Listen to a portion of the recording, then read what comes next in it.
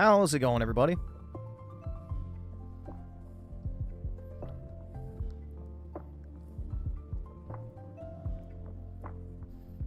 Y'all want to see something funny? Other than this, of course. But, hold on. That's horrid, man. That is actually terrible. Ending the console war one grub at a time. Thank you for 1 million players. Bro, for a game that is basically free for everyone on Xbox, included in Game Pass, and released on PlayStation. That is absolutely atrocious. 1 million players for what used to be their second biggest franchises. Like, crazy, man. This had to sell terrible.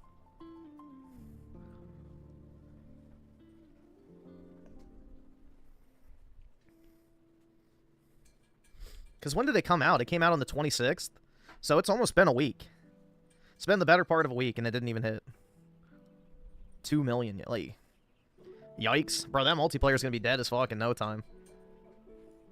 Too many new games? I don't think so. What other new game came out recently? Metal Gear? That's not new.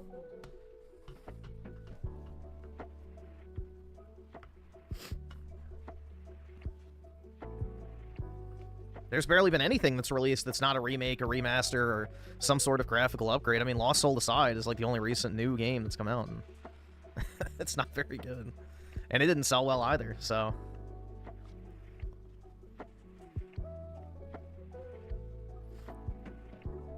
It's just a shame, man. Everything they touch turns to shit. The will of Phil.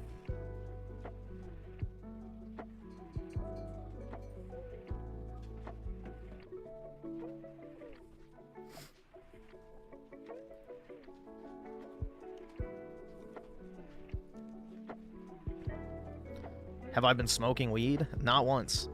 Probably not ever.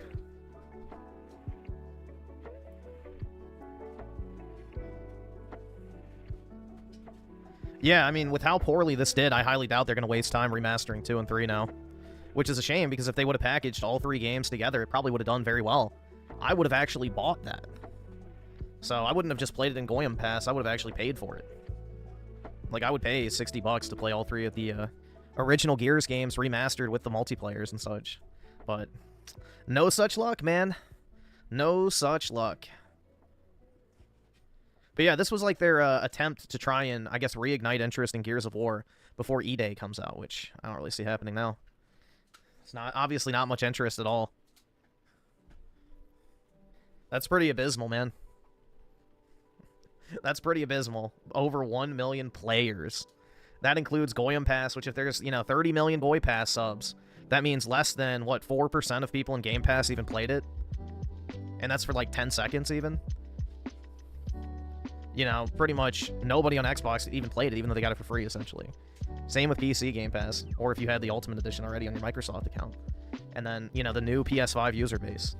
They didn't even capture 1% of that, so, yeah, that's pretty bad, man. I mean, Gears 4 and 5 essentially killed the franchise. Like, they were genuinely shit, campaign-wise. And the way Gears works is you have to draw people in with the campaign, and then they stick around for the multiplayer. Which, in the case of Gears 4 and 5, they had terrible campaigns, but great multiplayers. But nobody fucking stuck around for multiplayer because the campaign sucked. So...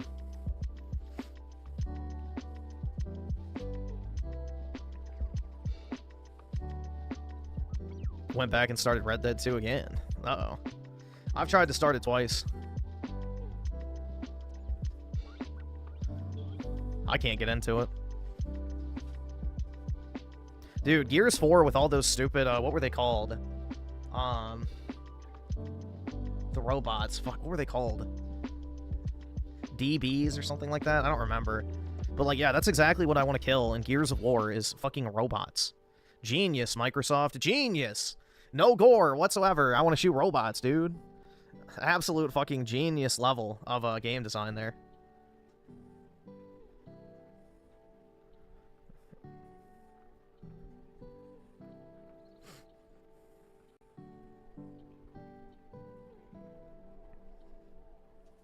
Let's see. Hayden Akers with the 10. Can we watch It's a pity both sides can't lose. Also, I didn't find the loot cases in Gears 4 multiplayer that bad.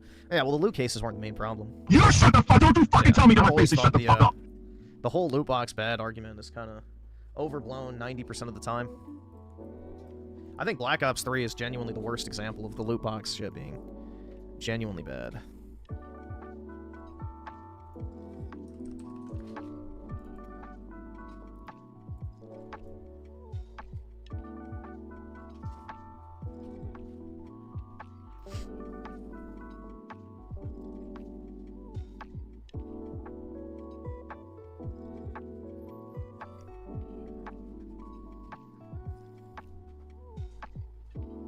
Yeah, I don't really have an interest in Helldivers. I thought the gameplay looked pretty good, but I don't really want to play a game that's entirely reliant on co-op. And then I also don't want to play a game that has a Reddit tier fan base. The LARPing that that community does has completely turned me off from it.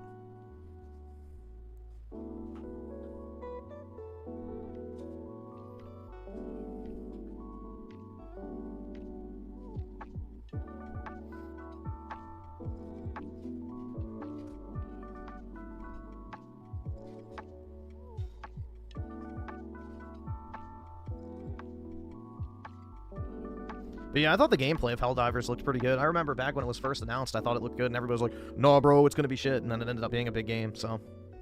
But yeah, I think, like, the actual core gameplay looks good. I don't know, it just looks like fun action, but anything that's requiring co-op, I don't play.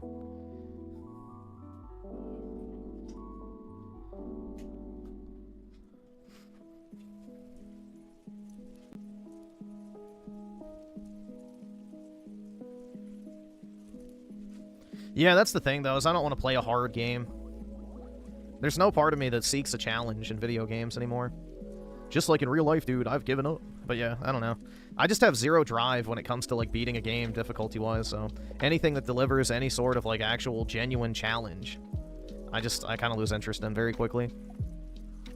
I don't look to gaming to fill, like, some sort of accomplishment threshold.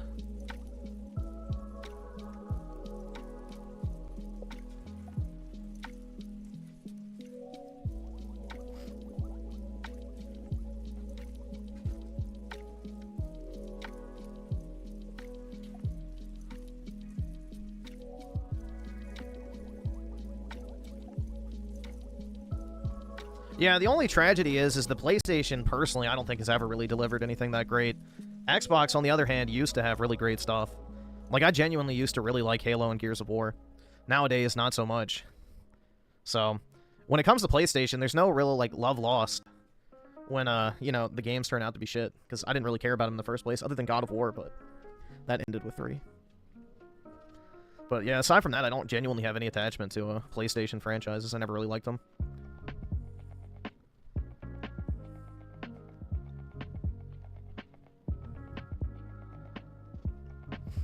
Well, God of War Ascension's a prequel. That's why I said it ended with 3.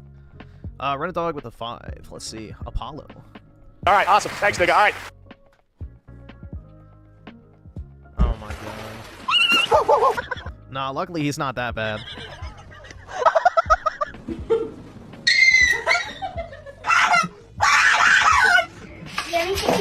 What the fuck?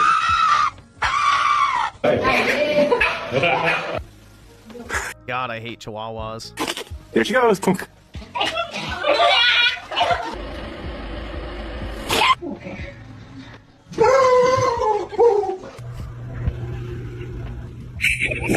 Here's a kitty. Leia.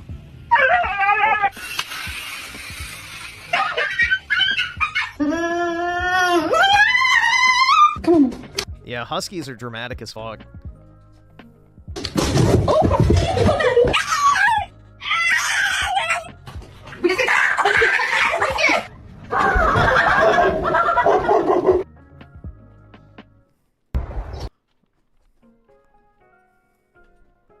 Yeah, luckily, my dog's not, like, super skittish about things. He gets scared by big boxes. Like, cardboard boxes. I don't understand why, but yeah, that, like, freaks him out. But, yeah, he's not really super skittish. Like, he doesn't cry out in fear or anything like that.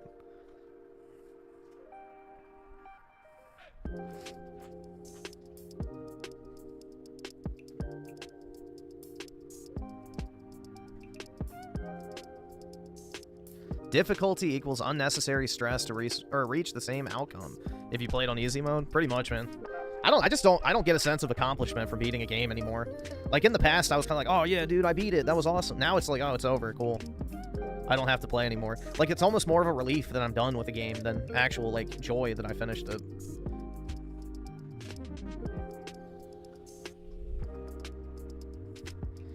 Like, the whole power fantasy aspect of games is fun. You know? Life is hard enough. Why do you need a video game to make it even more so? Yeah, small dogs, generally speaking, suck. I'm not a fan. I like big dogs. They're less yappy, too.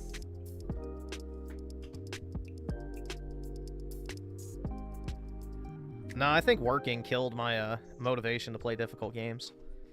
I don't know, man. It's just, like, the last thing I want to do is just fucking sit there and actually be miserable on a game. Like, I used to actually enjoy, like, a challenge, and I felt like, oh, dude, that was so rewarding, blah, blah, blah. But now it's like, bro, I just want to relax and have fun. If I'm not having fun, what's the fucking point? Like, why am I going to sit here and make myself miserable when I'm supposed to be playing something for my entertainment? Yeah, 1 million players is very pitiful. That's terrible.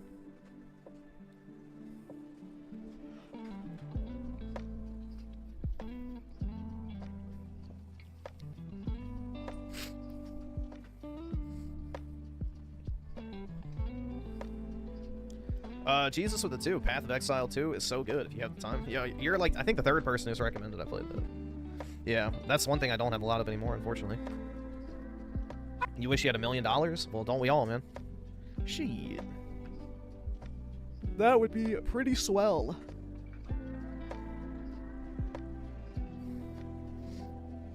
Unfortunately, I do not have $1 million. Maybe someday.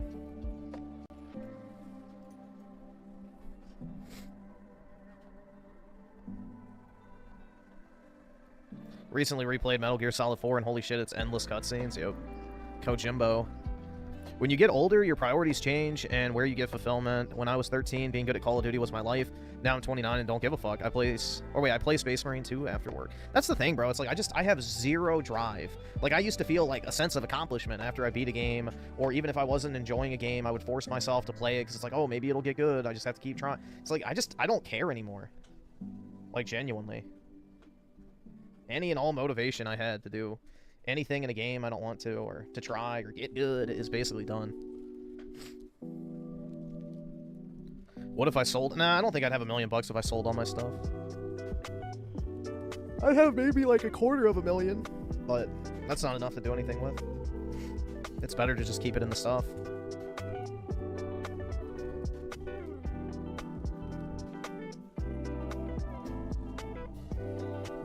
There's no power fantasy games anymore, because the only people that play video games now are the terminally unemployed, I'm convinced. Like, the people who play those type of games, terminally unemployed. Either that or they're streamers that are desperate for, like, you know, the next viral try-hard game. Yes, I can get a house in DC. No, you cannot. With $250,000, you're not buying a house in DC.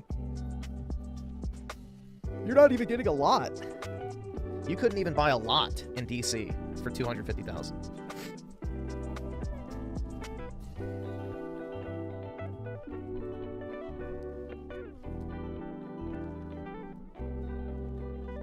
Well, I haven't been in downtown DC at all, but from what I've heard, yeah, it's better. But I don't go into, like, the actual DC area ever. I try to avoid it at all costs. You know, I ain't trying to get carjacked or jumped by a bunch of YNs or stabbed. Yeah, I don't know. I pretty much avoid going into the downtown DC area. I just stay in Virginia if possible.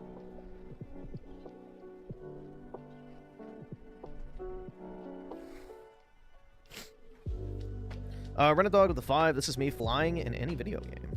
Trying to figure out... Alright, awesome. Thanks, nigga. Alright. A helicopter fighting a forest fire in France crashed into a lake while attempting to scoop... How that... Okay, that's interesting.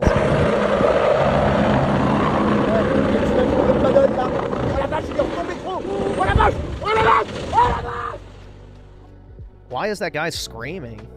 I don't fucking know. Jesus. Yeah, I guess they didn't switch the the direction fast enough so it still had downward momentum.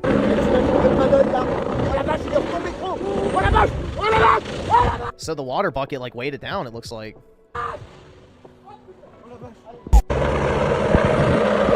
Yeah, I don't understand how Battlefield has such shitty flight controls. Because Battlefront 2, for example, like the Star Wars game, the flight controls are great.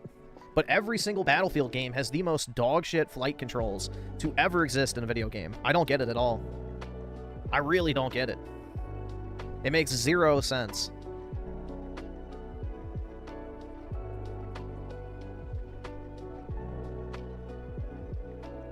It's like they deliberately try and make it shit so that people can't use it. I don't know, man. It feels like it's a deliberate like design decision. It's gotta be. Like, there's no way you could possibly make it bad like that in any way other than on purpose, because through play testing, you would imagine they would figure out, like, oh yeah, this controls like shit. Nobody's gonna be able to use it. So it's gotta be deliberate.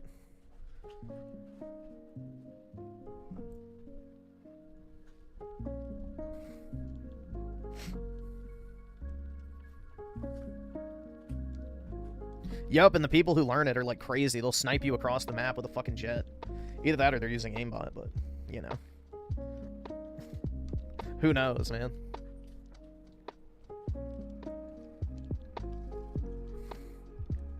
Yeah, 1 million players is pretty abysmal. That's pretty bad. Oh yeah, this game doesn't have borderless window, I forgot. Where is it? There we go.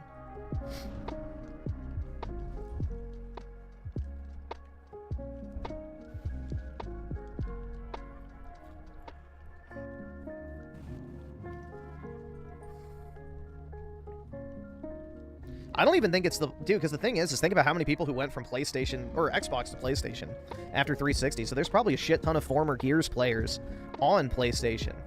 I think the bigger issue is the fact that this game, you know, is basically the Sweatfest game. Gears of War 1 has a very, very, very loyal multiplayer base.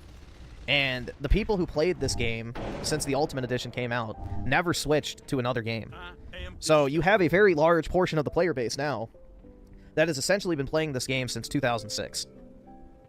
So, and they have basically sweated it out ever since.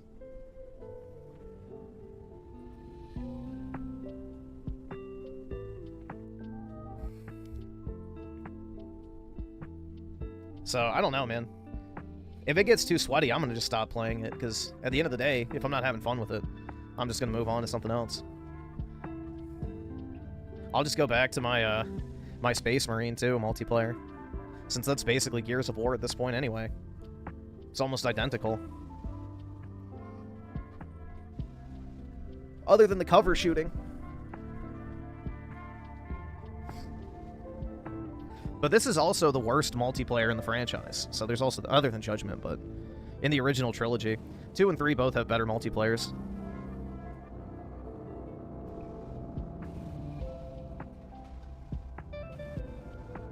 Yeah, look at this shit, bro. Level 25, 28, 32, 27. I'm level 20, and then I have a 9 and a 5. Like, come on, bro. Rebalance these fucking teams.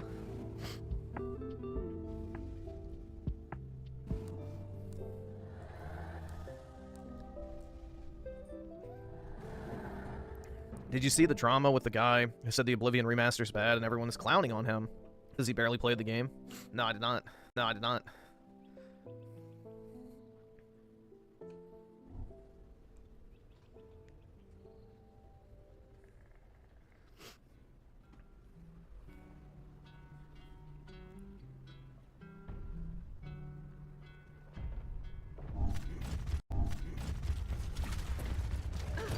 Could never get into Gears back in my 360 days. Way too fucking sweaty with wall bouncing, just stuck with Halo and COD. Halo and COD. Yeah, that's the thing, is like I was never good at Gears of War, but I did like the multiplayer. I just didn't care how well I did or not, which, you know, might be cope. But yeah, I've always kind of sucked at it. You have to dedicate a lot of time to get good at it. Well, yeah, dude, it's an Unreal Engine 5 game, so of course it's unoptimized as shit. That's nice.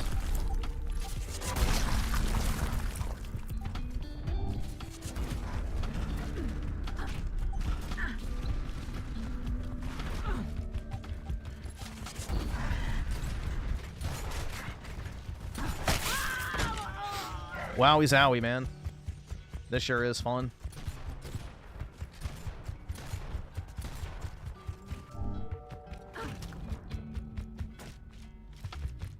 Well, Civilian Anya was in the Ultimate Edition, so I wouldn't give him too much credit, man.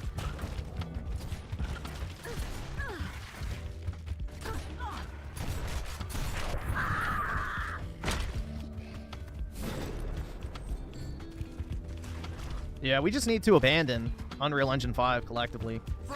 Like, just stop using it. Go back to 4. There's zero reason to use 5. Genuinely. Like, none. Let them iron out some of the bigger fucking issues with it, because I don't remember any Unreal Engine 4 games having these type of issues we have with 5 now. And it's like a universal problem. It's not just console, it's not just PC, it's everything. It's everything. Doesn't matter what platform, what developer, every single game on Unreal Engine 5 has problems. No, Lost Soul aside is UE4, but it's just unoptimized China slop, so...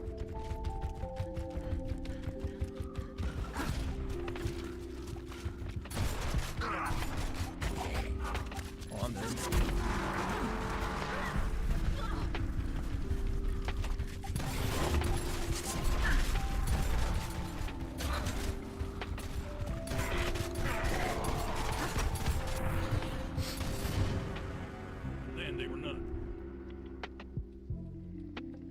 Dude, what the fuck? I'm the only one who got any, like... I guess 2 of them got a singular kill. But still not great. But I feel like, you know, we've already plateaued with video game graphics. How much better do we actually need them to look? Like, we're at a point where it's good enough. Like, fuck, man. Just, like, actually make fun games again. Stop obsessing over this fucking, you know, hyper-realism shit. I don't need to see the veins on every single fucking person's, like, face that are, like, you know, poking through their fucking forehead.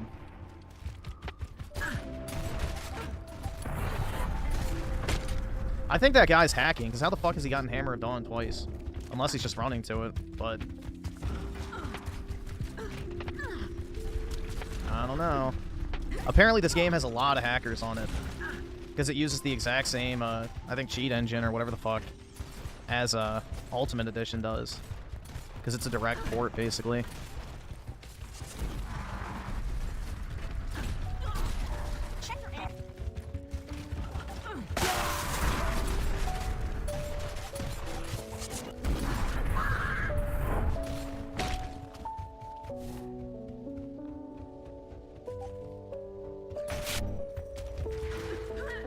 Yeah, this is a fucking sweat fest, man. These guys are just spawn camping us now.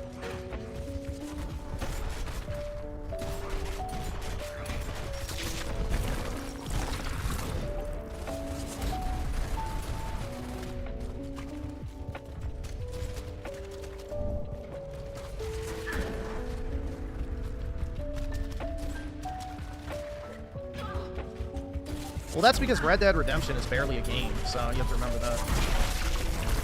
Red Dead Redemption 2 is barely even a video game, it's just a simulator. There's nothing crazy or anything that happens in it, it's just basically an immersive world. It's a glorified tech demo, pretty much. Anyway, bullshit was that? You're not soldiers, you're a bunch of meter maids.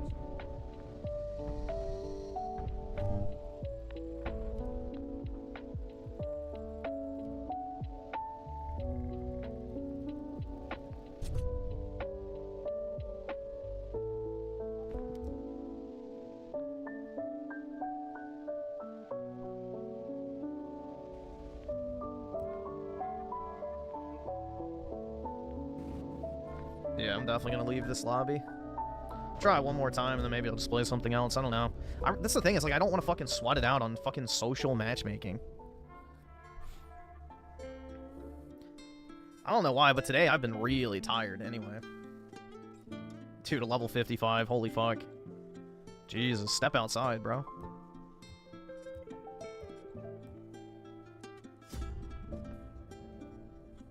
Like, when I finished streaming yesterday, I was, like, so tired. Or I guess today, this morning, I was, like, so tired. I just went and took my dog out, and then I got in bed. I think I fell asleep around, like, 7, and I slept until 7 p.m. So, and then after that, I just felt like absolute fucking shit. So, I went to the gym, was exhausted, took my dog out on his walk, was exhausted, And then I just kind of laid down for a little while and then started streaming, but I don't know, bro. I just feel wiped. I've got 0 energy at all. It's brutal.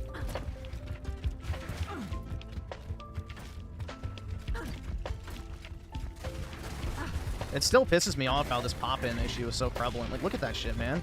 This is a 10-year-old fucking port, basically, of a 360 game, and they can't have normal fucking textures, like load. Half the map isn't properly rendered until over a minute in. And it's not like I'm rocking some fucking tablet-level PC.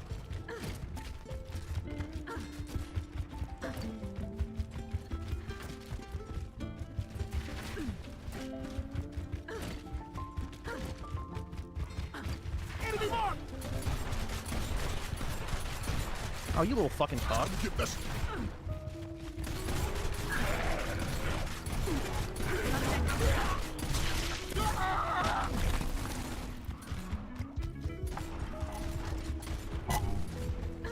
Oh, low T, maybe. Yeah, I don't know, man. But I'm just tired all the time. No, I didn't do the treadmill. I rode the bike for 30 minutes.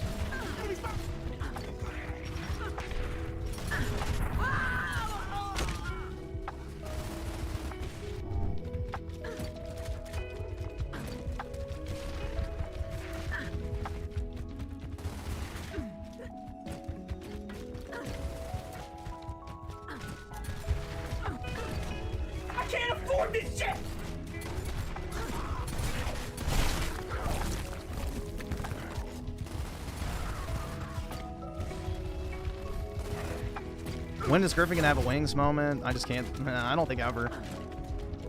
I'm not that emotional. That's the thing.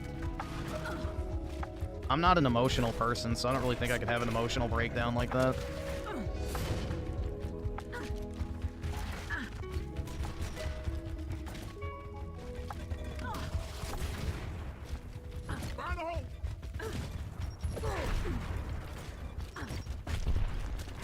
I don't know, bro. Wings has, like, that personality type where he can, you know, get so worked up he cries and stuff. I genuinely can't even think of the last time I've cried. Like, maybe it's like a 10 or 13-year-old or something. I have no clue, honestly.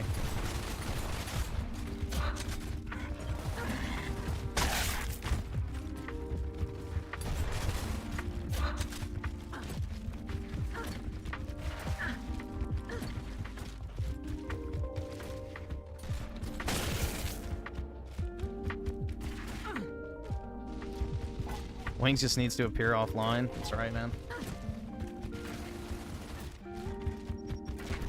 I had a soy moment? Like what?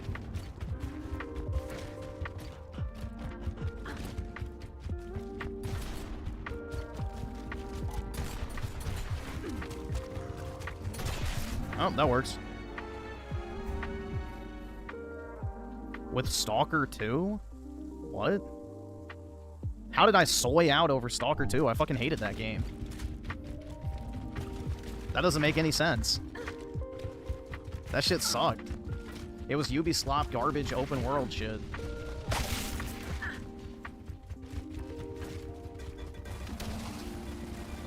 It was like basically Far Cry if you removed any of the fun, added shitty inventory management, and crappy survival gameplay mechanics.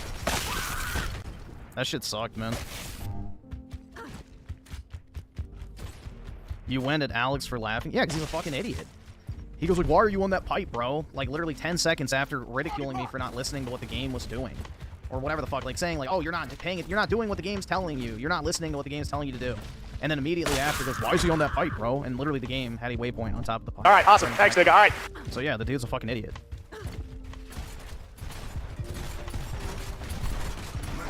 I can't help that. Ah, shit. Yeah, Stalker 2 is fucking trash, man.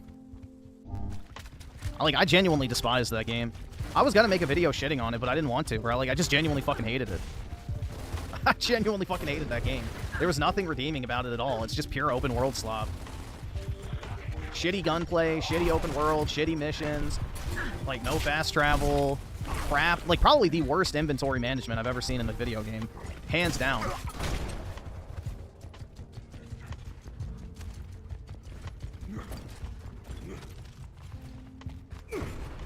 Imagine that a Jewish Ukrainian studio lied. I know. Oy vey. You can do better next time. I sure hope so, soldiers. Whoever could have seen that coming.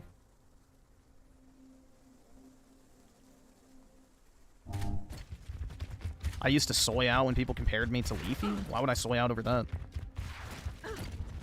It's not really a bad comparison, the fuck. Oh no, someone compared me to the most popular creator on the platform at one point. Wowie zowie, man.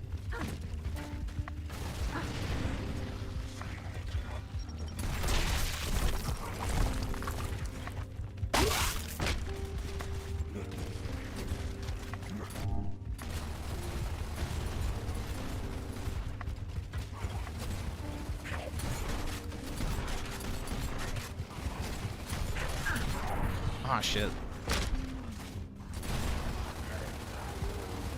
I can feel a Griffin crash out. Probably not, man.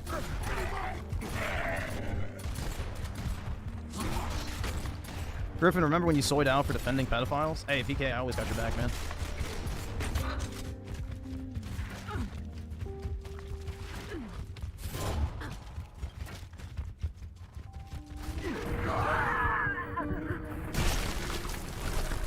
Jesus.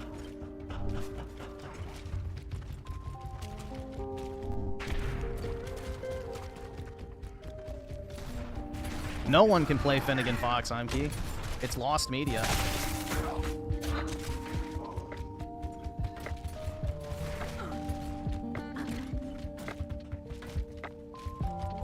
I can't afford this shit!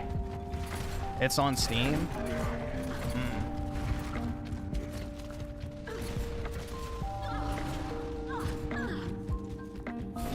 Let's see. So Edward Tomlinson with the 2. Good time to try Path of Exile 2. Now the China Slap is done. Maybe. I don't know. Sweet. Renadog with the 5. Alright, I'll take a look. Darylson with the 2. What's in your Dropbox, Griffin? Definitely not pictures of my baby mama's kids with another man in bikinis when they're underage. Definitely not what I just said. Oh, that's gotta be brutal, man.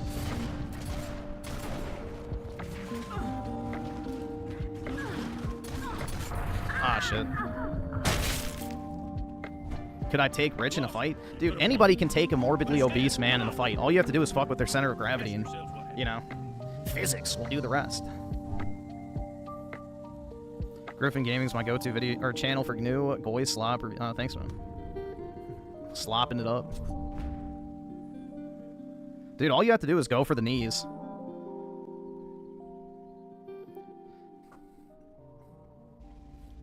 Easiest way to take down a fat person is legs. Fucks with their whole center of gravity. So, when your legs are supporting that much fucking extra weight, you know, any little stressor to them can do a lot of damage.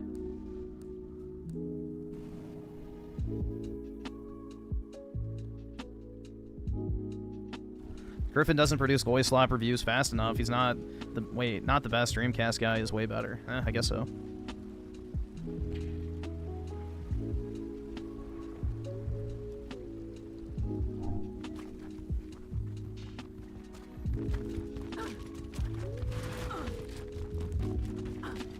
Oh, I fucking hate this map, dude. This map is shit. Because if you spawn at the bottom, it's basically a guaranteed loss.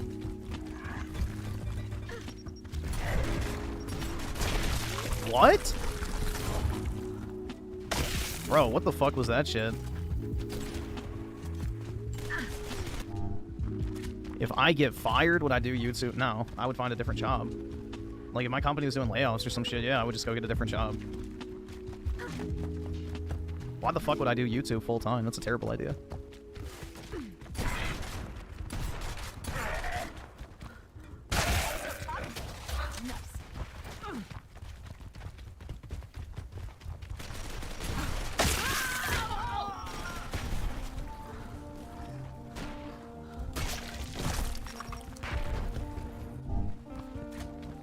Like, you guys think, like, you make a lot more money from YouTube than you really do. You don't actually make that much money from YouTube. Like, 300,000 views is like $1,000 now. So, it's not even that much money. You have to get crazy views in order to get, like, the good money now.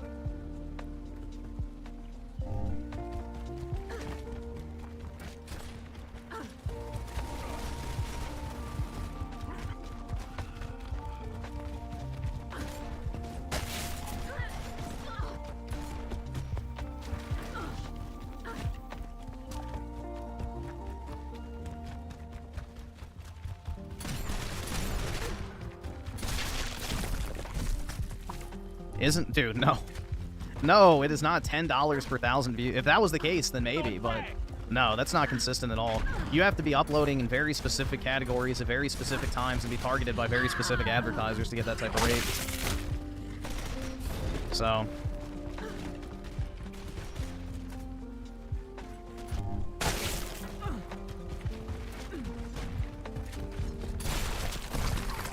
like, you're probably if you upload a 10-minute video, you'll probably get about $2 per, like, 1,000 views. If you upload a 20-minute video, it's about like $3 per 1,000 views. And if you upload 30 plus, it's like $4 to $6. So, yeah, I mean, it's not really unless you have a very, very consistent viewer base and can upload basically daily, there's no, like, real reason to do it. Because, like, if you think about it, if you upload a video and get 20,000 views, and it's a 20-minute video every single day, what is that? Like, 60 bucks?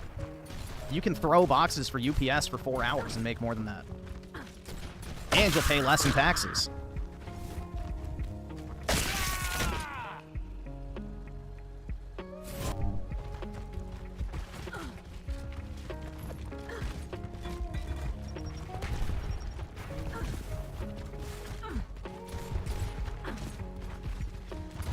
You make $21 now doing boxes? That's what I'm saying, man.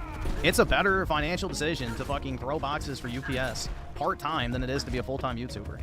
And you get benefits if you work full-time. You don't get shit if you're a YouTuber. You have to pay for your own health insurance. You have to pay for your own Social Security contribution in its entirety. You pay a higher income tax anyway being self-employed. You know, no 401k matching, none of that shit. So...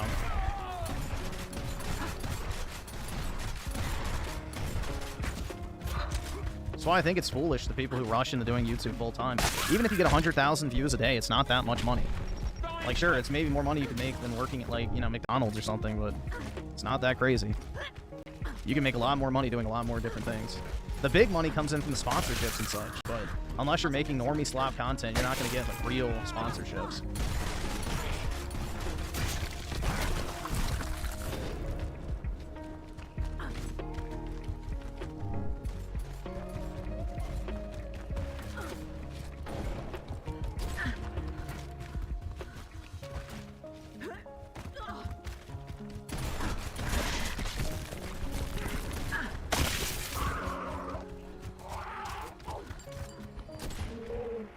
Yeah, 100K isn't that much money anymore.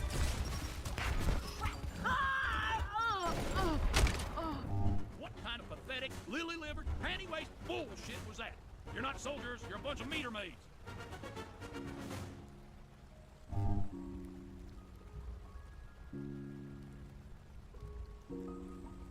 Yeah, 100K is not... well, you could argue that 100K is not even middle class at this point. Depending on which state you live in, 100K is not even... I think in California now, isn't it, that under 130,000 is considered low income? Like, you qualify for assistance from the government? I think that's a thing now, like...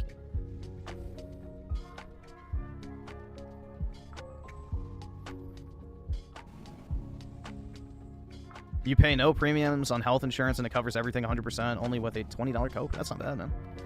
Yeah.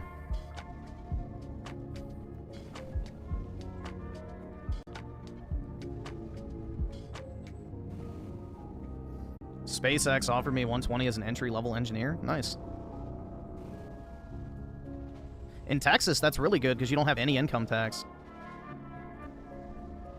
Like in Virginia, I have to pay 6% income tax, so if I make 100K, I'm actually making 94,000, and then the federal government takes it, like, you know, 28% of that on top, so I'm making like $70,000. Or no, 66,000.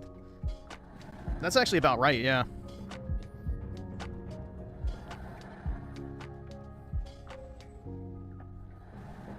That's about right.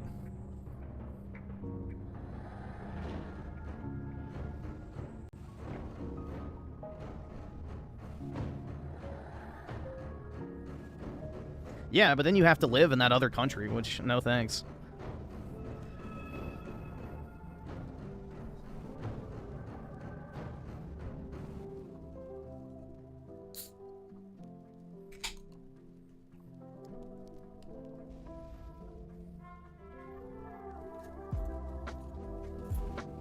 Is this already dead? I guess so.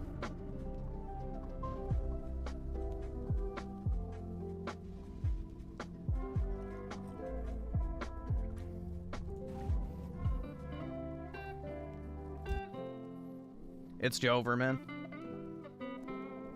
Time played 4.1 days?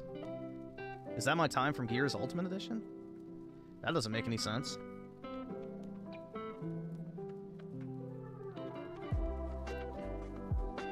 What the fuck?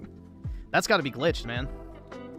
I have not played Gears Reloaded for 102 hours.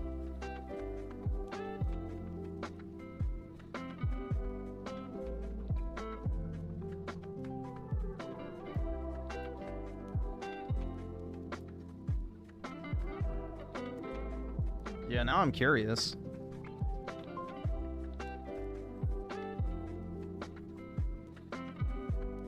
That's Windows. How much time do I have on that? Doesn't say.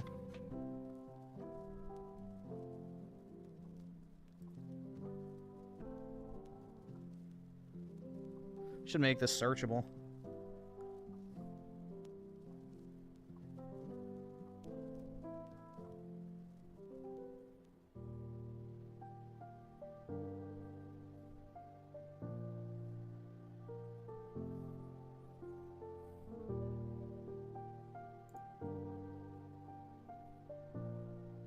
It doesn't say. No playtime. So I don't know, man. Dude, I wish I could work 60 hours a week. Like, if I could actually get 20 hours of overtime every single week, I would do that without a moment's hesitation. I would easily work 60 hours a week if I could actually get that.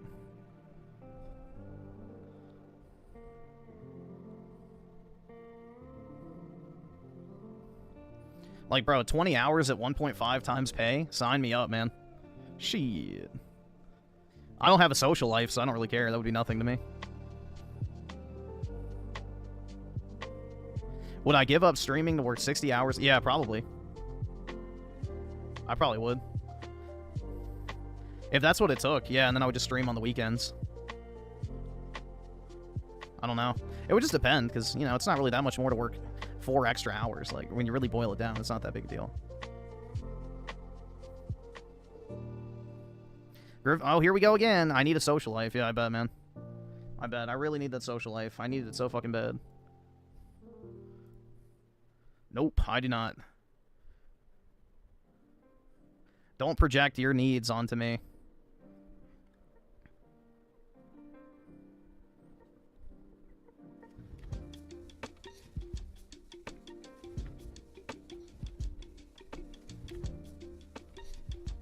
Humans can't survive without social connections. Yeah, that's why I'm still alive. That's why I'm still alive, man.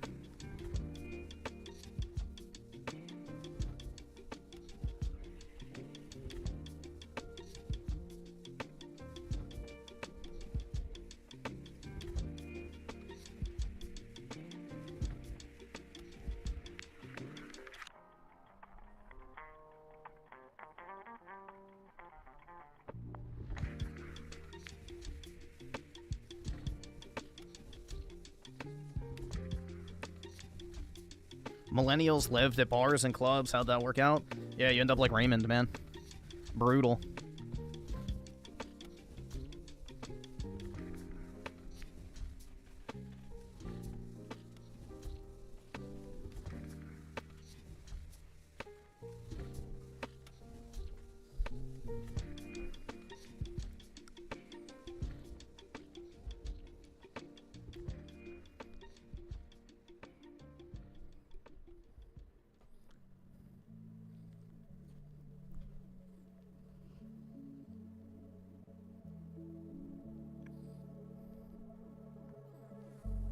That's why I'm still alive. Meanwhile, he gets 30 minutes of sleep a day, never leaves his apartment. I leave my apartment twice a day, thank you.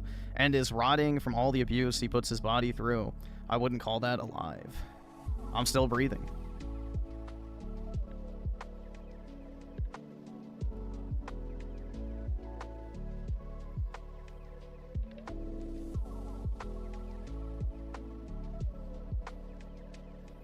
breathing, but you ain't breeding. Oh, y'all want to see something? Hold on, that just reminded me of something I said myself earlier.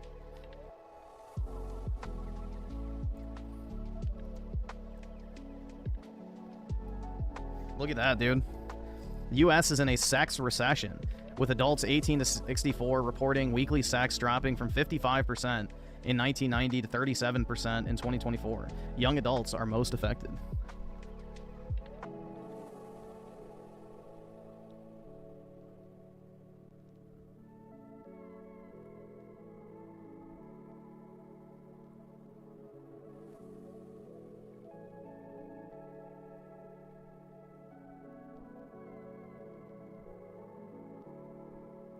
No, it's not too much gooning. It's too much, lemon.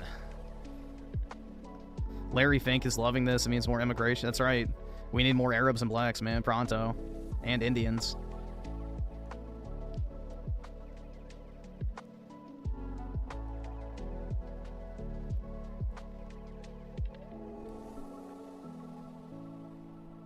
I can't afford this shit!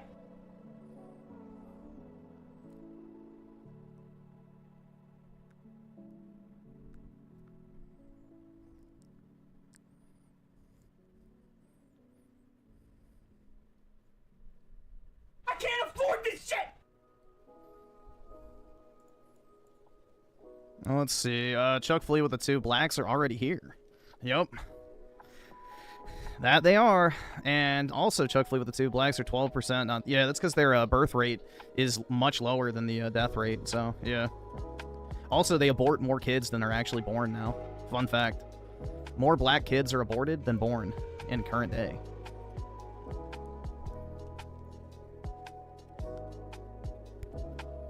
So you want me to leave?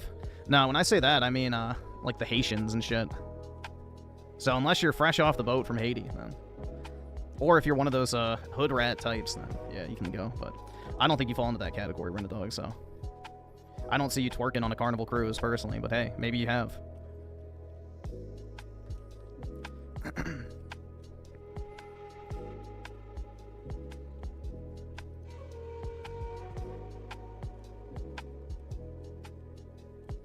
I went to a birthday party and this girl that I've known for a few years revealed to me that she opened a Tryst, or I don't know, Tryst account and had her first client for $700 per hour. Bruh. Dude, that's the thing, bro. There's no way I would pay to have sex with some nasty bitch. I'd rather just have the money. Why would you pay money to have sex with some dirty whore that's been run through God knows how many times?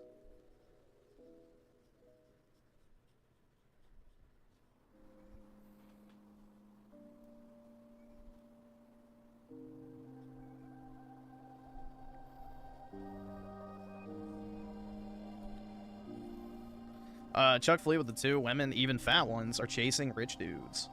Well, yeah, I mean... Yeah, I mean, to be fair, why wouldn't you chase a rich guy? But, yeah, all these bitches have crazy fucking standards now.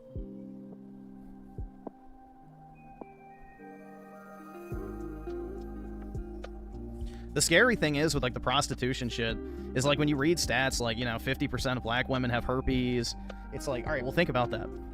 If 50% of black women have herpes, and they have sex with a bunch of guys, and those guys have sex with whores and hookers and fucking escorts and all this other shit, like, that shit gets passed around.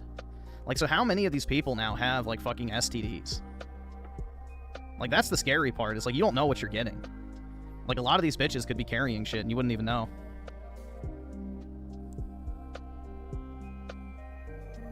No, 90% of the population does not have herpes. Yeah, but Rent-A-Dog, the problem is if the escorts have slept with a black guy who slept with a black woman.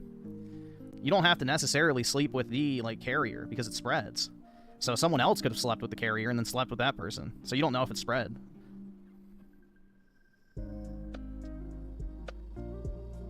The black guy can't afford $900 escort? I don't know about that, man. They also can't afford the fucking Louis bag and the Gucci shoes and the fucking Versace robe and all that other shit. The leased BMW, but they find a way.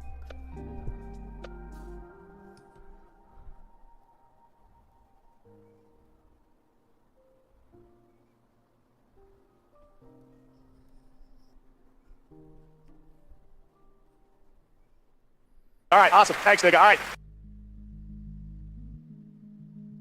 And the women ask you to be nice and clean and say no black men on their... Really? I know, like, in Canada now, all the women on the dating apps are putting no Indians in their bio now. Because of all the fucking Indian dudes.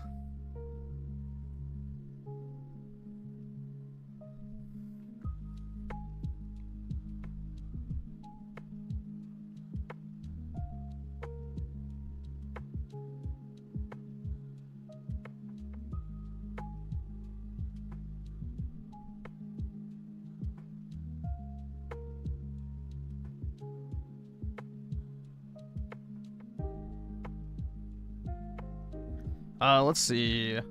Blue sent you with a 5. My grandpa died from dementia on Friday. Sorry to hear that, man. That sucks. That's a shitty way to go, too. He was 81 when he passed. He wasn't the best, but still family. Yeah, that sucks, regardless. Especially, hopefully it didn't get to the point where he was, like, forgetting who he was and stuff like that, but... Yeah, that's a rough one.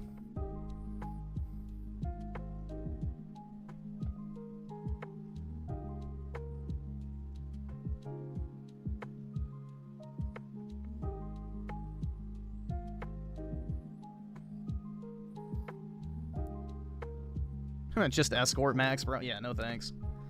I don't know, bro. There's like no part of me that would ever really pay for sex. I just don't care enough about it. At all. Like, it's not even a motivating force in my life. Whatsoever. I don't know. Oh, have you guys seen this shit? This is crazy. So, this was the head of, I think, vaccinations at the CDC or something. He just recently quit because RFK is, like, you know, banning all the vaccines and, you know, preventing kids from getting STD shots as children and blah, blah, blah. But yeah, he's a gay Jew, and this is him. This was the head of, like, vaccination and respiratory illnesses under Biden. Like, what the fuck, man? Yeah, totally normal, right? Totally fucking normal. This was the satanic filth that was embedded at the CDC that made guidelines for your child's health, which included sexual mutilation, sterilization, and forced Bill Gates vaccines that cause cancer. Yeah. So, yeah, just another, just another prime example of the wonderful people leading the public health conversation.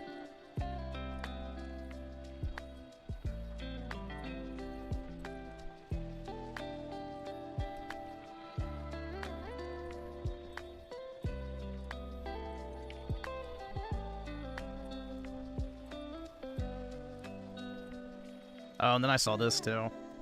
This is similar to the video I was trying to find, like, a while back. But, dude, this shit's so disgusting. Watch. Eat your fucking orange slop, guys. Eat your orange slop. Mmm, liquid diarrhea. White people don't season they slime.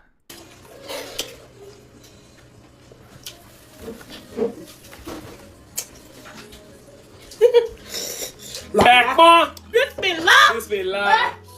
Sis to sis. La la la la. Na miam miam. Keguku.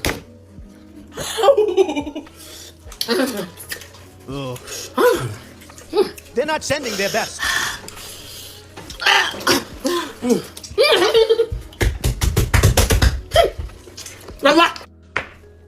Yeah, eat your orange slop, boys. This is the type of culture that us white folk don't have. Shit. That's just disgusting, man. Post link I want to see. Alright, I'll link it.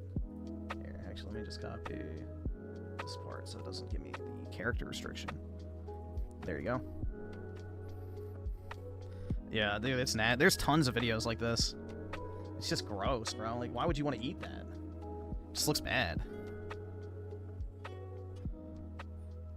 Tim Marco, the 36 months. Appreciate it, dude. I'm Key, caught on camera. Uh-oh. Yup, he was having a family meal.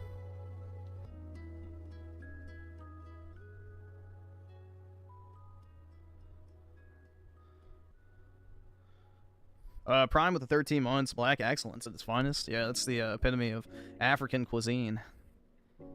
That is either subscribe, donate, looking. or get the fuck out. I don't know what the orange subscribe, slop donate, was. or get the fuck out. I have no idea what it was.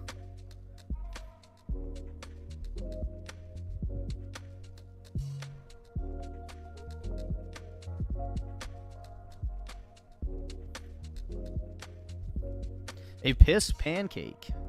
Yummy.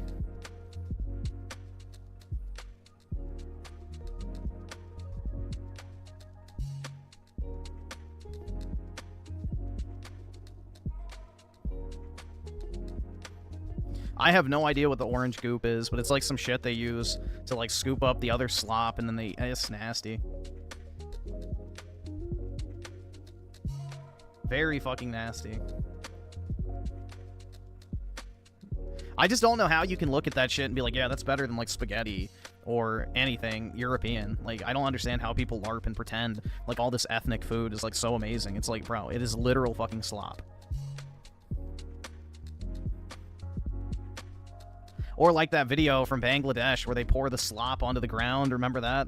They like scoop the rice and then they dump the slop pot on top of it, on the rice, just sitting on the ground. Nasty.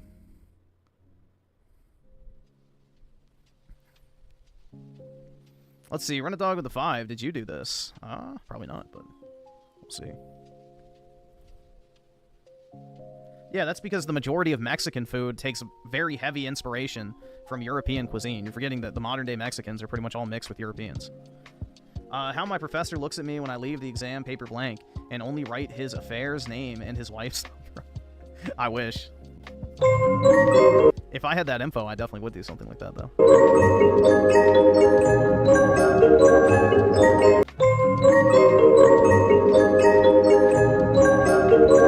Alright, awesome. Thanks, nigga. Alright. Yeah, better give me that A+, or else I'm gonna go give your wife some dick. The black American soul food is from white culture? Yeah, it's because slaves were told what to make for their European owners. Like, that's the thing. It's like, oh, yeah, most southern food is slave food. It's like, yeah, but who the fuck do you think told them to cook? Like, there's, like, this weird disconnect. Like, it's very weird. It's like trying to say that the Romans weren't actually smart. Their slaves were. It's like, no, the Romans were smart. They just used slaves to do the grunt work. Again, it goes back to the argument. If, you know, Africans truly built the Western world, why the fuck didn't they build their own countries before the Europeans got there? That's the question. If they truly are this advanced, genius-level people, why is there not a single country in Africa that prior to European colonialism was even remotely technologically advanced?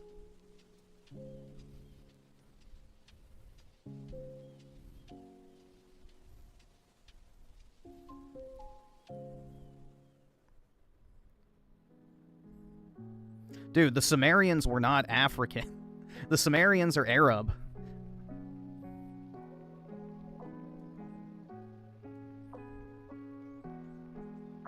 The ancient Babylonians and, you know, Sumerians were not black. That's like saying Egyptians are black. Or the Carthaginians were black. They're not. Or Moroccans are mostly black. They're not. So, just because they're technically on the fucking continent of Africa does not make them racially African.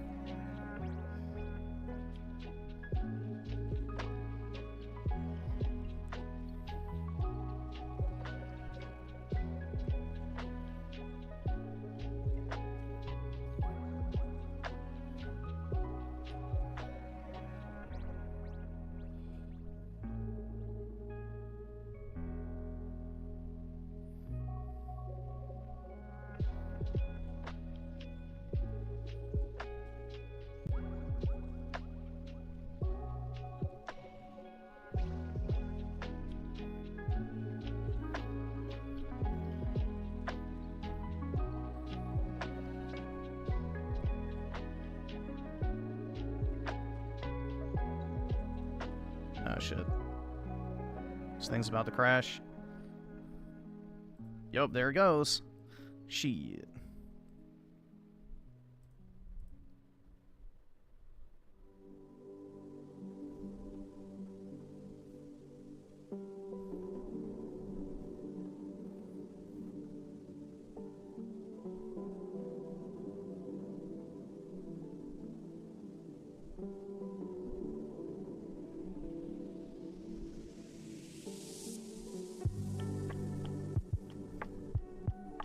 Trying to think what I want to play. I need something mindless. I need something truly mindless to play right now.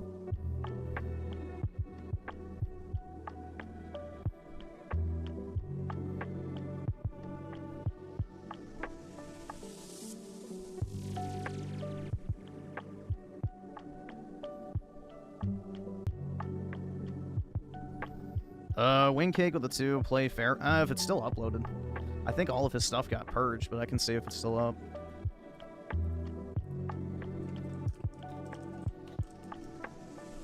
Oh yeah, he does still have that one up. Let's find the part. There you go.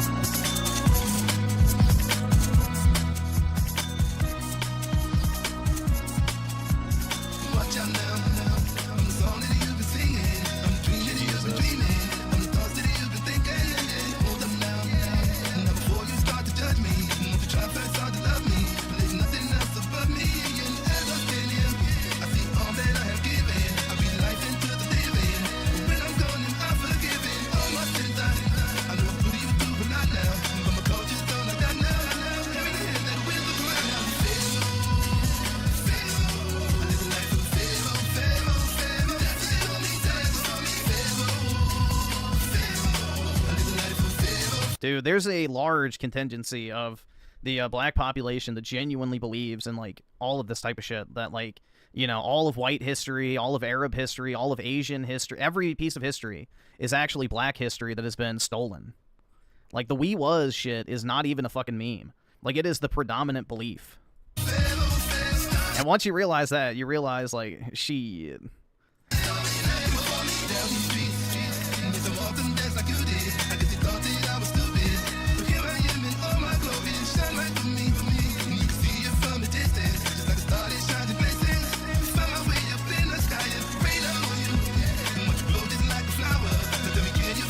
All right, awesome. Thanks, nigga. All right.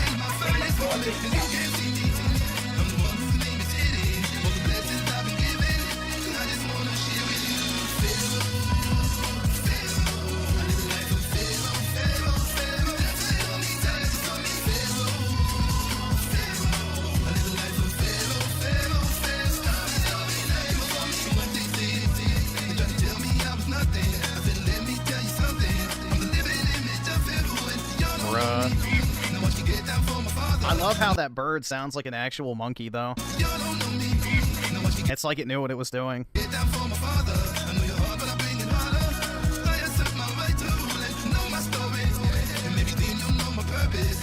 I'd like to think that bird is actually just racist deep down.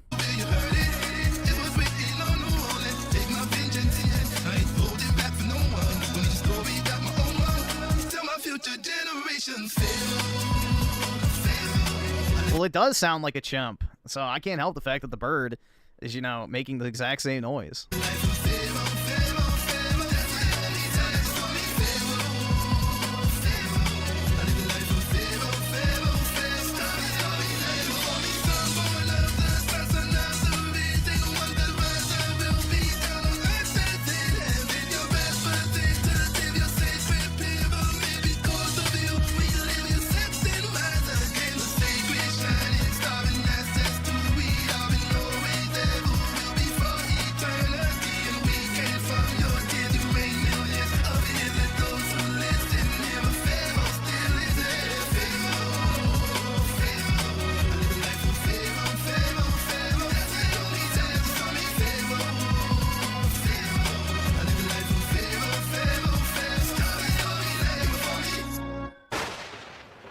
Hell yeah, dude.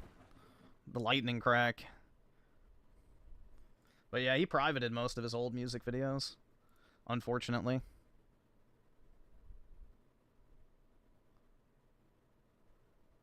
Yeah, Shaka Amos embarrasses the Hebrew Israelites, exposes their ignorance live. So, yeah, there's like two contentions of the we was community. One that believes they was the Jews and shit, and the other one that believes that they was the pharaohs and kangs and shit. So, essentially, that's your two factions of the black supremacist groups, is the black Hebrew Israelites versus the we was types. So, the black Hebrew Israelites are the ones that say... I can't afford this. That's right! That's right! Yeah, crowd, white boy! And then, yeah, this is the other one. So, there's two contentions. The we was and the black Hebrews. Let's see. Run a dog with a 5 is such a homo. Lol, by the way, I have a short clip I sent for racism. Let's see. Pack it up, console warriors. It's time to retire. Dude, you're an old man taking a fucking selfie. it's time to retire. Like, if anybody needs to retire, it's you, bro. You're like 40 years old taking a fucking selfie at a gaming convention. Like, come on. He's some former IGN employee. And he's, like, ironically, he's one of the guys that had a problem when Call of Duty added women to the multiplayer. Not because it broke the immersion, not because they're obnoxious voice lines or anything like that, but because he was afraid to shoot women in a COD game. Him and Ryan McCaffrey were on this panel, and they were acting like shooting women in a video game is like some unimaginable scenario. And the women didn't give a shit. They're like, I don't care. They're like, oh my god, it's just like, when I see a woman, I just want to protect her. I'm like, please have sex with me.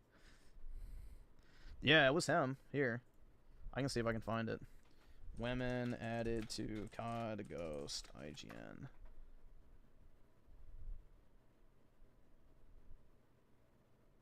I think this is it. Going to start the timer, so that's Yep, there he is. running. I'll keep an eye on it. I'll probably forget. But this week's subject is Call of Duty Ghosts. Whoa. The big multiplayer reveal happened this week. Yeah, that's right. And the big reveal was women are playable in multiplayer. That was pretty interesting. And I wanted to know, Internet, how does it feel to see a woman get stabbed in the face? So, Ryan, how does that make you feel just seeing that? So, I mean, I will admit that even if this is wrong, it is jarring, and the reason is because I'm so, for lack of a better word, numb to just always stabbing dudes in the face in multiplayer games that it's just that's something I'm not used to seeing. Mm-hmm. And so it is kind of like, well, wait a second, and it does kind of give me pause, I will say. Naomi. There you go. But yeah, dude, they made a whole like 9-minute video on this shit. It's gay as fuck, man. Yeah, that blonde chick was basically just the sex appeal of IGN back in the day. So. Oh, is this a black pill video? Of like, oh look, that's what she used to look like, now this is what she looks like. This is when women are ready to settle down nowadays.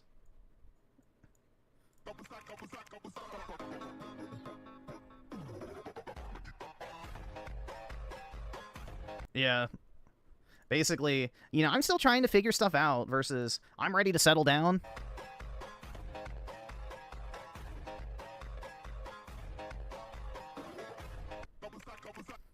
Yeah, many such cases.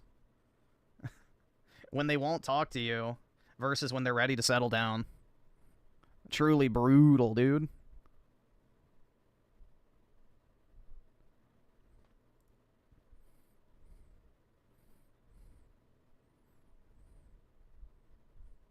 Yep, they'll find guys that are willing. Shit's sad, bro. Too many simps. Thou shalt not suffer a single mother, nor roasty. Griffin, you wouldn't do a 40-year-old woman? No, I wouldn't. Dude, I have zero interest in getting with a 40-year-old woman. Like, no thanks.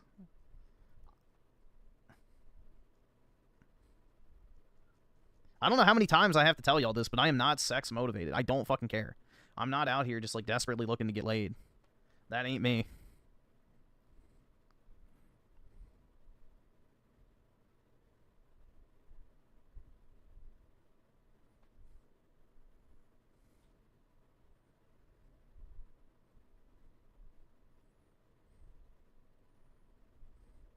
Bro, there's going to be a time you reach 40.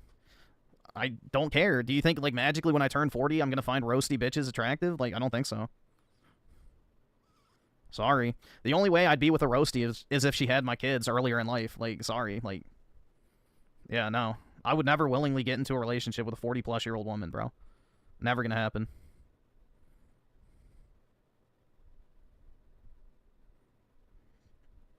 You're just as bad as women Wait. You're just as bad as women who are... I guess you meant who are not whore. Trying to find themselves at 20 if you aren't dating?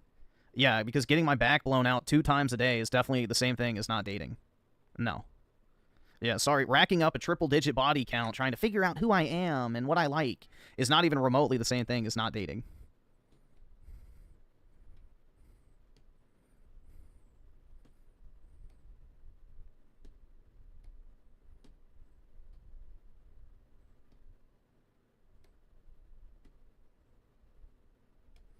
Am I figuring out who I am? That's right, man. I need to get my back blown out at least 700 times to figure out what I want in life. God, it's so hard being me.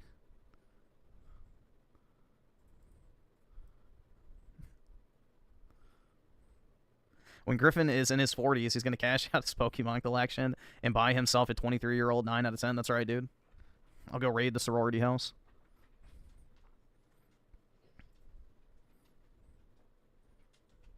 If you reach 35 without getting into a relationship, then it's completely over. Then it might already be over, man. Because at this rate, it ain't happening. Although 35 is a while away for me. It's like over 7 years, so. A lot can happen in that time.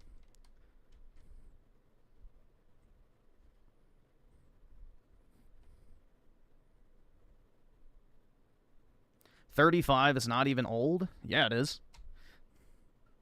Bro, most people in the past at age 35 already had like 3 to 4 kids. They owned a home and were already married. 35, your life should pretty much be settled at that point. You should be in a long-term career. You should already have a family. You should already have a house. Like, you should be financially stable, but we live in shitty times. So, the modern world is fucked.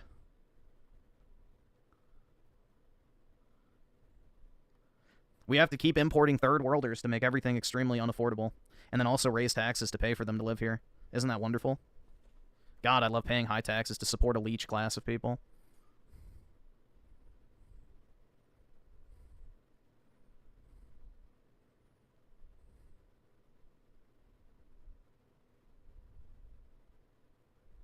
Yup, pay for your replacement, Goy.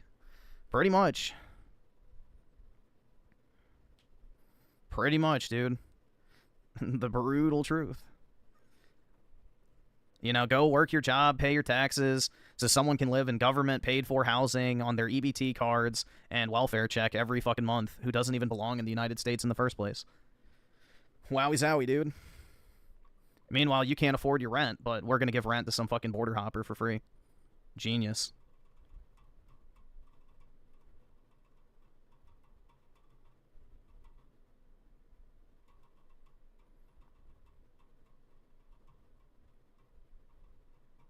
He can't stop all of it, unfortunately. Trump has to go full-blown dictator mode if we ever want to have anything change. So, the problem with that is, you know, Trump is too old. You need at least a good 20 years in order to truly course-correct once you become dictator. So you would need at least 2 decades to dramatically shift the culture to the degree that you would need to for lasting change. So, unfortunately, it's a young man's game.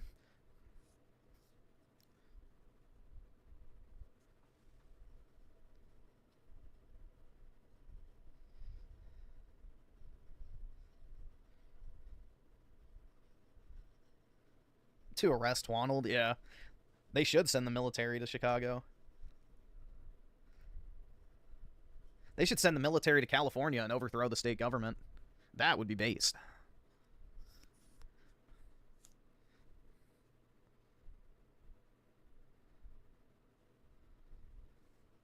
Do you think Barron Trump... I have no idea. I mean, nobody's ever heard anything from him, so... Like, if he was, let's say, just as smart as his dad and had extremely based policy, like, preferences, then yeah, he probably could do it. But you need time. That's the thing. You need time. You know, it's like the Caesar scenario. Caesar wasn't alive long enough in order to enact lasting change, but, you know, Augustus was. So you need time on your side.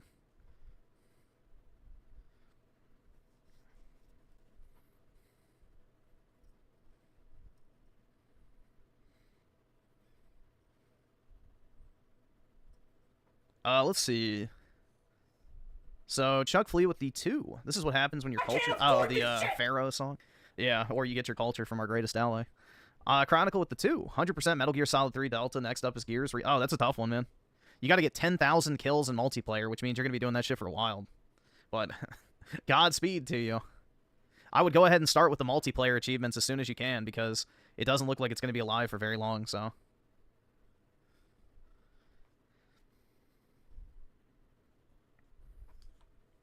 And also Chronicle with the gift of membership. Really appreciate it, man. Thanks so much. Chuck Flea with the 2. You need people to vote, right, for like 4 terms. Yeah, and in our current, you know, democracy, that's never going to happen. People have no actual long-term vision or attention span. It's all about the fucking 10-second, you know, little distraction that flashes in front of their face, the most recent. I'm pretty sure it has to be done in actual matchmaking.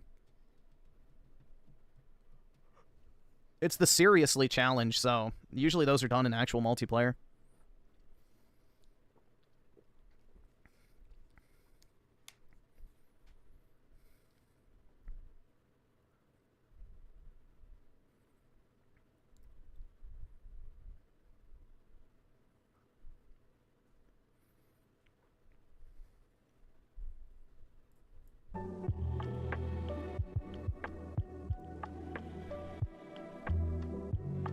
The tariffs ultimately will fail due to people not thinking long term. Yeah, exactly. People don't want to endure the little bit of pain necessary for long-term relief. You know? And that's the problem with elections.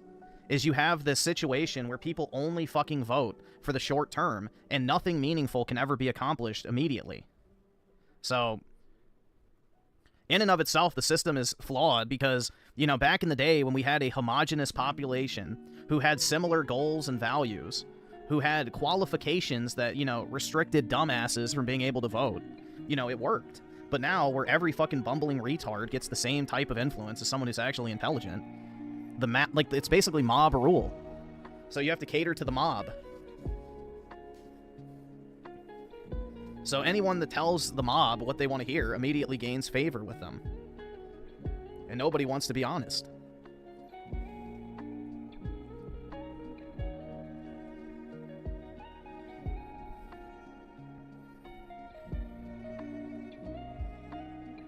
Daniel with the 5, I've never been to a Cracker Barrel, but all the online grifters made such a big deal out of it. Griffin, do you All right, care about awesome. that Thanks, much nigga. All right. and stuff? I don't necessarily care that much about it, but it's very obvious why they did it, because it had an old white guy up there. That's why. It's more of an effort to erase the heritage of the U.S.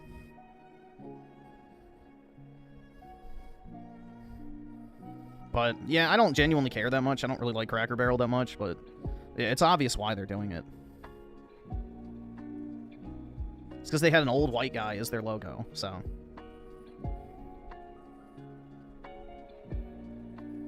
Metal Gear Solid 5 is 10 years old today. Yeah, I think I played that game for like 5 hours, if even that. Then I stopped. I never touched it again. I got so bored of it so quick.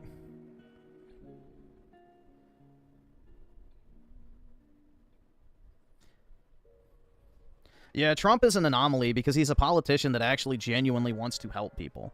I don't think we're ever going to get that again. I don't think we're going to get that again.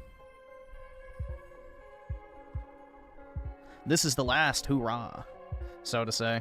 Because, dude, I genuinely fucking hate the Republican Party. Not as much as the Democrat Party, but the Republican Party minus Trump is, like, genuinely evil. So I don't like either set of people at all.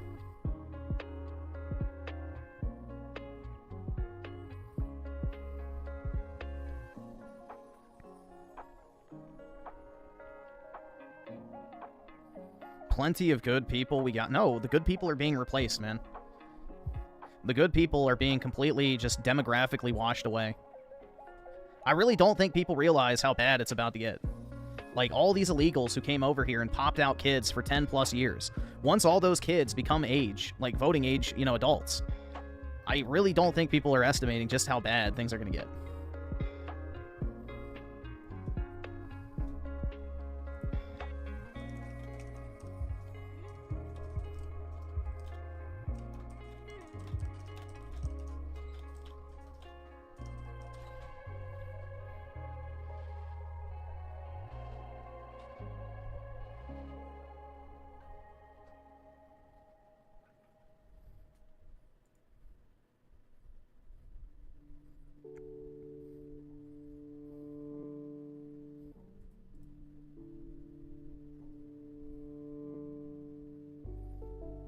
Squirrel Stamper with a 2. Too many are in bed with our small-hatted friends.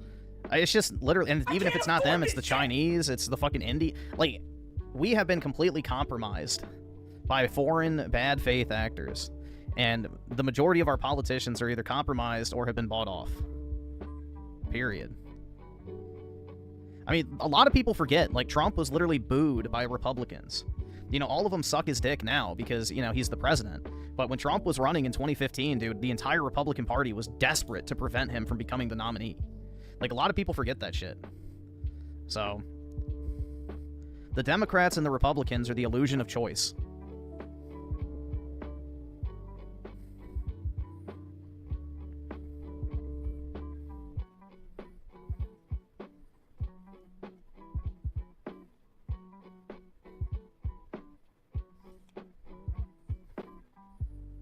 The wealth of our nation has been sold? Yep.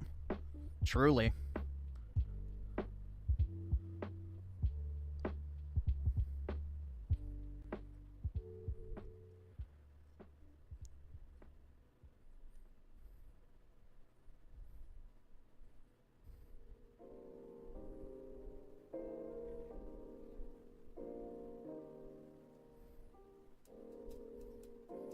I mean, we're basically getting to a point where you have to earn money and pay these exorbitant prices just to avoid the scum of society.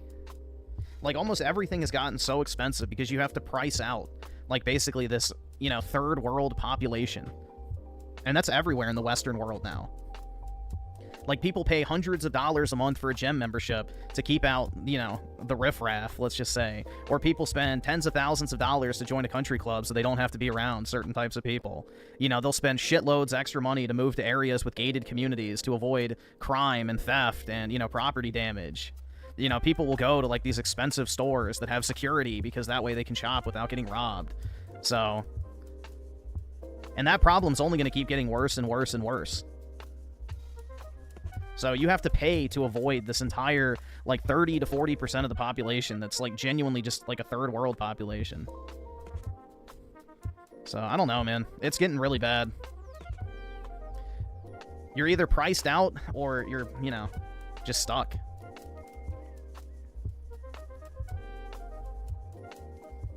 Companion Cube with the 10. Fuck me, someone really trying to gaslight me into thinking not only is there more than 2 genders, there's 3 sexes with intersex. Alright, awesome. Thanks, nigga. Alright. I know sex and gender is the same, but the rainbow tards don't. Yeah. Gender is a societal construct, dude. Yeah. Crazy talk. You sent a clip earlier? See. Oh, maybe it refreshed. Okay, I see it. No. We go. No, not gonna lie, we don't need another healer here. We do not need 4 DPS. Spooky, you're 5 and 3. You switch. And then sell your own healer, you dirty black fucking. I ain't going support. Yeah. How have you been playing DPS the whole game, and you're not even in double-digit kills? You guys are both quit the fucking game. Yo, can we focus here as a team, easiest bro? DPS in the game. Now shut your black ass up. You ain't gonna talk to me like that. You understand me, boy? You gonna do what I say. You gonna listen to the white man. Alright, what you want me to do? You gonna switch the healer like a good little fucking thug. Nah, I can't do that. See, and this is why you got treated the way you did, and nobody feels bad about it. Fuck Carmelo Anthony, he's a cold-blooded murderer. Are you the king of New York? Are you tough? Are you tough, I remember this New York video, ain't. yeah, Everybody know that. Post Mode, that nigga dead. Fuck Ulati. Fuck all them drill rappers. They all dead. Fuck Eli, baby. Fuck all them. Fuck K-Flop. He in prison for life. Fuck that cold-blooded murderer. Let me break it. No. We go. Yeah, you said... I think we watched the full video that this was from. I remember that. Play some Mario Kart? Maybe. I don't know. Will we get a lobby if I do Mario Kart?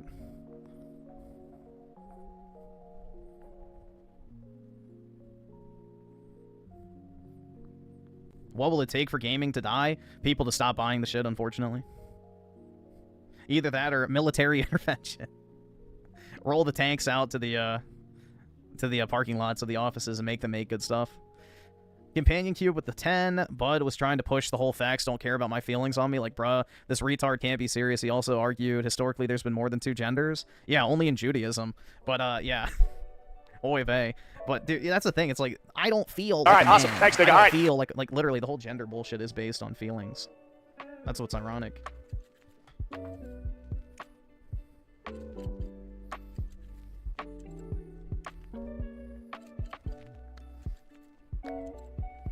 Indie games prosper?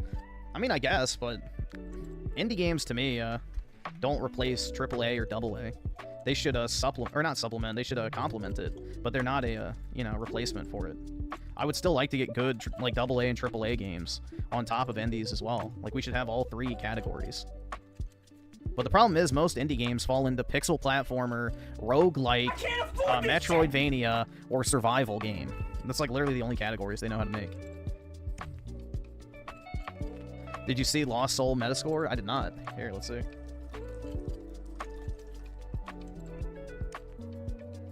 $59%?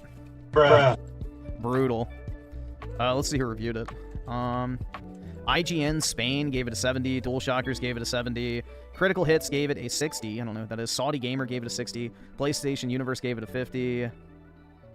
Eurogamer Germany gave it a 40. And Toysto gave it a 40. Yeah, it's just China slop. That's the thing. It's Unreal Engine asset store China slop.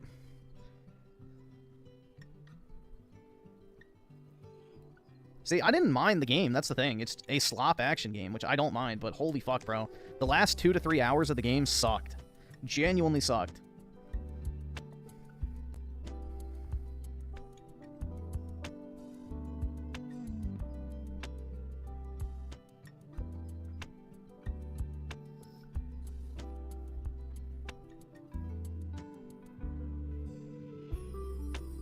Yeah, I think a 60 is perfect, honestly, for what that game is.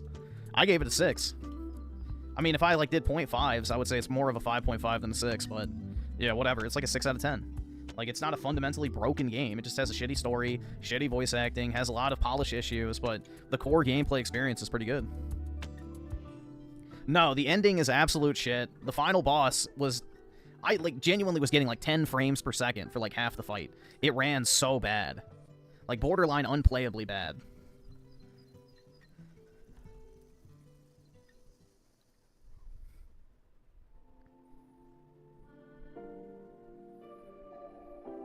Yeah, I agree it's better than Wu Kang's, but...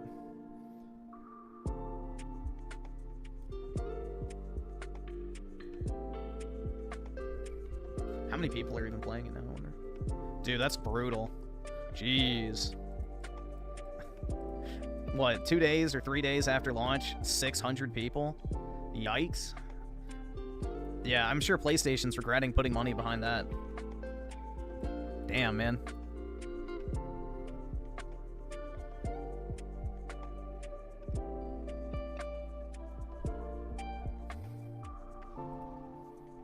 Let me see if I can,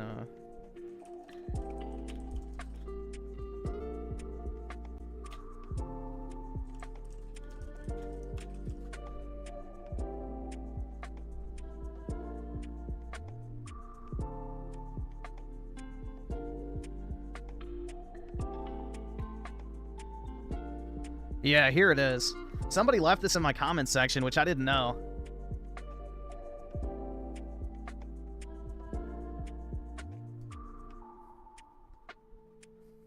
So some facts about the combat designer, VVA. The combat designer, Vivian VVA, claims that the value of a black person buying this game is greater than that of 10 Asian people, but he also called black people, Nick got...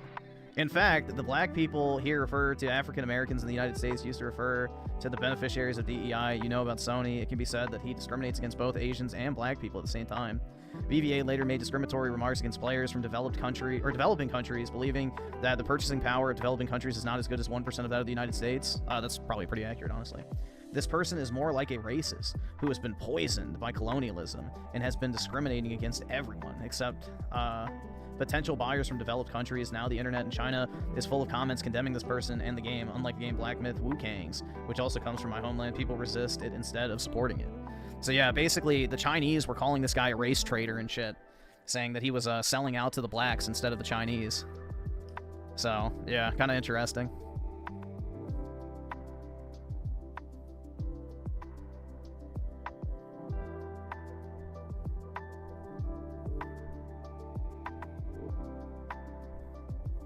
$100 times stronger than your country. Black Americans spending $60 on a meal? Then who's going to tell them? There's a reason why certain restaurants are now requiring certain customers to prepay for their food. Who's going to tell them?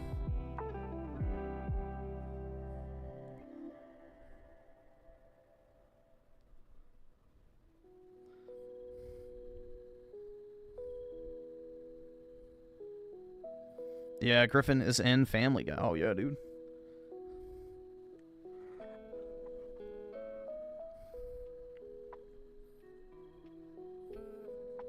Definitely.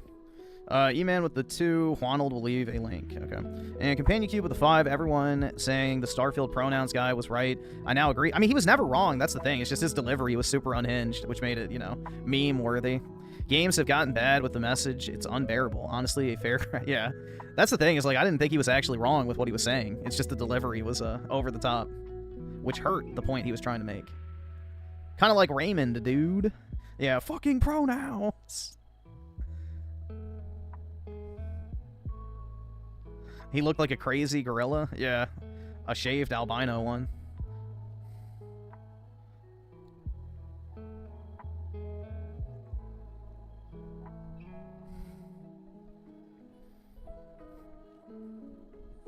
Let's see.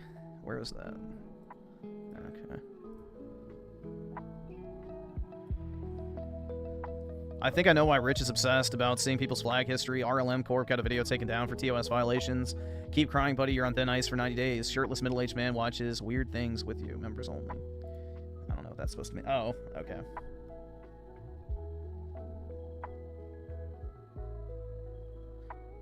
So he's showing that he got it taken down. Got it.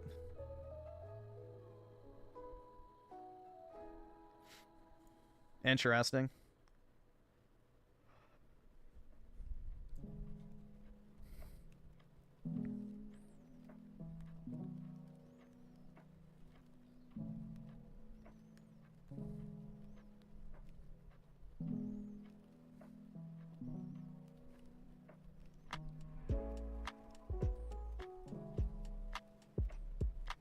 Yeah, so I guess Rich has a content warning on his streaming channel.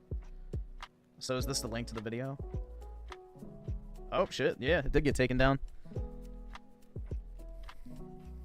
If Griffin Coon doesn't respond, I'm going to go watch anime on Crunchyroll.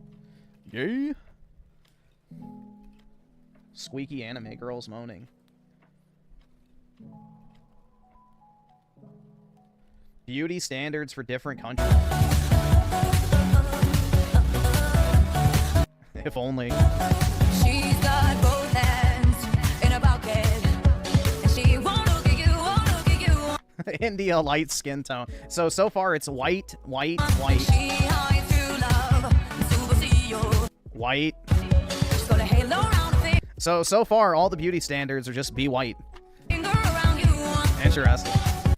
Yeah, again. You know that I love you, Long hair is a beauty standard anywhere. Sorry. boy. It's not just Slovakia. Like Mexico enjoys. Why didn't they do an African one? What the fuck, man? What the hell, bro? That's racist. Griff, if you were a demi boy, you would be drowning in... I don't even know what the fuck that means. I'm not hip to your, whatever the fuck that is, PK. I don't know what these kids are doing online now.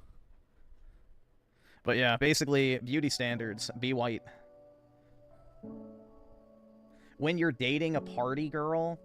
Dude, this bitch is ugly as fuck. You already know she was just the slam pig. Like, yeah, guys, I'm desperate. Can I find some chick to bang? Oh, she's perfect. Like, she's nothing special.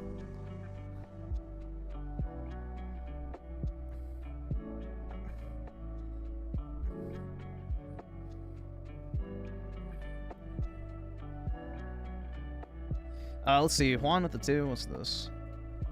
Alright, well, I'm not doing this right now. That's too long. Add to the queue. Watch the... It's not. Like, it's just slop. It's just a thumbnail. When will I admit that you would smash Never. I would not. I have zero interest in Melanie Mac, bro. None. Zero. I probably couldn't even get it up. I'd be too disgusted with the tattoos. You guys don't understand. You never will. Run a dog with the 5. Just give him a beer. Alright, let's see. Bears can do what now? Get the out. Nope. Oh my god, oh my god, oh my god, oh my god, oh my god, oh my god.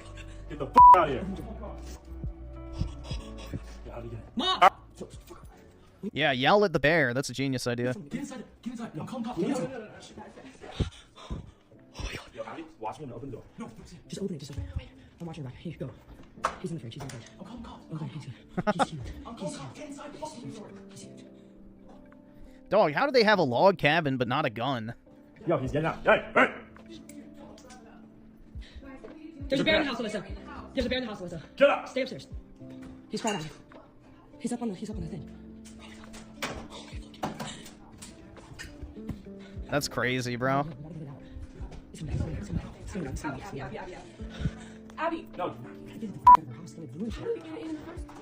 It's leaving. It opened the fucking No, door. the garage door is closed. It just opened the door. It can't touch the cars. It can't touch the cars. There's a bear in our house. Oh my god, it's gonna scratch the cars. Are you on the phone with cops? Yes. Jeez. Yeah, bears are very smart, so... I mean, the thing is, as long as you have food sitting out and you don't fuck with it, it's not gonna hurt you. So... But yeah, you should always have a gun in bear country.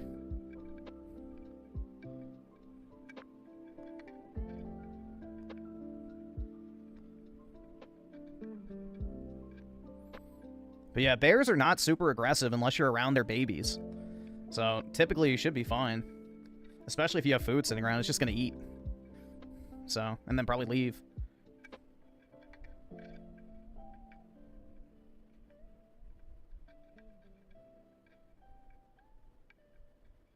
But I don't know, man, that's pretty wild.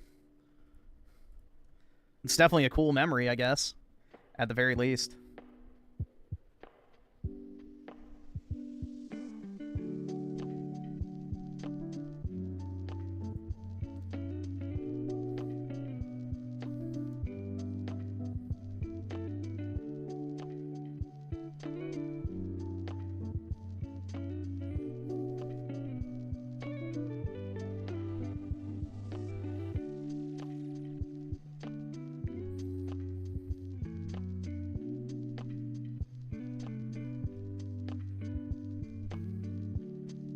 Yeah, we gotta save those polar bears, though, dude.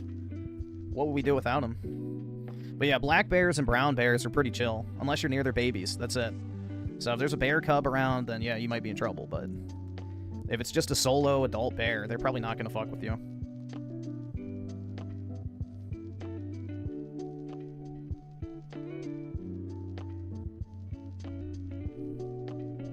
No, I don't have my GameCube here.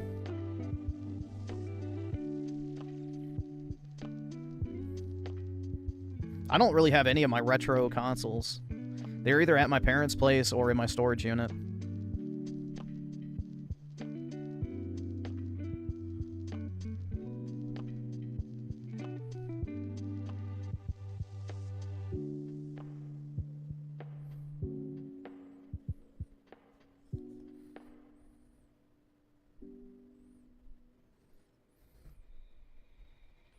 George Floyd invented the smart... Oh, yeah, man. Definitely. The genius level inventor.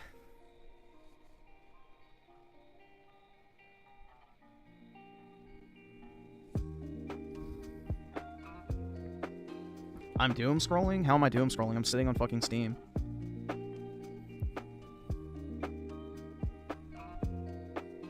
In order to doom scroll, you actually have to be like actively looking at shit. I'm not looking at anything.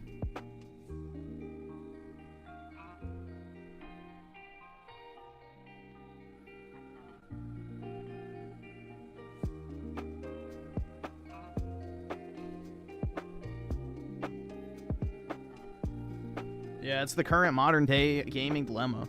You have a bunch of games, but you don't want to play any of them.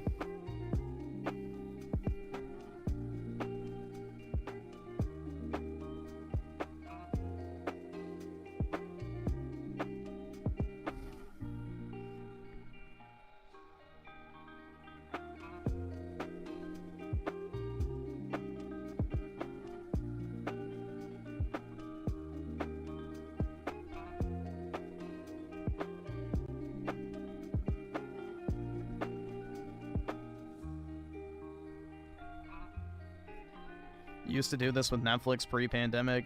Now just don't watch anything on there. Yeah. I think the fact is like, you know, most people don't want to watch TV. Most people don't want to play video games. They just want, like, something to pass the time.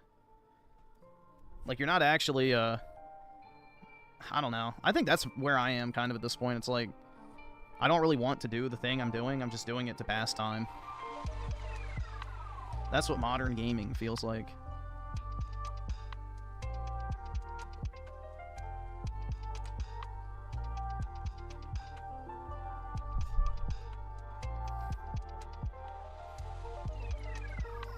What do you like to do at all? Not really anything.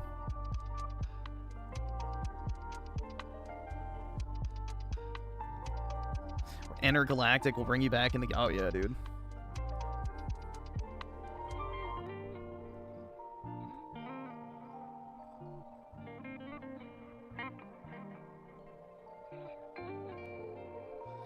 I have lost a lot of my love for gaming. I've came very close to selling my collection that goes from Atari to current gen. Damn, man.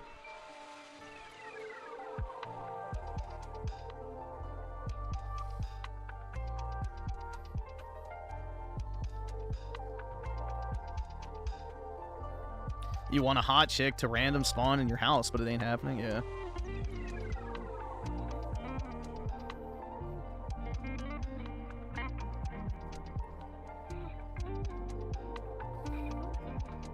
Yeah, I'm very tempted to sell off a lot of my physical games. Because even though I own them, like, the chance of me playing them are very, very low. It's, like, very tempting. I don't know. Sex for rent's now a thing in Canada, like Sebastian Cooper was saying. Well, that's just Indian guys trying to fuck white women. I saw that earlier today. It's basically a bunch of SARs creating listings, trying to coax young white women to have sex with them in exchange for rent. So...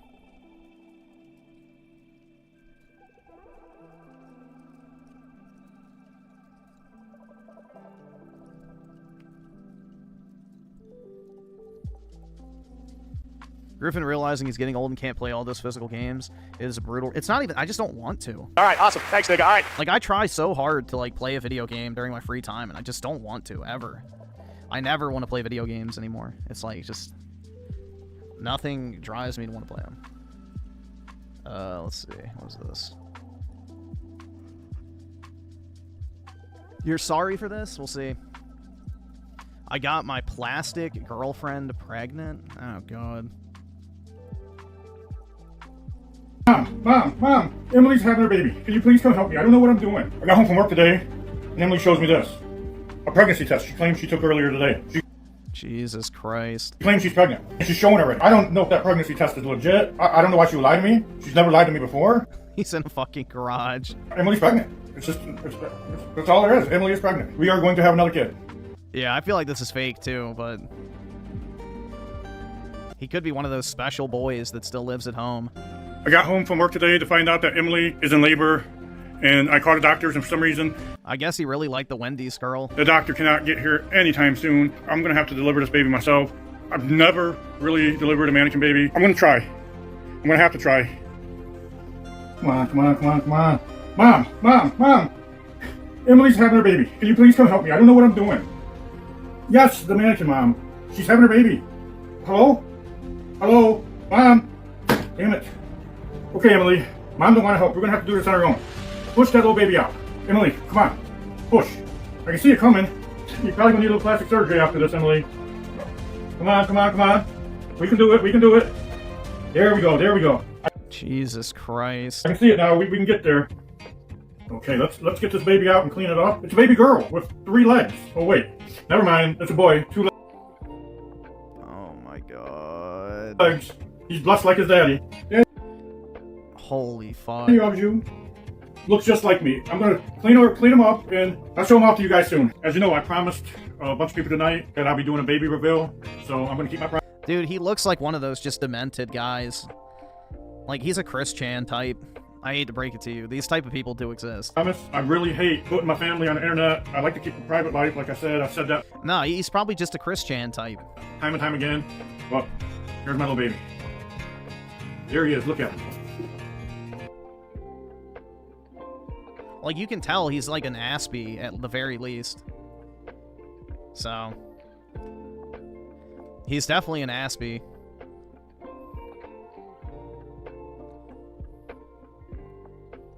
I'm an Aspie? Oh yeah, dude, definitely. I like trains. What's an Aspie? A person who has Asperger's, aka a Chris Chan type. My Steam library is the most played game. Yeah, unironically. So many games, zero desire to play them.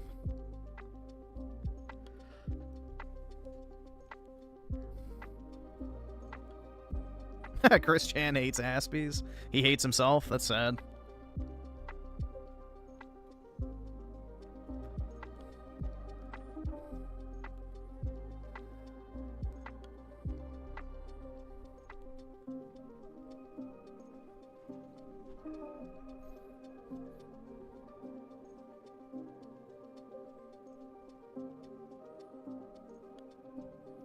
Play Final Fantasy 15. I already beat that recently. I replayed it on PS4 or PS5 recently. I don't know. There's like... This is the problem. It's like, I don't want to play anything. There's nothing. Because the thing is Halo MCC is dead. You can't find matches. Gears of War Reloaded was dead. I couldn't find a match. I guess Space Marine is not dead yet, but it's getting there. It's hanging on for dear life. I mean, 6,000's better than, most games, but...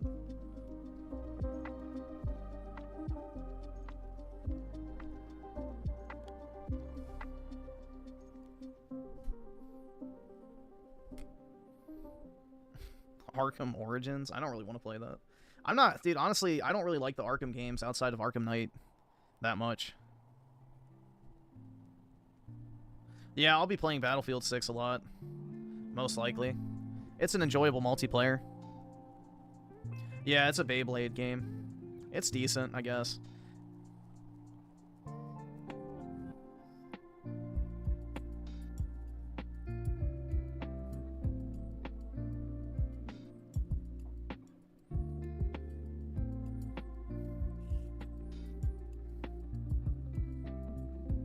Why don't I want to play Black Slob 7?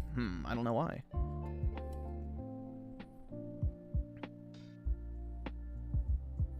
Yeah, I already played the first network test for that Sonic game. I did not like it, personally. It was pretty bad. It's like a $20 game at best. No, I didn't buy Black Ops 6, and I didn't buy Call of Duty World War II. So there's already been games from COD I haven't bought. Oh, speaking of games that I bought, I should check my my Humble Bundle. I got a email the other day saying that my new games are available, so let's see.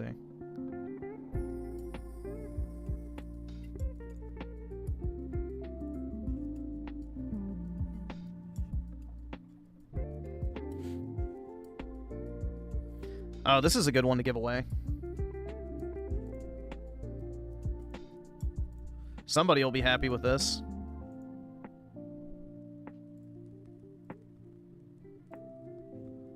I guess this one's fine too.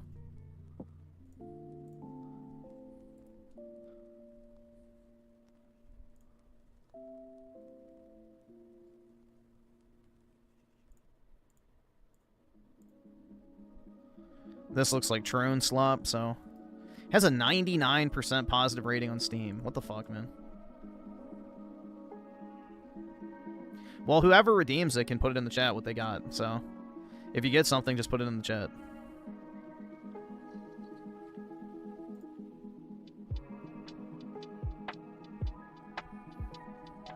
I think I already bought this. Yeah, I did.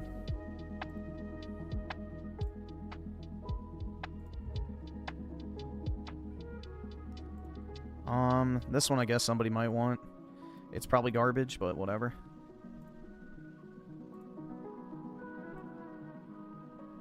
Has an 89 on Steam. Dungeons of Hinterberg. Isn't that one of those, like, ultra woke games? There you go. Somebody can have that. Has a 94 on Steam. Oh, I kind of want this one. I've heard these are decent.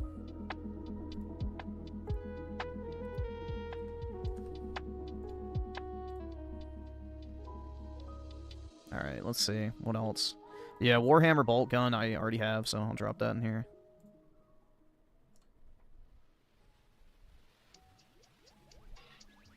Alright, so that's all the decent stuff for... What was that, June? I have July left. Wow, those are fucking terrible. Oh, no, that one's alright, I guess. I think I already have this one. Yes, so I can give that away. This is a pretty cool game.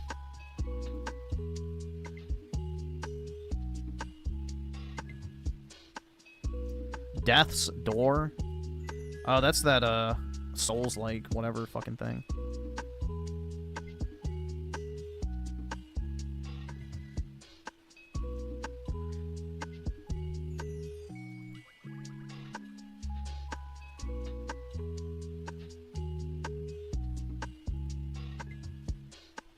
Warhammer 40k Rogue Trader? Is that actually good or not? Whatever, I'll just give it away.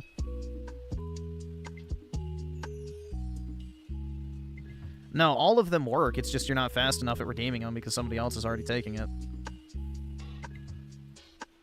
Oh, wait, that one looked decent.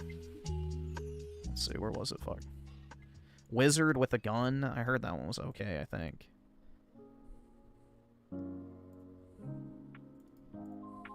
I've heard that name before.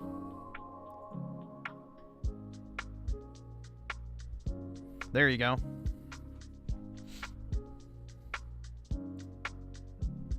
Yeah, so I gave away... Hold on, is this... That's a pretty highly rated one, too, so whatever, I'll do that as well.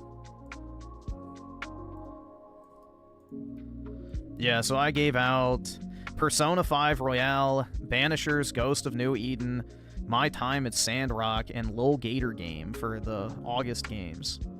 Then for July, I gave out Rogue Trader, Cat Quest 3, Death's Door, Daemon Ex Machina, and Wizard with a Gun. And then, what was the June ones? And for June, I gave out 40k, Bolt Gun, and then the 2 Woke Slop games, because there was nothing else in there that was even worth it.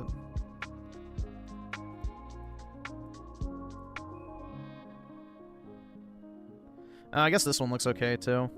Has an 85, so... Yeah, these are the Humble Bundle choice games.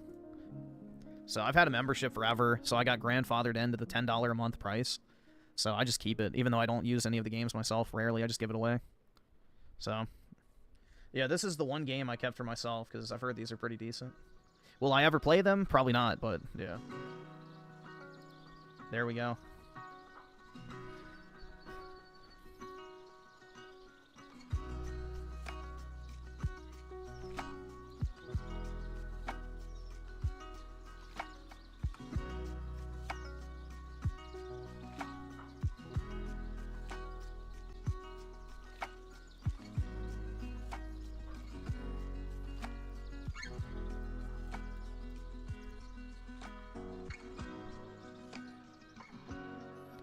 Here, I can do a, there's another one that's a pretty good bundle. Should I do a, it's a pretty decent one. So if I do $12, I get Gotham Knights, Back 4 Blood, Mortal Kombat 11, Fear, Middle-earth Definitive Edition, Arkham Knight Premium Edition, Legendary Edition of Injustice 2, Arkham Origins, Middle-earth, Shadow of War, Suicide Squad, Watchmen, Part 1 and 2, and Mad Max, Mortal Kombat XL, Batman, and Injustice 1. It's actually a pretty good deal for $12. 16 games.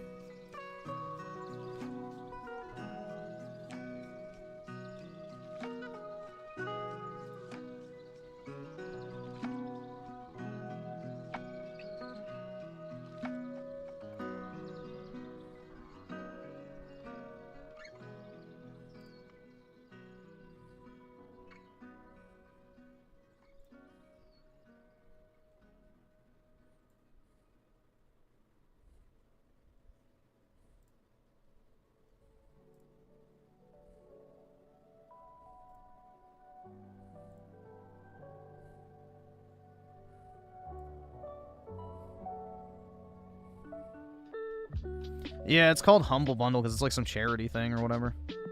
I don't know.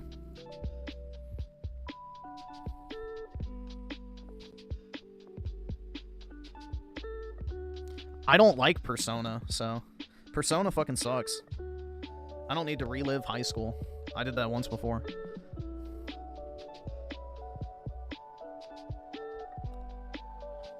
Rent-A-Dog of the 40 months. No codes for us console guys. GG. You can't do codes for PlayStation. They don't give out game keys. So there's not even a way to buy PlayStation game keys anymore. You have to buy from PSN. Xbox and Nintendo are the only ones that do, like, actual game-specific keys.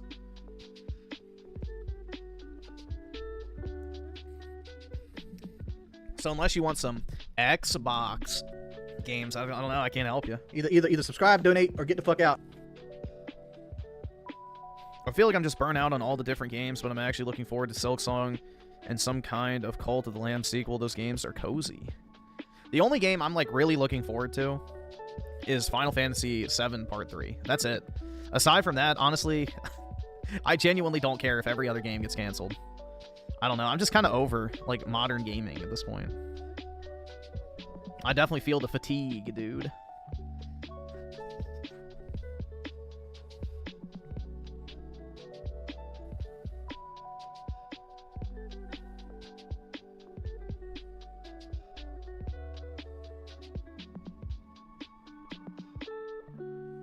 What about Nintendo? Well, they don't really have anything announced right now that I'm super excited for.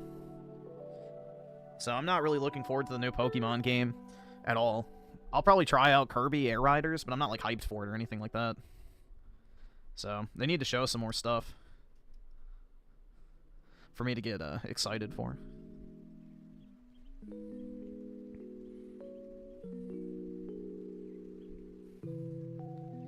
Dude, the plot of... Bro, the plot of Final Fantasy VII is not company bad. I hate to break it to you. Or capitalism bad. The plot of Final Fantasy VII is literally the dangers of science and the replacement of spirituality. It's essentially rejecting spirituality is the greatest, you know, threat. And the obsession with scientific advancement comes at the detriment of not only the planet, but the people who live on it too. Because the whole thing with, you know, Jenova and Sephiroth and all that type of shit was done through the scientific pursuit. So, science is actually the main villain of Final Fantasy VII. So, science is quite literally the main villain of Final Fantasy VII.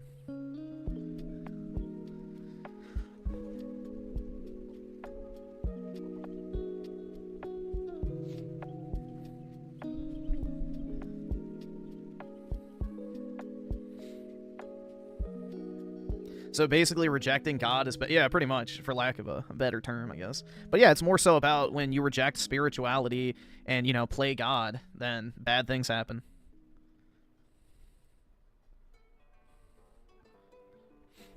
Because, you know, Hojo tried to play God by creating, you know, life with the Jenova cells.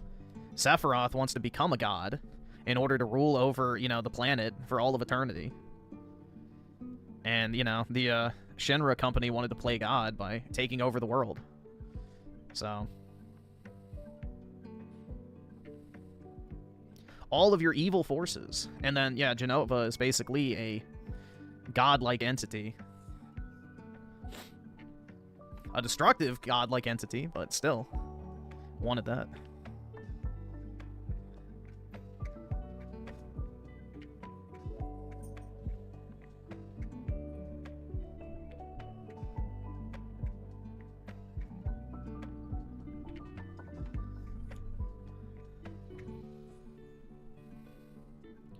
Sephiroth is Biden? Oh yeah, dude. Definitely.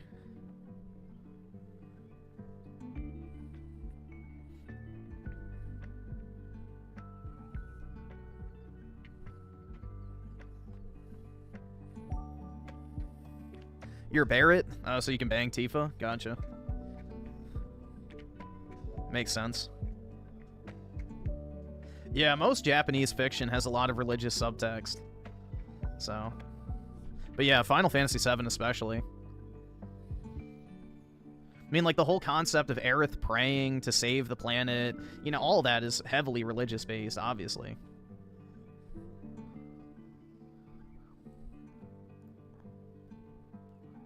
You know, the life stream is basically, you know, essentially heaven/reincarnation. Sephiroth, the one-winged angel who wants to play God. Like, yeah, I mean, it's very, very heavily Christian themology based.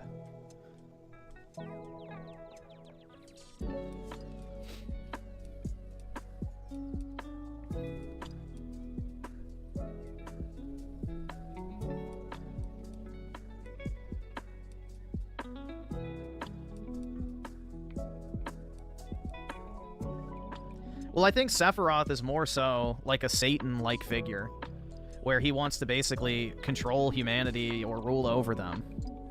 Like, he's basically a fallen angel, essentially.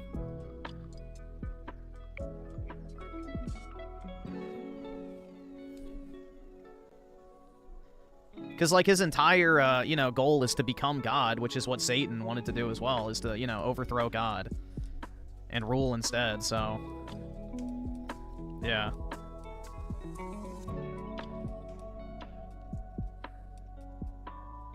No, Arden's not a fallen angel character type.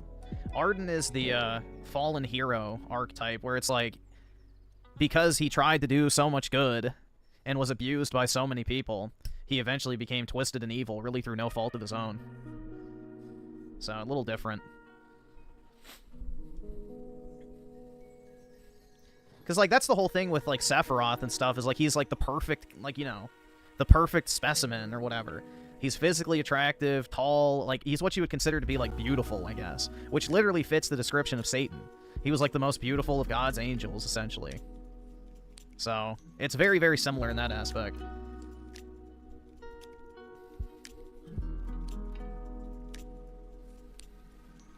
Like, he's perfect, essentially.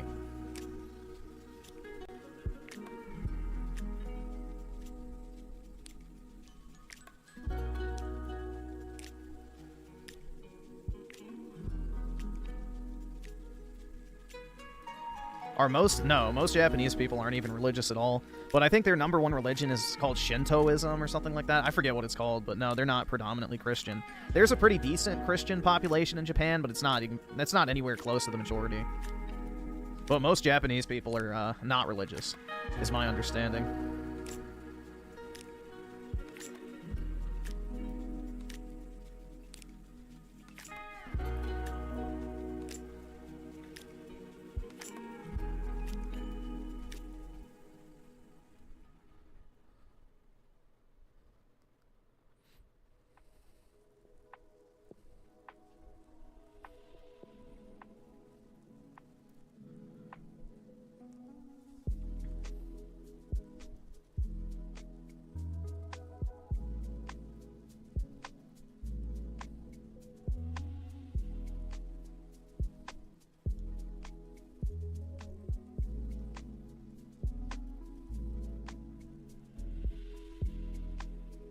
They still treat the emperor as a living god, part of Shintoism. Yeah. It's like the Egyptians with the pharaoh, dude. Considered a living god. But yeah, a lot of Japanese media has like a lot of religious themology in it. So a lot of anime has it, video games.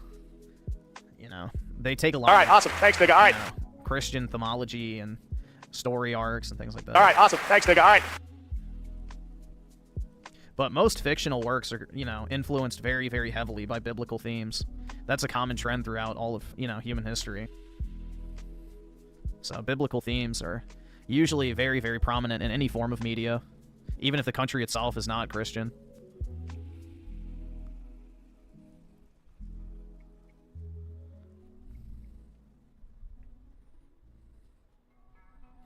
Run a dog with D5. Let's see. Oh, God. Google my symptoms and turns out I just needed hugs from Human Ray of Sunshine Sean. I don't know who this is. Okay. The Final Fantasy people? Okay, yeah. What am I supposed to do with this?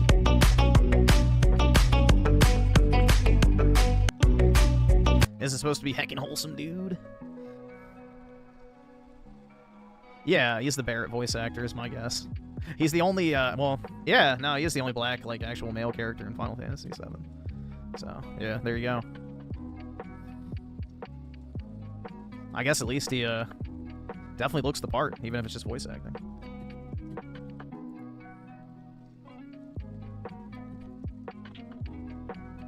Rating pics from both of my teen pregnancies? What the fuck?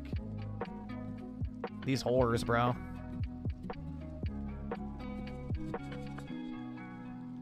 You never go wrong with a hug.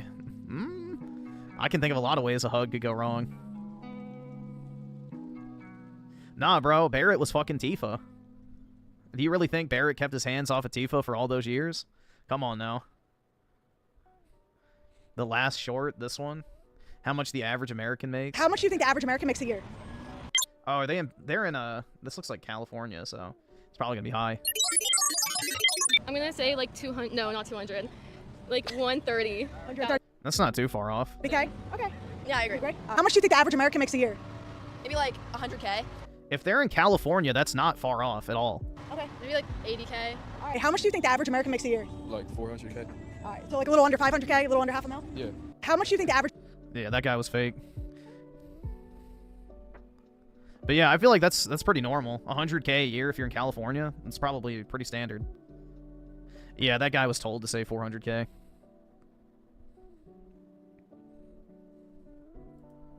Plus, also, if you're white, you're going to make more money on average, too. So.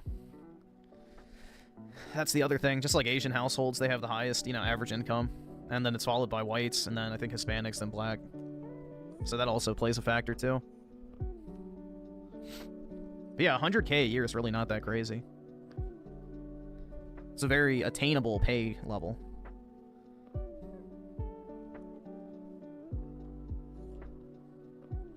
It is in California? Yeah, then. Yeah, 100K in California is like below the poverty line. I think in most of the major cities.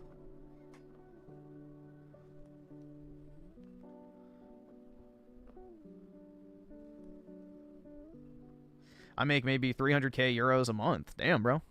I do own a real estate company. Oh, a year. Okay. I was about to say, shit. Congrats if that was true. But yeah, I mean, still, 300K a year is great, especially in Europe, because your cost of living's lower.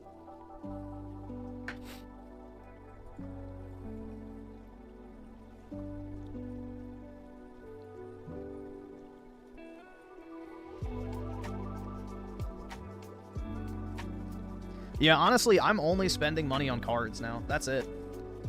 I've, like, completely stopped ordering food. I mean, I didn't really spend much money on anything else. I haven't really been buying any video games. But, yeah, I've just mainly been, you know, stockpiling my money in cards. It seems to work well for me, so... I mean, these cards... Hold on. The other night, I was showing y'all these.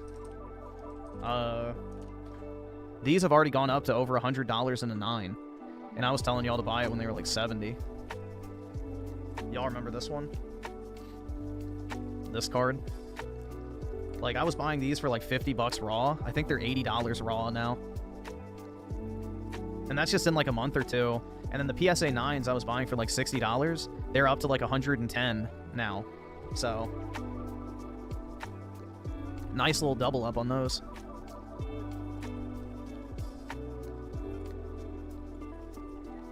So the card thing seems to work for me, man. So I've just been putting money in cards. That's it. Scotty Man with the 50. I used to buy multiple games a year, nothing new. Yup.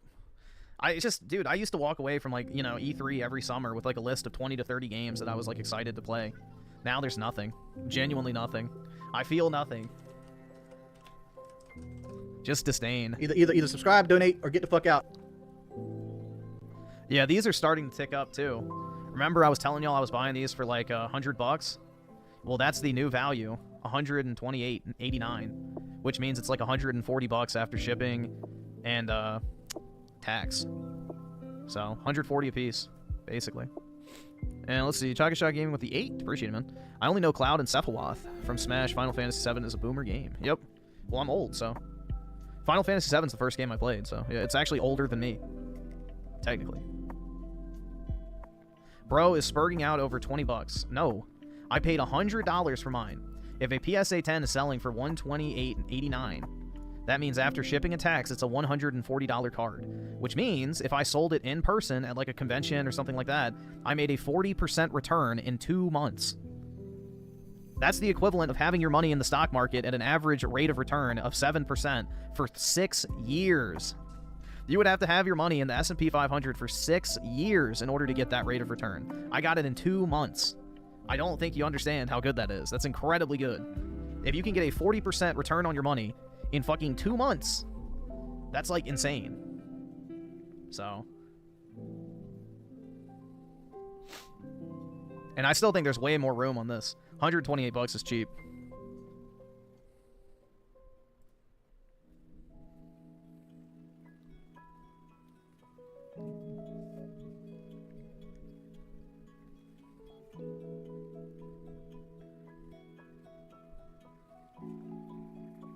So, Griffin, you're like Baldur from God of War, you feel nothing?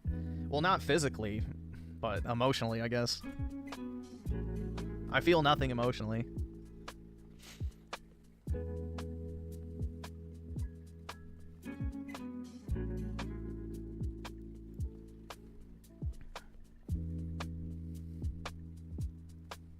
Griffin's financial dialogue is peak.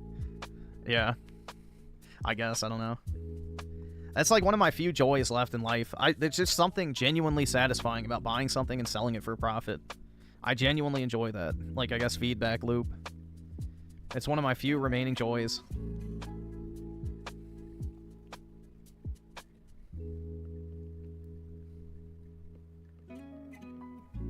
No, I didn't buy the card where Mewtwo and Charizard are fighting. I think that's, what is it? 262? Charizard 262, is that what it is? Let's see. Yeah, it is. Charizard V-Star SWSH 262. Yep. I don't have that one, no. I bought the Charizilla. Nah, the PSA 10 on eBay is $700-ish.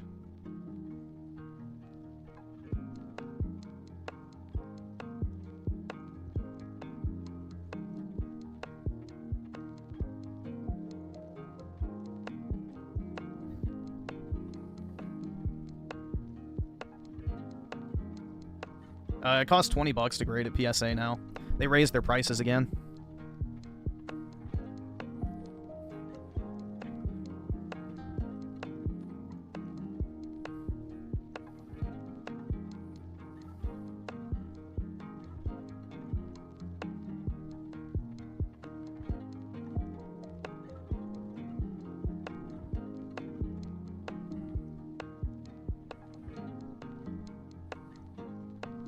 I thought it was 300? What? No. To grade with PSA? The problem is they upcharge you now where it's like $50 a card if you send in something over $1,000.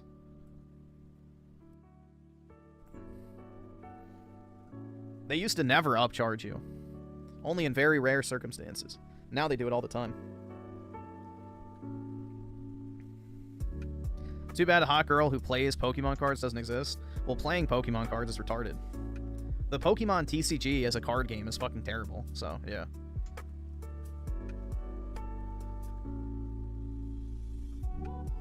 The entire point of Pokemon cards is to collect them. Whether people want to admit that or not. It's not an actual gameplay first game. It's a collectible game.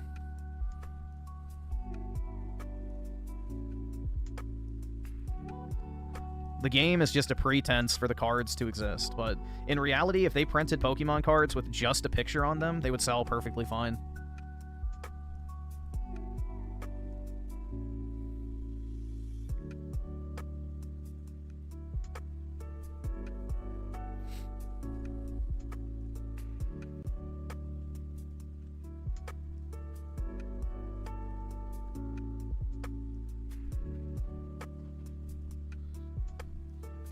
Change your profile picture to this clip, dude. Hell yeah, I'm not kidding. So gay. I don't even know what this is. Should we watch it? Sounds like another Reddit thing. Are they trying to bring back that fucking thing from Microsoft? I thought that thing's been dead for a while. Like the You've Got Mail.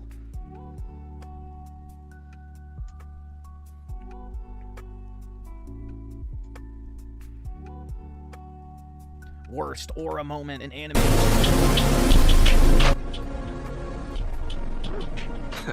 What were you thinking? Were you really going to kill him, Sasuke? You've really got to watch this sense of superiority you have. That Chidori, it was not the size you'd aim at a comrade from a Leaf Village. Whoa, dude. When are you finally going to grow up, Sasuke? Did meeting up with Itachi cause this? This is me? Nope.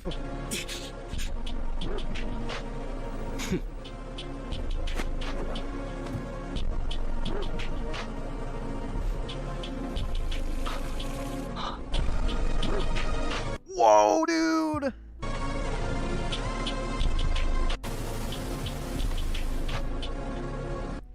He had to stand up in visible shock, man. Oh my god.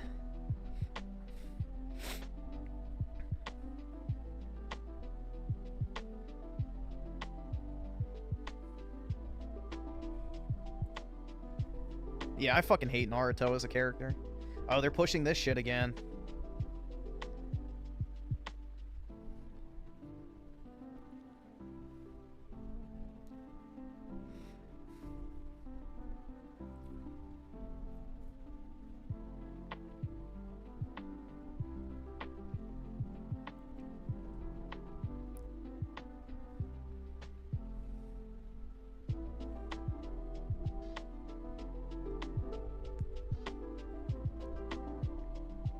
They're pushing the Asian mid again, too.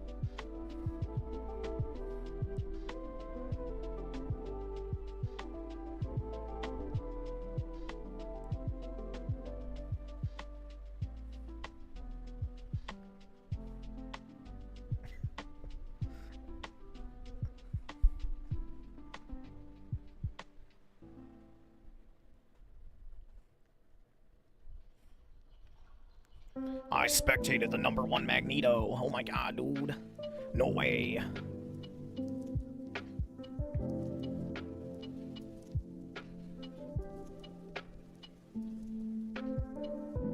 All this normie slot, man.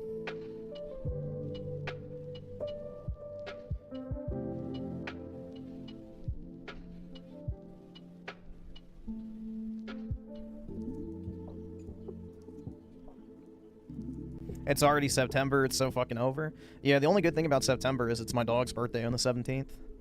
Fun fact. Otherwise, yeah, it's a pretty shitty month. Because it was always right when school like gets started again.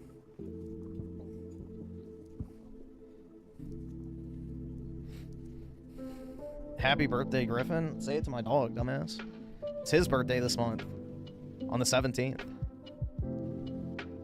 He'll be 4. So, he'll technically be 28.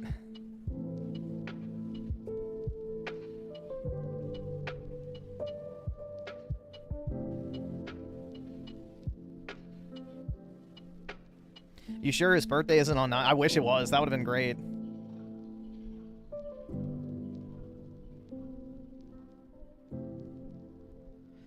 That shit would have been great if his birthday was actually 9/11.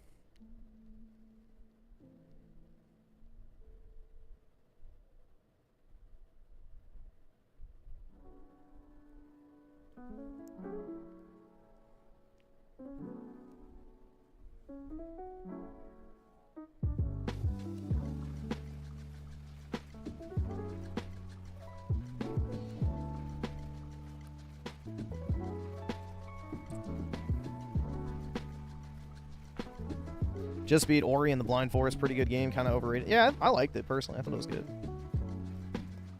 I never played the second game to any real extent.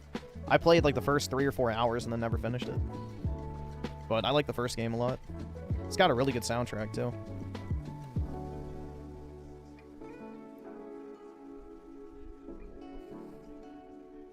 The dog's birthday is the 17th of September.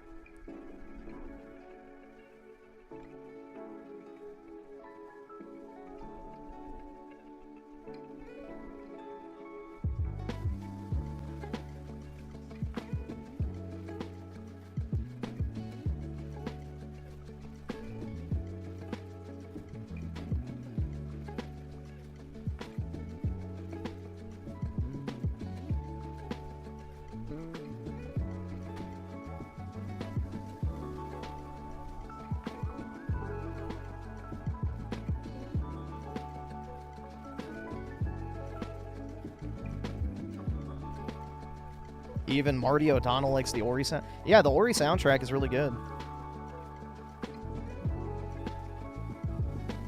If we hit a goal of 500 for El Palo B-Day, would show us him IRL. What the fuck, bruh? ESL? ESL? Are you asking if I would show El Palo on stream? Yeah, I can, I guess. Maybe I could film him eating his birthday food and shit. But I don't know.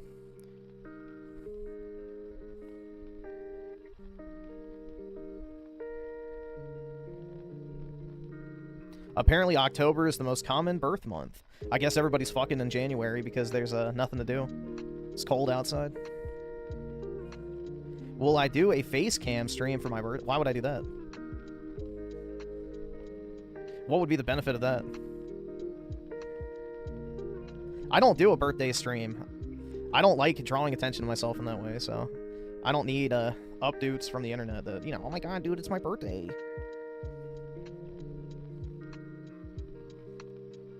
I don't need the random... Well, I mean, it's mainly just a grift. Like, people just... like, it's like DSP. Celebrate my birth month by giving me money.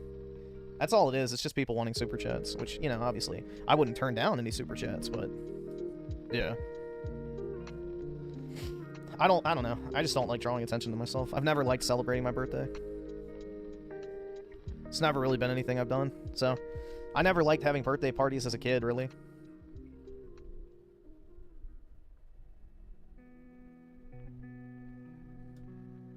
So, I've never really done much for my birthday, traditionally. I don't really like it. I don't like being the center of attention, if that makes sense.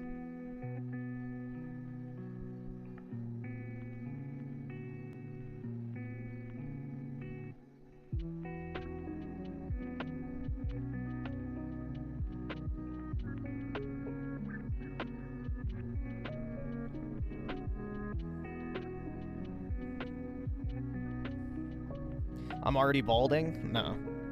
Unfortunately, no, I'm not. Sorry to disappoint. You just don't want to be reminded of getting old? It's not even that. It's like, what's the big deal about a birthday? I don't know. I just have never celebrated my birthday. I don't care. I don't like being, you know, ooh, pay attention to me, I'm special. Like, I just, not my thing. So.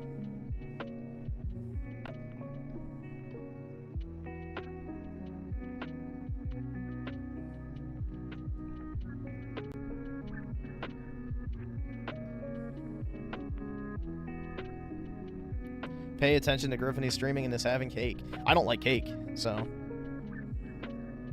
Does your company give you a day off on birthday? No. No. Oh, you have to take PTO if you want to do that. The fuck? Come on, man. We got shareholders to think about, dude. Oy vey.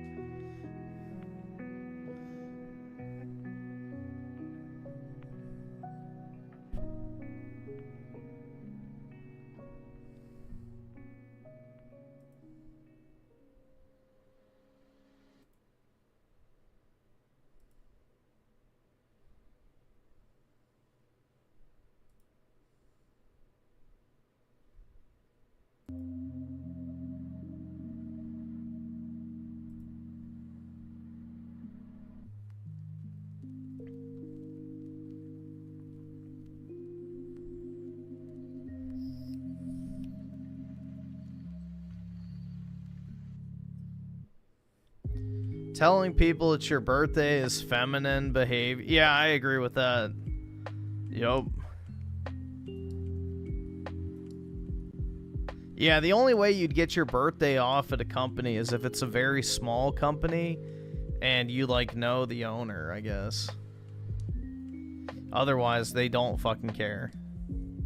You're just a name on a spreadsheet, essentially.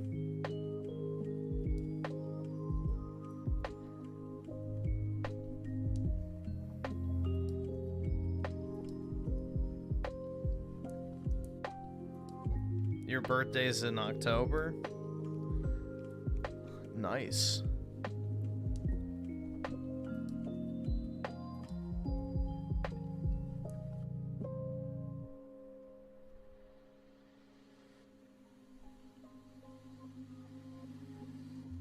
October 18th. I'll try to remember.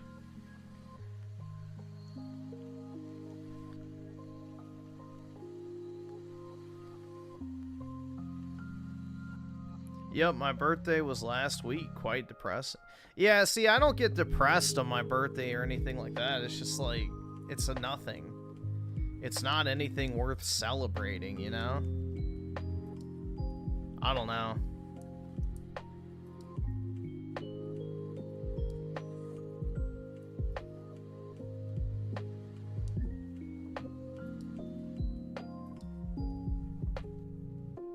But yeah, I don't like the whole thing of going like, oh my god, guys, it's my birthday. I'm gonna title the stream, Happy Birthday to Me. Make sure to leave me a birthday gift, aka $50 super chats. You know, like, that to me is just tacky. I don't like that. It's like the women who wear, like, the birthday queen fucking sash and crown into the office or whatever, or to school. It's like, oh my god, pay attention to me, dude. I'm so special. It's my birthday. It's like cringe as fuck, man. I don't know.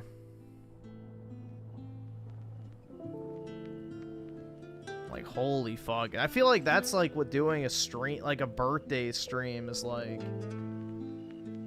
That's the thing, is that's what I feel like doing a birthday stream is like. It's like being that fucking bitch.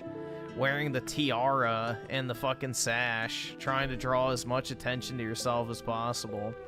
Or the type of woman that sends herself flowers on Valentine's Day so she can pretend to flex to all of her coworkers that she has a loving man who spoils her.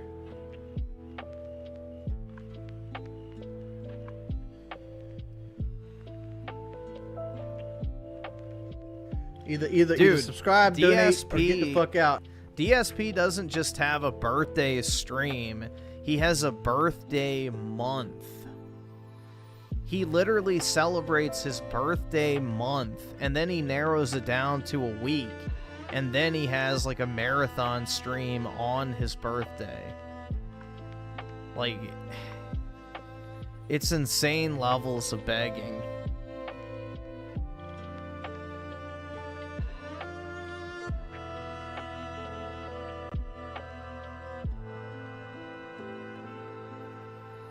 The ultimate birthday grift? Yeah, exactly.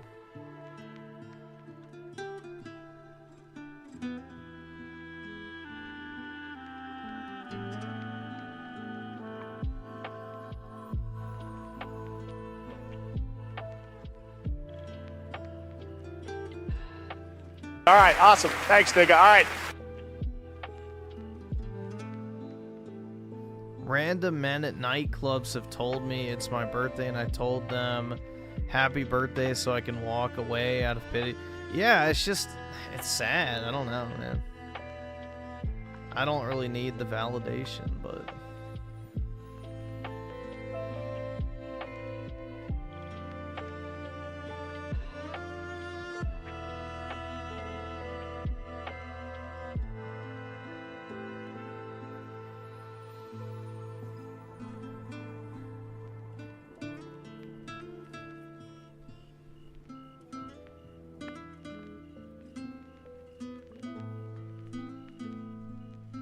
What if you have a large friend group to celebrate? I still wouldn't do anything for my birthday. Dude, I did have a large friend group as a kid, and I never wanted to celebrate either my subscribe, birthday. donate, or get the fuck out. As soon as I had a say in the matter, like, I just told my mom I didn't really want a birthday party. So, I never had them. When I was, like, I think 10 was the last time I had a birthday party.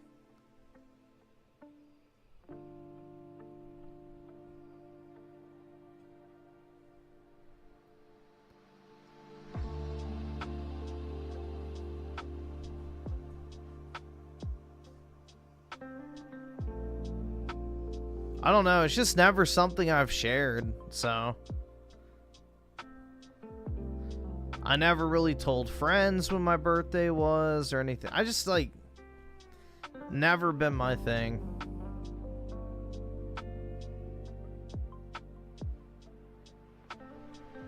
DSP is an expert in manipulating the dents. 20 years of experience, really paid, I know.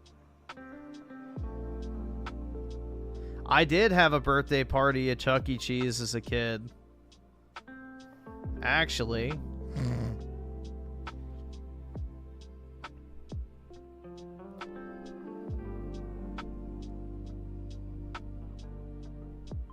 Actually, I did have a birthday party at Chuck E. Cheese. No, their pizza sucks. It had those weird, like, fucking nubs on the bottom of the crust. If you ever had Chuck E. Cheese pizza, you know what I'm talking about. It has, like, those nubs, which felt very weird when you ate them.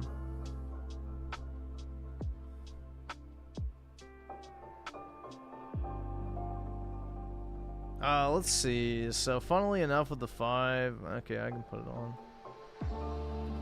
It's fine.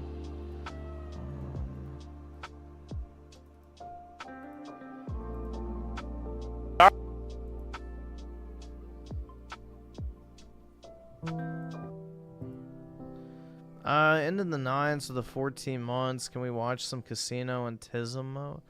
I don't have anything I want to play in Tism mode. So, I don't know.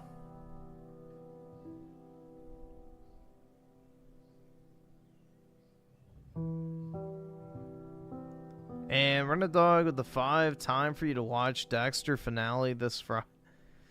I guess. At some point.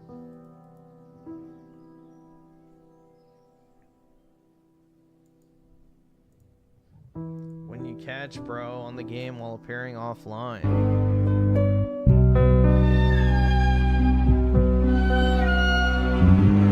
Jesus Christ, man. Dokes always sensed I was hiding something. Now he knows. My devil danced with his demon, and the fiddler's tune is far from over.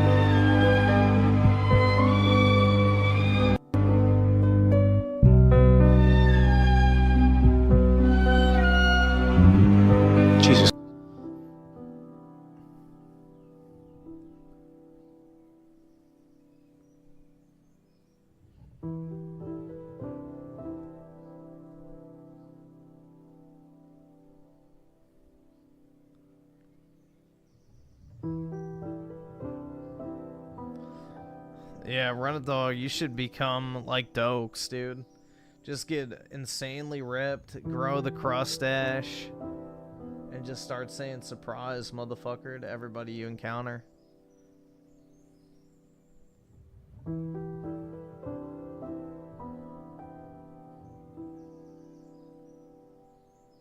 Why do I think I'm old? I feel old.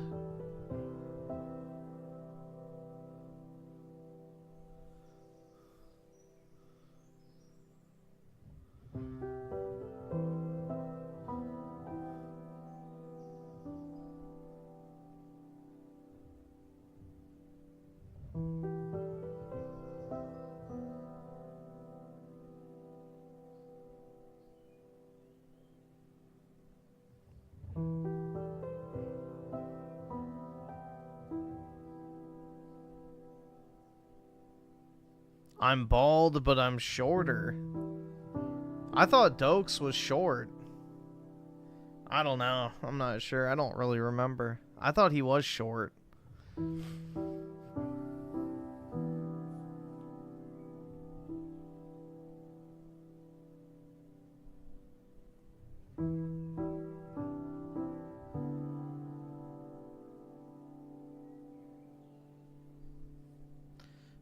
You're still in your 20s, so you ain't that old. It's more so I feel mentally old. I'm mentally old, I feel like, at this point. Like, I feel like I'm in my late 30s mentally. So, I skipped all the shit that normal 20-somethings do, so...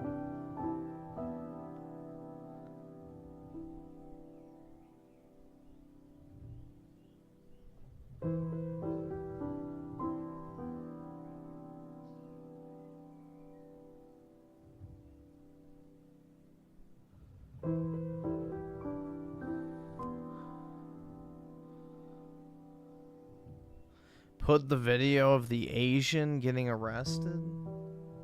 Where?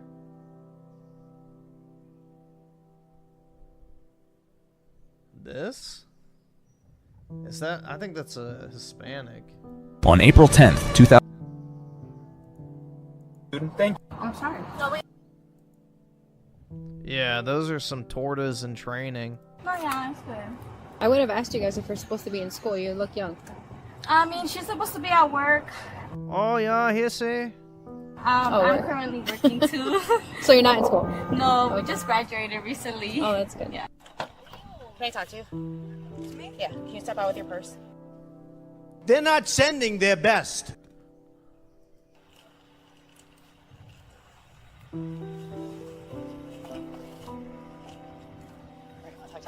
That's why I said they're tortas in training. Because they're going to start blowing up soon. So I just saw video surveillance. So do you want to tell me what you took? I can take your elbow. Alright. So here's the thing, like with polls, they want to sign complaints when people see it. So I can the rest of the bus. So I'm going to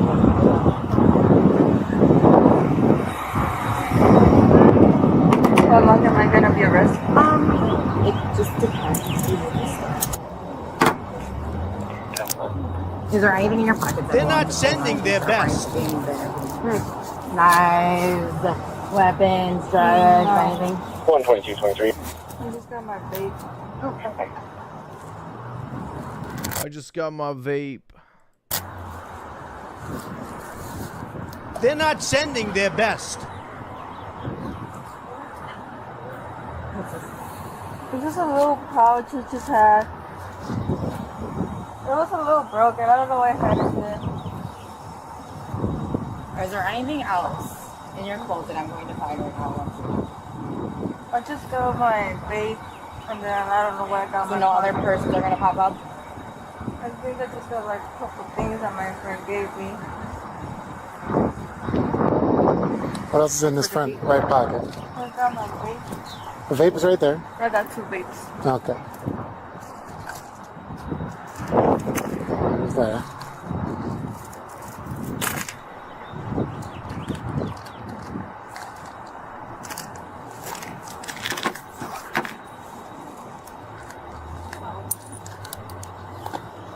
They're not sending their Is best. that yours or is that Cole's?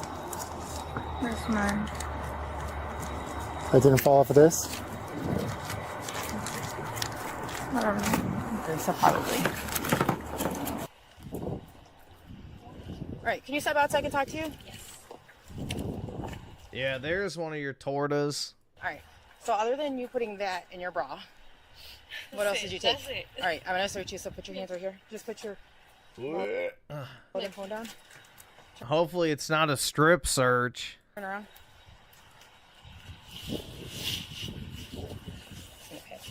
You don't have anything else, correct? Okay.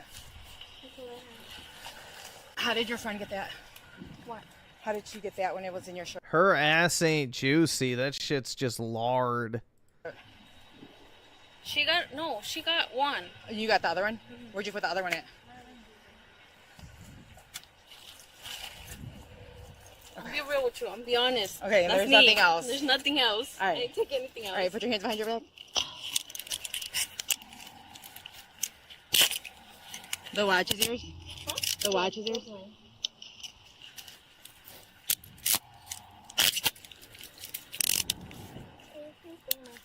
Yeah, you'll take your phone. Come to the back. All right, turn this way. All right, spread your feet.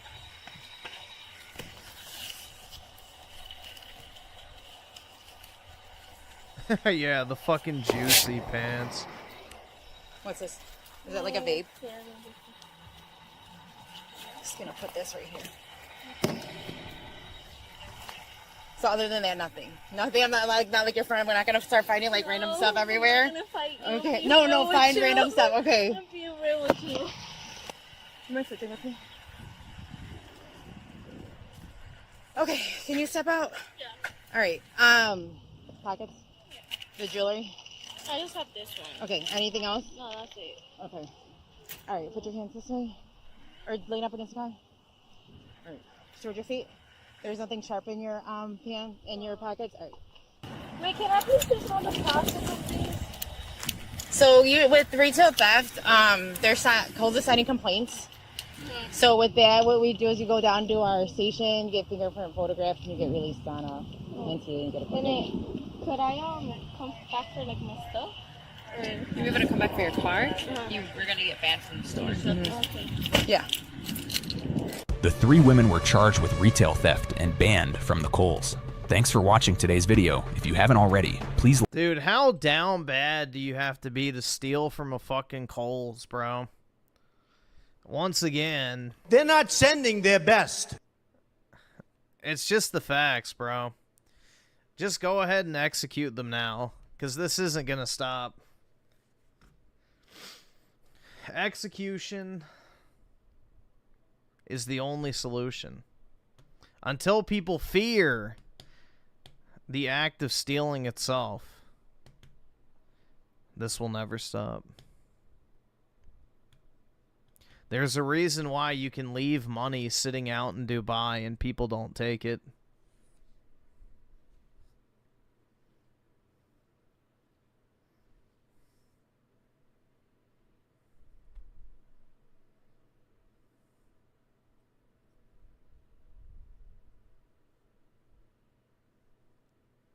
Sounds Sharia? That's not even Sharia, bro. They used to do the same thing in Europe.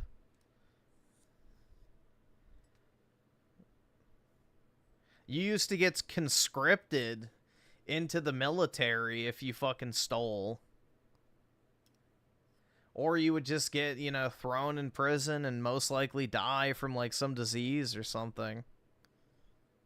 So...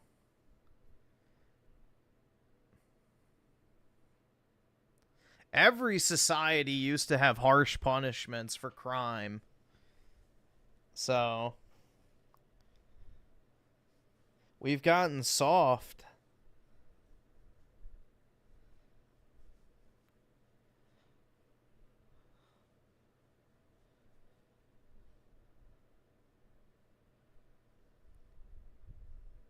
You a racist.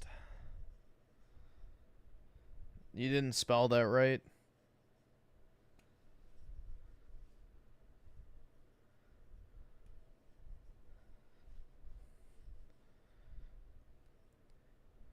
I can't wait to meet you in person and slap you. Well, I can guess what race you are. There we go. That's your racism for the night.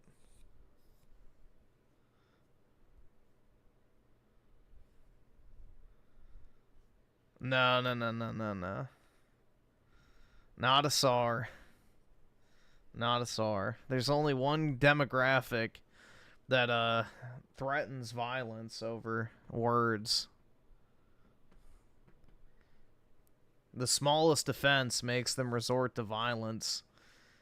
So, there's only one group that fits that bill.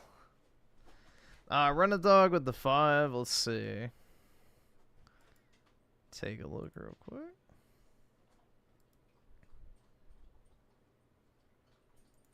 Looking for problems that aren't there. Hard R. That's based. But he does have this plate. I don't know what that plate means. That's awesome. And I don't know what that means. Yeah, I'm not really sure. I don't know what that means. What are they implying? That's fucking I'm awesome. gonna make it awkward. I'm gonna ask the owner. I'm assuming it's the woman over here. So. Of course he has a tooth gap. Probably. Yeah, let's see what's going on. Hey, what's up, guys? Do you any of you guys own that Civic over there? Is that you? That's yours? All right, awesome. Thanks, nigga. All right. I would have done things a little bit differently myself. Really? But what does the plate mean? The hard R plate mean? Because it's a type R, dumbass.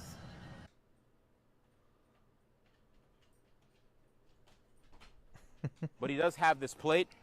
I don't know what that They're plate not means. sending their best. And I don't know what that means. Yeah, I'm not really sure. I don't know what that means. What are they implying? Yeah, I'm gonna make it awkward. I'm gonna ask the owner. I'm assuming. Yeah, do it's, it. it's I'm the- gonna it's axe woman the over here, owner? so I'm gonna ask her. Yeah, let's see what's going on. Hey, what's up, guys? Do you any of you guys own that Civic over there? Is that you? That's yours? Me. That's your car? Mm-hmm. I would have done things a little bit differently myself. Really? But what does the plate mean? The hard R plate mean? Because it's a type R, dumbass.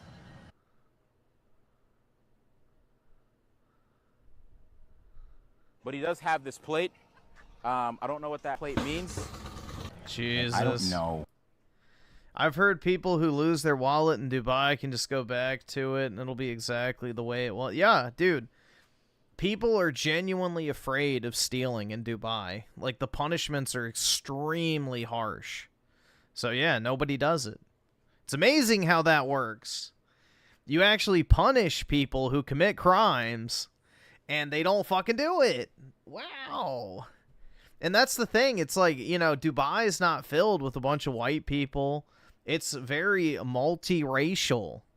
You know, there's blacks, Indians, Arabs, whites, Asians.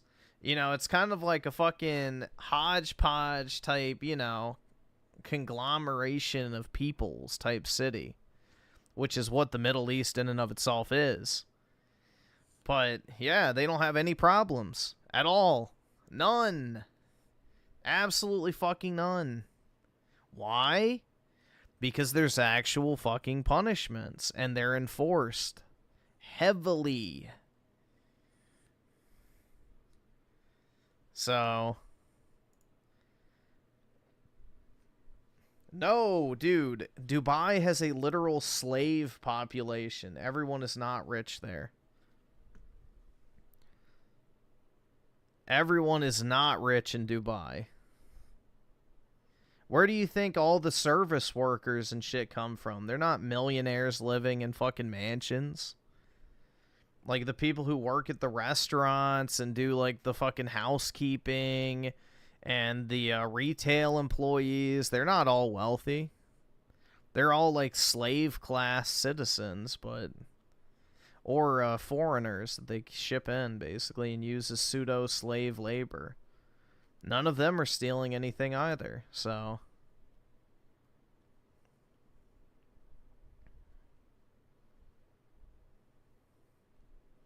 No, the common denominator is that there's no fucking, like, even thought that goes through someone's mind that it would be worth to steal. Because the risk-reward scenario is so fucking bad. Like, the risk you take on by stealing outweighs any sense of reward you could possibly get, because the punishments are so severe.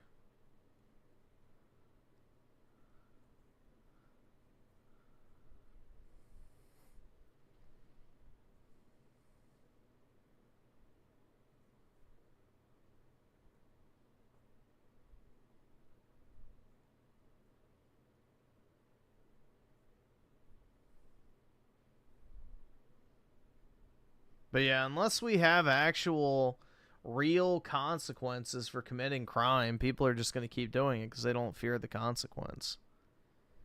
There's nothing. Like, oh no, dude, you're gonna what? Go to jail for a day? You're gonna go to a jail for like a day. Wow, it's not like they're employed or they have anything going for them anyway, so they don't fucking care. There's zero consequence for that.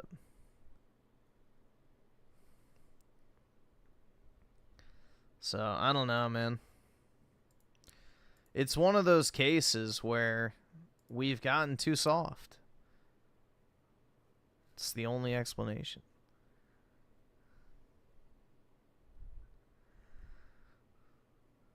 Of all the abandoned supercars on the road in Dubai, well, it's not abandoned. They run out of gas, right? Is that what you're talking about?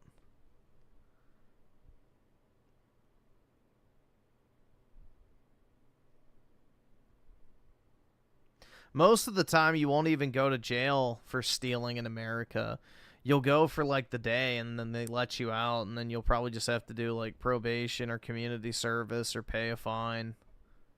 Usually that's what it is. Which side are you on? Red or blue, Democrat or Republican, Israel or Palestine? It's interesting how our society always comes up with the same two-choice question over and over again, and refusing to pick a side is probably the most damaging choice, as you effectively invalidate this political rivalry as pointless and stupid. You effectively insult both sides at once and make yourself hated by everyone, but someone has to bear that cross. The contemporary right wing has found itself in an interesting predicament when asked to choose which side in the Palestine-Israel conflict they're on. Most young guys like me will say, of course Palestine, but then you realize you're siding with crazy women on SSRIs, gender goblins, and this poor child, and suddenly you discover that you don't care as much about Palestine as you thought previously. I don't side with either Palestine or Israel, bro.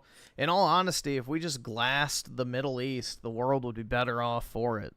So you look back to the Zionist side, and you see Ben Shapiro advocating for another intervention in Iran because they are about to create, for real this time, the ever-elusive weapons of mass destruction again. You see Zion Dawn spurring out about how this whole Epstein thing never happened, and worst of all, you see the misfit patriot showing signs of life. And so I realized one thing, that the most psychotic and delusional element of this— Oh, it's this guy again.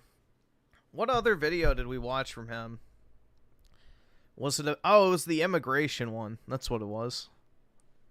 But yeah, I recognize this dude.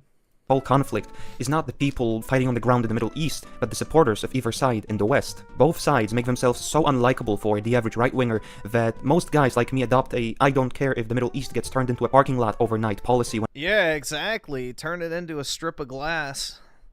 I genuinely would not lose a single fucking minute of sleep when it comes to the Israel-Palestine conflict, regardless of the actual merits of the people on the ground. Reality taught us that bad cars attract bad drivers, that brainless influencers attract brainless fans, and that vicious political feuds attract bad and delusional people on either side. I'll go over both Zionists and the Free Palestine left, of course by no means in a comprehensive way, but hopefully through means that will help and illuminate the problem of how both sides don't deserve— Do you know what's really stupid about right-wingers who simp for Palestine? Like, they're literally like, this is what's ironic, is the so-called JQ people are too fucking stupid to realize what's going on. Like, they're playing into the plan, let's just say. Because why do you think the media platforms pro-Palestine shit? Because it's done very calculatedly. The idea behind it is essentially psyop the population into feeling sympathy for Palestinians. That way, so when Israel mass deports the entire Palestinian population, the European countries and Western countries will take them in as refugees because now all these people have given their governments a green light to, you know, help these people that are being, quote, genocided. So the right is just as guilty as the left in this particular instance for buying into this fucking bullshit genocide narrative. It's all a fucking Israeli psyop to get the Western nations to open the fucking floodgates and accept these millions of fucking undesirables that Israel doesn't want to fucking deal with under the guise of us saving people who are being genocided. So, congratulations, Nick Fuentes. You fucking played right into the fucking plan. It's just, that whole sphere of so-called right-wing influencers are fucking retards, man. Absolute fucking retards. They don't even know what a genocide is. Like, sorry, it doesn't qualify as a genocide. Like, a genocide is the systematic killing of people. Israel is not going door to door just killing everyone they can find. That's not what's happening. People dying in collateral damage is not a genocide.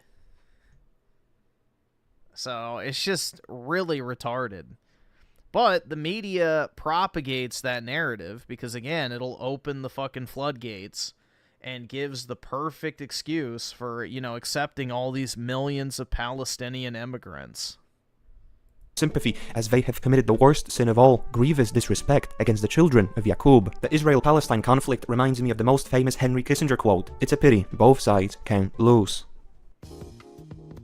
At the very core, the left worships one god, the god of emancipation. For them, politics have always been a case of the weak going up against the strong. In their mind, the weaker ends up almost always having a moral imperative over the stronger. We can most vividly see this tendency in the whole Free Palestine discourse, where the weaker, less civilized Arabs have to fight the evil colonizers of their land that have the support of the largest military-industrial complex on the planet. Leftists see Zionism as an extension of the Western oppressive colonizer white mindset. They don't read history, so we can excuse their lack of any ethnic or cultural nuance and the inability to separate Jewish civilization from the West, even though they are different entities. As a result, when they fight Zionism, they think that they're standing up to white colonizers that champion white imperialism that are funded by white people in America. This way of viewing reality is wrong for two reasons. First of all, just because someone is a colonizer and is more civilized and wealthy than the surrounding populations doesn't mean that they're white, as Jews, both genetically and culturally for the most part, aren't white and have always fought against being assimilated into European society. And second of all, just because Israel steals US tax money doesn't mean it's American imperialism. By the same virtue of how the British mined gold in Africa and funded their campaigns with it, you wouldn't say it was African imperialism, even though it was African gold that funded British conquest.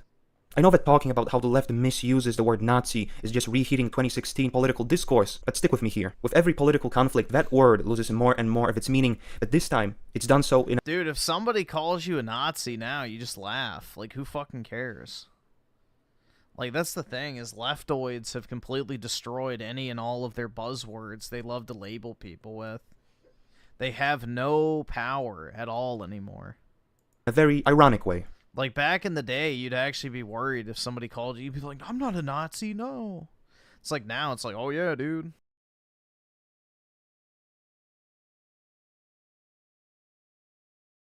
You know, you just be like... Nigger Hal Hitler. The reason why it's funny is that it was primarily Jewish-made media and wartime propaganda that crafted the image of the Nazi, and so the only reason why most leftists nowadays just throw the word around completely detached from its actual descriptive meaning of National Socialist is because of that depiction of Nazism as the ultimate evil in the media. The word itself just becomes a synonym for evil, and the funny thing being that the phenomena of leftists calling Israel a Nazi state is to a larger degree caused by leftists Yeah, being... it's a clip of Alex Jones. Yeah, it was funny as fuck, man. So yeah, I put it on the soundboard. Nigger Hal Hitler. Raised on media produced and directed by people with dual American-Israeli citizenship. Leftists like to say that Zionism is a white supremacist project, as if it is the evil white ruling class that for a century has been lobbying for Jewish settlement in Palestine and forcing and brainwashing the poor Jews into thinking that Zionism is what they want. My brother in Yaqub. Zionism sprang out as a rejection of Jewish assimilation into European culture, the so-called Haskalah, and the creation of Israel was facilitated by a large Jewish banking family. The leftists hate white people so much that they will just impose them onto every enemy they have. It's interesting how... Yeah, dude, if leftists hate white people so much, they should be Zionists too. Because they would find that they have a lot of things in common. One-dimensional the perspective of the average leftist is on politics. You see a guy like Hassan lumping together Ben Shapiro and Nick Fuentes in the same bag of Nazi, which I don't think is that accurate, as one is a Jewish conservative that said that he has no problem with the so-called browning of America, while Nick is just possibly, maybe closer to someone you'd call a Nazi. There's been a study performed a few years back that showed that right-wingers, despite being seen as close-minded and xenophobic, possess a greater diversity of opinion than the leftists. And I propose a new study to be done, the focus of which would be the fact that certain left-wingers show a greater... that's because leftists literally form their entire worldview on media. Like, if you spend any time on Twitter and see leftists interact with, you know, conservatives on Twitter, it's almost always them referencing some sort of fucking pop culture. That's really all their identity is based on, is the fucking goy slop media that's shoveled down their throat when they're scrolling on their phone, watching TV, you know, watching a movie in the theater. Like, their entire worldview is based off of Hollywood and big tech companies. So it makes sense that they all have a very identical viewpoint when it comes to their ideology, because they quite literally are just programmed to think that way. Amount of nationalism than actual right-wing nationalists themselves. You'll never meet as fierce of a blood and soil nationalist as a leftist obsessed with some post-colonial backwards people group from the third world. Of course, Palestine being the crowning jewel. It's truly intriguing how, you know, generally progressive types, regardless of their socialist, Marxist outlook on gender, race, whatever, will always be blood and soil nationalists for foreign people groups. They will ram it into your head that these people deserve that land and have the God-given right to live there, but when it comes to doing the same thing for white people, despite most Free Palestine leftists being white, they will happily chew on the demise of their nation and race, just because it's done mean things to the fucking Unga Bunga people of southern Zimbabwe in the 18th century. This frame of mind is caused by being raised on stories of noble savages, of the indigenous, weak and uncivilized, being portrayed as more enlightened and more in tune with nature than the evil colonizers. Avatar, Dances with Wolves, Pocahontas, to name a few, all instilled a subconscious ideological inclination towards seeing power, organization and civilization as inherently oppressive, while the spear-chucking, dirt-hut inhabiting, body-mutilating natives are seen as morally upright, virtuous and in tune with nature, as if that means anything. Knowing how the average leftist has been conditioned to think from birth, we can now understand, first of all, why they pick the side of Palestinians, and second of all, why they call Israel a Nazi state. Although it's funny how being conditioned by generally Jewish-made media to see everything Nazi as evil, and everything evil as Nazi, has backfired on the Jews, as now lefties call Israel a Nazi state. The Free Palestine movement... I'm telling you, it's all by design, bro. The Jews want people to sympathize with the Palestinians, so it gives them free license to deport them all to Western nations. This is so easily, like, visible as the plan. There is a reason why Jewish-owned media platforms pro-Palestine voices. If they truly thought it was a threat, they would never be on the air in the first place. Plain and simple, man. Jewish media would never allow that type of shit to be talked about if it actually was something they didn't want being heard. Is an inherently anti-white movement. They'll just shill every brown and oppressed population in the world and will always impose onto that their hatred of white people. It's always a white colonial force, it's always a blunder of just white people drawing lines on the maps. Even if the oppressors aren't white, it's always white people that get roped into responsibility. They'll always create a false reality in which everything the token oppressed brown people group is fighting against is just a projection of what the left hates, so right-wing nationalism, racism, white colonialism, and religious zealotry. These guys will always find a way to rope white people into responsibility for that conflict, and will always find a way to superimpose the white right-winger as the ultimate enemy.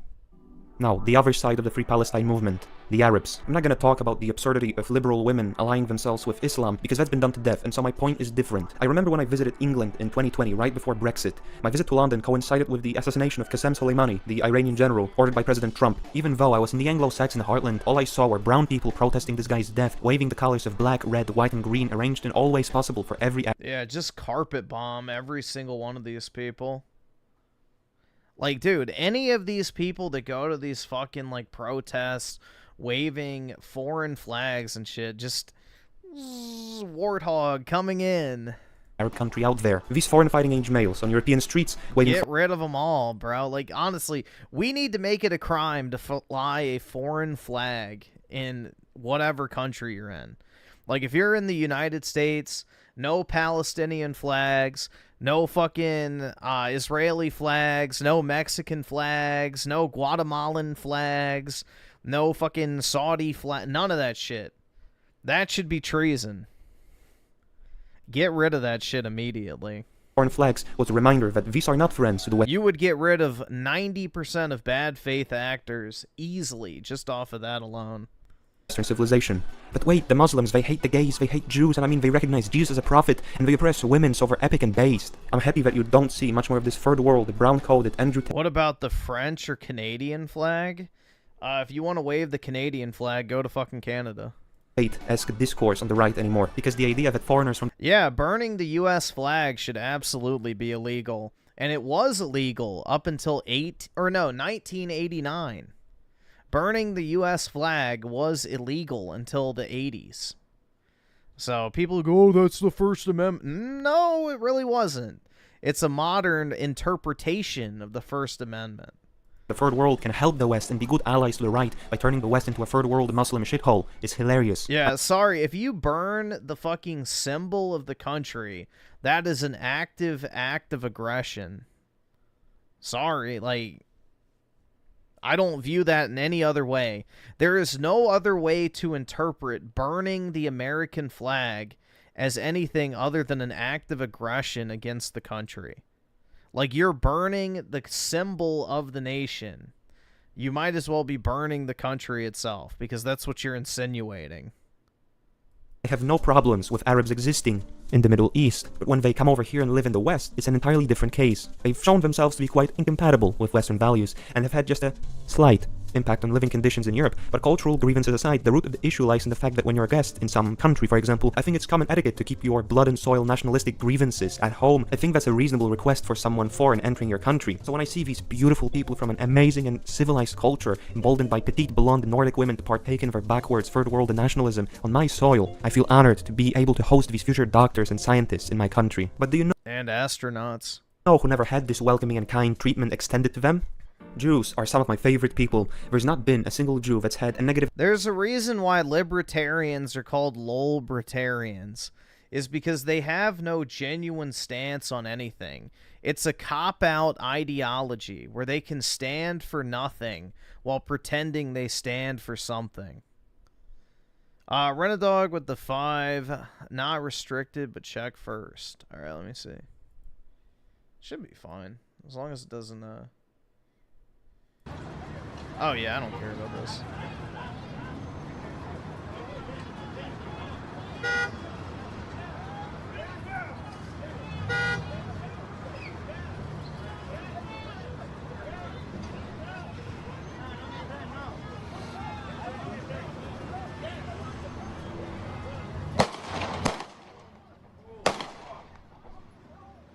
All right, awesome. Thanks, nigga. All right.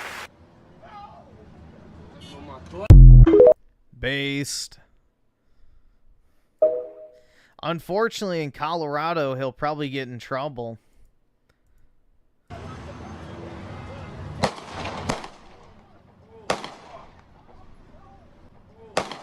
That's the way it should be, man. That way, you don't actually have to pay for the legal fees. You don't have to pay for him to be put in jail, blah, blah, blah. You know, that's the ideal outcome of dealing with a criminal. Saves the taxpayers a lot of money. He should be applauded for his effort. effect on the planet. Telling white women not to have kids? Good. Being the main advocates of leftism and communism? Amazing. Telling white people that they should be ashamed of their history? Deserved. And who'd forget teaching us about the benefits of opening up our borders to third worlders? They are amazing people, and we should all celebrate these. Yeah, the Jewish dildo salesman. Yeah, Rabbi Shmuley. Ideals and turn Israel into an open and diverse society. Oh, what's the problem, big guy? I thought you guys liked diversity. The Jews, as shown by historical and contemporary sources, are not a singular hive mind and have a tendency to constantly fight amongst each other. This time is no different, as however the majority of Jews are Zionists. There is a sizable amount that think Israel is a bad idea and actually side with the Palestinians or take a more moderate stance. The distinction has to be made, as with Jews, it doesn't really matter if they're left or right wing. The division between Zionists and anti-Zionists is a fault line splitting them apart seemingly at random. One time you'll see a secular Jew that is an ardent Zionist, and another time you'll see a pro-Palestine Orthodox. These guys really do like to bicker, but someone could say that they all regardless share one common characteristic. Some absolute anti-Semite and bigot might say that Jews are inherently anti-white, which is a crazy conspiracy theory with no real evidence, but putting my biases aside, they kind of do have a reason to be so. All I'm saying is that the big anti-whiteness never happened, but even if it did, they were justified in doing so. I mean, the Romans did destroy their temple, that to this day has not been rebuilt. When you see all the politicians undergoing the submission humiliation ritual known as visiting the Western Wall, that Western Wall is what remains of the temple destroyed by the Romans, but the sons of the Eternal City did not stop there. Under Hadrian, 2/3 of all Jews were killed in Judea as a response to a bloody uprising. Hadrian also banned Jews from entering Jerusalem, renamed it, settled it with Greeks, and put a temple of Jupiter where the Jewish temple once stood. Judea for the next few centuries was in a state as if the Jews never inhabited these lands in the first place. They were beaten into submission. But the worst thing is, all the previous people that oppressed the Jews, the Egyptians, the Babylonians, the Seleucids, all slowly disappeared, while the Jews endured. But the Romans endured unlike anyone else before. The empire fell, yes, but the Western land civilization that sprung out of it evolved to be the West that we know today. The Jews were not only absolutely raped by Rome, but became a diaspora, forever having to live amongst the Europeans that succeeded the Roman state. The Jews of today see the West as a direct continuation of Rome. They hated Christianity, they didn't want to assimilate, and so they developed a morality based on seeing the goys, the outsiders to their faith, as cattle. I mean, I don't want to say too much, but I think that you now understand why Jews are the way they are. They had to live amongst a civilization that absolutely BTFO'd them and then die for so long, and now that they have found themselves in positions of power, it makes complete sense why things are the way they are in the West nowadays. It doesn't mean that it's acceptable though. Israel is America's greatest ally. That information is actually untrue because that spot is occupied by Albania because Albania didn't attack an American ship unprovoked and killed 34 people in complete deliberation. But who am I to judge? People who make the point that Israel is an ally to... I still think the U.S. Liberty thing was a false flag attempt gone wrong. I don't think there was supposed to be survivors from it. You know, it's like, what was the one ship they sank? Fuck. Hold on, let me look this up.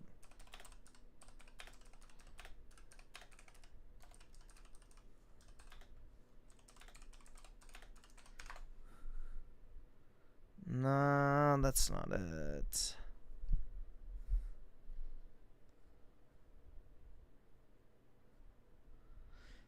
No, not the Lusitania. That's not what I'm thinking of. Hold on.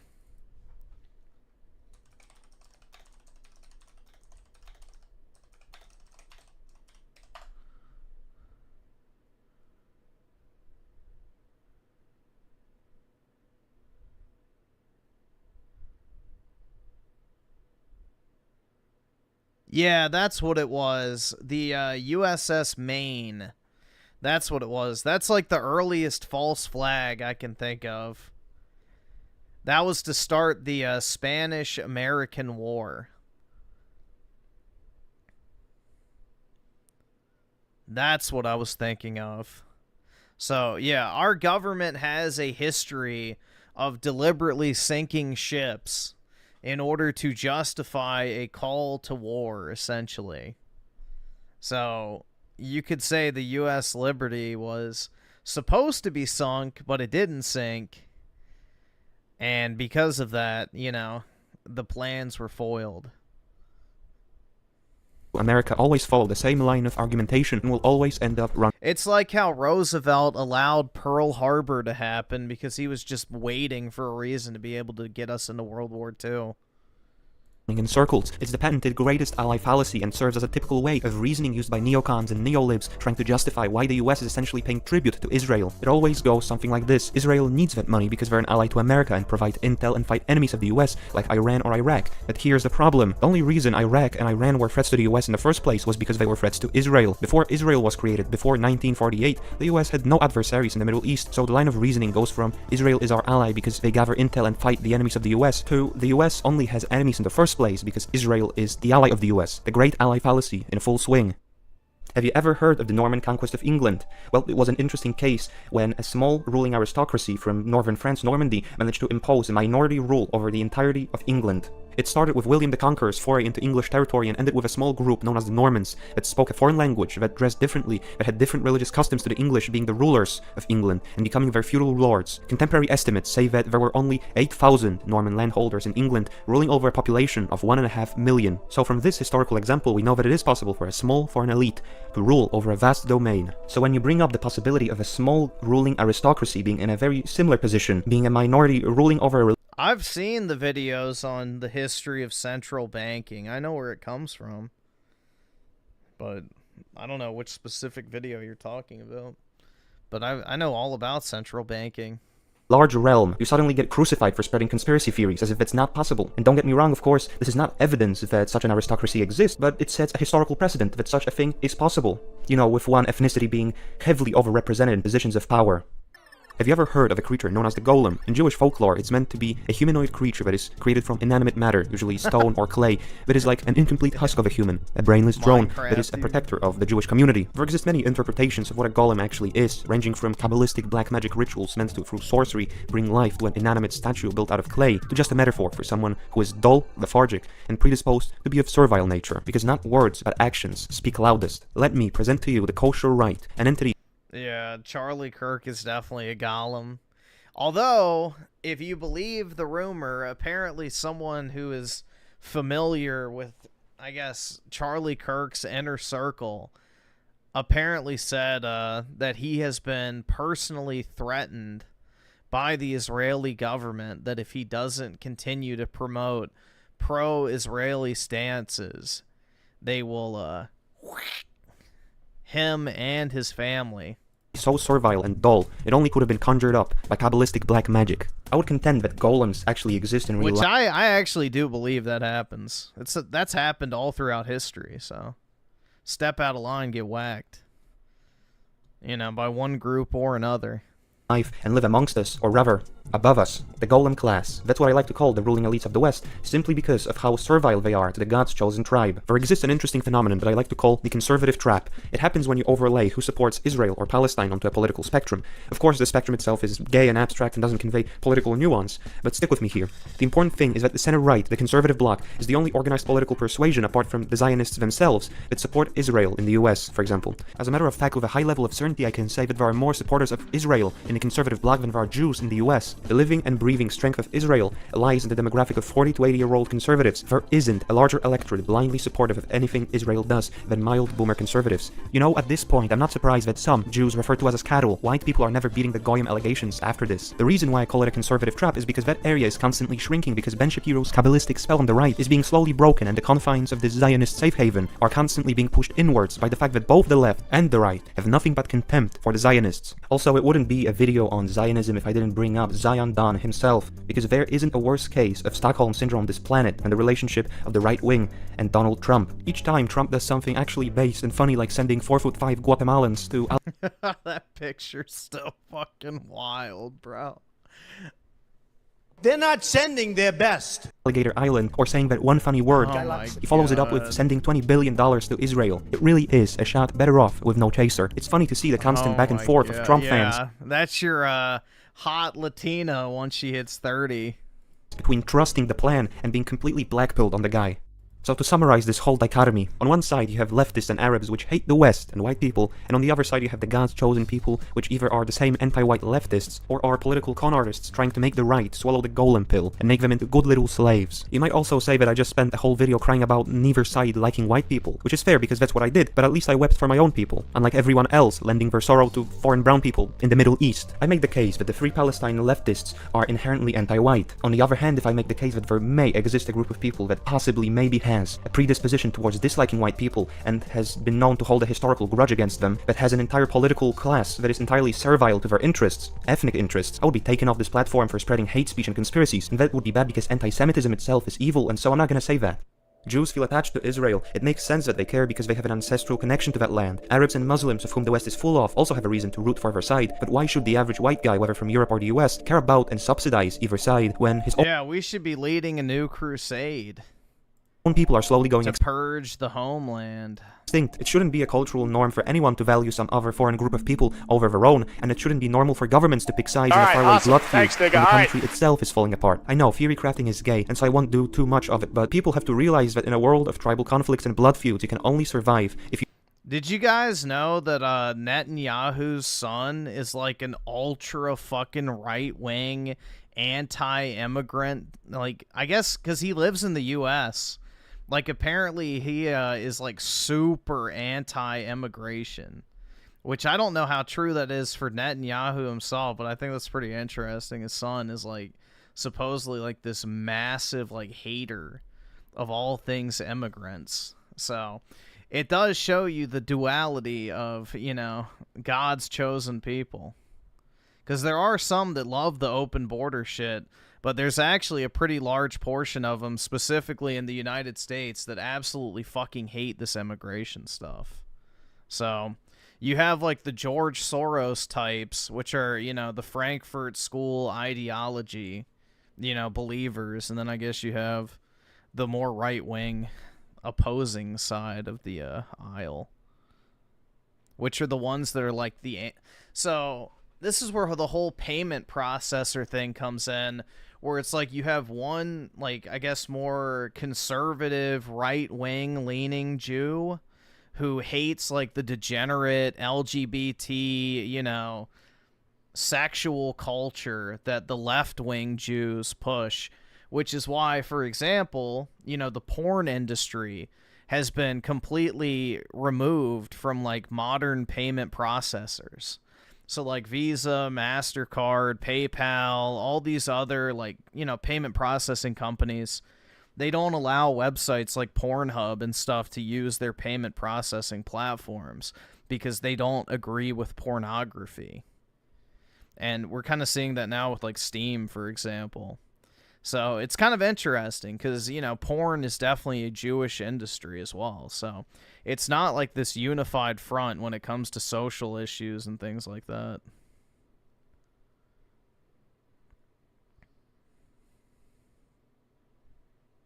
Stephen Miller, yep, he's very anti-immigration.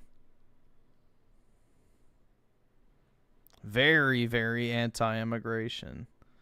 So that's like his whole fucking mission in life is to get as many fucking, you know, illegals out of the U.S. as possible. So, yeah. That's the, like, to be fair, you know, there are a lot, this is why I don't agree with, like, the whole, like, I don't know, like, all of whatever are bad. You know, the bad actors are what you need to focus on. So, I don't know. Leave cultured games alone. I don't know, bro. Lolly Rape Simulator can get fucked for all I care. I really don't, you know. That's not a hill I'm dying on.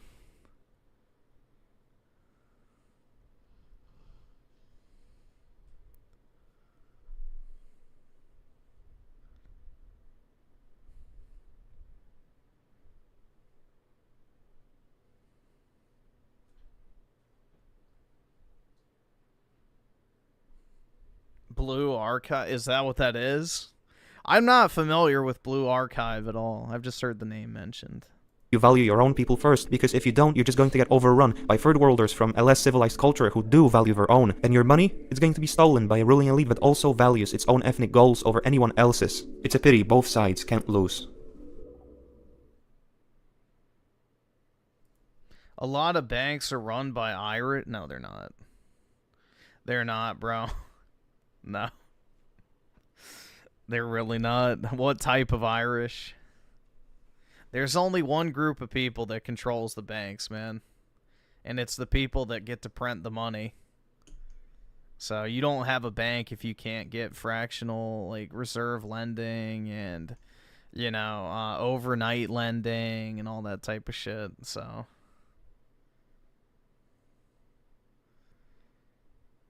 it's like the jewelry industry. You'll get squeezed out immediately. When you control the supply, you control the market. Remember that. So...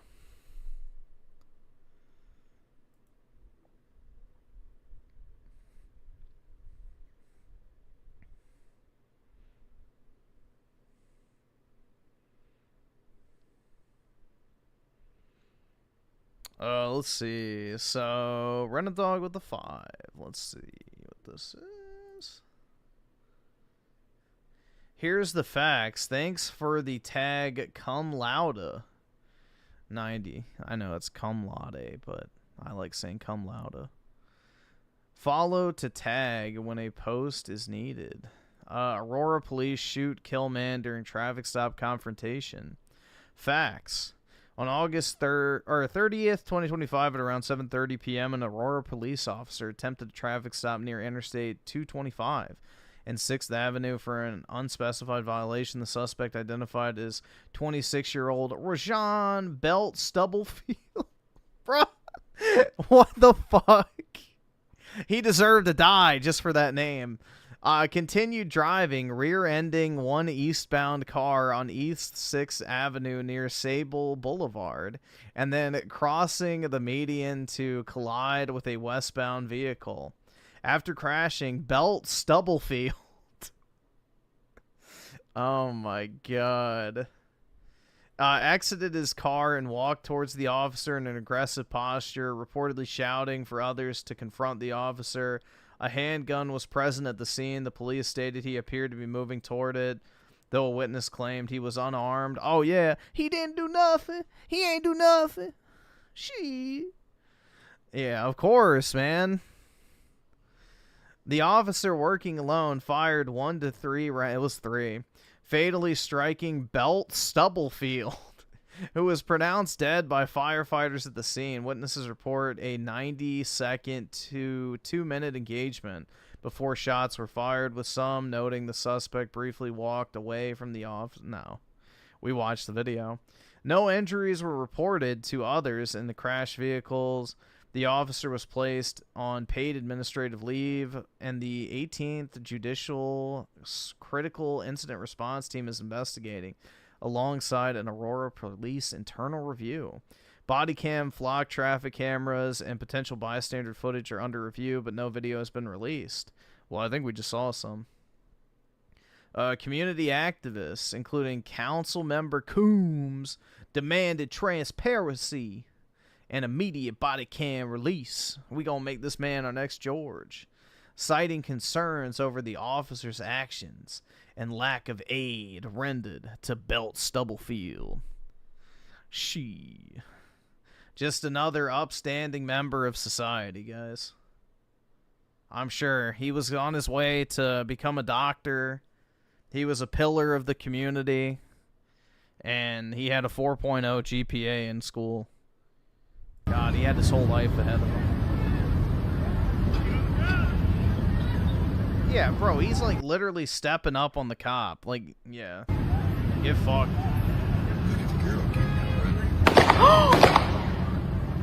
Oh my god! Oh no! Oh, he just fucking killed him! Nice. Oh my god! Oh. Somebody should hold on, wait. Let's see. Is there like a... Let me just see if I can...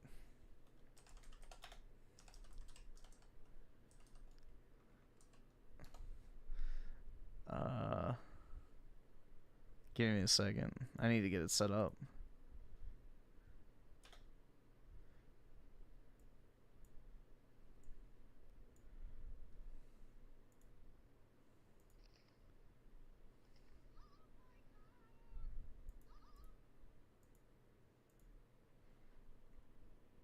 All right. Here we go.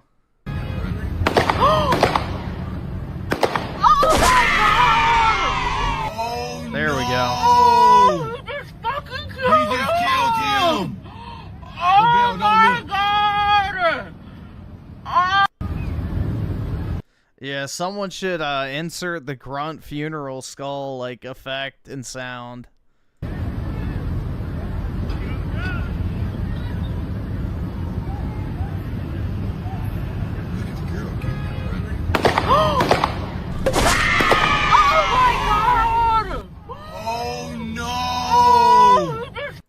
Oh no! You should be happy your tax money is not going to get wasted.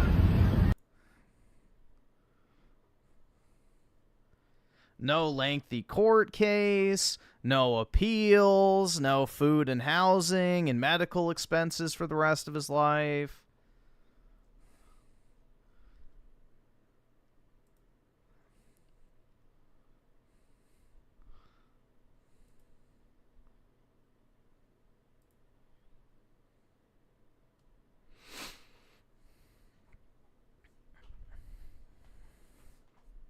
Yeah, I'm sorry, bro. If you have a fucking gun pulled on you by a cop and you fucking, are approaching him consistently for, you know, an extended period of time, swinging your fucking arms, yeah, you deserve to get fucking shot at that point, so.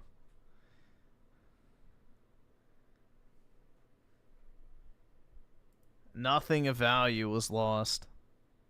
Not to mention the fact that he was slamming into other people with his car, so.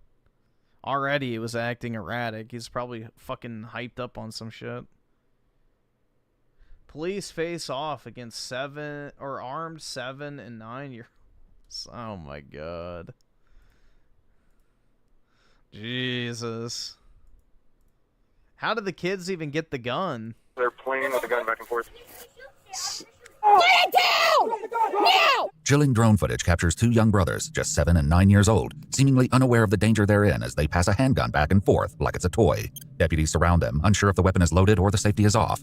The stakes are high, and one wrong Of course the woman screams at the kid, move could bring the entire trying to escalate the situation. standoff to a deadly end. Put it down! Put it down! Put it down! Now! The following is based on official police records. Please note that all persons charged with a crime are presumed innocent unless and until proven guilty in a court of law. In Albuquerque, New Mexico, on the afternoon of February 16th, 2025. Realistically, all you'd have to do is walk up to the kids and just say, put the gun down. 37-year-old Melissa Padilla makes an urgent call to 911. Tell me exactly what happened. Well, I had my boys helping me clean stuff that they were throwing out of the car last night. Officers were here last night as well because they, took off, and they found a gun, and they have it, and they jumped the fence, and they have it with them. What kind of firearm was it? I believe it's a 9, white and black. So like a compact, small mini. It's tiny. Yeah, I told them to give it to me, and they wouldn't. So I came inside to get my phone, and yeah, they took off out of the 7 and 9. Bernalillo County deputies quickly respond. So you had a random gun just chilling in your car, and your kids found it, and their first reaction was to grab the gun and run away from you? Jeez, that's not telling. To the scene and discuss how to proceed. How do you want to approach this? Because they're probably barricaded in that trailer in the back, but we don't know that that firearm is not loaded. Have you been here before? Yes, and they're 1040. They barricaded. Jesus, dude. Yeah, the woman should be charged with at least, negligence. They're very M94, 10 and 7, I believe. The CP confirmed that the firearm is not loaded. Absolutely no control over them. If you've been out with them before, I'll follow you, and I'll just bring a 40. I don't think shooting at kids on anyone's agenda. Well, no, of course. Where's the little boy running? Well, you should have checked with me first, because it's definitely on mine. So I saw one just run that way. They're probably in the Black Mesa Loop because they know what's happening. There's a road back there. Melissa describes the children to deputies, stating that 9-year-old Sean is wearing Star Wars pajamas, while his little brother, 7-year-old Eugene, is He's wearing a sequel t-shirt, so not really. dressed in a Minecraft theme set. When a deputy notices something on the ground near their feet, the situation takes a turn for the worse. From last night, probably. You can't run this. I know I won't touch it. I'm a felon. I can't. But I was gonna, yeah. There are unspent. I'm a felon. I can't touch it. But you had it in your car? Bullshit, bitch. Rounds on the ground where we are. So there is a possibility that they have ammunition. Was there any issue happening Trash. before this? Okay. And then they started fighting with each other. And I told my son Sean not to freaking be doing that. And then that's when they got mad. And then they locked the door on me because at first we were cleaning it up. So they were fighting with each other? Yes. Was anybody chasing the other one with the firearm? Who had the firearm? The one that was mad or the other one? Eugene had the firearm, 7-year-old. And was he the mad one? No. Sean was the mad one. Sean was the mad one. Mm-hmm. Sean's the one that got the gun pointed at him on the 9. According to a press interview, deputies had been to this residence no fewer than 56 times for domestic related calls. Just 1 week earlier, Melissa's ex-boyfriend, Gabriel Roybal, was arrested and charged with multiple offenses, including child abuse, assault with a deadly weapon, and negligently leaving firearms accessible to minors. The weapon now in the children's hands is believed to belong to Gabriel, and the mother claims to have no idea it was hidden in the car where the two ultimately found it. While Melissa remains at the residence with 2 other children in her care, deputies begin searching the area for any sign of Sean and Eugene.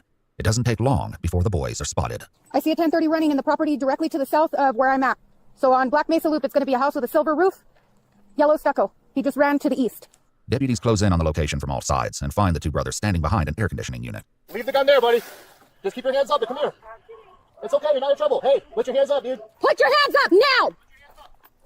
Of course. Yep, it's the woman. It's always the fucking female cop that escalates the situation. The guy is talking to the kids normally. She shows up and goes, "Put the weapon down! I'll fucking kill you!" Oh my god, dude. Women should not be in these situations if they're gonna act like this shit. Which they almost always do. Put him up now! I have a visual on this side. The 1030 with the orange has something in his hand. All you gotta do is drop it, dude. That's it. 254, you have a female. Yeah, right? this is a certified woman moment, dude. behind you. There's no other way to put it. This is a certified woman moment. On that side, they have it in their hand, okay? Just stay there. Having heard the shouting, Melissa makes her way toward the scene. She stays back for now, but with her children in mortal danger, she won't remain on the sidelines for long. Just point it up. Just point it upward. Drop the gun, bro. Buddy, drop it. Drop the gun, man. Okay. Put it. Stop. Put it on the ground. Put it on the ground and put your hands up. Put it right there. 258's gonna have 40. And 234 is taser. Hey, put it down. Put your hands up. A drone is deployed, giving deputies a clear visual on the children as they move in. Their worst fears are realized as the footage reveals 9-year-old Sean holding a gun in his right hand. Hey, girls, can you guys drop that? Come talk to me. Just go ahead and drop that. Put it down, babe. Go ahead and put it down for me, okay? You're not in trouble, but you got to drop that and come talk to us, all right? If there's a magazine inside the magazine well, but they're playing with the gun back and forth. The one in the blue is trying to take it from the one in the orange. Put it down. And now the kid in the blue and green has a I firearm. need you to put it down, baby. Let's not do that, bud. Yeah, you can tell these kids were raised by absolute fucking degens. Let's not do that. Let's take our hand off, buddy. Let's put it on the ground. He said he has his hand on the chair. Hey, guys, put the gun down and come talk to me. If you need one, someone else come back Put the for gun it. down and come talk to me. It's okay. You're not in trouble, buddy. Just put it down, babe. Huh? Yeah. I know. Can you put it down for me? Just put it down. You're not going to be in trouble, okay? Just put it on the ground, bud. Come talk to us. You're not in trouble. Can you put it on the ground for him, bud? The one in the blue and the green. It's going to be in his left hand. He does have his finger on the trigger right now. Hey. Put it down. Don't do that. Put it down, baby. Okay. Eugene. Put it down, babe. 341. Can you lift You want 40 on that side? If so, I would go ahead and 40 you. Okay, my wing towards. Just wait. Let's try to keep talking with him. Wow. Just watch. There's a female coming up. Oski Woski with the 5. Women think emotionally. All right, awesome. Men Thanks, think nigga. All right. logically. That's how I see it. And this only proves it. Yeah, it's like there's countless examples of like these female cops escalating situations unnecessarily. That's right! That's right! Plenty of situations. Eugene, put it down, babe, okay? Can you put it down for me so we can talk? Can you do that for me? Because you're doing a really good job right now, so if you could just put it down, I would appreciate that. He has the firearm upside down now. He's no longer got a finger on the trigger. I would go ahead and shoot him. What I want you to do is I want you to hit beside them. Hit the wall? I want you to hit the wall. Hey, put that, just keep it down. Sean! Down. I want you to hit the wall, hit the fence. Hit the wall. Dude, why don't they just toss a couple flashbangs or some fucking gas or something?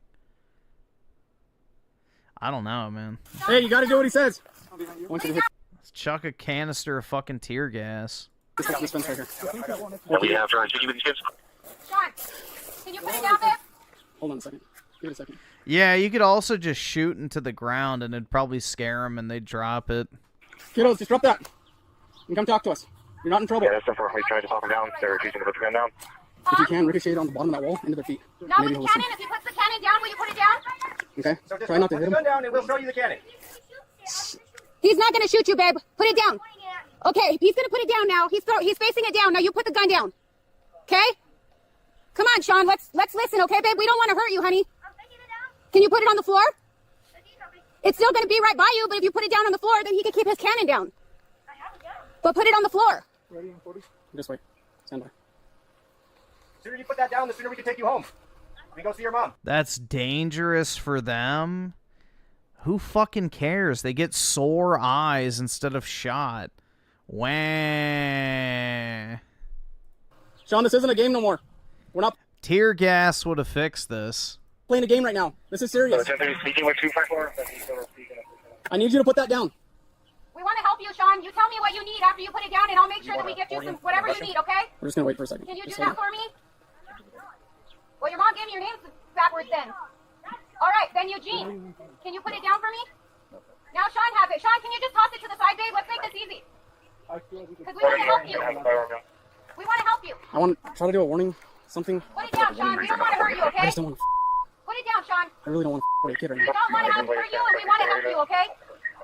Fire. It'd be- 48. Put it down, baby. 40 going out. 40, 40, 40. The non-lethal round collides with the air conditioning unit, startling both boys. In a shocking move, 9-year-old Sean aims the firearm towards deputies and plunges the entire scene into utter chaos. Put it down! Put it down! Put it down! Now! Drop it! Drop it! Drop the gun! Put it down! The green has it. Drop the gun! Fearing her children have been caught in a crossfire, Melissa bolts toward the scene and is intercepted by nearby deputies. Stay back! Stay back! It's less legal. It's less legal. Stop! Stop! Stop! Stop it! Stop it! Stop it! Stop it! Those are my kids. Yeah, you don't give a fuck about your kids. Stop. Record this! Those are my kids!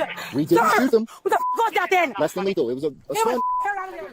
As the boys take cover behind the AC unit, a deputy flanks Your from kids wouldn't be in this situation if you actually gave a fuck about them in the first place, dumb bitch. the other side, determined to bring this standoff to an end. Drop it now. Drop it. I don't even have a gun. I don't have a gun.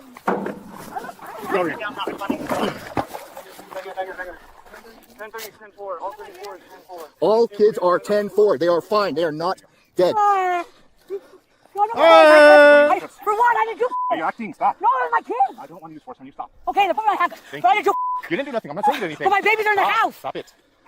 I just didn't act. Those are my kids. I get it. No, you guys are up there. We I don't just had a want gun to in my hurt hand. anybody. You do this. We're trying to de-escalate the situation. As one deputy inspects the gun, a chilling reality sets in. It's loaded with one in the chamber. Oh my god. A chilling reality. A gun has a bullet in it. Come on, get this, man. What do we do? It's not silly. Seriously, we gotta do something about this situation. Like I said, tear gas would have fixed this immediately. They'd be more worried about why they can't see, and they would put their hands on their face to cover the, like, you know. Again, nobody's thinking strategically. In addition to the bullet in the chamber, there are 2 more live rounds in the magazine. In a later press release, authorities would reveal that Sean pulled the trigger while it was aimed at deputies, but the gun failed to fire. Nearby, Melissa continues to panic, and a deputy once again reassures her that her children are alive. How come I don't hear them then? We're gonna talk. Look, this is what they showed me right here. Look, right here. These, right here. It's a big old bubble. Look. I want you to feel it. With the bubble. Feel it? That's what they shot him with. The deputy contacts her supervisor to update them on the situation. And I think they need to be put in custody at this point. Mom has, this is not the first event, it's just escalated. The last one is they barricaded with a stick and said they were going to scrap 34's Alfred. There was one in the chamber. Yeah, I told him that. So I think that it's just escalated at this point. Mom has said last time that she needs help and she cannot handle them. And I think they need a 72.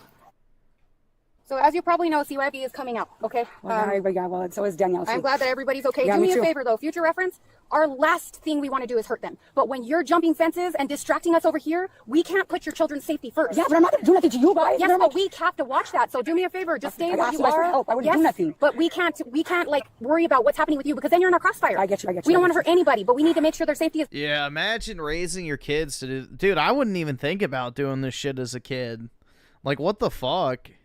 Paramount, and we can't do that when we're running after you two. Okay? Well, I heard something and I freaked out. What do you want me to do? What did you want me to do? I know, but all we do when we come out here is we want to help you. We've tried. So Well, I've been trying to You help. could try not keeping a fucking loaded gun in your car when you're a literal felon, and then letting your kids have easy access to it. I don't know. I know you've asked. I know. The 2 brothers are placed in separate cruisers. Deputies then check on the well-being of the younger children Melissa left unattended inside the house when she ran out. Just as it seems the worst is over, deputies deliver news that leaves Melissa reeling. So here's the deal with today. What'd you say? Here's the deal with today. You're going to jail, okay? For what? Obstruction. What do you mean? I didn't do nothing wrong. You ran, and I had to stop. No, I was making sure my kids were okay. You're going to jail. No, You're going to jail. no. A victim's advocate who'd been working with the family arrives and tries to calm Melissa, but she's overwhelmed and continues to plead for her release. My babies, sir, I didn't do nothing wrong. I just heard a shot and I didn't know. It was a mom just having a reaction. Paramedics examine the 2 boys, who were not injured. Yeah, I mean, that is kind of a bullshit charge, to be honest. I mean, she should obviously be charged with, negligence.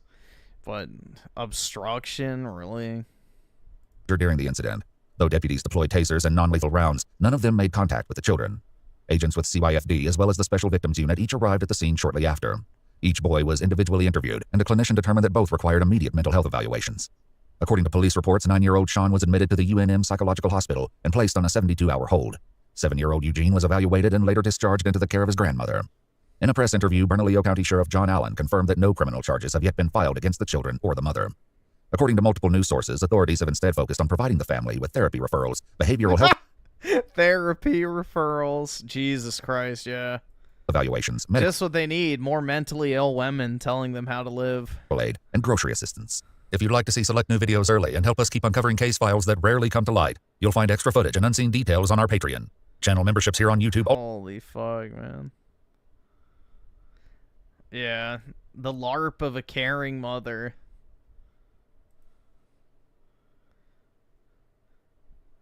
That's what a lot of women do, though, to avoid accountability for their fuck-ups. It's like, oh, I'm a mom, I'm a mom.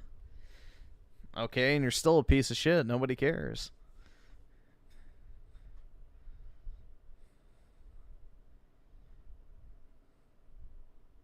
Being a mother doesn't absolve you of being a bad person.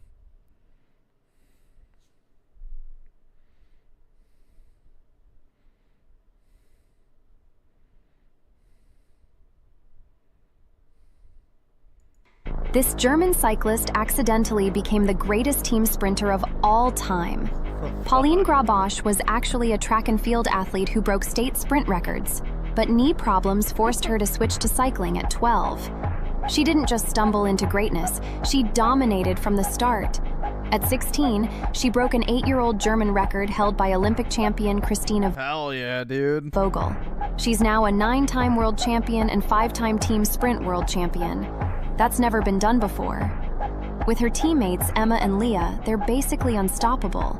At the 2021 Olympics, she had to watch from the sidelines as a reserve. Heartbreaking. But Paris 2024, she finally got her moment and won bronze with her team. This goes to show, sometimes a setback is just your detour to greatness. This is what Papa H was fighting for, guys. This German... Now that's German engineering.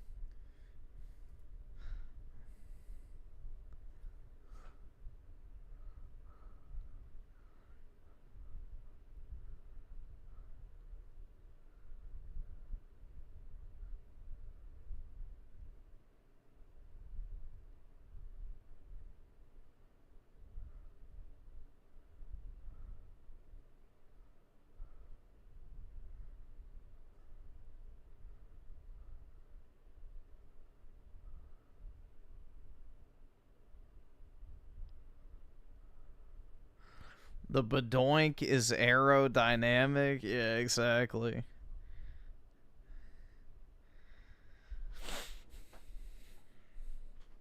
Gooner Griffin. Nope, I'm not a gooner for appreciating fine art.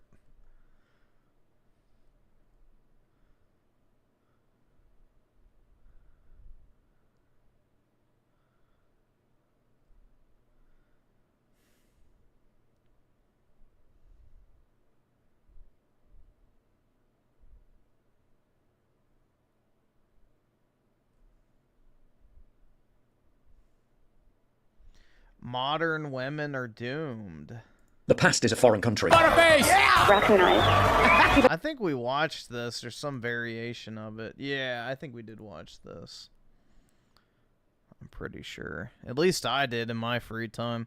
Run a Dog with the 5. This is that Buzz Lightyear movie. I didn't even know there was one. Lightyear writer Lauren Gunderson says she does not regret writing the scene after Snoop Dogg's response. A character needed a partner, and it was natural to write she instead of he. I knew the impact it could have. I'm proud. To infinity, love is love.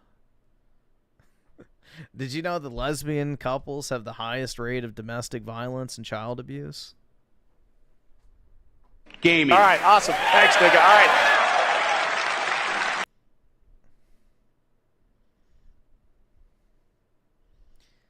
She was speeding 100+ miles per hour. She didn't do nothing. This 18-year-old girl from Ventura County driving an Infiniti G37. She's innocent. Or as police are now alleging, a deadly weapon, was chased by cops at over 100 miles per hour after also crashing into cops before being taken into custody by cops in a dead end. She did nothing wrong. And after she took a wrong turn in a pursuit that ironically started as a speeding violation. CHP officers were notified of a pursuit coming into the Ventura area from Santa Barbara County just before 9 p.m. Saturday. The driver at the wheel is alleged to be Felicity Hughes of Camarillo. She eventually exited the freeway and went towards Auto Drive Mall before she turned down a dead-end road onto a private lot. She then made a U-turn and hit the gas before striking a patrol vehicle, leaving that cop car undrivable and an officer with minor injuries. She was then taken into custody without further incident. Hughes was charged with evading police and willful disregard and assault with a deadly weapon. She was transported to Todd Road Jail in Santa Paula with a $50,000 bail set. An on-scene photographer whose tag below captured the scene because when news breaks, we're on scene. This 18-year-old... It's alright, I'll cover her bail. Daryl's on with the 2. Griffin should go to jail. Wait, Griffin should go to jail for shooting me. What the fuck?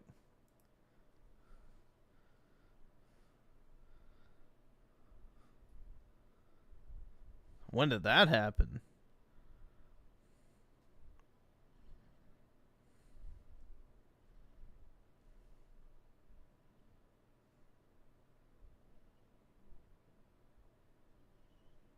What being a personal trainer taught me about women.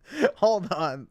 That's good. I'll tell y'all, being a personal trainer at these luxury gyms, Equinox, Boston Sports Clubs. Oh, God. In Wellesley, Massachusetts. Look up Wellesley, Massachusetts. All right, I'll bite on this. I would say it's top 2, top 3, like wealthiest city in Boston. Yeah, they go to get fucking piped. Like when I was a trainer at these places, especially when I was in college, because that was my first ever quote unquote occupation. Dude, everyone knows women get trainers in order to get fucked. It's just a natural progression. They want a man to, like, you know, touch them physically, which, you know, inevitably leads to the ultimate outcome. That I did, especially while I was in college, there were a lot of interactions that I would have with women, married women specifically, not single women. I did have some single women that I worked with. That's fine, but married women. I would have some interactions with them that would leave me scratching my head. Because, you know, I'm a very moral person. Obviously, don't shit where you eat, right? Like, always, that was always my mindset. Never shit where you eat. And also, never touch another That's smart. man's wife, right? That's another thing. Consensually, of course. I know some people are going to think, like, I'm saying something crazy. But I would have these crazy experiences where, you know, obviously, I'm a trainer. I'm here to make money. I'm making money. And I'm working with these women. And they start to get really flirtatious, right? And you start to wonder because you know that they're married because they came with their husbands in that consultation. Their husbands were sitting in that consultation. Their husbands were egging them on to actually Griffin's fantasy? Yeah, dude, I want to fuck a bunch of roasty old women. Yeah, absolutely, bro. Trained by me, and they were all for it. And then once the husband left and they were just me and them in the gym, right? They would start to, you know, say flirtatious things. They say, "Oh, you're so attractive. Like, oh, your muscles. I love how you look. Like, oh my God, like you're so amazing. I wish my husband was like that." And they would start to say things like this in the beginning, right? And I would work with these women for about 3 to 6 months, right? Nothing crazy. But as the weeks went on, the flirtations got more and more, right? To the point where it just got to a point where I'm like, you're married. Like, I wouldn't tell them this, but in my head, I'm like, you're married. Like, how could you be this flirtatious? Like, how could you be egging me on so much? And it would get to a point, I would say typically around week 8, they would be like, hey, I'm not gonna lie, like, I'm really attracted to you. Like, I don't really do much when I'm at home. My husband's not there. He's always at work. You can come over or something like that. Or like, hey, let's go do this, let's go do that. And I would politely say no, I respectfully say no, because obviously, you know, I respect their husbands, I respect what they're doing, I respect the hustle that they're doing. But there's one thing I realized, because these demographic of women were rich women, right? And these rich women were always left at home by themselves. They were always bored. So they always wanted to talk to a lot of these guys who were in these services industries, right? They would have their own personal masseuse who was a male. They would have their own trainer who was a male. They'd have their own gardener who was a male. They'd have all these male services around them, right? Clearly for a reason. It never was just. And then if the husband bangs one maid, it's a divorce court. Just that, right? It never was just for just like their. The hypocrisy of it all, dude. Back in the day, you used to be able to fuck your slaves like the Romans, bro. You know, the wife would have her fucking, you know, bull slaves. The men would have their female slaves. And, you know, sure, it was immoral, but it wasn't hypocritical. Actual trade work that they did. But as I was talking to them more, I would try to understand what was going on at home, because that would give me a good understanding of why they act the way that they act. Because I do believe that women who feel neglected or who feel like they're just sitting at home. Nowadays, it's all these women pay for personal trainers. They pay for, like the, you know, masseuse and all that shit. And they have sex with them all the time. But then if the guy gets caught sleeping with the nanny or sleeping with the maid or has a side piece, the women act like it's the biggest fucking deal on the planet. So, Yeah. We used to have a civilized society. But yeah. That's what the Romans would do, though. They would have, like, literal bang slaves. The women and the men. Like, if you were a wealthy woman, you would pay to have a male, like, bull, essentially, who you would just fuck for your pleasure. Because, like, the Romans viewed marriage as a, you know, contract type thing. It wasn't really a romance thing at all. It was all about, you know, political gain and things like that. So there was no love in the equation. So as long as you didn't have children from, you know, the slave, then women could kind of just, you know, do whatever. Same with guys. So that's how it used to be in the past. And then same with, like, you know, European nobility and stuff. They would all get married, you know, out of political purpose and, you know, have their mistresses and side bitches and all that type of shit. But that's how it used to be.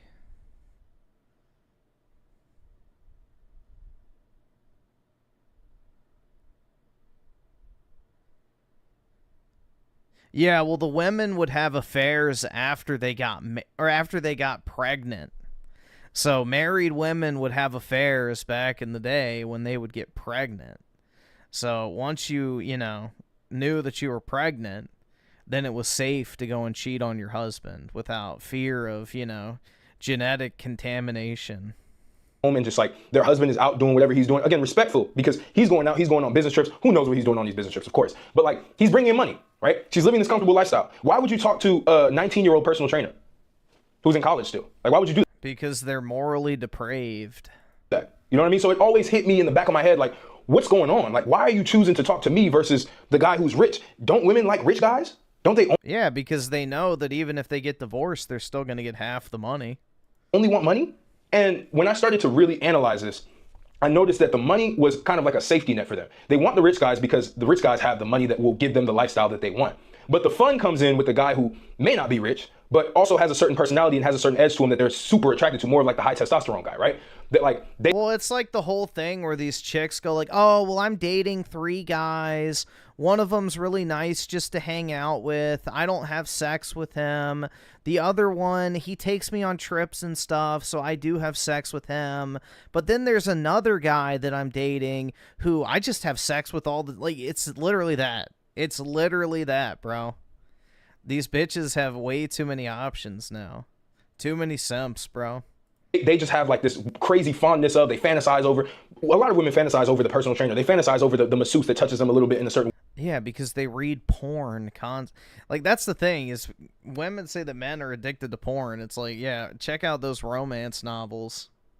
Check out the romance novels. They're worse than even the most depraved porn shit you've probably watched in your life. Way, and they get excited and they want to do this and they want to do that. I'm not saying all women, but that happens consistently. And it got to a certain point where I was really just asking so many questions about their relationships, and they would open up. They would say a lot. They say, "Oh, well, you know, he doesn't last very long. Like it's kind of boring. Like I've never orgasmed in my sex life at all." Like they would just like throw this shit out there, and they would bash the guy so much. And in my head, I'm like, "But he's a millionaire." Like, bro, when I tell you, Wellesley, Massachusetts, billionaires out there, right? There are. I remember when I was waiting tables, because I did a little bit of serving at the country club, the Wellesley Country Club. The CEO of Bank of America was there. I'll never forget that. I didn't even know who he was. I served him. No. It's not about the genetics, bro. It's about the pleasure. So this is the thing with modern dating now, is like a lot of these chicks date multiple guys for different reasons. Like one of the guys is wealthy, so he can buy her a bunch of shit, take her on nice dates and trips, and blah, blah, blah. The other guy she wants to date because she's attracted to him, because, you know, he's fit and he has good hair and whatever. And then the third guy she dates is like a total fucking simp and will do basically anything for her without the expectation of any, you know, I guess reciprocation.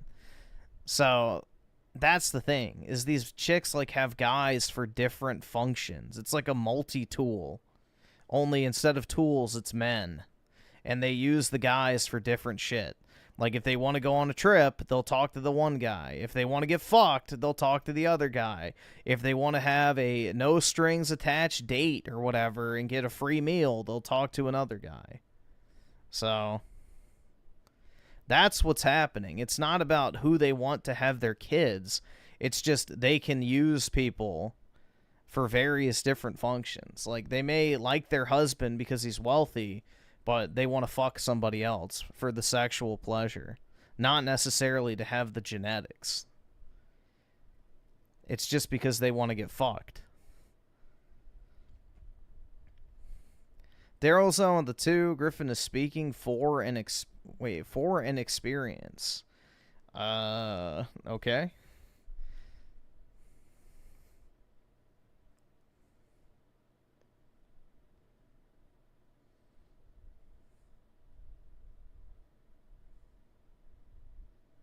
Right? And these are the types of guys that live there. Like, all the NBA players live there, everything, right? And all their wives, I'm not saying his wife, or I'm not saying any NBA player's wife, but like a lot of these rich guys' wives would go to these trainers and they would flirt with them and they would do things with them. And it always puzzled me because I'm like, you have something safe at home. Why are you coming here and taking the risk with somebody? What if he finds out? Right? But then they get half his money.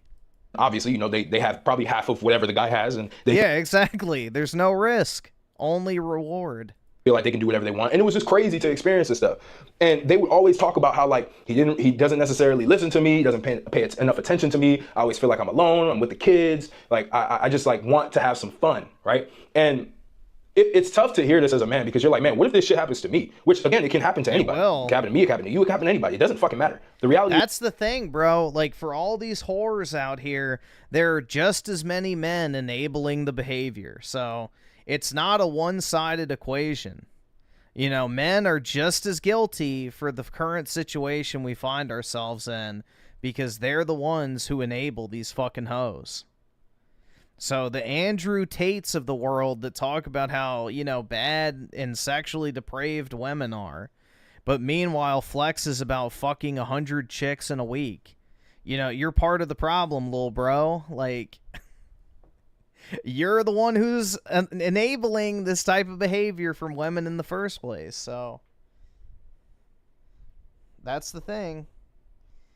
It's not a one-side, you know, equation. It's both fucking parties equally enabling this type of behavior. It is a possibility, right? But what I've also noticed is it's a possibility that can be reduced if you're a man who can basically do more, right? And again, this is going to piss off a lot of guys. They're like, why do I have to do more? I just don't want to date women at all. Go ahead, don't do that, right? That's your prerogative. But I take that as a masculine man. I take that as a challenge. Like, how can I be somebody who's also fun, cool to talk to, like can actually give the woman a good experience while also getting the money as well? You can't, because they want perfection and it doesn't exist. Right? It's good to have both. But a lot of these guys will be so focused on their careers, which, again, respect to them, because that's super important. Yeah, but that's the reason why the women were attracted to them in the first place. The problem is women think that they can be attracted to different people for different reasons, and it's okay. I mean, it's basically like the mentality of, oh yeah, I want her to be the mother of my kids, but I want to go fuck this other chick on the side because, you know, she's better in bed. It's like, yeah, the perfect person doesn't fucking exist. You have to prioritize what's actually important to you. Like, yeah, the guy who's working all the time can provide you the nice, luxurious lifestyle you want, but sure, he may not be a fucking hung stud who's just pounding your fucking, you know, holes day and night because he's actually busy. So you have to pick and choose what actually matters to you. You're not going to find everything you want in a person. So people have way too high of expectations, and then they turn to fucking infidelity or whatever else in order to try and, you know, fill this fantasy that has never existed at any point, but for some reason they think does. The fucking Disney princess mentality is a fucking lie. There's no perfect women or men in this world. Nobody will give you everything that you want. You have to figure out what it is that's the most important thing to you, and then find someone who fits that, and maybe they're lacking in other areas. So it's delusional shit. But the women will be on the side just fucking around, right? Idle's mind is the devil's playground is what I learned. Because as they're doing these exercises, they're pointing their butt out a certain way. They want to do more squats. All of a sudden, they want you to get right behind them. They want you to do all these different things. And I just realized, man, I'm like, if you're a dude and you let your woman like go be with like a male trainer or like a male masseuse or any of these different services, you're kind of cooked at the end of the day, especially if you're a grinder. If you're somebody who's really working hard and building and you're not at home very often, the likelihood of something happening is a lot higher. And I didn't realize this until I went through that process. And once I started to understand, like, it's not about the money. It's not. It's about the fun. It's about the thrill. It's about the emotional roller coaster. A lot of these guys, when I would meet... But that's the thing. It's not about the money for someone like you, but she's still going to want the money from someone else. Like, this is the thing. If the roles were reversed, let's say, and she was married to this type of guy who's, you know, athletic, in shape, attractive, whatever. Okay? There would get to be a point where she feels like, oh, I don't have enough money. I can't afford to buy all of this stuff. I can't go on vacations and stuff. So she would go out, and instead of finding a personal trainer, she would find some fucking, you know, millionaire dude out there to fuck on the side, and he would buy her a bunch of shit or take her to nice restaurants or, you know, let her and her friends go and stay at his fucking beach house or, you know, things like that. So if the roles were reversed and she was dating a broke guy that was, you know, physically attractive to her, she would still seek out the money from someone else. So it doesn't matter. She's completely morally bankrupt. So a woman like that, there's no fixing it. It doesn't matter what you offer. She's always going to want something else. You know? That's somebody who's just mind fucked. They're never going to be happy. They're never going to be satisfied, and there's no saving someone like that. You just got to move on. Meet them when they would come and sit down at, like, you know, we would do halfway point reviews and stuff like that, and like they'd want to renew and everything. They would be so excited that I'm working with them. They're like, man, you're doing so great. You look so amazing, et cetera, right? And it's like they just didn't understand. Attractive? Are you saying this dude is not an attractive guy? The fuck?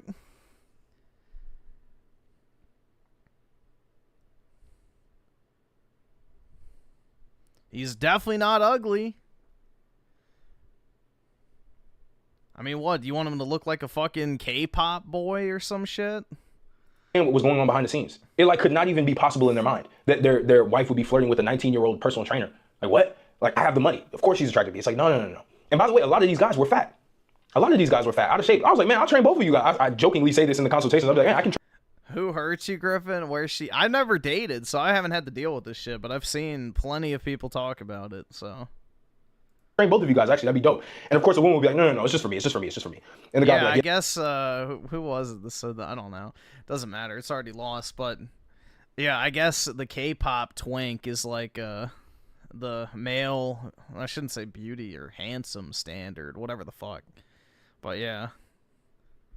A K-pop twink, is that preferable? Yeah, this guy is I would say conventionally attractive male. So there's like literally nothing wrong with his appearance at all. He's in shape. You know, he has a good physique, I guess. Muscle-wise. Good face shape. He's not bald. Has like the ideal facial hair. So I don't know, man. Yeah, she can have that. I'm good. Now, what's crazy is the woman would want to get in better shape. The man would not. As she got in. I'm walking a fine line. I don't have a problem saying that a guy looks good. Like, sorry, that I'm not like, oh my god, bro, what if they call me gay? Like, I'm not really worried about it.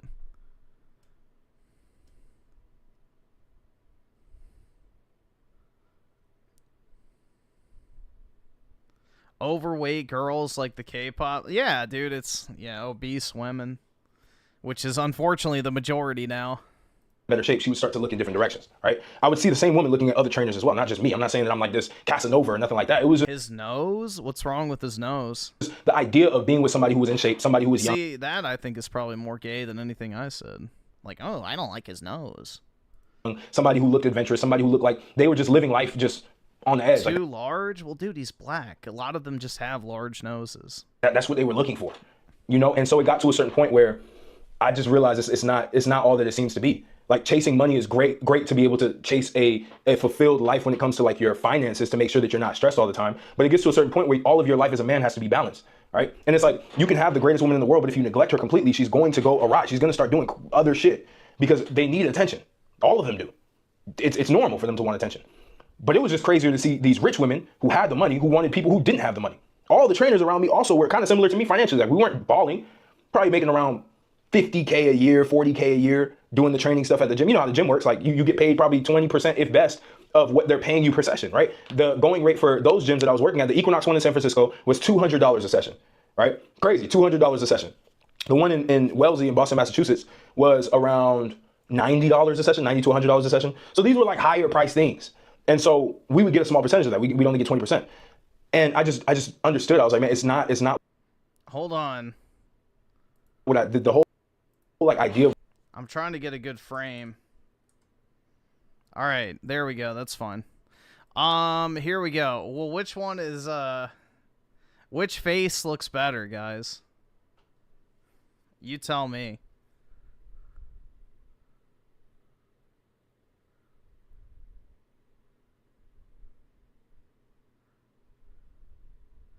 Sar Floyd or this guy?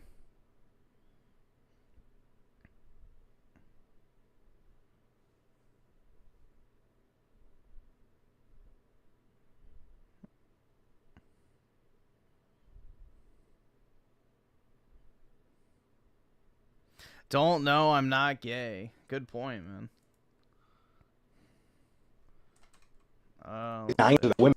If you're one-dimensional, if you only have money, you're not safe.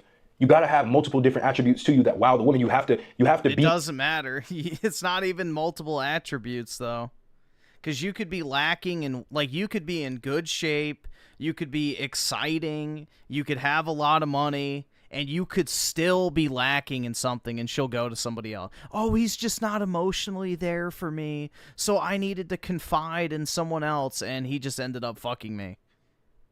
Like, it doesn't matter. They'll always find someone like that. A woman who is looking to other people for a gap in her relationship will find a reason to cheat. Simple as that. A unloyal whore will find a reason to justify her cheating on you. It doesn't matter what it is. You could literally, like, bro, prime example. Hold on, let's see if I can find this.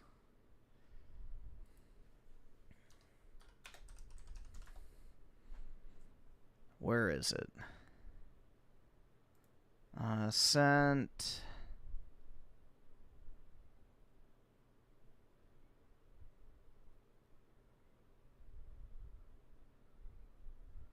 Was this it? No.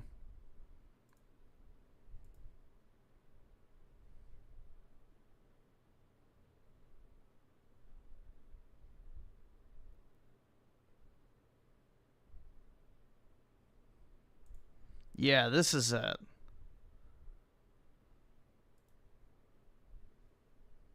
Wanted a divorce. I walked myself through the logistics of where would I live, how would we split the time with the kids, who gets the dog. I feel like I have been searching for something in my relationship that we don't have for the whole time we've been married, which has been 10 years. There is not a single thing about my husband in and of himself that I do not love. He is the most self-disciplined, loyal, hardworking, good person that you could meet on this planet. Our relationship and what my expectations are for my marriage and what they always have been are not met. I can't be myself with my husband, and it's really confusing because I'm 32 years old, I am a mom of 3, and I still don't know who I am.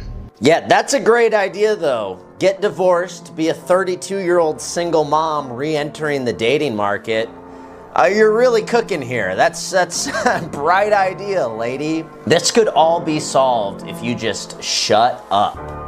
And if your husband was stronger, he would tell you to shut the fuck up. Horrible woman. Disgusting. So there you go. There's nothing she doesn't love about him.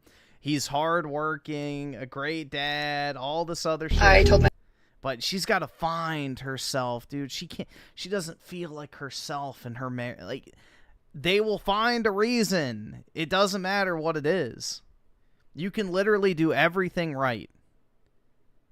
You can literally, there's no fixing someone like that. In her fantasy consistently as a man. Like, if you're jacked, you're in shape, and you're also making money, and you're also charismatic, and you're also super competent in other areas of life, she will always be attracted to you for the most part. And you have the freedom to be able to do things with her and have adventures with, like, a lot of these women would always tell me, like, oh yeah, we go on vacation like once a year, you know, because he's always traveling for work and stuff like that, and I'm always like with the kids and all that. And they would just... Yeah, most people only go on vacation once a year. Although, I've never been on vacation myself, but... They would tell me everything about their relationships, everything about their lives. And I would feel so bad for these guys because maybe they knew, maybe they didn't know. Maybe they just didn't give a fuck. Griff, you literally just simped for a black man? What's wrong with that, PK? I simp for you all the time.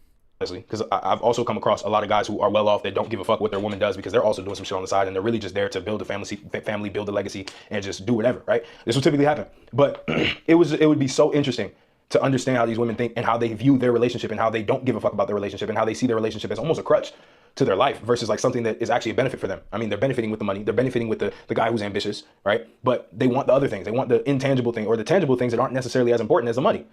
And as I started to learn this, even when I was at Equinox, it was the same exact pattern. Yeah, I think PK is jealous, bro. In the same exact scenario, these rich women would come around, they would talk, they would over talk about their conversations with their husbands and their issues. Average jobs give you 2 weeks. Dude, I get 3.5.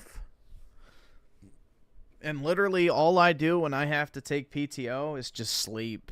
I don't do anything. In the bedroom, their issues with his physical appearance, their issues with his over dedication to work. And it's like, in my mind, I'm like, how ungrateful could you be?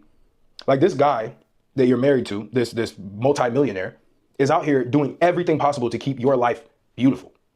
But you go to this personal trainer who possibly would financially ruin your life to get something, the 10% that you don't have.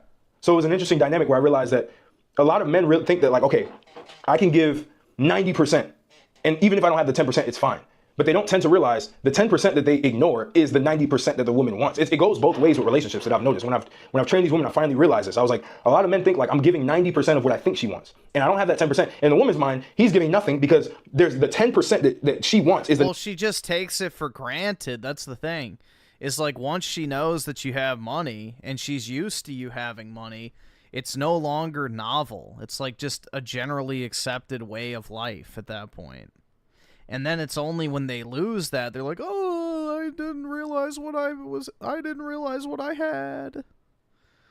Blah blah blah. It's like, oh man, we live in a sick society, man. Truly a sick, immoral society.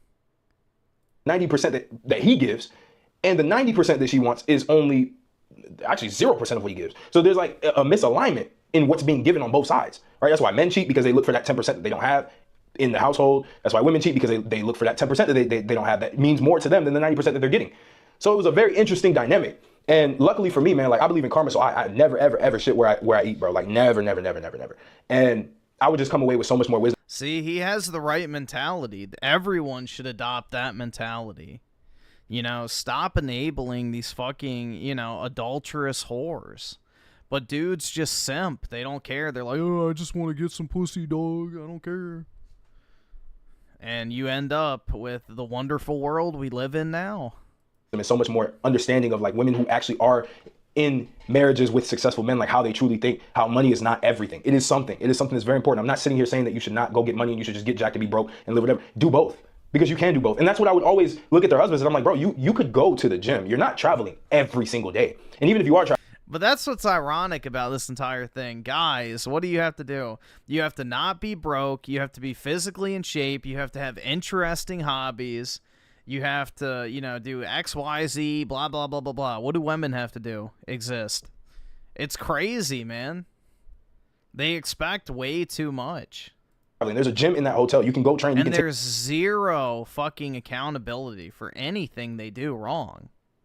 Take care of yourself. You don't have to look the way that you look. But they don't care because they're like money. Most of these guys were money hungry. To get to that level to where like these guys were making multi-million, they had like multi-millions of dollars in money that was coming into them every single year. They had these billion-dollar corporations. What's an interest? It depends on the woman, man. didn't give a fuck about their health because they just cared about the money. And I would see the relationship just like drift. And I would see the upcoming problems that would come in. A lot of these guys end up getting divorces because they would come back into the gym a year or two later and be like, yeah, things didn't work out, man. Like everything went bad. And they would literally just like go to the gym and start to train because they realized, damn, I need to get in shape. I didn't take care of my body and stuff like that. They would talk about the sex life that they had. They would say how it was piss poor.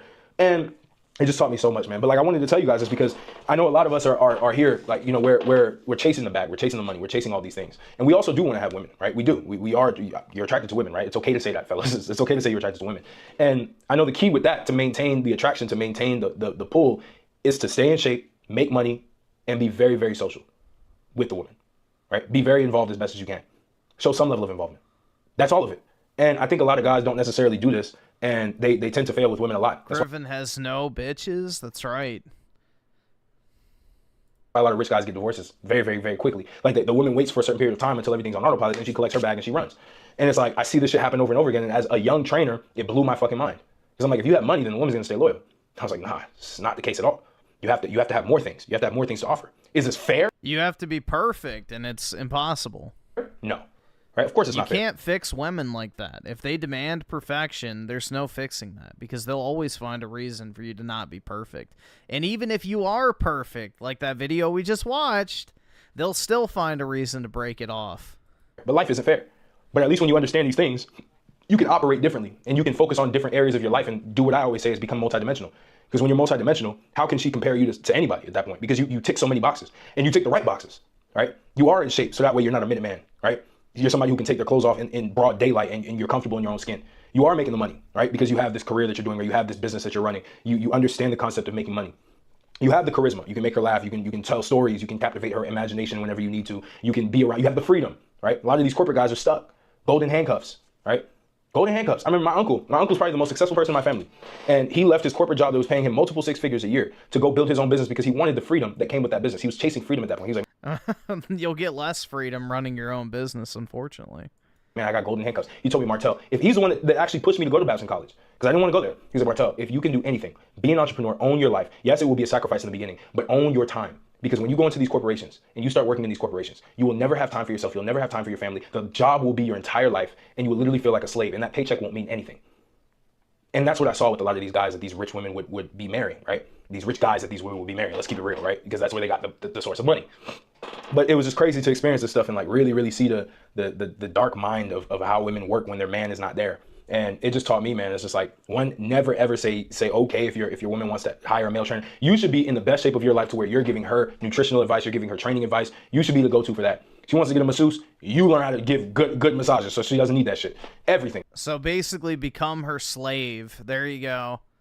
You have to work around the clock to make a shit ton of money. You have to work out to be in perfect physical shape. You have to then become her personal trainer. You have to cook for her. You have to give her massages. Make sure to clean up the house too. Literally just exist to please this one person. And maybe, just maybe, she won't leave you. Holy fuck, man. Bro, and expect the same for her too, whatever your needs are, bro. Like if you're a hypersexual guy and you want to have sex all the time, like she should be catching up with that. And if she doesn't, then boom, now you got to go somewhere else, right? So it has to be give and take. But at the end of the day, so the give is that you become her slave, and the take is she has sex with you. Dude, being in a relationship, the bare minimum should be that she's having sex with you. Like, if you're not having sex with your significant other, then you shouldn't be in that relationship because you obviously don't like each other. Like, that should be the bare minimum. Like, having sex, that shouldn't even be a conversation of like, oh yeah, well, you know, I'll do all this for you and then we can have sex. Like, no, the sex should be a given. It shouldn't even be a fucking, you know, an if scenario. If that's the case, just get out. It's like when you can master multiple different things, life becomes a lot easier and your relationships become a lot easier. And that's where a lot of men mess up. That's what I learned being a trainer. So I hope this was somewhat insightful for you. I hope this was helpful for you. Again, if you want to work with me one-on-one to just build your life, get some freedom, be able to live the life that I'm living right now, which is super dope, jacked, paid, free, all of that, Link will be in the description. Tap in with me, one-on-one mentorships, or you can get different programs to help you with different things. I'm really just keeping everything broad right now so that you can get as much value, whatever value you need at whatever stage you're in. I will be adding more courses and programs in there as well, and maybe even like a sales accelerator for guys who want to get remote income so that they can be able to live a life of freedom to a certain extent. I mean, obviously you're going to work, but you'll be able to be location free, right? Which I think is my goal for you guys, is to be location free. But hopefully this was helpful for you. I'm gonna catch you on the next video.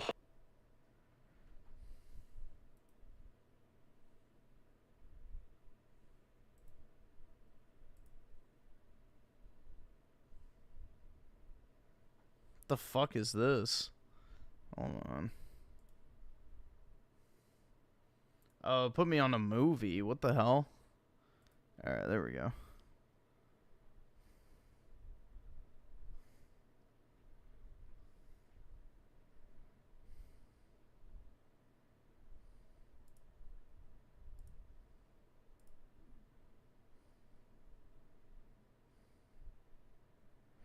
Prenups work up to the point of having children. After baby is born, a prenup becomes wet toilet. Yeah. I mean, like, states... Hold on. I think Texas has a limit. Texas limit on alimony child support. Yeah, Texas, they've capped alimony at... 20% of the spouse's gross monthly income. So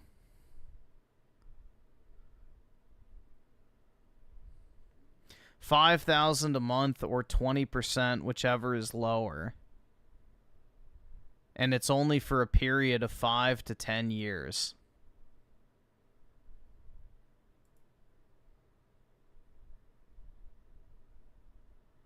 So Texas has a pretty large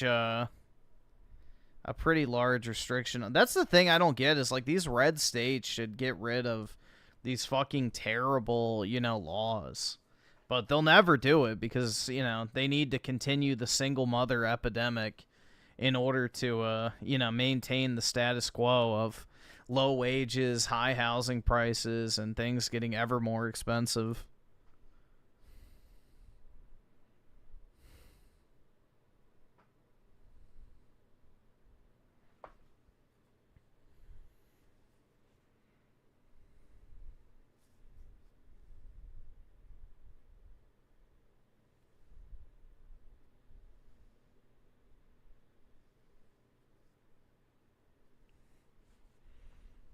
Dude, what the fuck is this? It's visible that you watch porn?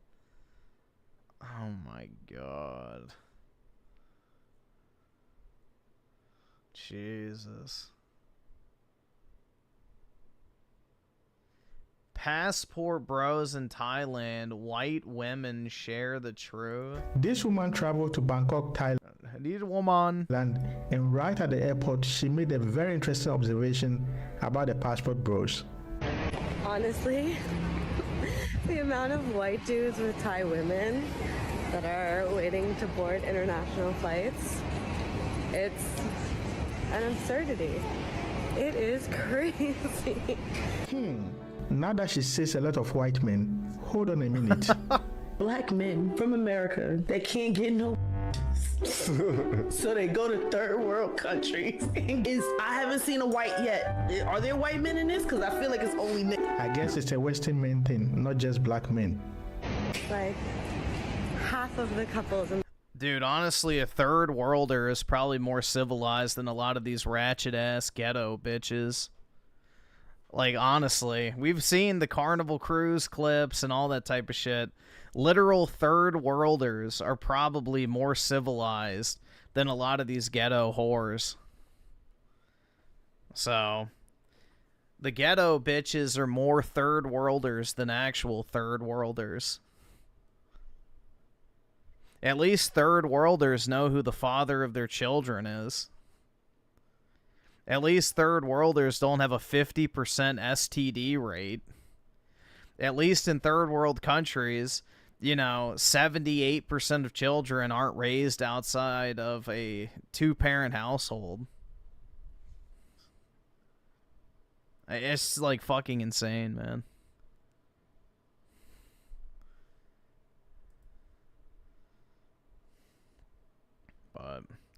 I don't know, dude.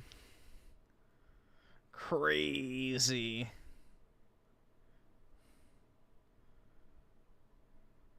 Resist the urge. It's your job, men, to not jerk off? Like what? to resist the urge to emotionally invest in a given woman prematurely. And to Oh, okay. that end, you're going to want to slow down the hiring process as much as possible.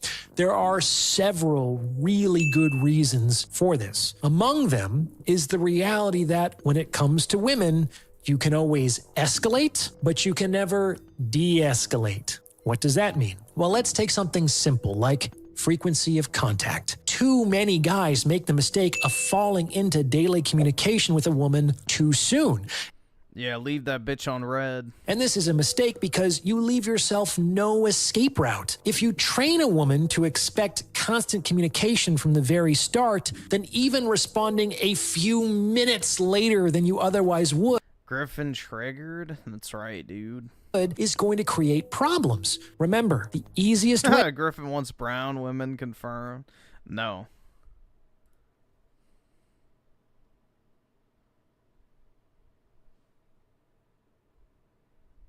Absolutely not. I have midwit fatigue.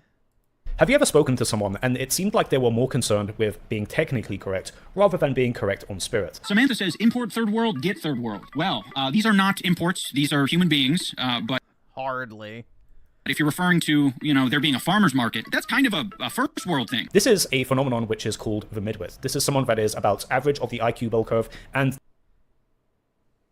they tend to think that they're way above everybody else in terms of their intellect. Whereas someone with a low IQ kind of knows they're kind of dumb and simple. Someone with a high IQ kind of gets that they're smart, but there's probably smarter people than them. It's the midwits. This I feel like we've watched this, but I may have watched it. Kind of John Oliver, smarmy, sarcastic, I-know-it-all kind of guy are the people that actually piss. Did we watch this before?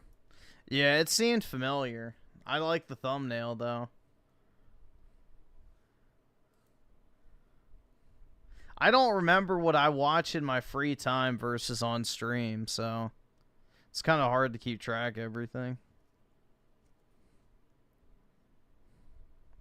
This guy is a demi boy? What the fuck? Have you ever spoken to someone and it seems... What does a demi boy mean? I don't even know what the fuck that's supposed to mean, PK. A demi boy.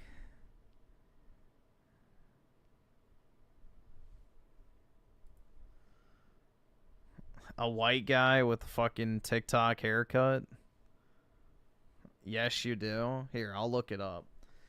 Demi boy.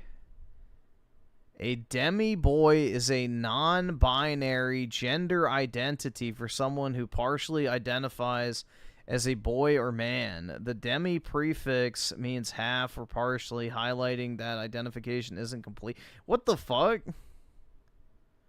Demi boys may connect with certain aspects of masculinity, but find that traditional expectations of manhood don't fully resonate with them. They may use pronouns like they, them, or he, him, and the term demi-guy or demi-male can be used as alternatives. What the fuck? So, he's non-binary? What the fuck? What the fuck? PK, you need to step outside, bro.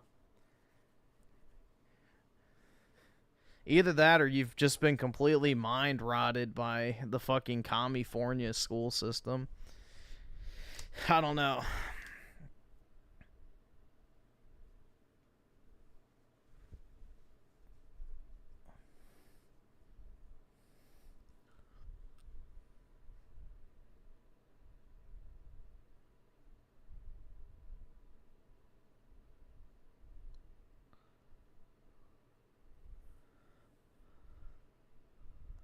When am I coming out of the closet?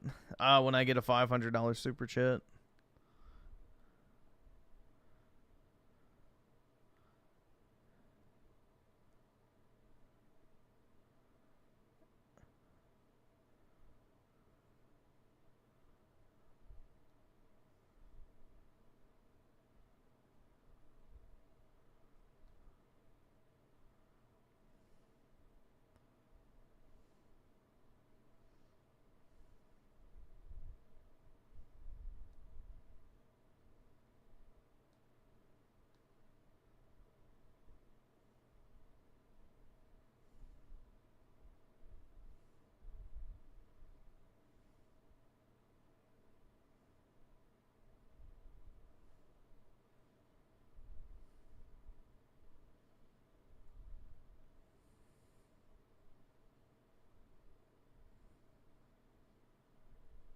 Would you take a Pokemon card worth 5?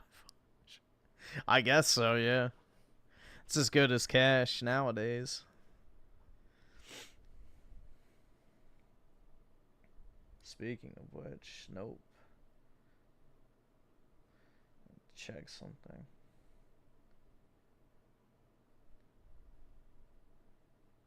Oh, cool. Gold Star Muse going back down in price again.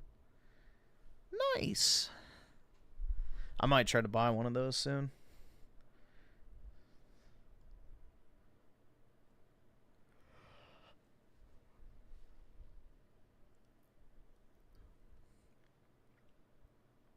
Griffin would pay $1K for... I paid 4,700 for a Pokemon card recently. So, yeah.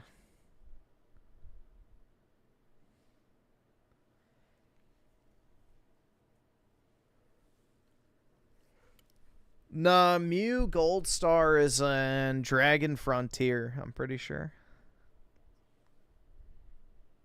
I'm not actually sure. I think it's Dragon Frontier.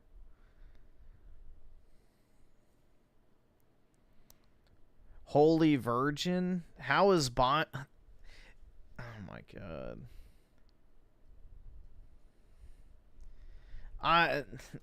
Y'all are very fatiguing. You are fatiguing.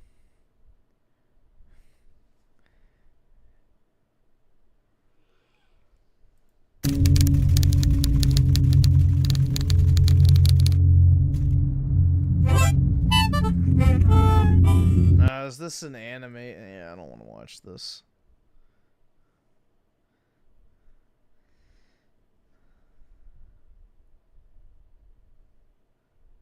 No girl would come near Griffin because he's a miserable sack of potatoes. Oh well.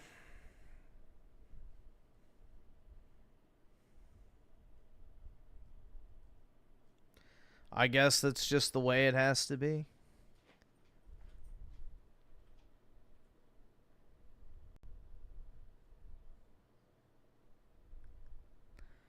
N-word, you ain't deny it dough. Nam, what I'm saying? Bruh. Nigga, you ain't funny. That's not true.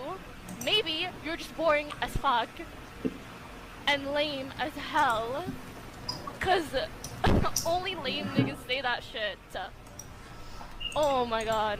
Yeah. Why do so many jobs do nothing? Let's see if Have you ever realized how many jobs don't Let's see if he actually says what it is. Actually do anything. Where it seems like someone's entire job is literally just getting in Zoom calls and sending emails. This is something that I realized pretty quickly when I briefly interacted with the corporate world, when I had a Minecraft channel that was getting millions of views a video. I hired some company to get sponsors for that channel with like big ticket sponsors. And something I noticed very quickly about this corporate culture that I have never had experience with, I left school at 16. I've never had a corporate job, but I got to see what it was like from the outside and interacting with the corporate world. And they kept doing this thing where they always wanted to get in a Zoom call with me, where they just wanted to... Yup. Fill up your calendar with meetings to look busy. Like, do like a performance update, which basically means then just asking me, how I'm feeling. And, it's literally just that. It's literally just that. But the thing is, in these Zoom calls that I kept getting, like, coerced into going into each week, there would be, like, 5 people in this call. Like, what is happening? And it just made me wonder, like... Yeah, how many you only need to talk to one person.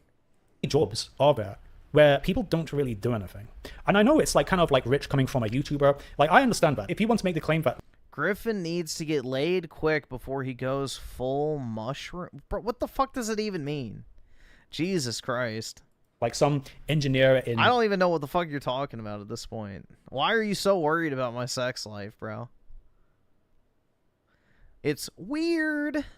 AMD that's designing the next microchip, is more valuable to society and more productive than me. I agree. Like, I'm not going to argue with you, but at least I make videos. At least I do something. There are so many people where they don't really make anything quantifiable. Like, you can't really like pin down exactly what problem they are solving. And I think this is by design. It seems like the larger a company is, the more corporate something is. Why are you talking about women like you're an expert? Because I'm smarter. I'm better. The more there are people that try to look busy as opposed to doing anything useful with this busyness. And I'm not sure if this I want to know what full mushroom means, because I have no fucking idea what that means. kind of just comes from the fact that people have like a set work hours where they have to like fill up their day with stuff, something to do, to look busy to the guy above them, right? And I think this is what's going on. I made a PowerPoint to show off the work that everybody else actually did, but my job is just as valuable, because if it wasn't for me showing off the work that people were actually doing, then how would people know that the work is getting done? Duh. It's like every woman job ever. I think this is what was going on with this company I interacted with. And the thing is, right, this is so fucking inefficient, but I think corporations can get away with it just because they have such an unfair advantage over a small business owner. They have such a huge unfair advantage that they have so much money sloshing around that they can get away with being slow and bloated, like many corporate officers are. Where there's so many people that literally just like all they do is just fucking send emails and putz around all day, right? And again, like it's a bit of a culture shock. It always kind of like strikes me just how like they have like this culture of just... No, you're gonna explain what the fuck... What was it called? Going full mushroom means, or else I'm going to mute you. Unless you explain what going full mushroom means, I'm going to mute you. Wanting to chat, but not actually do anything. Even like with like business proposals that I get on my channel, this is like very fucking common. It's like once, about twice a week now, I get emails or DMs from people saying that they want to like help monetize my content by having this like course sales funnel coaching thing that like that they're kind of like offering. And their thing is like, we're going to take like a percentage of any sales you make. So like, let's say I want to like go full grifter mode and like actually like really monetize my audience, right? These guys would be taking a cut, but they're not the ones that have made any content. They're not the ones that have, built up an audience. They're just middlemen. They're just middlemen. Let's see. 88 Krager with the 1488.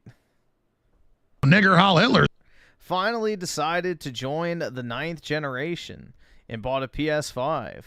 Resident Evil 4 Remake, Astrobot. Oh, nice. And Gran Turismo 7 will be my first game sport. Any recommendations? For PS5? Trying to... There's not really... Do you have a PC? If you don't have a PC, then I guess as far as PS5 like exclusive titles go, I liked Rise of the Ronin. It's pretty cheap, I would imagine now. Obviously, the Final Fantasy Remake games. Don't you fucking tell me to my face to shut the fuck up. I'm trying to think. Yeah, Stellar Blade. That's another good one. Definitely.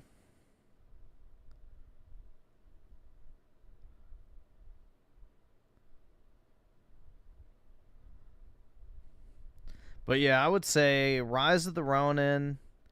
Yeah, Demon Souls remake is another good one. The Final Fantasy VII remakes, and then also Stellar Blade. Those are good ones to go with. Like, you don't leave your apartment and live in darkness like a mushroom. The fuck? Why not just say hermit? Or a cave dweller? Yeah, I don't know. Going full mushroom doesn't really make sense. But alright. So, like, I often, like, respond to these people, and I'm just like, okay, what exactly are you offering? And what are you asking for, exactly? And like, they always say, hey, let's hop in a call and talk about it. Hop in a call, hop in a call, hop in a call. Like, they always want to fucking call you. Like, they don't want to just say in plain English, what the fuck they want to do. Like, what exactly is your job? What are you offering? It's like, as soon as you, like, try and pin them down, they want to set up a meeting or do some bullshit on Zoom. Yeah, or if you send a message on Teams asking a question, they're like, can we just hop in a call? It's like, oh my god, just type an answer. Where, they can just obfuscate, simple, plain English information. It's very fucking tiresome. These people are very fucking tiresome. They're just middlemen. They're just guys... all so tiresome. That are skimming stuff up from the top. They're not really making anything. They don't, like, do anything quantifiable. And for this reason, I actually have a lot of respect for blue-collar workers. Because, these people, like, they actually solve a quantifiable... Yeah, they actually deliver value and do something. Problem. Like, if you have a faucet that is broken and is flowing water, and you don't have the knowledge or tools or expertise to fix it yourself, you call a plumber, the plumber comes in, spends a few hours, fixes the faucet, charges you some money. Excellent. Like, a real problem is being solved here. Like, you're actually providing something of tangible value. There's so many jobs that are like the antithesis of this, where they're not really solving a problem, they're not really like doing anything useful for, people that they want to do business with. They're just email senders, Zoom callers, just middlemen that they don't really do anything. They don't like make anything themselves. They don't stick their neck out and like, try and like solve a real problem, right? They don't put themselves out there like that. I'm getting kind of sick of this. Anyone that's living in the corporate world that has a real corporate job, you can probably attest to this, right? You probably have noticed that, you know, a small minority of people in a corporate office are actually doing anything of any value whatsoever. You know, the majority of people there are kind of just floating by. Like, they just talk their way through life. They don't really make anything. They don't really do anything, but their job is to look busy. They're not really solving a problem, but, you know, to higher ups that are kind of out of touch, you know, it does look like they're actually doing something. I think this is like a universal problem. I think like the larger I won't meet a woman because I have a shit attitude. I don't talk to women, bro. Why are you so worried about this? This is an unhealthy obsession, dude. A very, very unhealthy obsession. You are so worried about whether or not I'm going to end up with a woman or not. Like, I don't understand. I genuinely do not understand why this is so concerning to you. Company gets, the more this is the case. Like, the larger a company structure is, you know, the more room there is for... The only conclusion I can come to is he wants to fuck me. Honestly.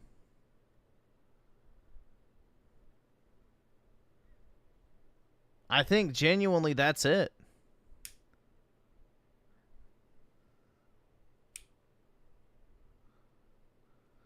He's like singing that shitty Taylor Swift song right now. The You Belong With Me. So, I don't know, man. That's the only conclusion I can come to. Genuinely. I have never once in my life concerned myself whether or not a guy is getting laid or not. Like, it has never even crossed my mind to think, like, oh, I wonder if that guy's having sex. Like, sorry. I mean, when I've seen a woman before, I've been like, oh, I wonder if she's single. So, that's the only conclusion I can come to. Is if you're worried about the sex life of a stranger on the internet, chances are it's because you want to fuck him yourself. So, that is the only logical conclusion from this behavior. Bullshit and middlemen that don't do anything. And if anyone's actually gone from the transition of like being in like a small business where everybody actually has to like do something to like a large corporation, you know, it's probably been quite a culture shock. You know, if I had to like get a job at like a real Fortune 500 company, I'm sure I'd just be kind of baffled at like how things are run. Like, why does everyone want a fucking Zoom meeting all the time? You know, why does everyone want to send emails to me and follow up and schedule a call? Ugh. Get me out of here. I'm so happy that I'm, you know, in like the small business world. I'm so happy I'm in, you know, entrepreneurship. I think this is the place for me. I want to be away from these freaks, and I'm happy to be where I am. Ever feel like your 8-year-old ghosted you at the dinner table while still demanding ketchup? You're sitting 2 feet away and still getting the emotional equivalent of seeing they used to. Go away. Scotty Man with the 5. Once Griffin finally buys a girlfriend, he will have us black-pilled neat... Or wait, he'll leave us black-pilled neat chuds behind. That's right. See you later, suckers. Exactly.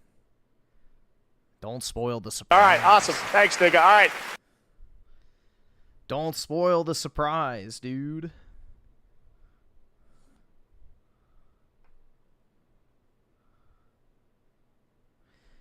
Griffin wants to fuck Raymond, but...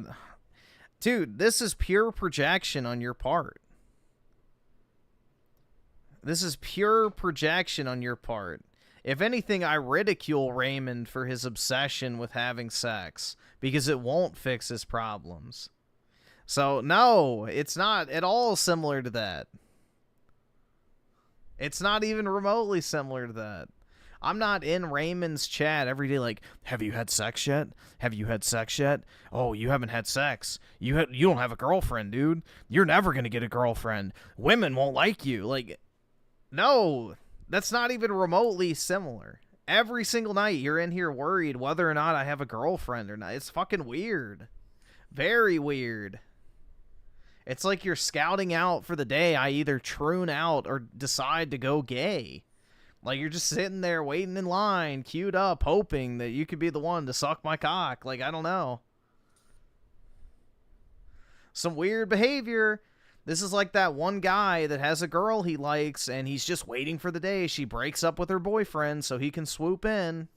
Like, it feels like that. That's the energy that's at play here.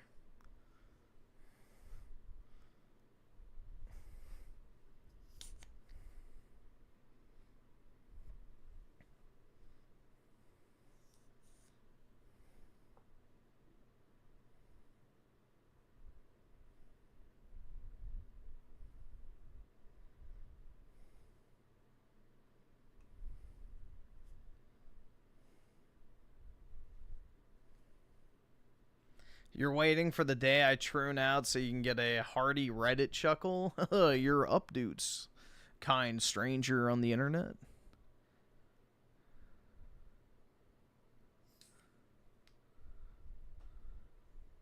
It doesn't worry me. It's just fucking cringe hearing you talk about women when you're a dateless virgin. Why?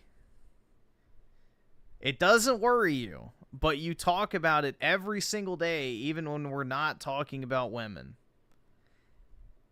Even when the topic of women is not even at play, you are always in the chat talking about women. Again, unhealthy obsession.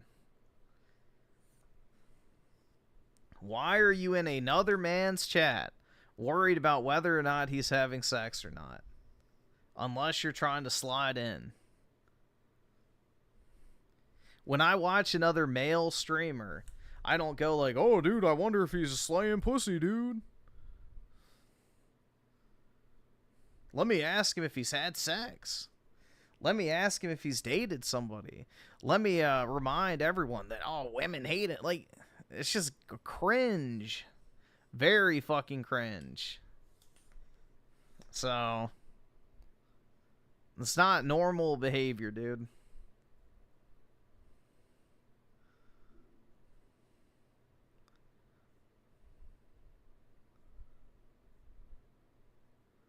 I remember when every super chat was Chaka Shaka talking about Rich's gut. Yup.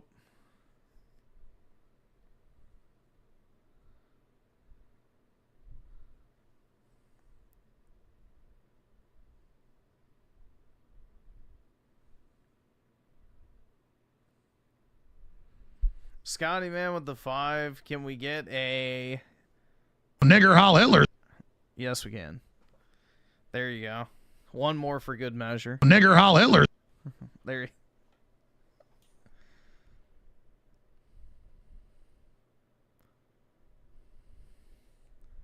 Okay, chill, Aerith.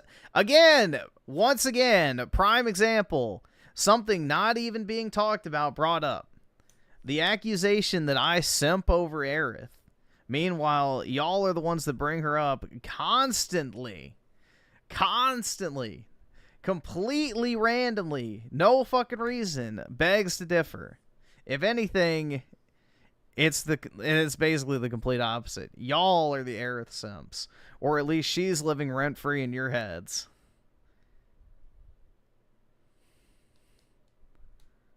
All right, awesome. Thanks, nigga. All right. All right, awesome. Thanks, nigga. All right. It's classic projection, man. It's classic projection. He's projecting his own insecurity about not being in a relationship, not having sex, not having a girlfriend onto me because I guess, you know, ooh, well, you know, this person doesn't have one either, so I guess, you know, I'm not that bad.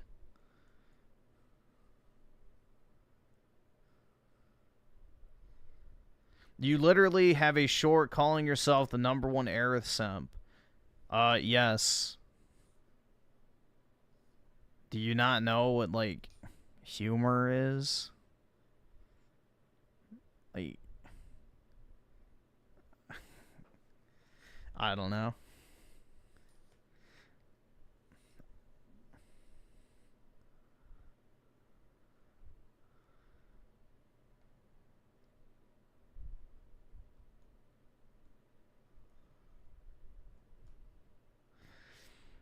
Yogi Bear with the 10. We just into gaming here. Exactly, dude.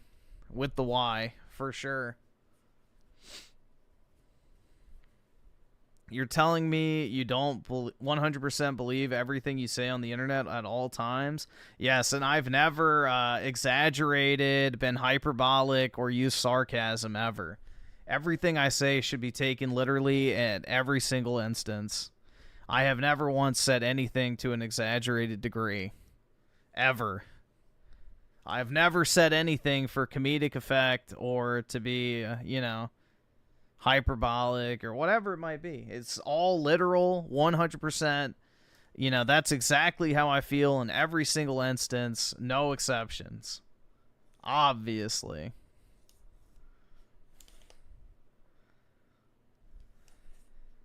You know, how dare I upload a short, you know, poking fun at the fact that people call me an Aerith simp.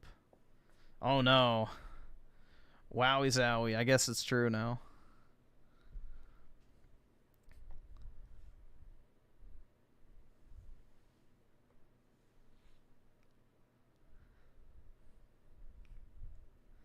I have a girlfriend and friends. Okay, but you're in here every single fucking day talking about how I don't have a girlfriend and blah, blah, blah. Or how I'm not having sex. I'm pressing X to fucking doubt, dude. No guy with a girlfriend is sitting in this fucking chat for as long as you do, harping on the same fucking shit over and over again. Bull fucking shit. I have a girlfriend. Oh, wow. I guess it must be true now because I said it on the internet, right? Jesus Christ.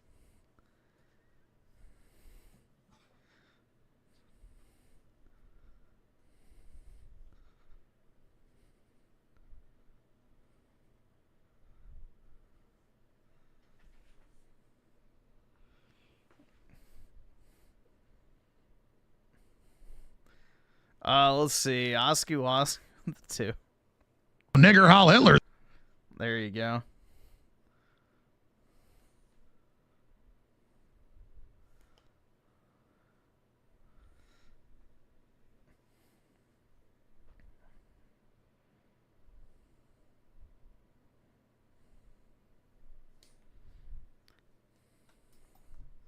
Yeah, I'm pressing X down on that shit. Like, yeah, completely normal behavior for a guy with a girlfriend and all these friends and a, you know, wonderful life to be sitting in a chat for multiple hours every single fucking day, obsessing over the fact that someone's not dating and isn't out, you know, plowing pussy on the regular. That's exactly what a normal functioning adult does in society. Absolutely.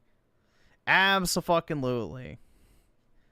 That's what all, you know, happily married or in a relationship guys are, you know, doing. Obsessing over the fact that another guy is not pounding pussy. I call complete and total bullshit. Even start with the 25 months in honor of Aerith. If I can find, I'm going to find an instrumental. I'm not listening to that fucking song. I don't like it. But, here. I'll find an instrumental of it.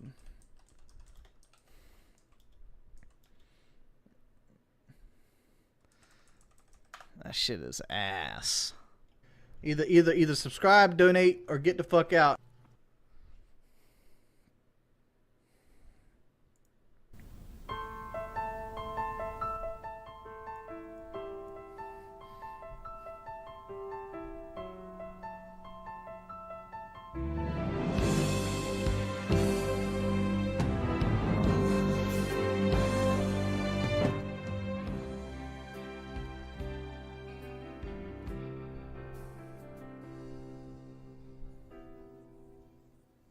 Oh, it is actually instrumental. I got worried for...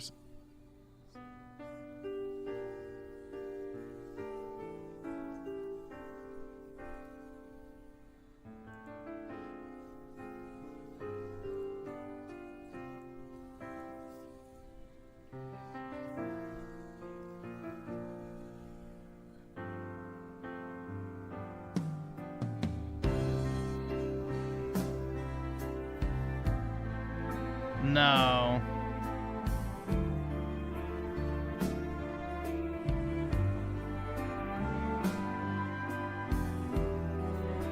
So, the voice actor did not sing this. It was some other person, I don't know.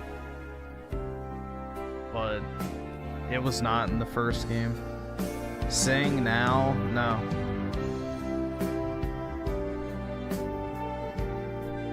No singing for me.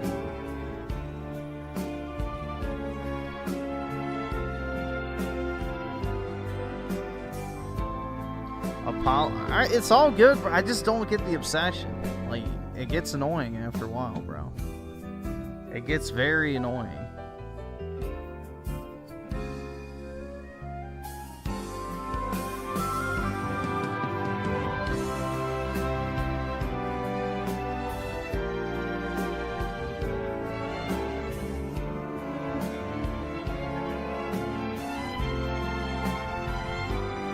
Mr. Beast had a trans friend? Oh, yeah.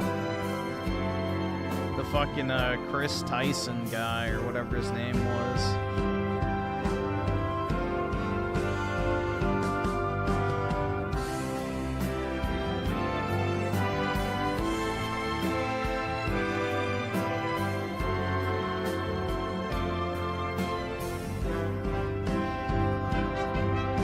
There you go.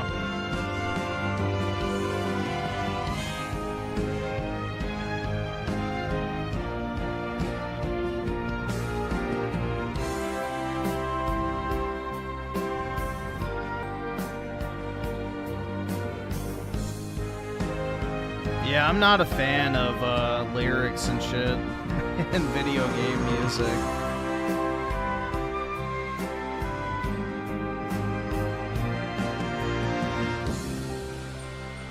I'm sad Griffin Lost Soul Aside isn't what I thought it was going to be.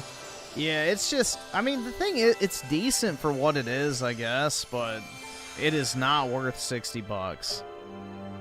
Save yourself the extra, you know, $20 to $30 at least, and pick it up on sale.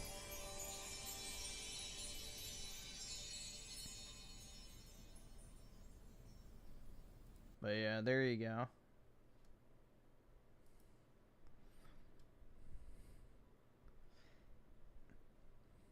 I had a similar reaction to the, you know, the Donkey Kong music. It's just like, I don't like it. That was my least favorite part about Donkey Kong Bonanza is the, you know, vocals and the music. It's like, I don't want to listen to that. It's like the worst part of Splatoon, too, as well. I'm trying to think of other games that have the vocals. I think the only one that's, like, I don't mind is Nier. Nier's is okay. Stellar Blades is alright as well, but yeah, it's just kind of hit or miss. Watch Kino Casino or Daily India Slander video. What have they uploaded? Ever feel like your 8-year-old ghosted you at the dinner table while still demanding... Fucking bitch. Go away, you stupid animation video. It was back. I hit the side button on my mouse. Shit.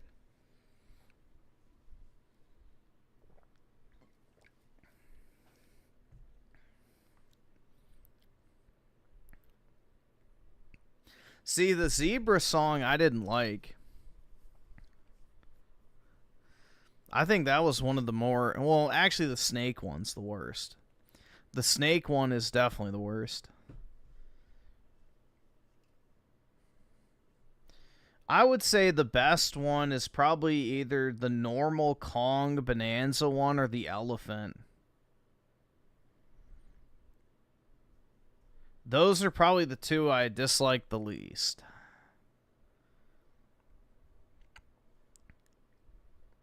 The Snake one it's bad. Hold on. Let's pull it up real quick.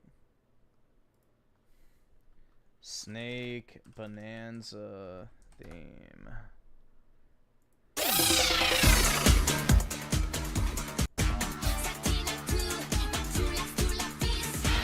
It's terrible.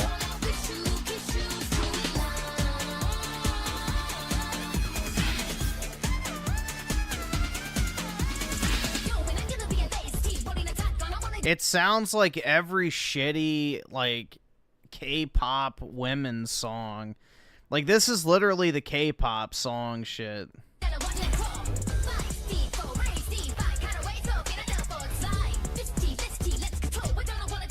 Like, this sounds like some fucking K-pop shit. Does it not?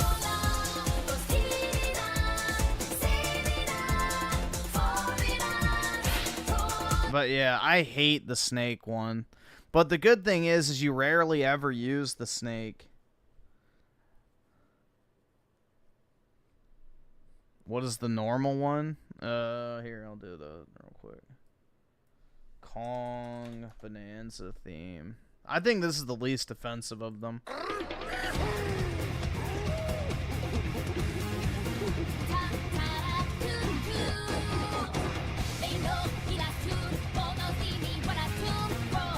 I think this is the most standable one. I do play this game on mute when I play it personally. I turn the volume off. Yeah, it's bad. All of them are bad, but this is like the least offensive of them, I think. Yeah, the face of DSP when she started singing was great. He looked so pissed. But yeah, I don't know, man. And then the elephant one, I don't really like that one either, but it's better than the fucking snake.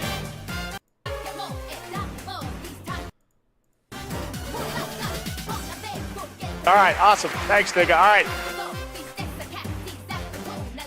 This is the one where I would say the vocals are like the most muted out of all of them.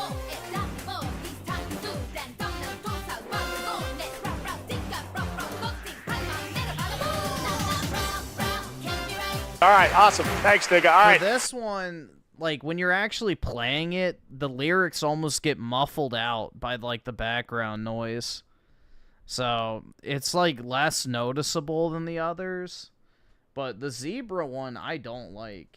Here, I'll play that one real quick. The zebra one, I dislike a lot.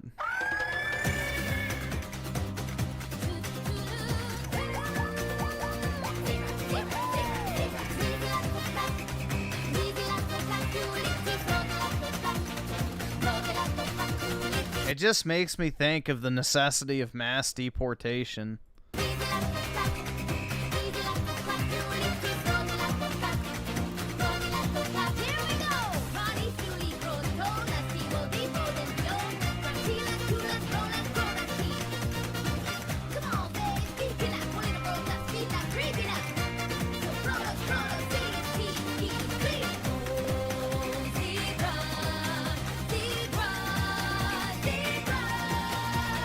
That's the part I hate.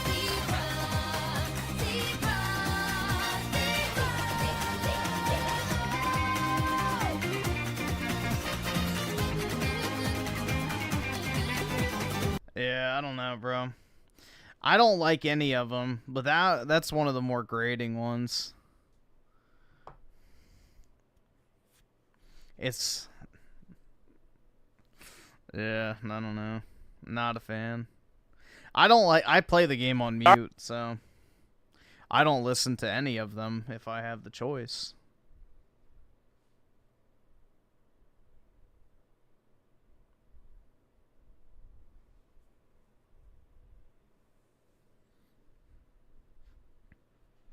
I wish you had the option to just get rid of Pauline's vocals, but I don't think you can. They don't have a setting for, like, voice in there.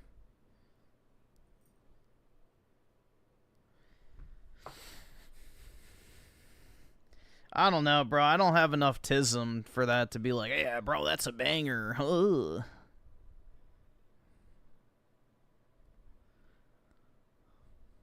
Yeah, I've slowly been like 100%ing it. I'm just working through the layers gradually. Oski Woski with the 5, the only type of vocals I'll accept.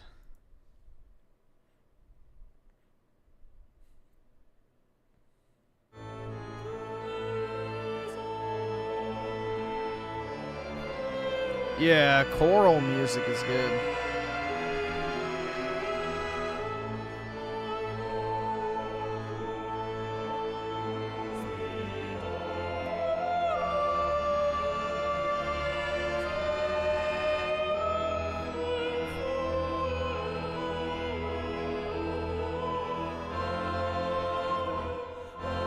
A good example is the near. What is it called? Fuck. I guess I can just look up. This. Yeah, there we go. Like this, I don't mind.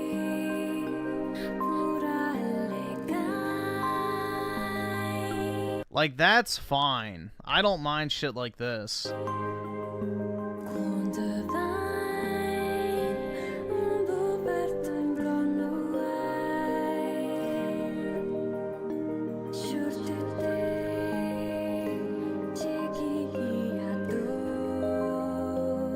See, that I don't mind vocally, because it's not, like, obnoxious, I guess is a good way to put it, but... Any favorite anime OST? I don't know, I'd have to think about that.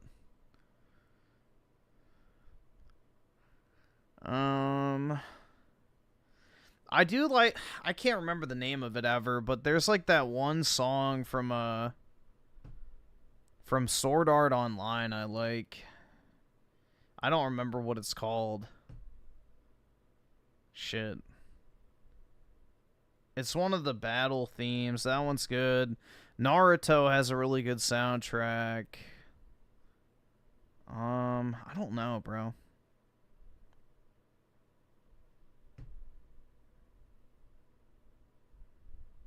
I'd have to think about that. I genuinely don't remember. Fate Zero has a good soundtrack, too. But, yeah. There's so much lore of before the Nier game takes place. Could have been another game they should have made. I think they're probably going to at some point. Like about the Pale Heads and Red Skulls. Yep, exactly.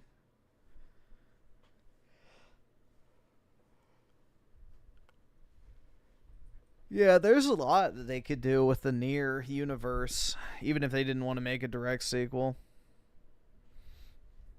You're broke! Let's You're see, Scotty fucking Man with the poor! 5. This one is cringe, too. Uh-oh.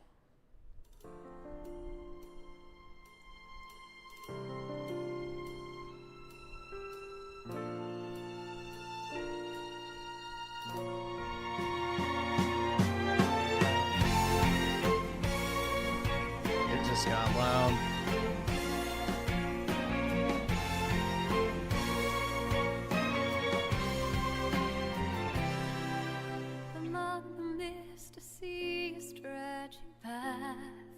Oh god, yeah. I don't understand what it is with Japanese games thinking they need to have some chick sing a song. Like, just, you don't need this. Apparently there's a port for the Switch 2 coming for this game. Allegedly. Somebody was like data mining their website or something. I don't remember what it was, but somebody found like a reference to them making a Switch 2 version for Xenoblade 2.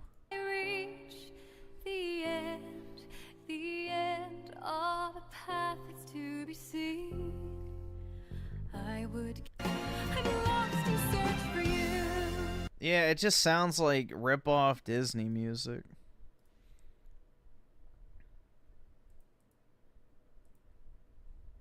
Let's see. This one.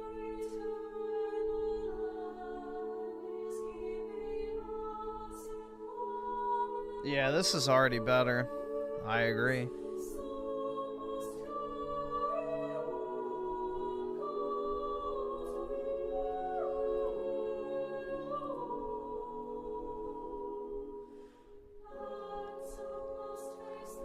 Just think, back in the day, this is the type of music you would hear when you went to church and stuff.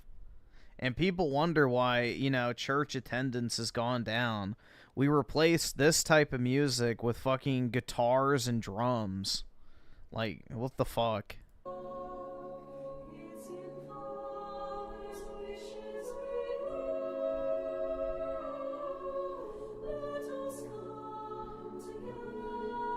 Yeah, I'm gonna do a guitar solo for Jesus. Let's shred this shit.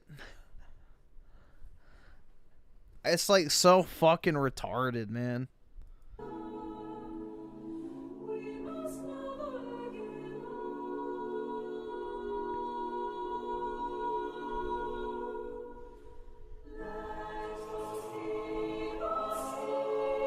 I can't afford this shit!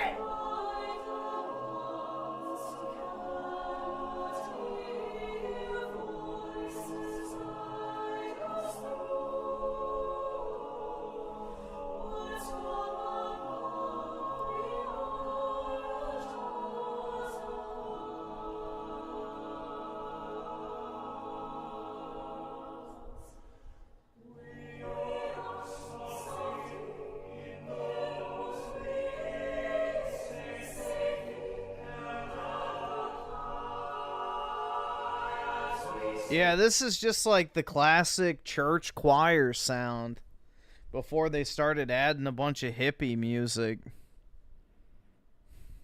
This is what you used to hear at church. So my grandma's church when I was a kid had music like this. I don't know if they still do now, but it doesn't matter because she lived in a different state, but...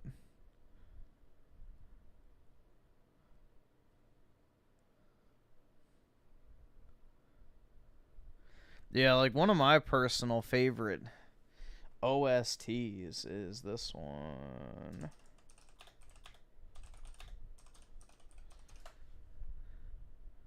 I really like this one.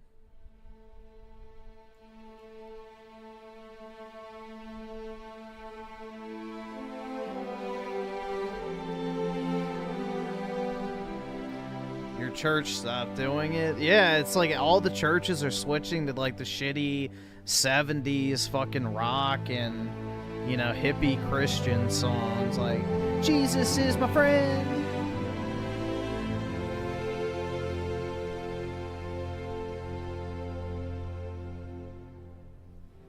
I can't afford this shit!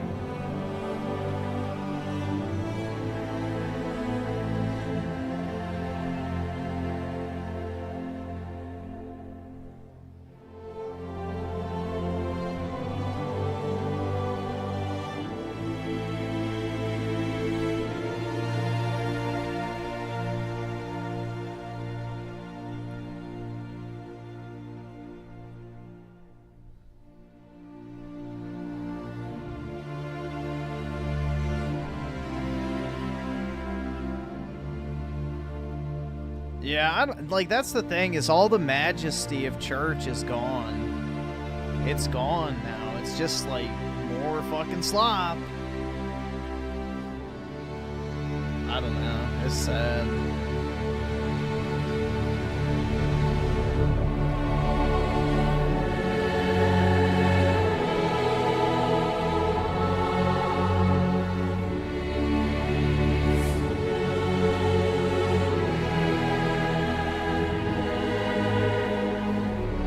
I'll drop.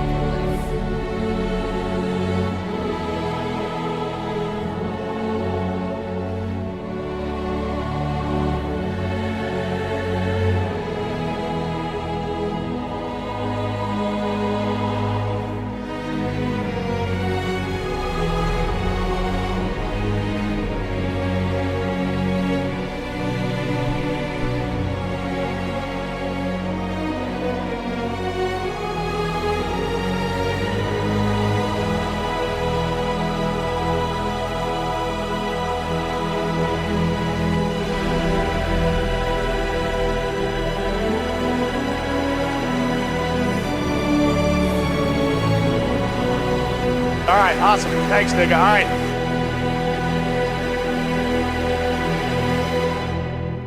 But yeah, that's one of my personal favorite soundtracks, I guess.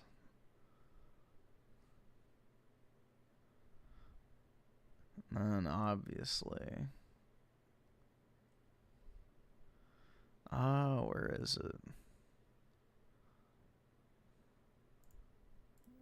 Where is it? the fuck? Alright, well that's...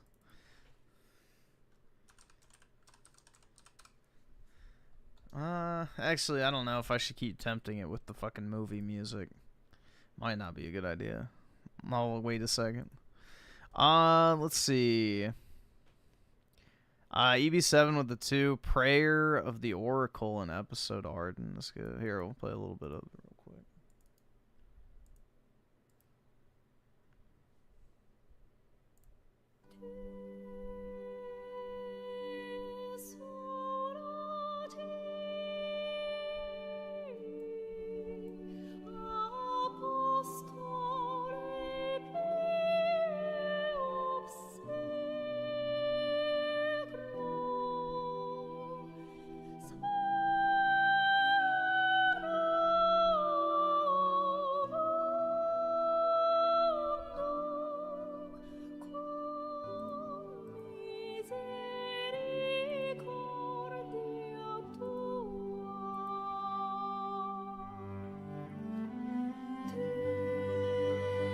Yeah, Square Enix always does a good job with their music.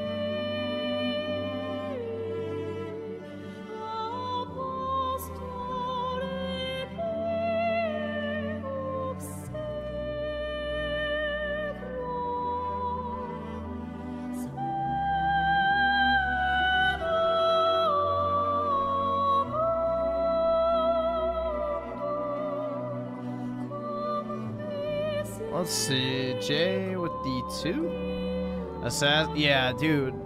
The Assassin's Creed 2 OST was so good that Ubisoft has been recycling it for the past, what, 16 years? Assassin's Creed 2 genuinely has, like, one of the best soundtracks ever in gaming.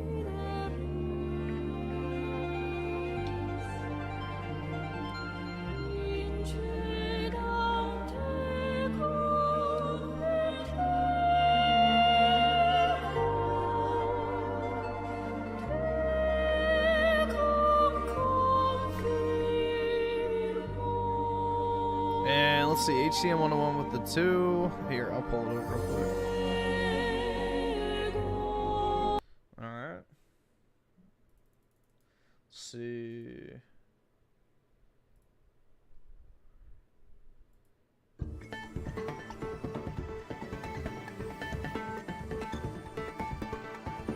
Maybe Raymond is right, we need to go back.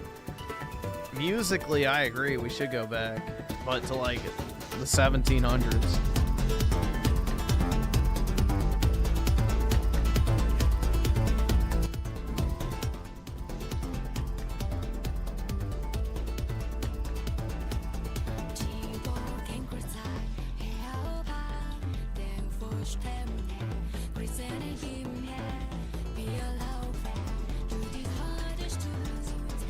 Final Fantasy 15 title screen music before or after you beat the game?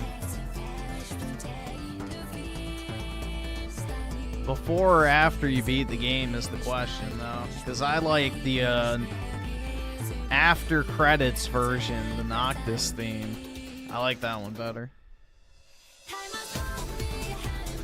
Yeah, I don't know. This is too K-poppy or J-poppy. What's that, fuck, the, Hatsune Miku thing? That's what this sounds like. This sounds like that Hatsune Miku thing. The, AI, whatever singer.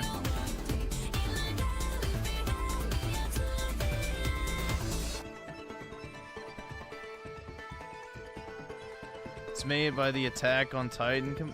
Attack on Titan, at least in the first season, had some pretty good music, if I remember correctly. What was the... Fuck, I can't remember what I was just thinking of. Shit. Oh, one of my personal favorites is, the Crysis 2 theme. This shit slaps. Skip the beginning because it's boring.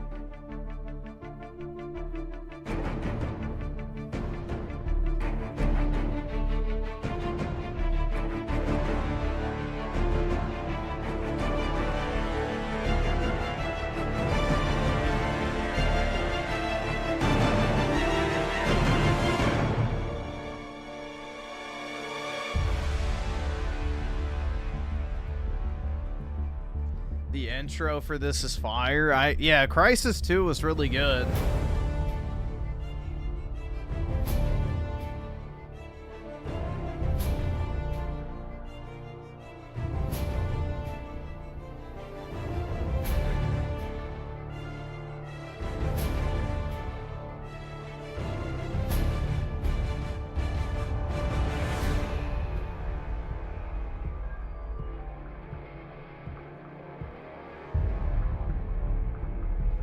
Yeah, this one has good. Also, I think it was it Injustice theme? I think it was this. This one had a good theme as well.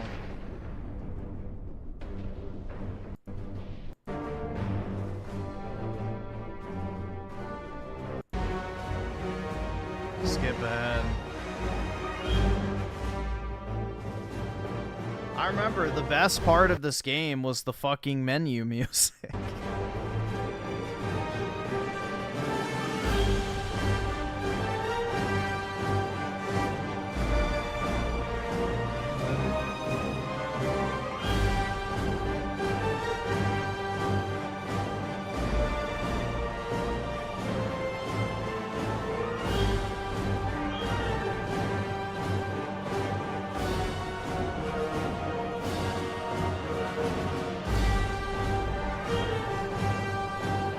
Yeah, I didn't really like the actual game associated,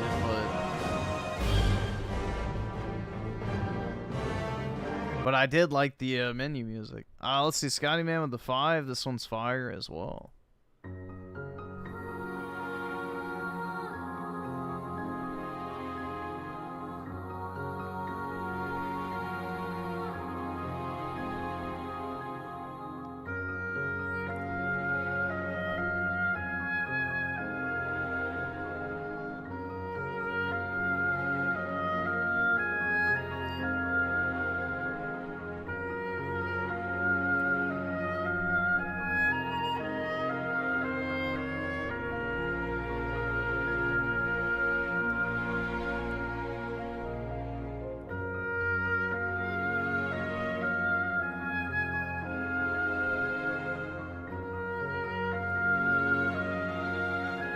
This reminds me of, I mean, just audibly, it's what I would associate with like something like Zelda, for example.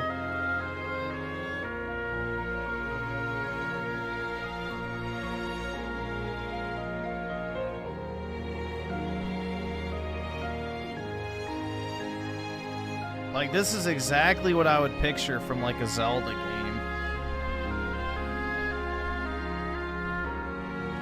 It has like that high fantasy kind of, you know, sound to it. I don't get the Chinese, nah.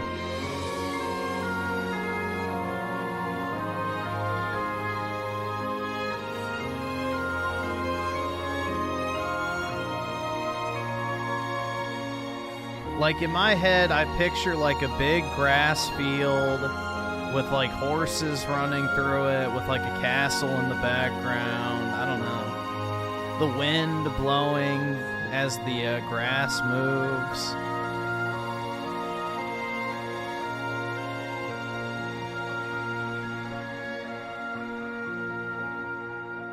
I don't pick up on the Asian sound. I don't pick up on the Asian sound of that.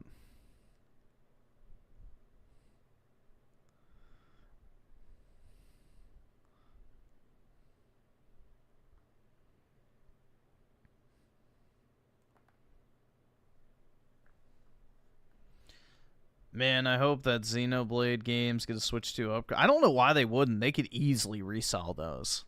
Like, easily, bro. That fan base is so loyal, they would rebuy it. So...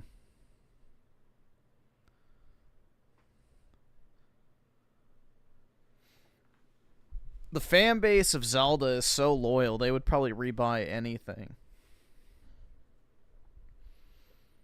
I'm trying to think, bro. There's another soundtrack I wanted to play, but I just forgot it.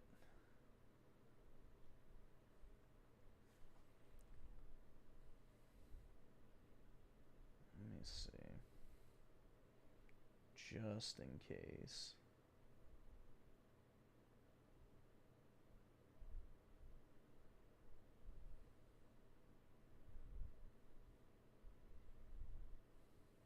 I don't know if this counts as a video game. Let's see. I don't know if this would work as a video because it's not technically in the game. This one. The Dead Island trailer theme. I like this a lot.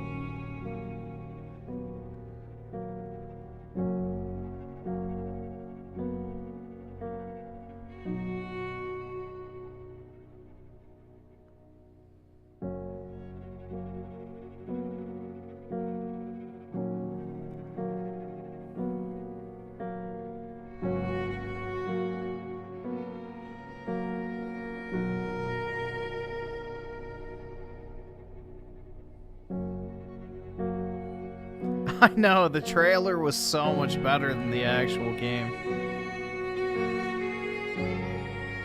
The actual version of this is on Spotify. This is like some fan edit. Like, there's an actual version of this uploaded to Spotify, because I have it on my Spotify. But I don't know. It's not on YouTube, I guess. Maybe this is it?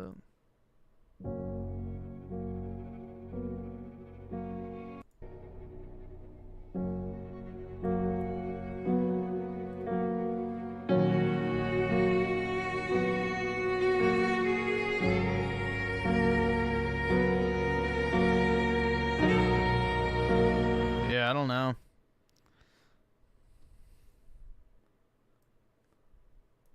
Another song I like though is the from Dark Souls.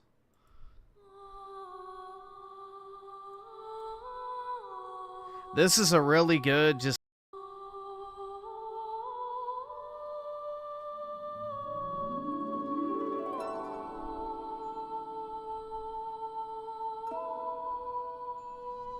This song is just a vibe, man. I don't know. I love this song.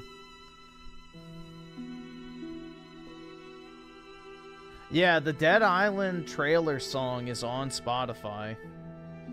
It's literally called Dead Island Trailer Theme. So, yeah, you can find it on Spotify.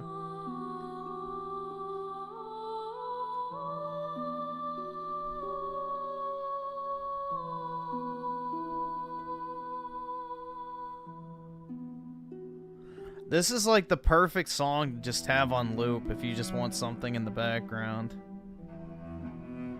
It could literally be hours and you don't realize it's been.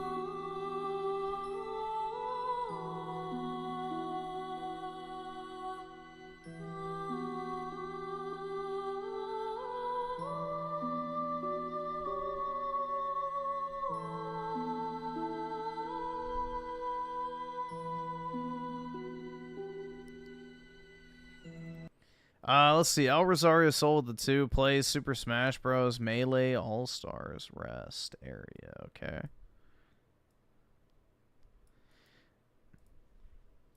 Alright, after this, I guess we can take a break from the soundtracks. I guess that works. I was trying to see. No, there we go. I can't afford this shit! Yeah, that is nice.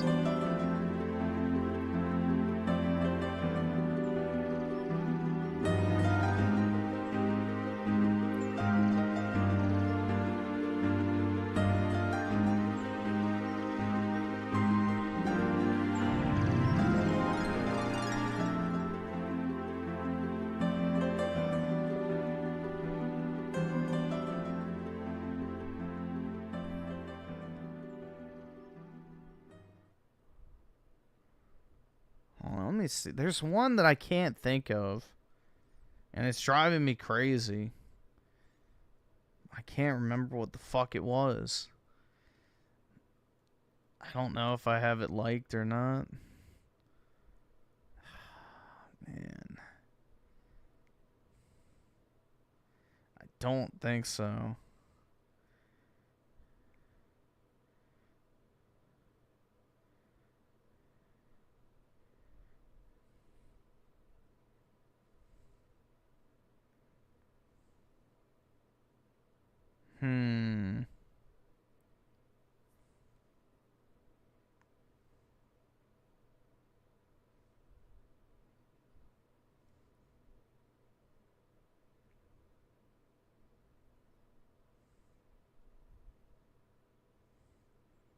Dude, I haven't liked an actual video in like 5 years. Holy shit.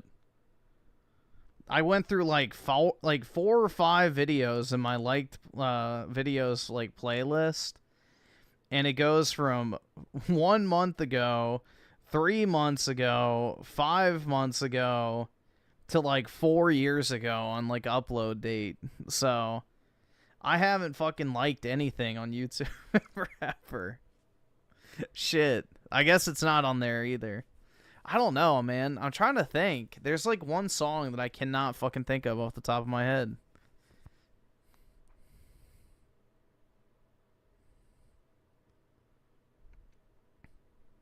You don't like your own video? Why would I like my own video? It's like liking your own tweet, dude. It's gay.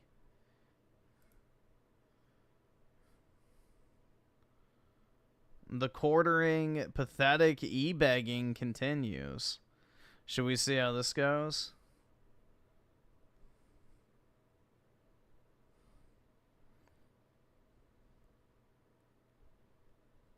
I don't like... I mean, yeah, it's kind of stupid of me not to, because everybody wants likes, but I just never do. I thought we watched that. Well, there's like 5 of them. There's, let's see, the quartering is broke, the quartering begathon, the quartering pathetic e-begging. So, yeah, there's like 3 or 4 of them. It's tough for this guy. Oh, and yeah. guys, if you ever feel bad, which I know you don't, but if you ever feel bad, he tried getting Medicare banned off of YouTube. Yes. Flagging people, trying to insult Wait, quartering tried getting Medicare banned off of YouTube? That's fucking gay. people who were better, who were clearly better than him, in a way where he's, I'm the richest guy in the world. He's a piece of shit, so don't worry. Ashton, don't spoil it. I have a fun clip for you motherfuckers. Oh, yeah. We got some good quartering. Damn, we have a lot of likes on the stream tonight. Big ups. Crazy as I was texting Ash, like, I got him. I just looked over, talking about likes. I was like, oh, I wonder how many we have. We're at 144. Wowie zowie, dude. That's actually pretty good. Got him. You'll see. Yeah, so I don't shill likes, so I appreciate it. This is the quartering's infertile. Quartering, I don't know what quartering is doing, buddy. Quartering's just giving up hope. I think he's drunk, and that's why he keeps making these mistakes. But for whatever reason, he doesn't have like 2 separate computers. The guy's a multimillionaire and doesn't have like a dedicated streaming computer and then like a personal computer. So his search history is being exposed while he's doing his live streams. And what popped up is that quartering has no sperm. Quartering's infertile. And it's funny to me. Jeez, really? This happened to him because for years he's always tried to blame the fact that he doesn't have kids on his wife and that she has fertility issues and she's an empty. What the fuck? Why would you say that on the internet? Why would you out your wife as not being able to have kids because she's barren? That's terrible, man. The egg carton, but now we know for a fact it's actually quartering's fault. All you have to do is say that we tried at one point and it just didn't, we weren't able to. You don't have to go like, yeah, my fucking bitch wife couldn't get pregnant. She can never mind. Impotent. But yeah, it's just like, really? Why do you need to share that like intimate detail of your life? Or just say we tried at one point, it didn't work out, and at this point, we've kind of just decided that obviously we weren't meant to have kids. You can say it in a more graceful way than saying, yeah, my fucking wife can't get pregnant, that barren whore. All right, here we go. And in front He's of spermless. In front of Hannah? No testosterone. In front of Hannah and Melanie. Stop. Exposed as a no-load loser, as DSP would say. I'm trying like... Oh. Wait, there it is. Rice. I'm going to try eating rice and like avocado. You have one of those... Walmart recalls shrimp. Did you see that? Bring it back. Bring it Walmart back. shrimp. Here it is. Who do you schedule an RMC semen analysis with? No. What? Oh no, quartering sisters. Oh no, he's spermless. He's an impotent cock. He's OT. You think he panicked? Buddy, he fucking panicked. He got exposed. What do we have here? But imagine not even using a private tab. What do you got up there, buddy? We're gonna see in the next folder is porn history. So many things are on the roll there with his wife. Cookers. What? Sweet Kauai rice cookers. All right, here we go. All right. Now here we have, there it is. There's the image. And then here we go. A semen analysis, also called a seminogram or spermiogram, evaluates certain characteristics of a male's semen and sperm. It is done to help evaluate male fertility, whether for these seeking pregnancy or verifying the success of a vasectomy. So he's impotent. He's a no-load bomb. Quartering. He's gunless. Was that his Kiwi Farms? This is how you found it? Of course it was. Yeah, of course it was. I'm like, did you find Oh, man. Now we have the Quartering got exposed, buddy. He's searching for Reddit forced cream pies, buddy. This is Quartering's dirty fucking porn. It's Who is Ruby Rose? So there you go. He was searching for Reddit forced cream pie as well as Ruby Rose. That sounds like a porn name. not. He's going to Reddit for his fucking. Whoa! Oh no! Honestly, what's more? Here, let's see. I'll look it up. Ruby Rose. Okay, a TV actress. All right, not a porn star. That sounds like a porn name. Ew, she's ugly. Embarrassing that he's into forced cream pies or that he's a Redditor. He's a Redditor! No, that was Amber Rose that was with Kanye. He's cringe! Look at bro, he's gooning. He's gooning, bro. Oh, That's like the fucking gooner, bro. Whoa, man. So there's our forced cream pie. It's a whole fucking page. Yeah, there's a whole subreddit for forced cream pies. And this is where Quartering goes because they compile all of this shit. So it says, the sub is for videos of women forcing men to come inside them. Wow. So this is some sort of submissive femdom shit. Boo! It should be the other way. Men forcing women to bear their seed. Where the woman is forcing them to do it and then eat the cum or whatever the This is what Quartering is into. But here... Wait, eat the cum. Hold on. We have Quartering. Quartering's now trying to own the meme, guys. He's trying to live through the embarrassment of being exposed for being a Redditor who eats cum. Okay. You got big box of the oatmeal cream pie? Didn't need those. Love a good cream pie. No! No! Look into his eyes. He's a sick freak, buddy. He's a gooner. He's a coomer! But don't need the dessert version. 48 oatmeal cream pies, okay? What is he covering? I bet you Quartering has eaten 48 oatmeal cream pies in one go in his time. On the day. Holy. He's like, I would never eat that. Then how are you 400 pounds, Jeremy? You fucking liar. So now we're going into his save the dog grift. Oh. This is so shameful. So here we have Quartering was putting out these videos. And the video is called We Must Save This Dog. Streamer abuses dog live. But as you can see, the video only got 2.6 thousand views in 37 minutes. So that's not good. Okay. Uh-oh. Uh-oh, dude. We're not going to save the dog, guys. Eh? Quartering wanted to save the dog. He has 1 million subs. Get 19K. Like, what the fuck? It's bad, guys. And it's not good. I have a fun... Hey, Ashton, don't spoil it. I have a fun clip for you motherfuckers. Oh, yeah. We got some good Quartering. The craziest, I was texting Ash like, I got him. You'll see. But the views are bad. So, what do we have now, here, so Ash? like, let's just pay attention to this. So this is a... Yeah, the only reason... To be fair, the only reason to use Reddit is for the porn. That's it. Clip from the video. Otherwise, there's no point in using Reddit. No, right? Okay. So we have to save this dog in Toronto. Cool. We have to report this animal abuse, right? And you just see like Quartering is like really insistent that this is a super important thing. This needs to get attention. We need to save this dog. And everybody's on board with that. Everybody wants to save dogs from animal abuse. Preach it, brother Quartering. Also, can I just say, with charity events, it's pretty expected that your viewership will be a bit lower than usual, right? When you aren't doing your typical Disney, like, I understand that. Like, you have 100, like, let's say 100,000 views, you'll get like 70,000 on that video. Well, he expected this to be the next big thing that would blow him up to superstardom because, of course, he doesn't give a shit about the dog. He just cares about grifting off of the dog. So here, let's hit play and let's listen. Here we go. Worried about that dog. And if he is doing any of that activity on Rumble, let me know what day it was. If anybody has timestamps, I will make sure he gets struck off the platform. I don't stand for this stuff. It's disgusting. Imagine standing for animal abuse. I don't stand for animal abuse. Yeah. Well, who does? You know? Who supports animal abuse? What a brave stance you took, Jeremy! Your torch leads the way! I want this dog, and hey, I'll take the dog. Someone said the Chinese. Fair enough. So it's to the point where Quartering feels so strongly about this that he wants to adopt the dog himself. Wow. Amazing. Happily take that dog. I love yellow labs. They're the best dogs ever.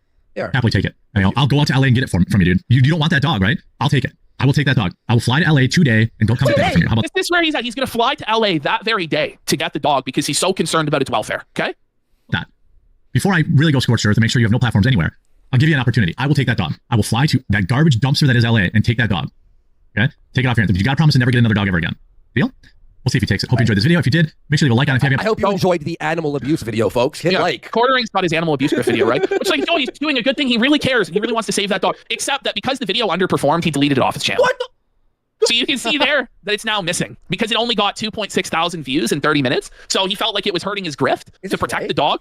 This is so he cared so deeply about that dog, yet he deleted the video. Jeez. True, bro. He fucking deleted the video because he didn't get enough views. 23K in a day. What? That's brutal. It's like Corduring's less than such a our fucking videos. piece of shit, He's bro. the worst. He erased the video for real. Yeah, he rage quit saving a dog's life. The point is what he did. of charity, it doesn't matter about the views or the money. It's the, hey, I actually care about this dog. You know? It's just unbelievable. And that gets no attention, by the way, but that really should be the end of his career. It really should. Yeah. Let you grift. Oh, we gotta save this dog. I'm willing to fly out to LA to save this dog. But if my video doesn't get enough views on YouTube, then I'm just gonna delete it and let the dog suffer and die. Yeah, that makes sense, Jeremy. When did this happen? Here we have. Ash, when did this happen? This was this week. This was this week. This was this week. 2 weeks ago, you brought to the table, remember? He said he now knows he can't delete videos, remember? His YouTube rep said if he erases the videos, it fucks up his algorithm, but he's still doing it anyway for a charity Yeah, video? he was so worried that he went against the advice of his YouTube manager and deleted the video about saving the dog from abuse. Lock By the way, him up. He didn't fly out to LA and save the dog. And as far as I know, I don't think he flagged down this guy's platforms either. Maybe he did, but I haven't seen any evidence of that. So he did precisely jack and shit. And for all we know, this dog has been tortured to death because the Quartering was more worried about his algorithm performance on YouTube. You couldn't keep up the 1 out of 5 videos that day? Like, who cares if it underperforms? It's crazy. It actually is crazy. Okay. All right, let's start here. I have a clip and then Andy has a clip. So You want to go we're first, now right? Let's run shorter. So let's do this. This is from the Estrocast. This is Quartering with Melanie Mack and Hannah Sinclair. And then Andy has one from today where it was Quartering solo. But this was 2 days ago, the show he did. Ashton Just listen challenged to how... me to edit it. You were like, are you sure? Here's the link down. I'm like, he's like, I'll edit it. All right, it's your funeral. I'm texting Ash like, oh my God. Just listen to what Quartering says here. It's so funny to me, bro. The air fryer has revolutionized our ability to cook healthy food. What the fuck? Oh my God. It's revolution. All right, awesome. Thanks, nigga. All right. Let's see. Raymond with the 2. I guess we can check that out. And Musashi with the 5. The Quartering is a drunkard, a coward, a flip-flopper, and using his Antifa... Skip it button, faggot. Israeli friends to fake an aggression on himself for PR victim points. Yeah, that's the thing is, like, now that you can be somewhat edgy on YouTube, the Quartering is like a dying breed. The filthy fence-sitter centrist is no longer a viable option because, you know, now you can actually pick a side on YouTube.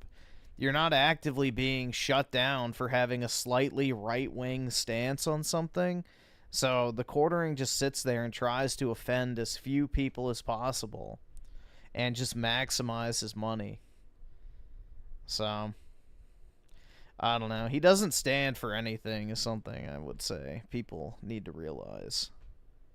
He is only in this shit for the money. He tried to make a magic channel. He tried to make a claw machine channel.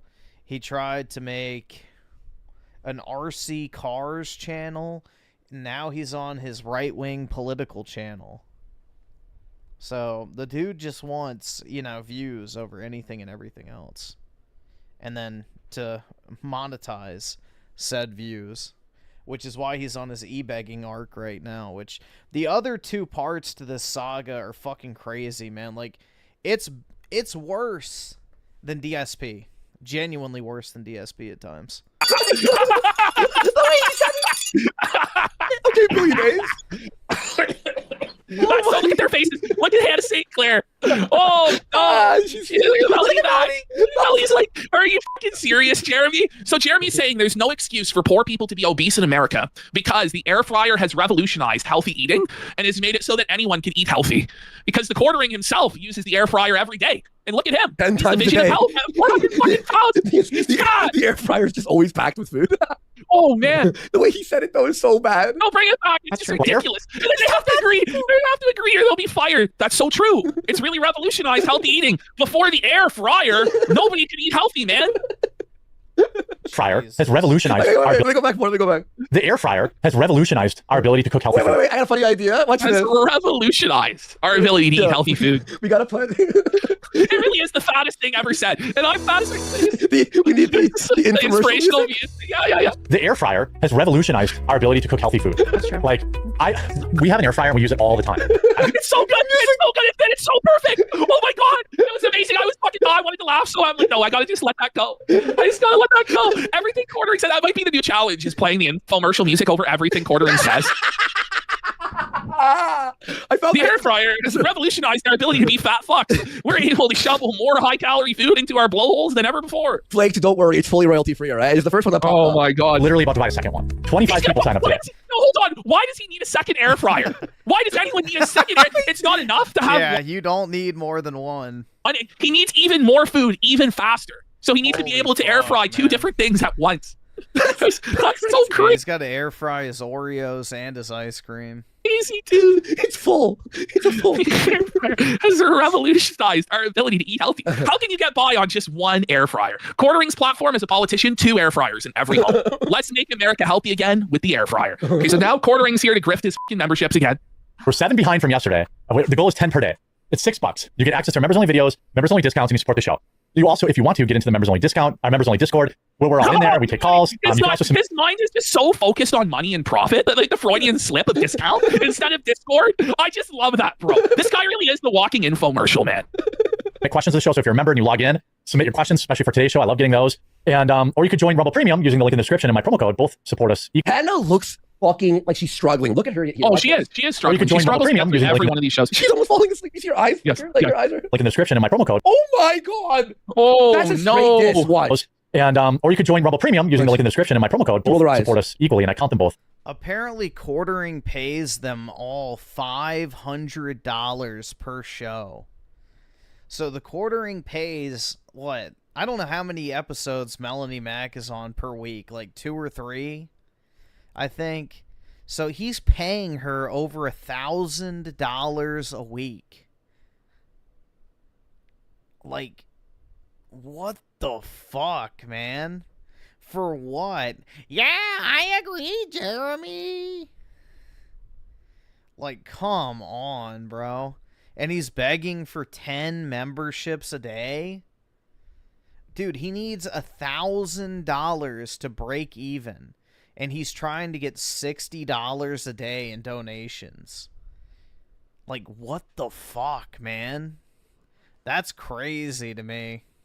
The same. So hopefully you'll go. That's me on a plane trying to stay up, by the way. me trying to watch the movie. And I'm like, they're saying the ick is strong with her. May the ick be with you, Hannah Sinclair. We can do an AMA with Maggie.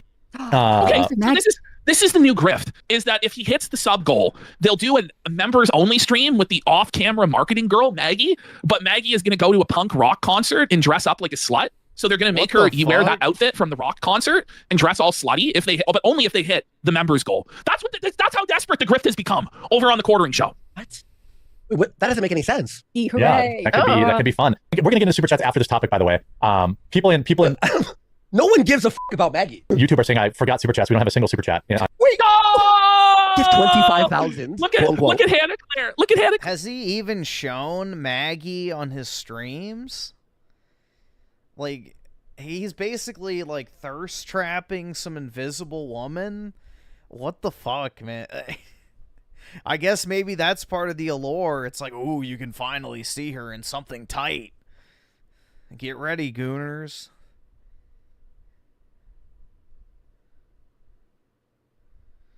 Let's see. Neonverse with the 5 months. Appreciate it, man. Griffin, I'm in your good books as I don't talk about certain characters because I'm Zelda fan and Zelda franchise is better than Final Fantasies. Well, I strongly disagree with that, but, you know. I really don't care if you like Zelda either subscribe, donate, or get the fuck out. It's okay. I don't take it as a personal offense, but, yeah, it's all good, man. You know, Renadog, for example, he and I disagree on his favorite game, which is The Last of Us 2. So, you know, at the end of the day, man, it's just a game, so no worries. I remember him flip-flopping on Elon Musk, fraud daddy, every single week. Then he was drunk every day, crying to be noticed by his Elon senpai. Then he like a jolted ex insulting him and attacking the next day. Yeah, the Quartering, it's just whatever the way the wind blows with him. I don't think he has any genuine or hardline stances on anything. He's just desperate to maintain relevancy. Claire when he goes, we don't have a single super chat. I hurt myself today to see if I still feel. Listen, folks, let's get some subs. You guys know, like on Rumble, supposedly the quartering gets 25,000 live viewers. Which, again, massive X'd out because Rumble, like, inflates the viewership dramatically for anyone that streams on there. They, like, basically have built-in bots. But if you have 25,000 viewers, how do you not have a singular super chat to read? Like, nobody sent $1, nobody sent $2, nobody sent $5. Like, that's not organic. They have 20,000 live viewers, and plus the YouTube viewers, and they don't have a single super chat the entire show. This is like over an hour in to the show, by the way. How does that work? How does that work? YouTube.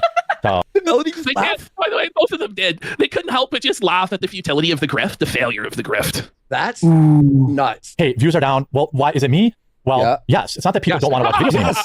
Yeah, it's not that people don't want to watch videos anymore. They just don't want to watch you quartering because you're a boring bum, and there are better options, even in your own genre. Far better options. While everyone's here, here we go. I'm going to do an update. I'm going to check the numbers. But I'm calling out as many people as possible Wait, he's going to call out his entire audience? He's doing a dead audit. He's like, listen, you guys haven't been supporting, and I'm going to call you out by name. Look at how embarrassed Hannah Claire looks. Hannah Claire is so fucking ashamed. There almost ought to be like a dedicated zoomed-in cam to her at all times during quartering segments, because every single facial expression she has is like one of pain or shame or disappointment in what's going on. By the way, we got Adderall Dependent for a sub, and Frank Booth for a sub as well. Let's go. Let's go. Lieutenant Farquaad of the sub. Let's go, Lieutenant Farquaad. Thank you. In the chat, to either become a Rumble Premium member, promo code free quartering, you get a free month, or to join on the quartering.com/join literally right now. If we get to 25 today, I will film a members only video with Maggie, a Maggie AMA. Wait. Bro, this is seriously what he's doing, bro. He's gonna film a members only video with Maggie? That sounds like OnlyFans content. Begging for 25 memberships at $6 a piece in order to film a paywalled video with his marketing assistant where she's dressed like a rocker slut and she'll answer your questions about marketing and punk rock. Yes. Marketing what? What do you mean marketing assistant? I don't know. That's what Hannah is. She's the marketing director for the quartering. Director. Okay. Maybe this week. I think she's going to a rock and roll concert on Friday. I love he goes maybe this week. Like, when is this gonna happen? Like, he can't even be like, listen, right after the show, we're gonna get Maggie in her slut outfit, and she's gonna bend over for you guys and do twerking tricks and fucking answer all of your questions about what it's like to work for Jeremy of the quartering. He's like, I don't know, guys. Maybe sometime this week we'll film this video. Someone sent me. Is this him on YouTube? On the YouTube, he had 152 views.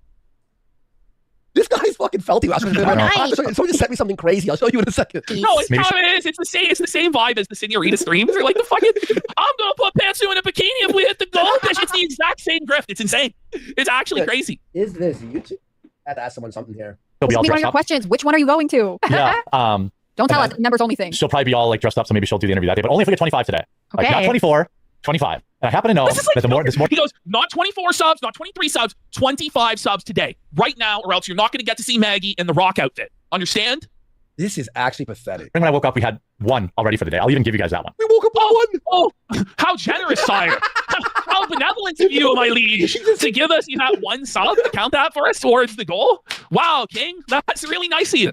What the fuck is wrong with this guy? He goes, we need 24 more, because we got one sub. You woke okay, up at one sub.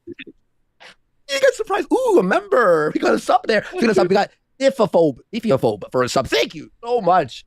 That's as much as quartering's entire day, apparently. Yes, this whole day was $6, and they got 24 to go. Whoa, 24 to go, and we're gonna get fucking Maggie on stream, guys. Members only, though. The market, yeah. Jeez. 24. Man. Look, I'm a fat, but I'm actually trying. I'm a fat. No, you're not.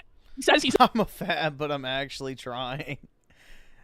Fat, but he's trying. Listen, if you're 400 pounds like you are, Jeremy, you're not trying. But stop coping, buddy. So Ashton challenged me to watch a quartering. He's like, I warn you, it's crazy, it's boring. And I'm like, I'll find some shit. And I did. But this is what I was greeted to when the stream started, all right?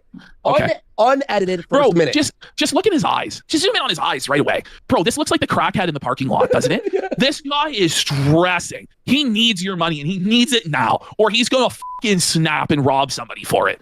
He looks cooked, bro. He's pissed. All right, so here was the first minute. You ready, Ash? Okay. Get ready. Sniff. Are you kidding? I swear it's to just God. dead air. You're live. It's a live stream. Look at him, man. Look at him. He's scanning for tips. Like, he's like a fucking deranged crackhead. He's like, where's the donos at? Where's my money? His eyes are so sunken back into his head too. He's like a fucking caveman. The fucking dirty bags under his eyes, the fucking bum that he is. His dirty neck beard to try and hide his obesity. It's not working, bud. One back working. I'm hoping that. Dude, Melanie does not make much money on YouTube. Like, she uploads consistently too. At least she was for a while. She's like no longer uploading as frequently now because she's taking a break or whatever. But yeah, she has 222,000 subs, 9,000, 8,000, 10,000, 5,000, 9,000, 21,000, 9,000, 12,000, 8,000, 10,000, 10,000, 17,000, 16,000. This one gets, 60,000. That's pretty good. 21,000, 9,000. Like, she doesn't have that big of a following. So, and that's consistent uploads, like back to back. This is all in a 3-week period. So, yeah. And she's like doing current event topics, which should get a shit ton of views, Like, if you're doing news-related topics, typically that's easy views. Especially if you're talking about Trump or woke shit or whatever else. He's stressed. Hoping he's that bald. The Rumble stream is working. Seems like it is. He wonders why the stream's failing. He wonders why. You're trying to figure out scheduling a live streams without the broad. No, I always live stream on Fridays alone. He's alone on Fridays. Oh, Michael, he said that. Oh, it looks like he's about to cry. He's alone. No, buddy. He has no female sidekicks to give him validation. He's all alone in his dingy, dank fucking basement. Because unlike Tim Pool, he couldn't afford a studio because he blew all his money on pills and fucking Teslas and Rolexes. That's crazy, dude. Stream all alone. Oh, man. The way he says that is so fucking sad. Was his lip quivering? Fridays always stream all alone. Oh my god! He looks down into the side, all fucking sad, buddy. That's so no, that's brutal. To have a super quick word from this video sponsor, Black Forest. What's this video sponsor? Black Forest. Buddy, the tech is totally felt it. It's doubled up. Good job, Quartering. Wow, what a great operation. We all got to donate to it. Real professional stuff here. I hope he doesn't get paid for this ad read because he f***ed it up. I think he would actually fall to his knees and cry. And he was just like totally despair. Just roll around on the floor like a fucking baby. If the sponsor said no, he wouldn't know what to do. It would be inconsolable. What the fuck is Black Forest? Someone asked me. That's what happens to his wife in the plane. It's a black dude named Forrest. Yes. Think out about stem cells. Stem cells are like tiny repair tools. Stem cells? What the f is this sponsorship? Last time it was PDF debt consolidation. Now it's like, who do they think that they're marketing to? The Quartering audience is going to seek stem cell therapy? Like, what the fuck? I want you to understand, folks. The image that is about to be shown, I did not edit in. You can go on the original fucking clip and watch it. You ready, Ashton? You won't believe it. Usually, did I take it? I should have kept it in. Did I have you should have kept it in. It's just a giant muscular black guy. Stop. You're kidding. What the fuck? Worski fumble. No. No, buddy. No. I'll find out. There's going to be a sellout. He did the ad 4 times. He did the ad 4 times, by the way. That happens here. Unfortunately, I had a good chunk of money in the stock market, but summer came and YouTube ad revenue cratered, and I needed to move it to something safer. So Quartering had to liquidate all of his investments, his entire portfolio, because his YouTube ad revenue went down. So this guy's actually... What the fuck? Yeah, because I know he fired like 10 of his employees. He had like 15 employees at one point. Just because, I think it's like vanity, man. It's what happens with a lot of these YouTubers is they're like desperate to be seen as like legitimate business owners. So it's like, oh, I employ 10 people. Look how professional I am. Like, he had 2 video editors, man. The Quartering had 2 editors. This dude doesn't even fucking... Like, he just basically makes stream clip content. He doesn't even, like, edit out his fuck-ups. He just talks into a camera and uploads the raw video, basically. Why does he even need an editor at all? Like, a thumbnail editor, I could understand, but, like, really? I don't know, dude. That's crazy to me. He's broke as a fucking joke. He actually had to sell fucking everything. And now he's going to say, oh, it's because it's safer, this investment. His investment he moved into was crypto. So crypto is not known for being a safe and secure investment. It's known for being very volatile. So what I believe that this suggests is that Jeremy is totally fucking broke and he's gambling, trying to hit like a 4 or 5x on crypto shit coins so that he can somehow pay his fucking bills. All right, here's the ad. Okay, you ready? Shit. Are you ready? All right, here's the ad. On the original Rumble, so you know I didn't edit it. Watch this. Any repair crews in your body, and they go fix things that need to be fixed. This is Stop. Ronnie Coleman. That's not. What the fuck, buddy? The Ronnie Coleman's Black Forest? Yeah, no doubt. Time Mr. Olympia. Man who squatted 800 pounds like it was nothing, sharing how stem cells helped him. For the last 2 years. This is 72 comments, 78 comments after fucking. Holy shit. Wait, what the fuck? Why are you talking over our leaders, you amateur? Jesus Christ. His comments are always so bad. This guy says his position on war is dog shit. Rumble needs to diversify their channels. We want all these people gone. Shut up, I can't hear him over your dumbass comments. That's so funny. Oh, no. I hope you enjoyed this video. If you did, make sure to leave a like on it. If you haven't, please subscribe or follow down below. We'll talk to you I again. gotta ask, like, isn't stem cell therapy really, really expensive? Like, healthcare is expensive. Like, this is like experimental therapy. Who is going to be watching the quartering and decide to sign up for tens of thousands of dollars in medical procedures? Thanks, nigga. All right. Watching the quartering video. Well, with the promo code quartering, you could save 15 to 20% off your next order of stem cells. And by the way, like, does quartering know? Like, what the fuck, bro? Who is ordering stem cells with code quartering? Don't, like, the crazy thing is, too, is stem cells come from aborted baby fetuses. So that's where they're getting these stem cells from, which I guarantee you the quartering's audience is anti-abortion. Crazy shit, man. Musashi with the 5. Appreciate it, man. Quartering in the circle of little Nepo... fed YouTubers, unorganically pushed by YouTube, are funny. Wait, unfunny as fuck. Provide no entertainment when they cover shit. Yeah, his videos are like the most low effort, like basically text to speech slop on the platform, and he's like surprised Pikachu face that people aren't watching it in droves. Like, yeah, this gravy train was going to come to an end at some point. The quartering makes the most safe, uninteresting, and just bland content imaginable. He doesn't have any deep or, you know, informative knowledge or takes surrounding any of the topics he talks about. He literally just reads an article and goes, yeah, I agree. That's pretty crazy, man. All right, hit like on the video and buy my coffee. That's essentially a quartering video. It's just text to speech an article, say you agree or disagree with something, and then shill whatever product it is you're paid to put in that particular video. I don't know. His audience is supposedly conservative and they're not really down with the abortion thing.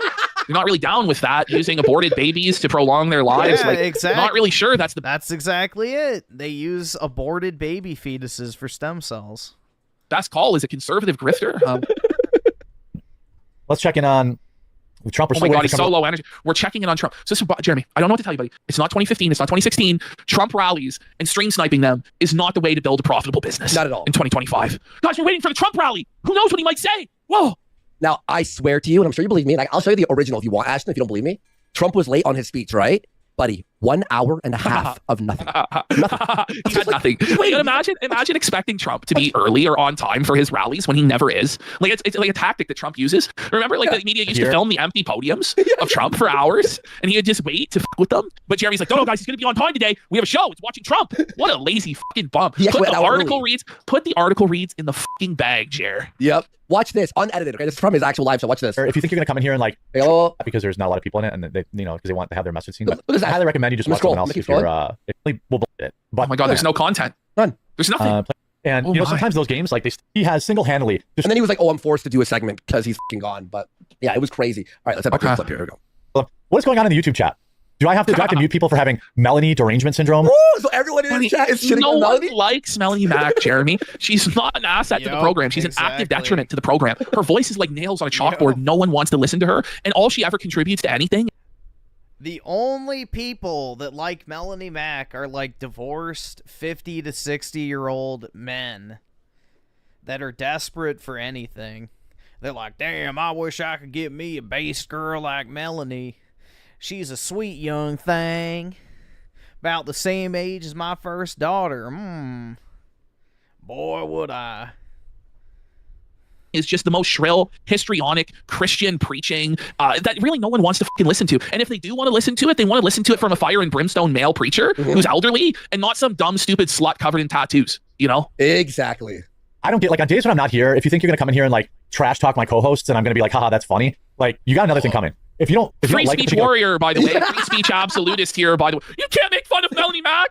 I have to simp for her. Maybe she'll give me her dried up in 10 years, guys. Co-host of mine, that's fine. She's not gonna f you, Jer. You know what? She's not gonna f you, bud. So I removed this part because it was so long and boring. But someone's like, hey, did you block my brother? He's like, I never block people on Twitter. And then he's like 10 minutes later, he's like, wait, yeah, no, I blocked this guy for making fun of Melanie. I'm like, Melanie Mac is under attack. We have to do something, guys. It was like way too long and boring to put it in the clip. But if you're gonna come in my chat and be a little titty baby about it, you know, I'll just mute That's you. cringe. And you can chat into the ether. This isn't Tim Pool's chat where, you know, he allows us like everybody to be toxic as What the? Okay, It's over. Jeremy. It's over. Jeremy, you're an anti-woke grifter. You can't use the term toxic and cry about toxicity when you're supposed to be like, facts don't care about your feelings, woke leftists live. You're fucking sensitive and emotional. But this guy is everything he's supposed to hate. He's childless. He's a consumer. He's a soy boy. The only thing he cares about is media and buying fucking toys. He's really emotional. He's a little bitch. Yep. He's every single thing he tries to criticize on the left. He is that thing. He did a whole segment against Yeah, he's a dink, bro. That's very conservative and trad of you, Jeremy. A dink. obesity on his show that I did, and he's fucking obese. What the fuck? This is Tim's Pool. Whoa, Tim Pool guys, chat. this is even more gay than Tim Pool. Well, I didn't think. What, you think you could actually speak your mind here? We're even gayer than fucking Tim Pool around here, bud. I really don't have any rules other than like you keep it respectful. Jeremy, how about you don't read the fucking chat? How about just ignore the fucking chat and do your fucking show? Do your fucking job. Read the articles and put them in the fucking bag, you dipshit. Holy f. I have no rules in this chat except for be respectful. Of Melanie Mac. What the fuck are you doing? But you guys they show no respect to fucking anybody. You have to respect me. Respect my authority. Shut the f up. Buddy, I don't even, but it's not even like a rule where we go, we have no rules, but don't be Fed posting. That's different, right? How about this? Just fucking ban them and move on then. But you let your whole show be derailed by some fucking idiot? That's retarded. By the way, he had 22,000 watching on Rumble. Guess how many on YouTube he had watching? Just guess. Say a number. 1,000? No. 500? No.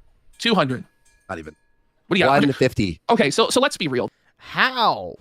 There is no way that you're streaming on one platform, Rumble, which is not that popular. You have 22,000 people and only 100 on YouTube. There's no way. That's got to be botted. This guy doesn't even have 500 live viewers between Rumble and YouTube. When he tries to claim he has 20,000 live viewers and his live streams can't even get 700 likes on Rumble, like, he's not even in the top 50 live streams on Rumble in a day anymore. You know, he's fallen off the leaderboard. He's not even on the leaderboard. There's not 20,000 people watching live. There's obviously fucking AstroTurf or botted or something. When you can't even get 100 people on fucking YouTube, it's crazy. And if you're gonna have a problem with one of my co-hosts, that's cool. Don't watch one of those or critique them reasonably. Oh my god. This doesn't happen. He gets 1 hour of rotating viewers that are being streamed on the front page. Oh. So it counts the front page traffic as his viewers. Interesting. Maybe that's what it is. To go on and on like this, Jeremy. Move on. Embarrassing. He's calling everybody else a baby, but then he's going to cry like a fucking baby on his live stream? Really? Like, this is why your channel's dying. It's Melanie. Well, my brother in Christ, you are in my live I agree. stream on a Friday afternoon, whinging and complaining about somebody who's not even here. I just don't really understand. Like, Jeremy, do you understand that your audience are not like Christian Puritans? You get that, right? Like, your audience, they watch like you do. You do understand that, right? They really don't want to listen to some shrill fucking empty egg carton that doesn't even live the value. Yeah, nobody wants to listen to a fucking 40-year-old divorcee lecture them about the virtues of Christianity after she decided to get serious about it a few years back, is covered in tattoos, dresses like a fucking emo chick in middle school, and lives with her fucking parents. That she attempts to profess. Tell them about how they're beta for jerking off to or wanting to play video games that have characters with cleavage or asses in it. Like, it starts to get grating after a while when you're listening to a woman whose only takes are bad, sexualizing women bad, and gays bad. Those are the only three things she says. She says the naughty word. It's like but it's like a fucking doll that you pull the string on, and she goes, "Gay people are okay." Wow, it's really impressive. Do we have anything actually insightful or funny to say? No. Okay. There's a fucking my boot. Okay, what's up? No, that's what it is. Okay. Sorry. She wishes there was a snake in her coot. That's for sure. Griffin, that's the last time you're gonna make fun of Melanie Mac. Consider yourself warned. She's broke. She's eggless. She lives with her parents. She's divorced. And the worst of all, She's ugly. You know, my live streams are doing better than ever. In the dead of summer, all last week, basically. Hear this. You ready? Doing better than ever. In the dead of summer. I wonder if the Rumble, like, people chuckle at that. Like, yeah, his live streams are not doing better than ever. We're just making it look that way. All last week, basically 15 to 20,000 live viewers every day. No subs, though. No money. Like, supposedly, too, he has 20,000 viewers. Look how slow his chat is, man. Thousands of dollars lost. How can you have 15 to 20,000 live viewers and not a single super chat? Maybe it's not a good idea, like, to flex that you have Rolexes and Cybertrucks and mansions, because then people are like, well, he's good for money then. Even H3 is a millionaire and he makes super chats every day. Like, what do you like super chats? Listen, he has no actual audience. There's nobody that's a fan of this guy. Let's be real. Oh, 100%. Someone said, okay, Rumble 20K equals 200. Like, once they hit play on the video, watch his chat speed. I want to see. I'd be shocked if it's even that, dude. If you look at the YouTube live stream and you think, well, there's not a lot of people there, well, that's because YouTube, I don't promote it, you know, so. Oh, stop. Oh, stop. Do they not get the notification, bud? It's that no one wants to watch it because they tried a couple times and it was terrible. Such I'm a not worried about it. Actually, maybe that might be the Trump. Never mind. That's not his. If you are, you know, if you don't like Luke. Yeah, it's a different channel. It's Right Side Broad. I thought he had his own stream pulled up, but I guess not. Don't watch when Luke's on. If you don't like Melly on, don't watch when Melly's on. That's all cool. How about watch whenever who's on and make fun of them? Who cares? Like, as soon as they remove him from the Rumble lineup, that's why he's pushing the membership so hard, is because he signed a deal with Rumble, basically, where they pay him a bunch of money to stream on Rumble. And what he has to do is convert viewers into paid Rumble Premium members. So my guess is he's trying desperately to push these members, because unless he can sell memberships, then Rumble's going to cut his deal, because he's not, you know, turning over customers. And if he's getting 22,000 viewers or whatever and 0 super chats, he's probably not getting many memberships either. Fucking, it's a crying bitch. Anonymous for a sub. Thank you, Anonymous. But it's like you're already struggling. Can you even gift memberships on Rumble, or is it just something you have to manually sign up for? With viewership, and you go, if you don't like it, don't watch it. That always works, right? Telling people to stop watching. Yeah. Which, by the way, he criticizes like woke mainstream media for narratives, like, and then goes ahead and uses stuff like that himself. Yeah, when they go like, if you don't like our movie, don't watch it. Then he says he is woke. It's all dandy, but don't be a fucking loser. You know what I mean? It's very weird. Loser. Like, I know, like, hey, buddy, like Quartering, is that a C-3PO action figure behind your head, or is that like an Oscar? Like, what is that? Like, this guy has toys behind him, and he's calling other people fucking losers. He has action figures in his background. This guy has a Funko Pop collection. Chat. And he's like, you guys are losers because you don't worship Melanie Mac. Embarrassing. Go to that chat because there's not a lot of people in it, and they, you know, because they want to have their message seen. But I highly recommend you just watch someone else if you're going to be derangement syndrome about any of my They're girls. watching fucking Benny Johnson. They're watching Nerdrotic. They're watching Critical Drinker. They're watching Crowder. They're watching Tim Pool. There are so many alternatives to you on the very platform that you're on. Get a grip. Yeah, dude, come on. Let's see. What do you guys got going on this weekend? Are you really asking people in chat what they're doing this weekend? Hey, chat, what are you guys doing this weekend? Hey, I'd really like to know. I actually am so interested in what you random people who I've never met and never will meet are going to do this weekend. They're saying they're going to watch Kino Casino. They're going to jerk off. They're going to do our mom. No, honestly, Let's see here. I'm gonna type. No, I want serious answers. Okay. This is what you do. But, you know, this is what you do when you can't get engagement in any way. It's like the most desperate, sad engagement bait to try and get chat to move or try and have something to bounce off of. Yeah, it's like Phil tier shit. Oh yeah, guys, are you going? Yeah, it's not like, oh, let's pull up something to watch while we wait. Here, I'll put on a game in the background I can play while we sit here and wait for this to start, and then I'll open it up when we're ready. You know, it's just kind of sad. Fishing? Yeah, I really like fishing. Yeah, man, I go out on the lake every week. Shut the fuck up, man. This is crazy. Do you like stuff? Oh my god. The quarter balding just followed, and quartering Skybull has just followed. Quartering Skybull. Look at. Oh my god, this is a terrible live stream. He's giving iDubbbz a run for his money. Well, I had an idea. This is why I texted Ashton this. I go, we should have a day where there's like slow or whatever, a boring streamer Olympics. Where Ashton and I try to like outbore each other with clips and find like the most boring. Whatever you're doing this weekend, don't tell Melanie Mac about it. She might egglessly shriek about it and freak out. Don't tell Melanie. She's going to be upset, guys. Yes, RTU. PK, you better go defend your woman, dude. Musashi with the 2. She has a crooked nose and PDF file lips. It's over.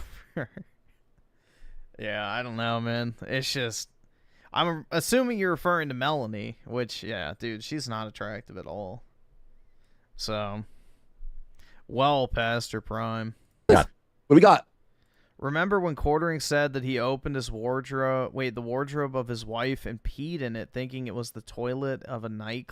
Wait, really? I don't remember that. What the fuck? His chat is so slow. He asked that. He must have been fucking crossfaded. Because I think he takes mud depression pills. Question. There's not enough people to answer the question. Look. Going to the Renaissance Festival. Nice. I'll be going to the Renaissance Festival. Look at how excited he is to hear about the Renaissance Festival. Look, guys, he's really invested in your personal life. He's, oh, yeah, man, sweet. Are you going to have sex with a bard there? I'm not soulless.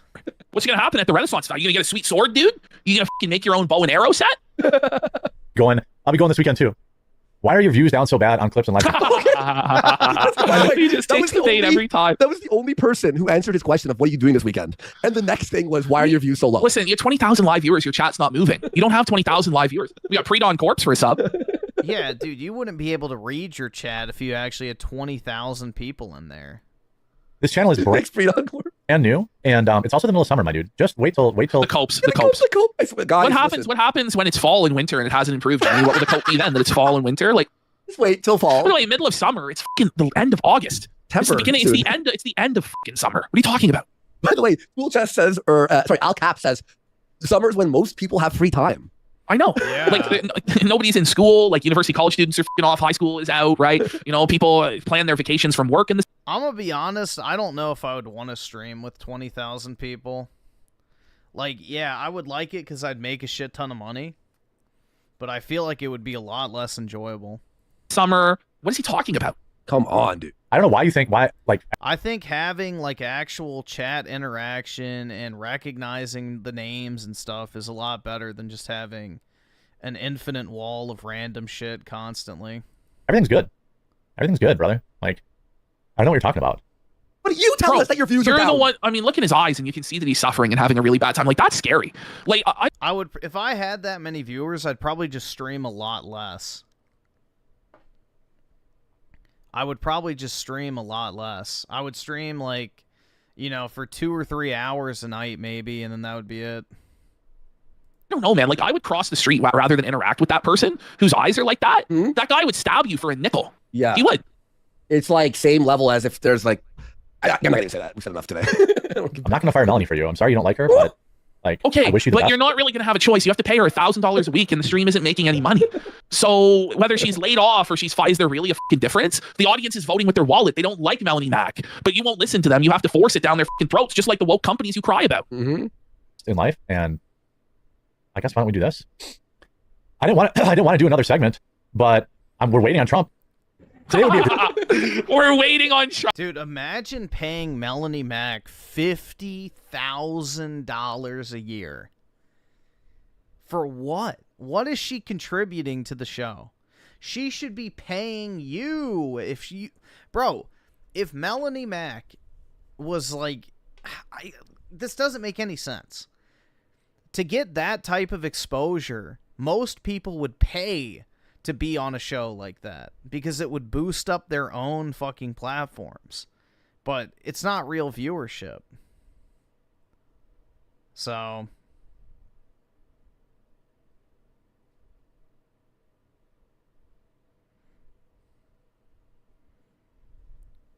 it's just very, very strange. I don't get it. Like, why would you pay her $50,000 to have her on your show that's getting all those views? Wouldn't she do it for free just for the exposure? I don't get that at all. Musashi with the 2. Do I have that one? I should. I don't think I do. Hold on. Give me 1 second. I can't afford this I'll get shit. it.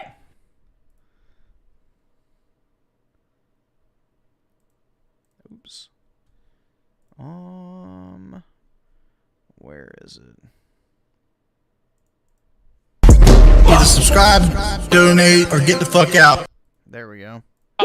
Trump's gonna save the stream. Don't worry, Trump's on his way, and he's gonna give us the exact same stump speech he's given for a decade, guys. Don't worry. By the way, guess how many people joined up today? Guess. How many? 10? No. Oh, stop. 5? No. 3? No. 1? No. People unsubscribed? No, it's none. He lost? He got none. He got no members today. You're kidding. With 24,000 watching? No members today with 24,000 people watching. It's done then. It's time to close up shop. By the way, we got Bad Banner and Osmora for subs. Let's go. That's infinitely more than Quartering got because he got 0. Don't worry. There's still super chats. Guess how many super Guess how much in super chats he got? $50. No. Take out one of the numbers. 0? He got nothing. So he made no money from this stream. What? Holy shit. Whatsoever. And by the way, his Rumble contract has no guaranteed money to it. It's just like a subscription. So he made no money for doing this work today. He got holy fuck. Actually, exactly what he fucking deserved. He got exactly what he deserved. It was nothing. Well, he put no effort in whatsoever. So he gets no reward. Oh my god. Oh. Great day, by the way. Like, legitimately. Dude, he's trying so hard to be Tim Pool. Like, I think that's what he wants to be. He wants to be like Tim Pool, who has like this massive staff and production studio and co-hosts. It's just like, bro, you're not him. Put the fucking slop news regurgitation videos in the bag, little bro. Like, nobody's watching you like that. They're watching you for like filler during the day when they're bored at work and need something to listen to. This is just us. To either join Rumble Premium using my link or my promo. Everyone, strap the f*** in. He's super chatless. Everyone, strap in. This is insane. Nah, dude, it's just the end state of the yarmulke. You know, it's the same thing with Ben Shapiro. His yarmulke's gotten larger and larger over the years, and eventually the end state of that will be a literal fucking beanie, because that's as large as it can go. I've held my tongue to keep this a surprise for you all. Listen, so last time, we said what? You had 3,000 members? Or something? Yes. 2,000 to 3,000, right? Code free quartering. Or to go over to quartering.com/join right now. It's $6 a month. That's it. $6. Pathetic! And, you know, we only have a couple hundred people. Noise? You notice that? There's like people talking in the background because he didn't mute the Trump tab. He didn't mute the Trump tab. So everybody just has to listen to this like weird ambient noise and people chattering in the background while quartering griffs. As you missed it, here it again. /join right now. It's $6 a month. That's it. $6. And, you know, we only have a couple hundred people in. Ooh, so after all the begging and grifting and shilling, he only has like 200 members at $6 a month. Yeah. That's not going to cut it, bro. That's not going to cut it. That doesn't even cover Melanie's salary for the week, Jeremy. What are you going to do? Oh, man. Some calculations. Well, if it was 200 members at $6 a month, that's 250. Well, all right, go ahead, calculate. Okay. So he makes $1,500 a month. So Melanie Mack gets $500 a show. She does 2 shows a week. So there goes 1,000 of it. And then Hannah is $500 a show. So he's now actually in the negative $1,000. Dude, what do these chicks even provide that makes them worth $500 a fucking show? They stream for 2 hours and get paid $250 an hour. Like, Melanie Mack is not a big name. Hannah, whoever the fuck, is not a big name. Nobody cares about these people. And that's just 1 week. So he's losing thousands and thousands of dollars a month. Plus he pays, I guess, Luke $500 a show. Yo. Oh my God. I don't know how you lose money doing live streams. That's because remember before? Yeah, there's zero cost. It costs me nothing to hit go live. But Quartering is desperate to try and legitimize this shit by having co-hosts. Why don't you just have people on that are like your friends and just want to be in your content and get exposed to your audience? Like, that's the thing. Makes no sense, bro. When you had the clip where he said, I lose every day that we live stream? Yeah. That's why. Yeah, that's why. Just stop. This is the crazy thing. Quartering is his own whale. He's the one that's whaling out. No one else is. He's spending all of his money to have this fantasy of a live streaming career. It's like a fucking Make-A-Wish, except the cancer kid has to pay out the ass. It's a really hard sell. It's a hard sell. It's a hard sell. Listen, buddy, it's $6. He goes, listen, it's only $6. If $6 is a hard sell, buddy, then you're providing no value. So he always talks about value. Provide value. Gotta add value. Well, obviously, no one considers it an attractive value proposition. Like, hard sell. Like, people sell premium memberships all the time. Like, everybody's got to pay. Why did he get rid of her? Patreon or a Subscribe Star or a Gumroad. Why did she get fired?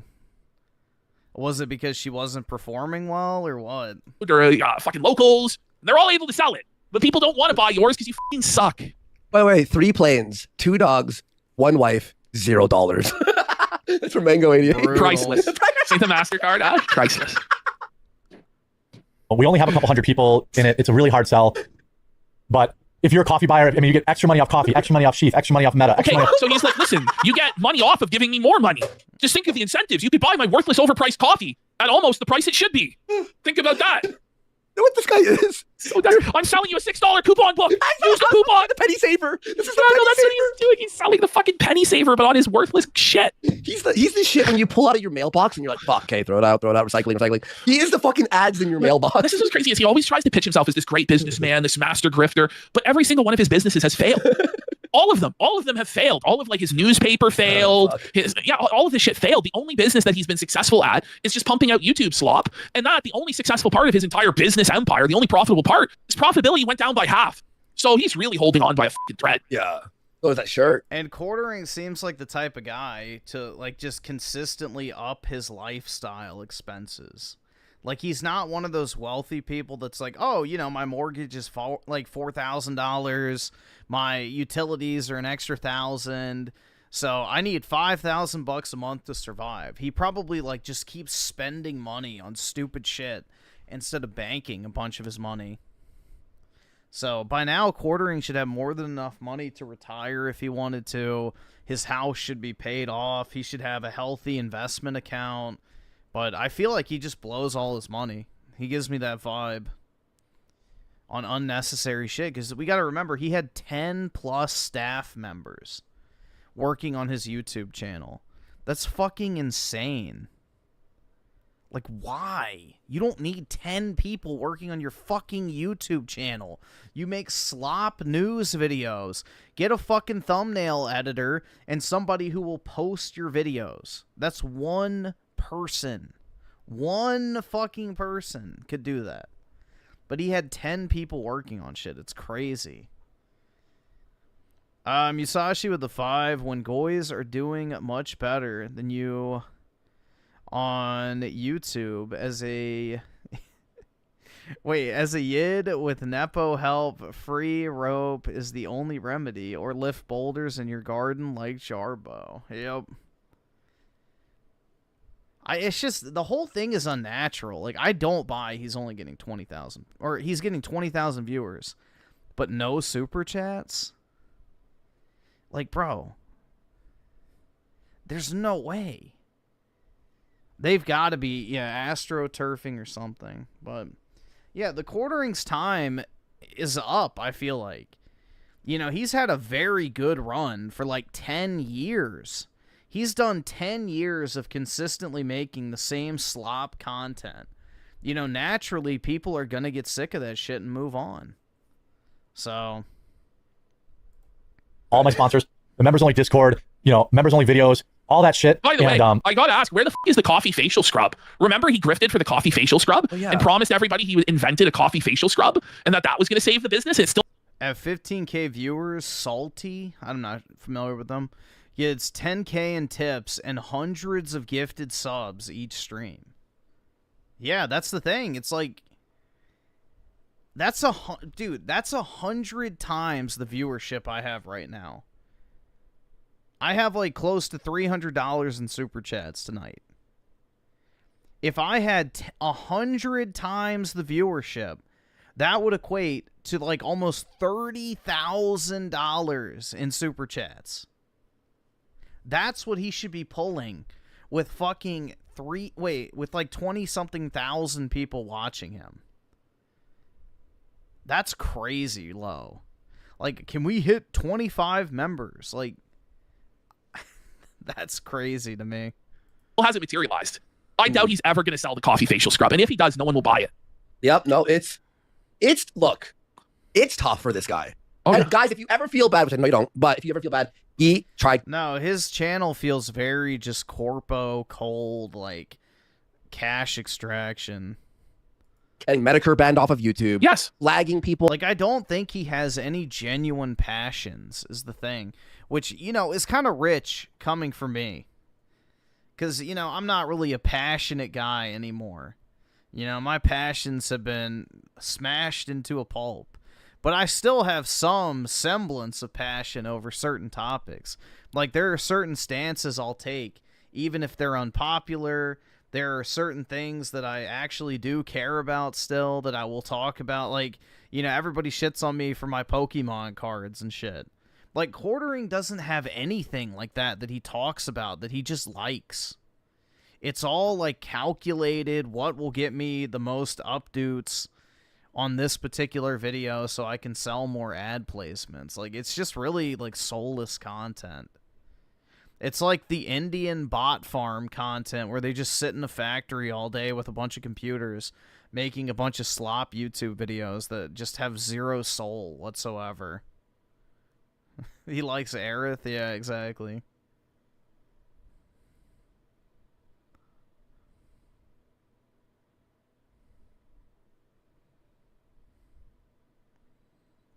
So, he doesn't, like, actually reveal any part of himself that he actually, could, make, I guess, appealing to the audience. Like, they can't relate to him, I feel like, is the problem. Do you like any of the cards you have, or do you just care about the profit? Yeah, I have my personal collection. I've shown it multiple times. Multiple times. Here. Let's see.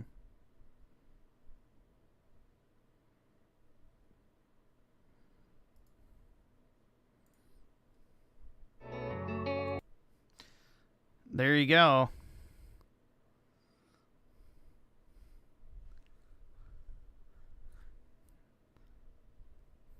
A collection, just sell it all? Never. No, I'm probably never going to sell these. The only time I would ever consider selling it is if I needed money to pay for, like, a down payment on a house. That would be it. But even then, I don't think I want to sell them.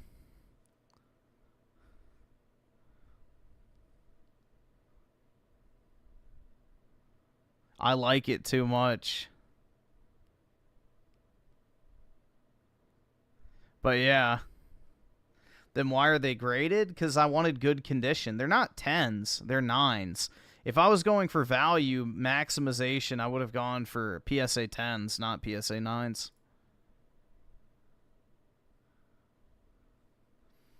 So, I just like the art. Like, I just wanted a full set of all the old EX cards I had when I was a kid.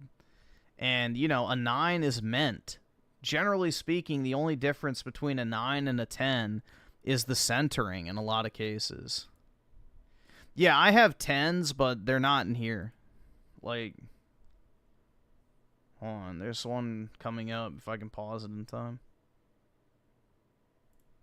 There's a 10.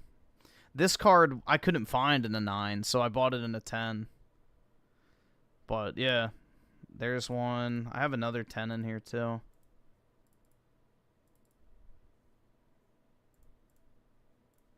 Right here, yeah.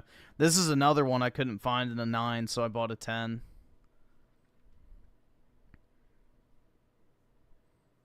But I have some other 10s as well in my collection, but this is just my complete EX collection. So, this card I also have in a 10, but this one has a 6 swirl, so. I have this card in a 10, I have... Where is it?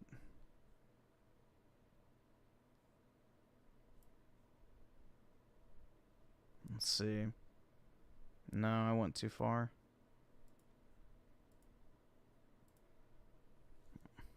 Just wait. Let's see if it pops up.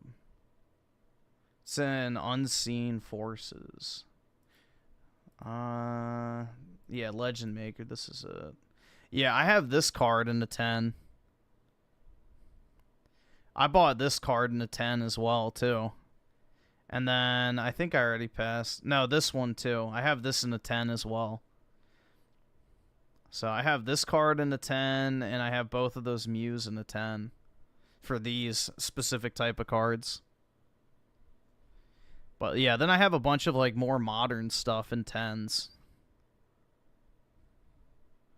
But, yeah. Why was that a fire-type Gardevoir? Because it's a Delta species.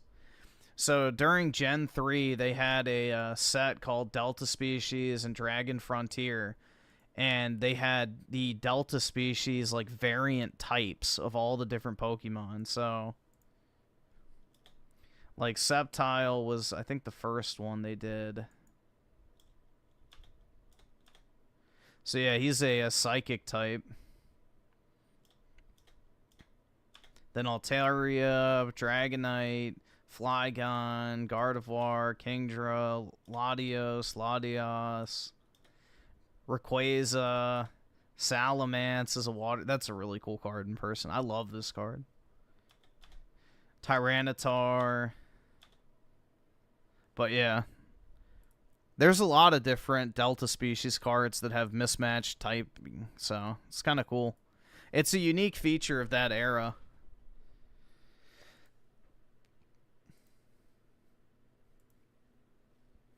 But yeah, that's my passion, dude. So, that's the last remaining bit of my soul, I guess. There you go.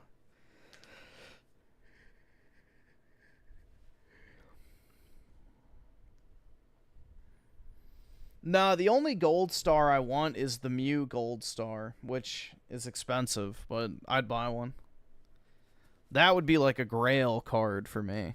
Well, trying to insult people who were better, who were clearly better than him, in a way where he's like, I'm the richest guy in the world. He's a piece of shit, so don't worry. I really want to get to 1,000 members, either on Rumble Premium or the quartering. But like even if he gets to his goal of 1,000 members, it still doesn't even pay for the staff. Yeah, it's still a losing enterprise. He's paying out 4 staff members $1,000 a week, so it's like $4,000 a week going out the fucking door. Holy fuck, man! Well, it's more than that. I mean, and think about this, bro. The YouTube must be doing really. I think it's worse than what I told you all yesterday. I think making $3,000 a week, and you go, that's amazing money, Andy. What the fuck, 3,000 a week? Okay. He has fucking mortgage on a mansion. He has 15 employees still. He has the cars, the Cybertruck, all payment, insurance, the wife plane insurance stuff. Like his expenses him. He needs to be making at least $50,000 a month to hold on to expenses. Okay. Probably. Think about that. Join our Rumble Premium, we get $6 a month. If you join on the quartering.com, we get $6 a month. No, see, but you know what he's doing, right? Is he's undercutting. So his whole Rumble contract. Yeah, it's a fat, like, Roman statue. It's pretty funny. Is to sell Rumble Premium memberships. But what he's doing is he's going around Rumble to exclusively get the $6 for himself through the quartering.com. I can't imagine that Rumble is happy with that. No, of course they're not. And they know what the real numbers are. Because it's not even 200. Okay? Matter to me where you join. And if it is, then everyone is watching and no one is donating, which I've never seen ever happen ever in my life. Mango goes, didn't Locals kick him out from the program? No, I think he just gave up on Locals. Yeah. Which I don't know why. Okay. Yep, he gave up on it, which is a common trend with the quartering. Like, apparently he started this news company and never even talked about it. Like, he literally has an article reading channel. And he made a news company with, like, on-staff reporters and journalists and stuff in order to, like, cover the news. Did he ever plug his fucking news company in his own videos or read his own articles or anything like that? Nope. Like, when he closed it down, most people in the comments were like, I never even heard you talk about this thing. What the fuck was it? I didn't even know this existed. It's like, bro.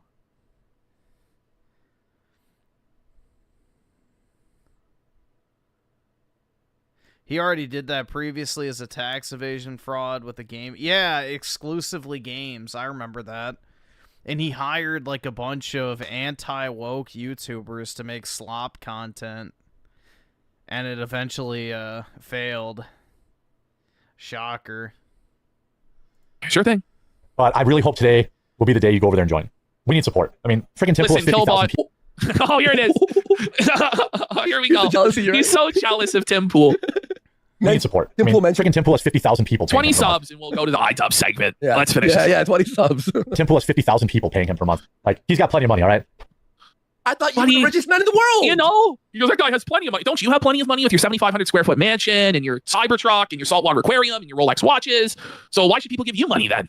Guys have to really see that aquarium, by the way. It's aquarium, who cares? No, it's built into the house. It's huge. And the fucking cleaning cost on that and the replacement water and the feeding, all that stuff, you're paying a dude $1,500 a month minimum just to fucking maintain it. Just to maintain that. We definitely need it. Salt water, yeah. And we've got the Ford Raptor.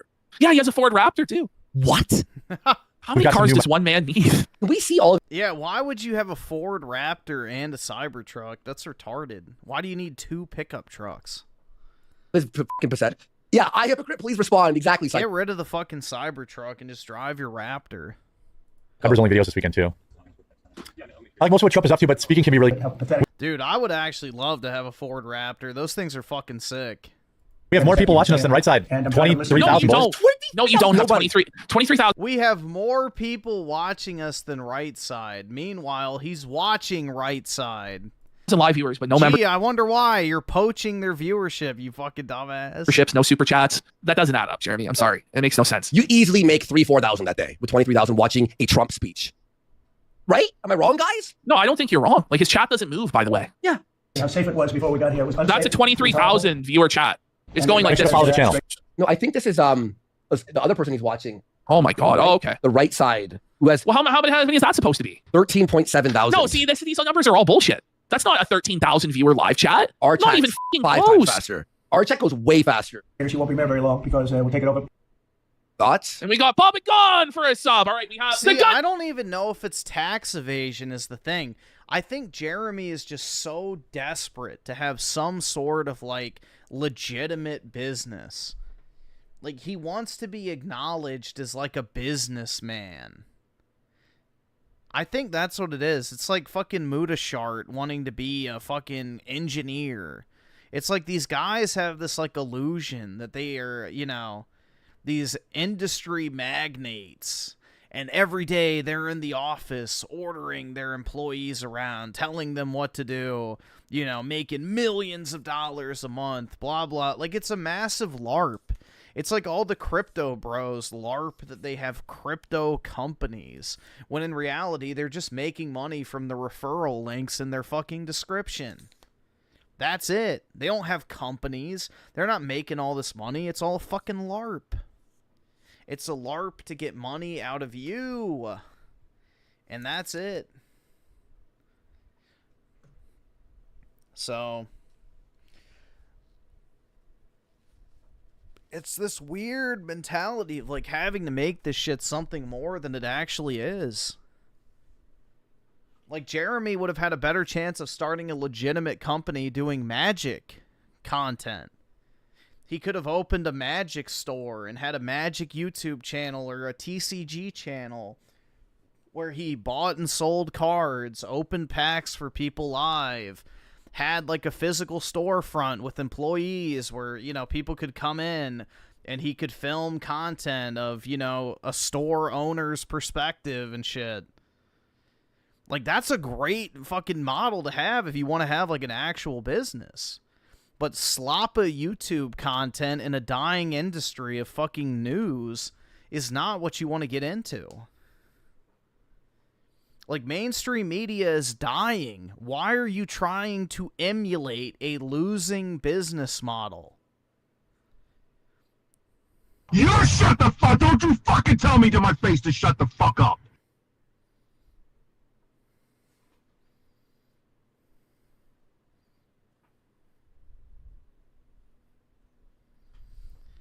Musashi with a 10. Accountant loophole shit by creating fake temporary cover company or a corporation that he closes at some point, just like his fake RC channel and website. He does this on. Okay, yeah, I don't know. I'm not really versed on tax evasion with that type of stuff, but it wouldn't surprise me, honestly, with the like rate of failure that occurs. It wouldn't be 100% shy. That's for sure. I don't know.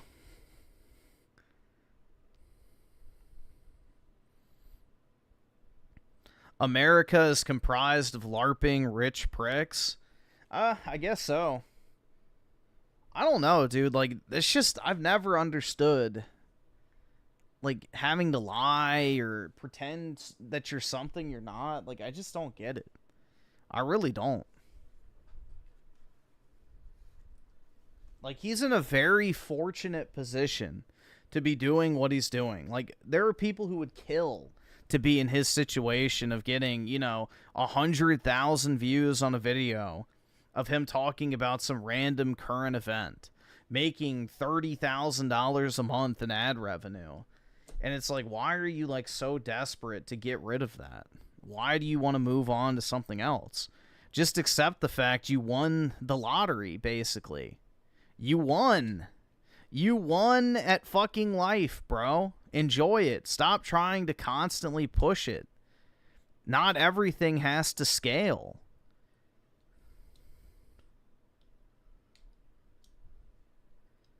But it's the reason why people who get a lot of money go broke. They constantly want more, or they mismanage it, or, you know, I really don't get it, man. I don't. The fact he had that many staff members was kind of eye-opening to me. I'm like, what the fuck, man? You do not need 15 people to run your YouTube channel. Ranger has gifted 10 subs. Let's Hi go. ho, pants away. This is definitely All a theory. We have a miscellaneous quartering segment that we could do, or we could skip it for 10 subs. Let's do it. Let's just do it. All right, here we have quartering letting us know about his degenerate addictions. I did find. I got. Killbot for 10, so hold it. That's it. Damn it, I wanted to hear the degenerate addictions. God damn it. Shit, now I'm curious what his degen addictions are.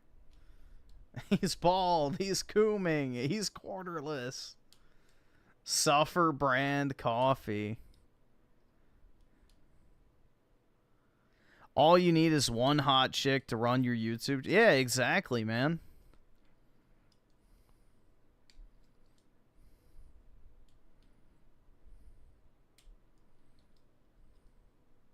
It's the boomer conservative mindset where scalability is the same as in the 60s. Yeah, it's just... Don't take a good thing for granted is the way I look at it. You know? Enjoy it while it lasts, but don't get fucking too cocky. You know? It'd be very... Like, this is the prime example for me. Like, when I was in college, I was making like $100,000 a year off of YouTube. Doing like just regular videos. You know, if I was a dumbass, I would have been like, oh yeah, dude, I'm just going to drop out of college and do YouTube full time. But no, what did I do? I did both. I did my college, did my master's degree, got a job, and I'm still doing YouTube at the same time. So, I don't know, dude. It's just a lot of people are very irresponsible.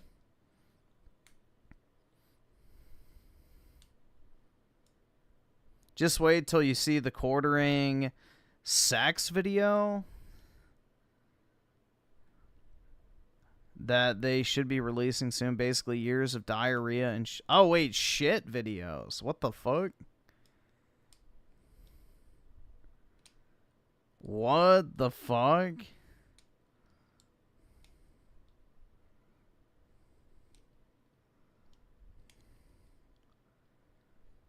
I bet it was German granny porn. Oh my god.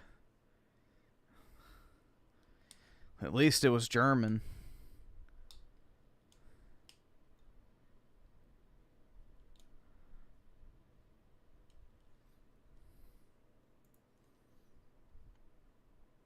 But yeah, I think it was this one. I don't know if we watched it on stream. I watched it, I know, for sure. The hour and 45-minute one. Like, bro, the begging is insane in this one. Like, it's actually fucking insane how much he begs in that video.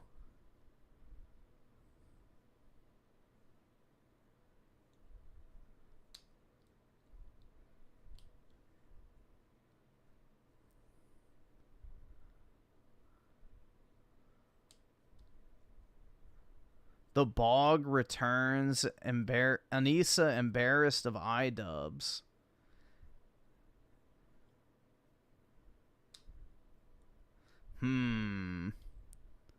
Should we watch the iDubbbz one?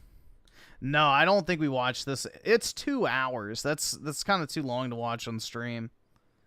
The hour ones are kind of pushing it, but if we 1.7x, you know, it's more manageable.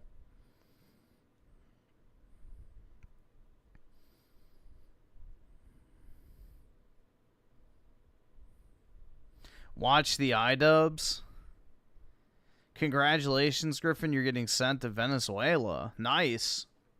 I can go pull me a Latina mommy. as I massacre millions of third worlders. Sign me up. This isn't making the clip for the clip channel. Our narrative is being destroyed in real time by trolls in chat who suck. Okay, so Anissa is saying that Democrats in the... Dude, she is so gross. Look at that, bro. Look at that. That is foul. That is just repulsive beyond belief. 60s were more liberal than they are today. That's what she's actually trying to argue. Like, all right, it's time for the iDubbbz segment. So we're going to start off with today's update. iDubbbz is playing World of Warcraft. He's got less than 200 live viewers. He's making no fucking money. But he does have one very special viewer in chat who's going to... Griff, I've seen her naked. I am so sorry, PK. If you need to talk about it in vivid detail, describing every inch of her naked body, I'm here for you.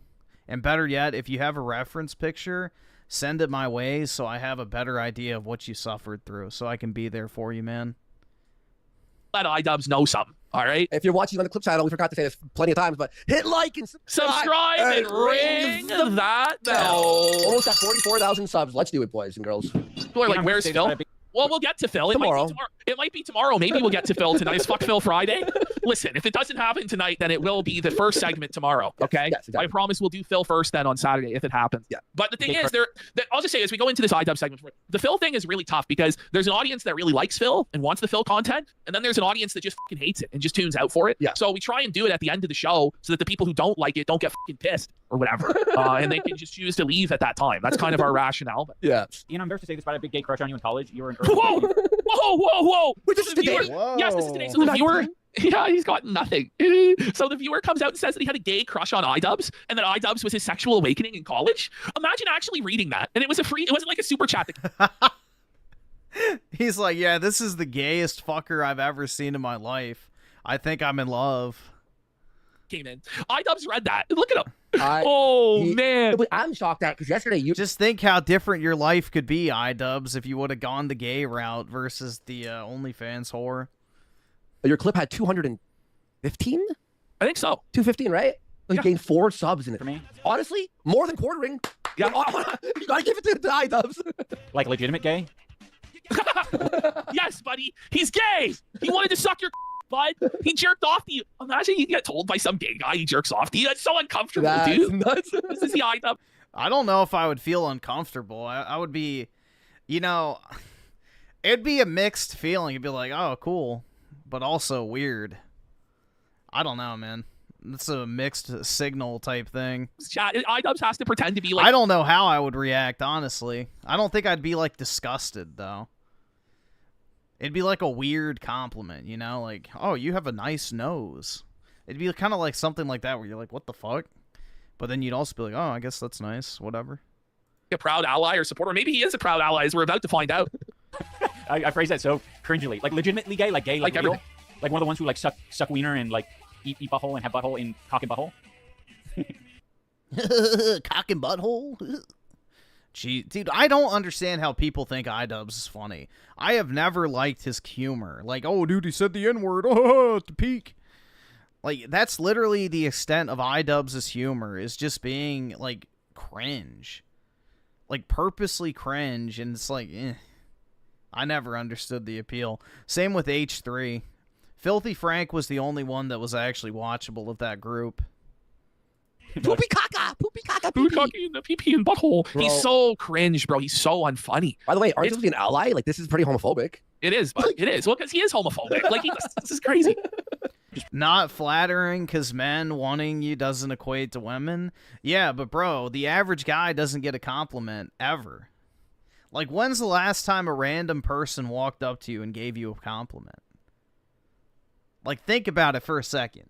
Like, genuinely think about it. When's the last time you got a compliment from another person that's not like your mom or grandparent? So in that sense, it would kind of be flattering, but it would also be weird at the same time. That's all I'm saying.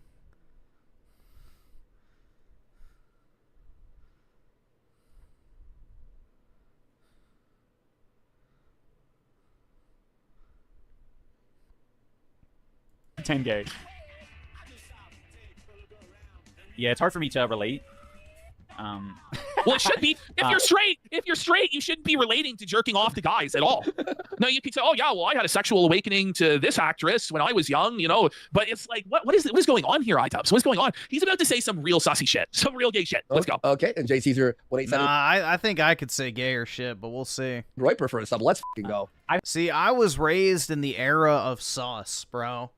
Like, the more sus you were, it was like an equation of humor.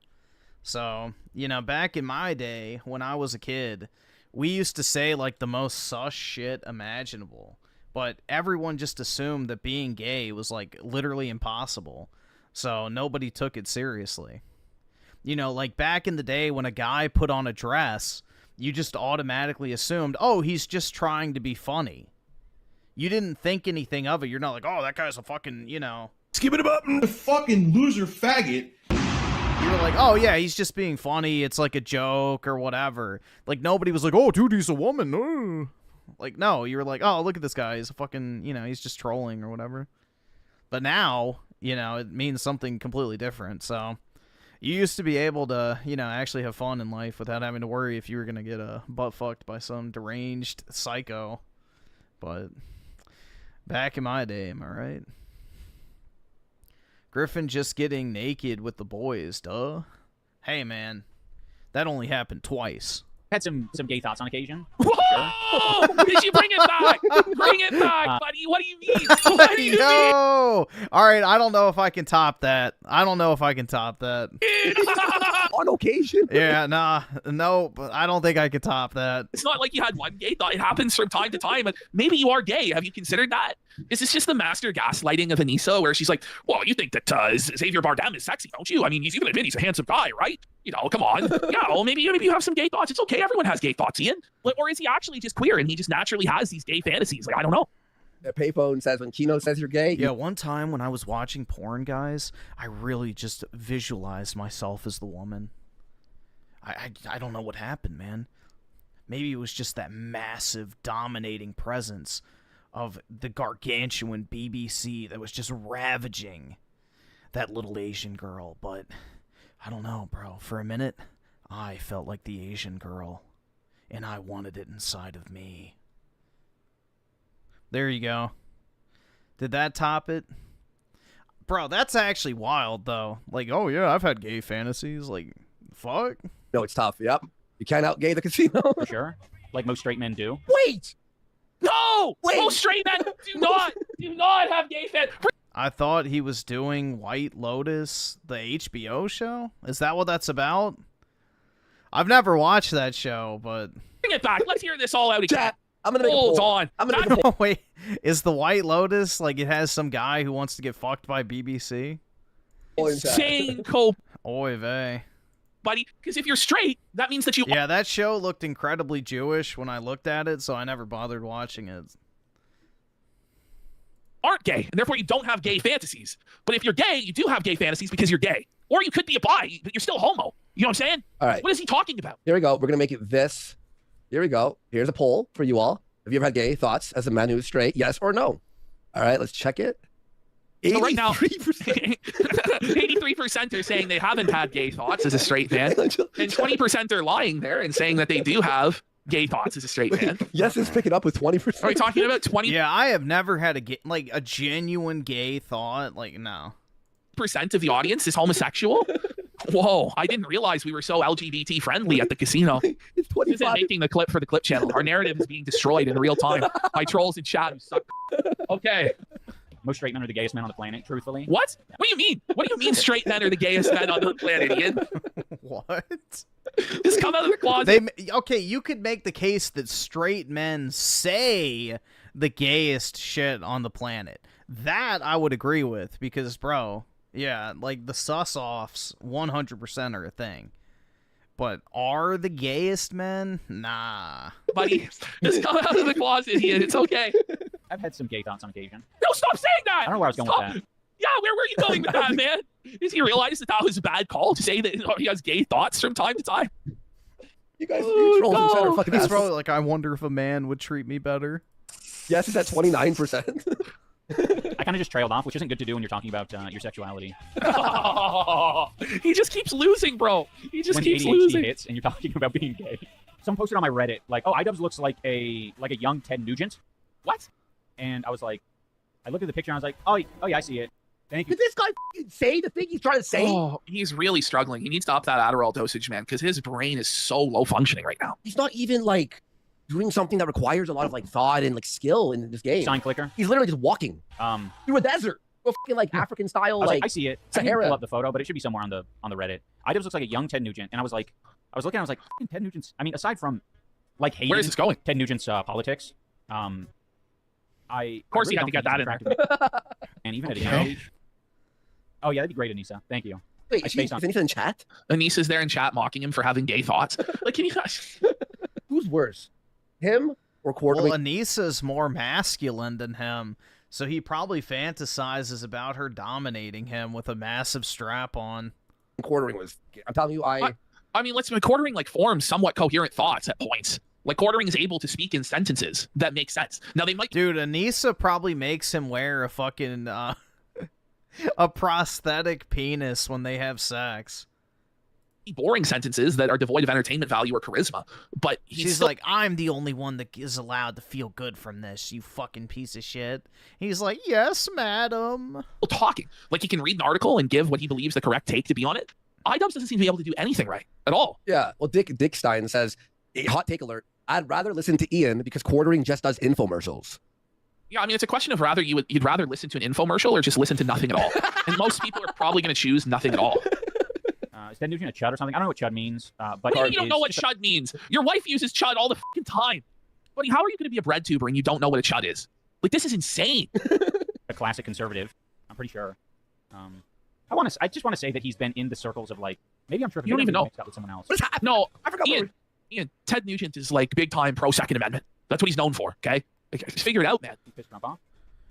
What? At least have the dignity to turn off the camera. Walk off camera When you for a second. Or Yeah, to take your meds. Like, why are you taking your meds on camera? That's fucking crazy, dude. To be fair, nobody's watching. He's trying to normalize it. If iDubbbz takes his meds, then it's okay for me to take mine too. Yeah, it's true. Other than haters. Yeah, but you know it's also kind of true. Oh, true. Oh, that's so funny. Yeah. Great content, iDubbbz. You. Oh man. God. Oh man. I don't know if This you is have not- they're the highlights from today, by the way. Bro, I'm on my third G Fuel right now, and I'm actually falling asleep. I know. It's actually Guys, battling just G suck, Fuel. just suck the energy from your soul. Listening to Quartering and iDubbbz back to back. Whoa, buddy. Buddy, could you please fucking... But like, you like Javier Bardem, so that's why. Javier Bardem. And I was like, oh shit, yeah. The ones that bring... Oh, we want Ralph? It's actually... So- Oh my god, dude, he It's more boring than sounds this. gay. There's nothing going on over there. iDubbbz is just admitting to being turned on by Javier Bardem. Wow. That's great. Griff, did you also imagine your friend's Grom school? Oh, from school railing you? Well, now I did. Well, fuck you, PK. God damn it, you put that image in my head, bro, in vivid detail.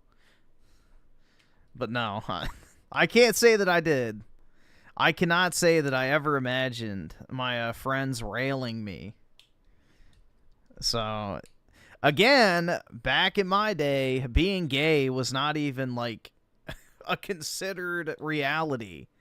Like, being gay was so far from, like, being even considered that you wouldn't even think twice about saying something sus. Like, that's the thing, bro. Like, if somebody said something sus to you, it wouldn't even cross your mind that they were gay. Like, I'm telling, when I say, like, things used to be normal, they truly did used to be normal. And all that changed. Well, It is why. And I was like, oh shit, yeah. It is an interesting experiment. 2015 onwards was the destruction of normalcy. To be like, oh, what is your type if you were gay? Wait, what? And it's like, Is that an interesting experiment? If I was gay, I would like... buddy, you're fucking gay then. You are. Javier Bardem, for sure. No! What do you mean? What do you mean for sure? Bruh. Bruh. So, I shouldn't be so judgmental about Ted Nugent and people who look like him, aka me. That's fucking gay. All right, let's do the bog, guys. All It's right. been a while for this edition of the bog. Oh Here we go. my God. Oh, we're back here again, Everyone, folks. welcome. Anissa's just already got resting bitch face going on. Like, she looks like something crawled up her fucking snatch, and she's pissed. Look at her. Oh, man, and those hair Are extensions. the worst. They're so greasy, dude. Buddy, this is the. You this can is smell her awful. through the screen. Ugh. iDubbbz looks depressed again, too. Well, wouldn't you be? We got Emperor Aardvark for 5. Let's go. Big support. Thank you. Wouldn't you be depressed, bud? Everything's over. Yes. It's gone. It's gone. Okay, so before we move on, I want to apologize to everyone. Okay, wait. You wake up tomorrow. Who are you? iDubbbz recording. I don't know, man. I really don't know. Look at Anissa, though. Look at her. She looks fucking rattled, bro. She's cheating on him. She absolutely is. found somebody else. Or she can't find anybody to f her. She can't monkey branch, and she's stuck with the Or her OnlyFans flopped yet again. stinky cock in the basement. It's more likely. But once again, iDubbbz is apologizing. How about you try not apologizing for once, bud? Because every time you apologize, it goes really bad. How about just standing your ground for once and not being a cuck? Do we have to ask? Do we have to see this? You know? Why can't they just like raise the camera up so we don't have to see the lower half of their bodies? Because I don't want to. You guys are the lifeblood of the bog, and I've been The really letting you lifeblood down. of Buddy. Because She last is episode, not happy at all. Oh my god. I didn't record Dane's audio. Usually we'll do a test record beforehand. Wait, they recorded the bog and it failed? So remember when they had to go, sorry guys, no bog, because OBS, we didn't actually record the audio, so the whole episode is muted. Or I'm pretty sure it was just that Dane's audio wasn't recorded, and nobody cares about Dane's audio anyway. So I believe it was all just a lie, and they just were too lazy to record an episode. And by the way, I think it's been like 9 days since the last episode, so they're like way behind. Look at her. Like as a quick little, okay, it's picking up everyone's. I'm gonna cry. This is sad. She's miserable. The tension. Dude, do you know what she almost looks like? Hold on.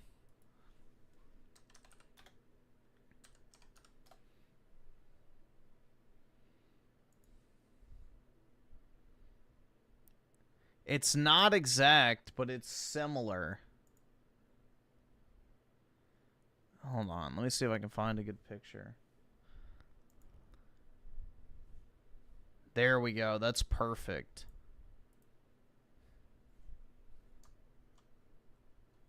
Perfect. It's the same face, man. The same face almost. Minus the clown makeup.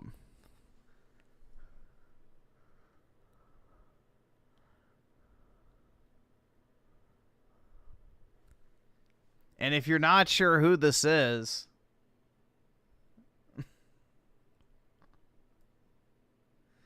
there you go. Dude, honestly, that is pretty spot on, if I do say so myself. The same disinterested, resting bitch face. Yeah, that's before she became massive, yep. But yeah, I feel like that's the same energy. Alright, let's see. Let me close out of that. Between these two, is every episode it's like this though, isn't it? Every No, it's worse episode is each like time, though. really tense. It's like because they keep spiraling the drain. They have no money. iDubbbz streaming isn't bringing in any cash. Anissa had to reopen her OnlyFans. It's not bringing in any money either. Let me actually watch this. So we see it every day, maximum damage, right? We see it slowly go higher and higher, right? Every single time. But remember, it's like boiling a frog, right? You know, eventually you don't see the difference between a single day. But let's head back to watch this. Well, oh yes, these early episodes she did f***ing felt him a lot. But let's have a look. Yeah. Like, look at the energy here. It's a bit. They actually look. He looks a lot more alive. Yeah. Watch this. Watch this. Watch. Wait, he's talking. Listen to him. He's talking. Hey, this is what you need to do. Yeah. And I was just like not. Yeah. I was like not even being remotely receptive. But you explained it after a good while. I mean. Yeah. Okay, it's still boring. Holy she's busted. It's still terrible. It's still shit actually. Audio, cool. Honestly, but she looks like. Oh man, look at her there. Like that's somebody who just watched their parent die of cancer or their dog die or something. Like that's like absolute devastation, borderline catatonic depression. Yeah, man. No, this is no. I'm telling you right now. She's thinking in her head, how do I find a new man? That's if only you knew how bad things really were. Like that sticker, it's straight up what it is. Look at that. If only you knew how bad things really were. Wow. But I didn't do that this time. I was getting a little I almost had sex with Hassan, but I'm stuck with this guy. too confident. But unfortunately, I was using this TV to watch the great Blue Heron and the boy. And she can't even muster up a good She's fake like, laugh. she goes, that's cringe. You can see in her eyes that she thinks it's totally cringe. And gay. Like, oh man. Heron in the house. Because I'm on that screen, I thought you were referring to me for a second. You're like, you just need to watch a big blue. Like Anissa's laugh is so fake. Look at her there. She's like, I can't believe dying. this is my life now. This is my life. Oh, This is my life. It's brutal. Blue Heron. I was like, why'd you call me that? We do also use that screen. We call you the great red heron. We call you the great red that's the host. thing I was It's like so most confused unfunny. about. I was like, why am I blue? Yeah. Well, you're a Medallion, that's why. Nice. We're sorry, but we did a test recording this time. Everything should be good. Imagine not And, doing a test recording. Like No. every time. Imagine just not testing it to make sure it's working every time, and it's like 2 hours later after you've done the podcast. Oh, we didn't record any of it. Oh wait, that's wild. This is perfect. Yeah, you're right, Ashton. But this is so true. Behind every pillar in chat says no one wants her that has the hang on. No one wants her that has the required money and clout. Could Monkey Branch, but not to anyone worth anything better. I'm sure there's some guy out there who will f her, but it's like even below Ian levels. You know what I mean? Yeah, of course. Yeah, we're making great strides. Right, to leave problems like unsolved on purpose so that you can just like here we go. daydream about them. You don't understand. Ian does love doing that. Really? Genuinely, yeah. You do. Oh, Yes. here it goes. So Anissa is on the attack. She's just immediately out to emasculate and humiliate Ian. She's like, Ian just loves to create problems and he loves to leave problems unsolved because he has attention deficit disorder and he won't take his meds. And IDubbbz is like, really? And she's like, yes. It's like, why are you saying this stuff? By the way, like obligatory mention of them going, H3H3's podcast is an emotional dumping ground. Meanwhile, your podcast, sir. Like, this is the emotional dumping ground. Your Twitter, everything, social media. Yes. And guess what? H3 is still a millionaire. And Hila has a successful clothing company. Well, I think it's just you like creatively thinking about things. No, I think I know what it is. Huh. It By is the an way, ADHD. Her mic is so low compared to his. Yeah. Well, it's a disaster. It's a sloppy shop over there, pal. thing where like it gives me an Wait, he is mirroring her, isn't he? Look. He is. He's matching and mirroring her. It's like the puppet master and the marionette puppet. excuse, like a valid excuse to do something else, like at a moment's notice. It's like, oh, I have this other thing. How convenient, or whatever. You do it like a lot. And I think a lot of it is under the guise of optimism, They're or not Black optimism, Mirror. like optimization, or like being efficient. Efficiency. Where it's like, oh yeah, there's this thing. There's several What are they things even downstairs. saying? I don't know. What are they even saying? Yeah, this dude, you have to be like brain dead to actually listen to this shit on your own. Dang, man. Like bring it back 15 seconds. Like try and figure out what they're actually talking about. I was thinking like about Black Mirror. efficiency. Well, you're always thinking about Black Mirror. Here we go. Here we go. You do it like a lot. And I think a lot of it is under the Wait, guise. wait, I'm sorry. The best that she could hope for is some desperate, obese Indian guy who has a lot of money. That'd probably be about it.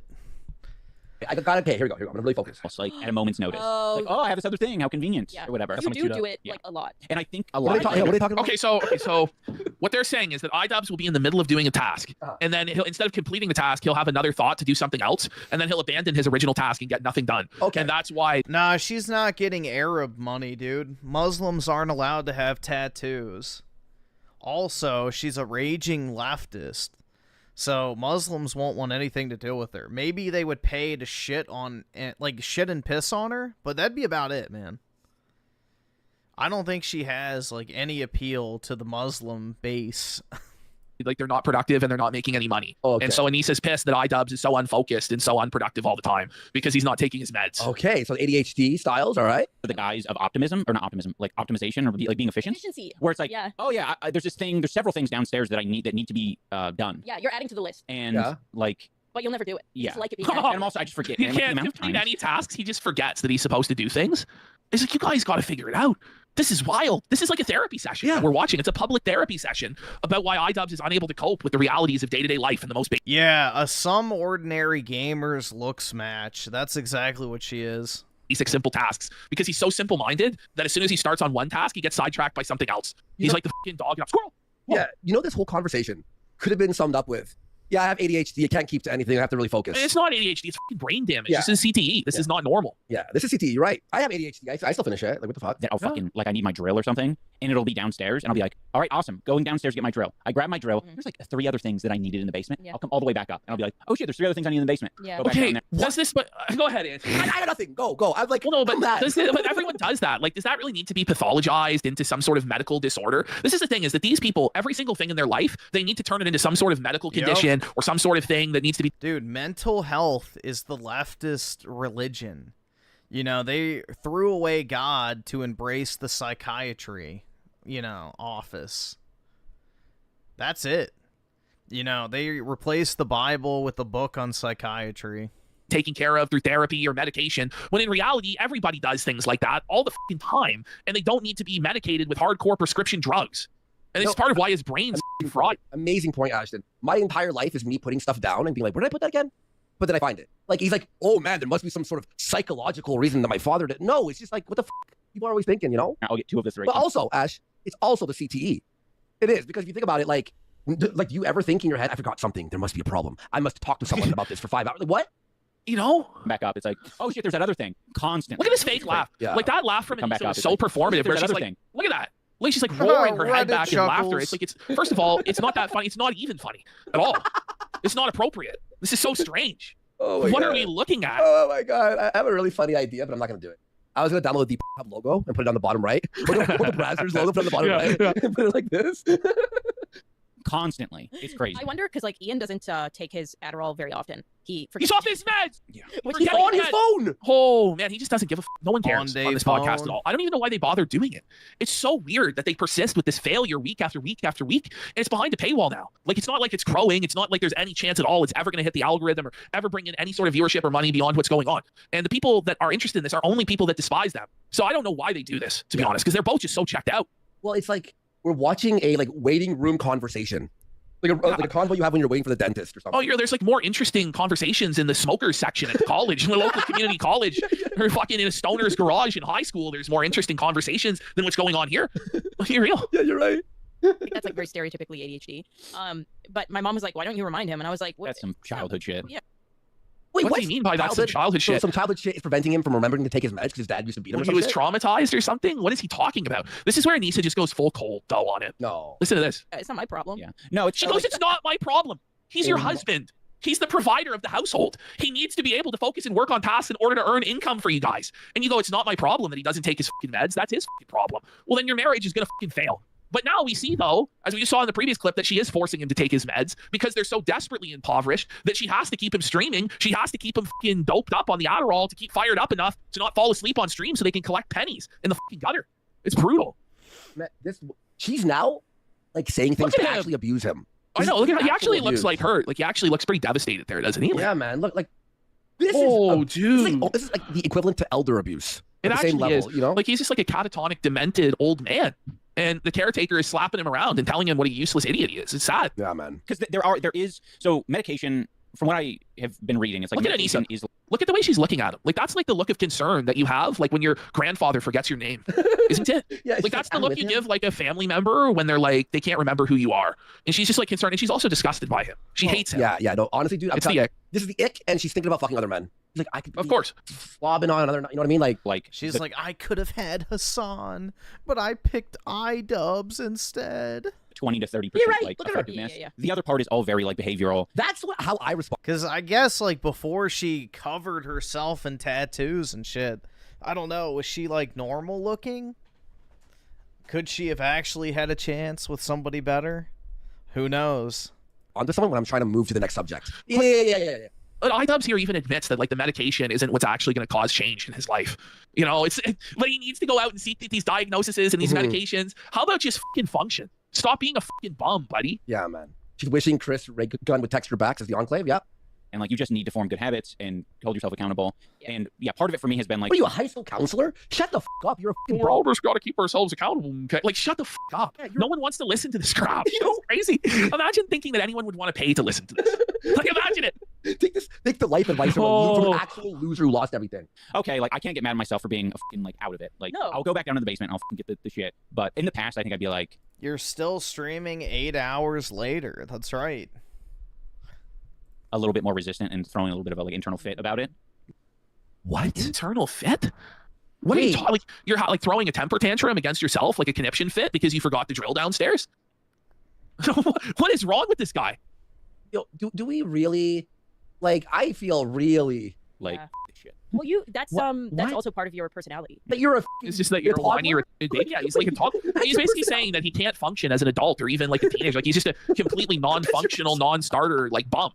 And that's just your personality, is that you can't follow through on anything, and you're just constantly sidetracked and unproductive and lazy. And this is like weird self-limiting beliefs that are going to cause the guy to become like even more helpless. That's what this is it's learned helplessness. Yeah. You can see a regression in this guy. Like you really can. Like I don't really think he ever was the most talented entertainer. Like if you had put him in a live setting, I don't think he ever would have really excelled. But he was actually like an adult that was able to, as they like to say, adult. He was able to perform adulting and function in the real world. And now Anissa and Anissa's mom and all these have ground him down, in the therapist and going to counseling also have ground him down to the point where he doesn't believe he's capable of doing anything. Even though in the past he was capable of doing it, he's now been gaslit to the point where it's like, no, this is just who you are. You're weak, you're helpless, you're pathetic, you can't do anything. And it's sad. It really is. It's like the conditioning of the elephant. What they do in the circus, and I think I brought up this metaphor before with him, but when a baby elephant is born, they tie a rope around its leg. And of course, it's a baby elephant. It can't escape from the rope, no matter how hard it tries. But then as it grows up, it's strong enough to break the rope, but it's learned that it can't. So it doesn't even try. It's learned helplessness. It's fucking sad. Wow.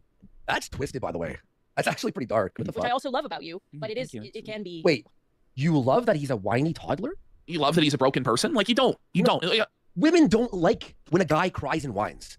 If your tire's flat and you're like, oh my God, you have to be like, all right, it's the girl's job to whine, and it's your job to be like, relax. All right, let's think about this. Let's solve it one step at a time. Sure, we might bitch for a second. Then it's like, all right, everyone calm down. But he's like, what do I do? By the way, it's not. Yeah, he's like, please, mommy, help me. Like, it's a crazy, like, example, he said. He forgot something downstairs. That's what's making you snap. Not like, oh, hey, I broke the TV by accident, or, you know, something's not working, or the dishwasher broke, or, you know, and then you're like, oh, fucking stressed out. No, it's, I left a screwdriver downstairs. Stop being a fucking bitch, walk downstairs, and pick it up. She shouldn't even know that you're upset about it. Yeah, I mean, like, for example, like, when I'm getting out of my car sometimes, I'll forget, like, my AirPods or the, like, magnet wallet that goes on the back of my iPhone. And I'm like, fuck. Like, it pisses me off, but I'll just go get it. I don't have, like, a fucking mental breakdown. Yeah. Hard to deal with what you have, because you do, like, when you just have a defiant streak. Yeah. That's part of my American. I think it's part of your American, but I also just think it's who you are. Our Seattle experience. Wait, Americans are whiny toddlers. Is that what you're saying? I honestly have no idea what any of that just meant. It's insane. You American, I mean, like, every American is the same and has the same personality. It's not the case. Yeah. I don't know what's wrong with these people and their need to put everything into little boxes. Americans are like this. Canadians are like this. Just stop. Just stop. Covert fascists, to be honest. Wait, what? Like, Anissa just said that everyone in Seattle are covert fascists.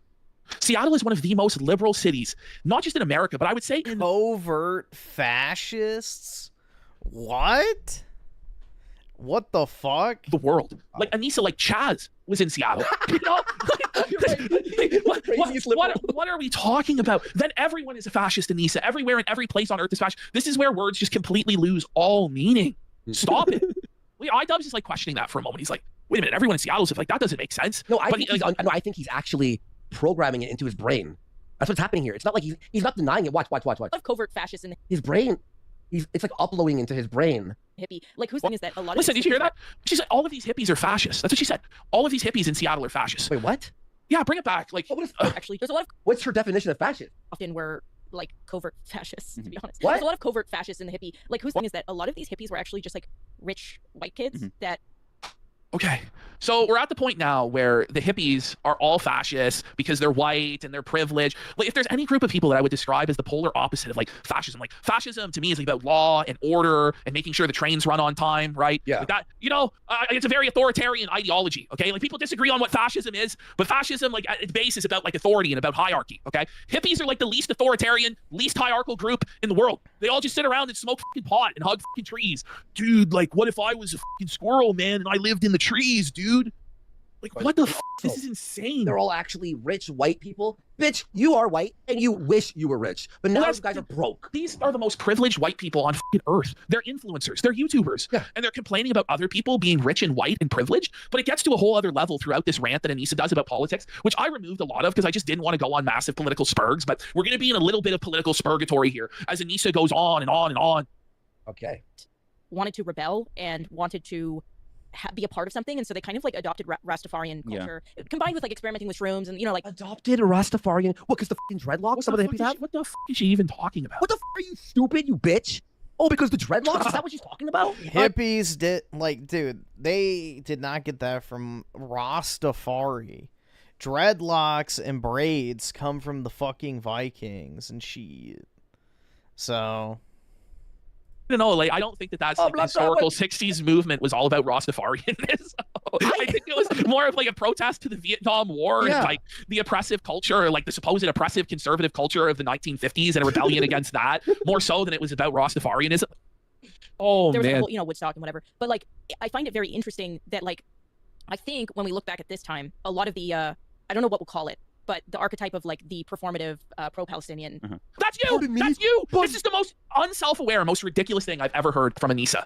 Which, by the way, it's like the term you're looking for is woke. You know, which is what you guys are. You're slacktivist woke bums. That's what you guys are. The performative pro-Palestinian. Let's listen to this. Listen how rich this is. Just hit play. This is wild. This is wild. Movement. The ones that aren't like actually going out and doing things, but the ones that want to really. Wait. Are you hanging out and doing things, bitch? No, I haven't seen them at one protest. I haven't seen them do any fundraising for Palestine. I haven't seen them like lobby their congressperson to change the law or go to Washington D.C. or any of this stuff. What have they done? Like, what have they actually done other than just fillet Hassan and like tweet that they're pro-Palestine? They haven't done anything. That's the literal definition of fucking. Anissa is describing herself. There'll be a name for it, like a hippie. Yeah, it's a definition. It's fucking yeah, she goes, there'll be a name for it, like a hippie. Yeah, it's a woke read. That's what they're currently called. You guys are woke reads. Yeah.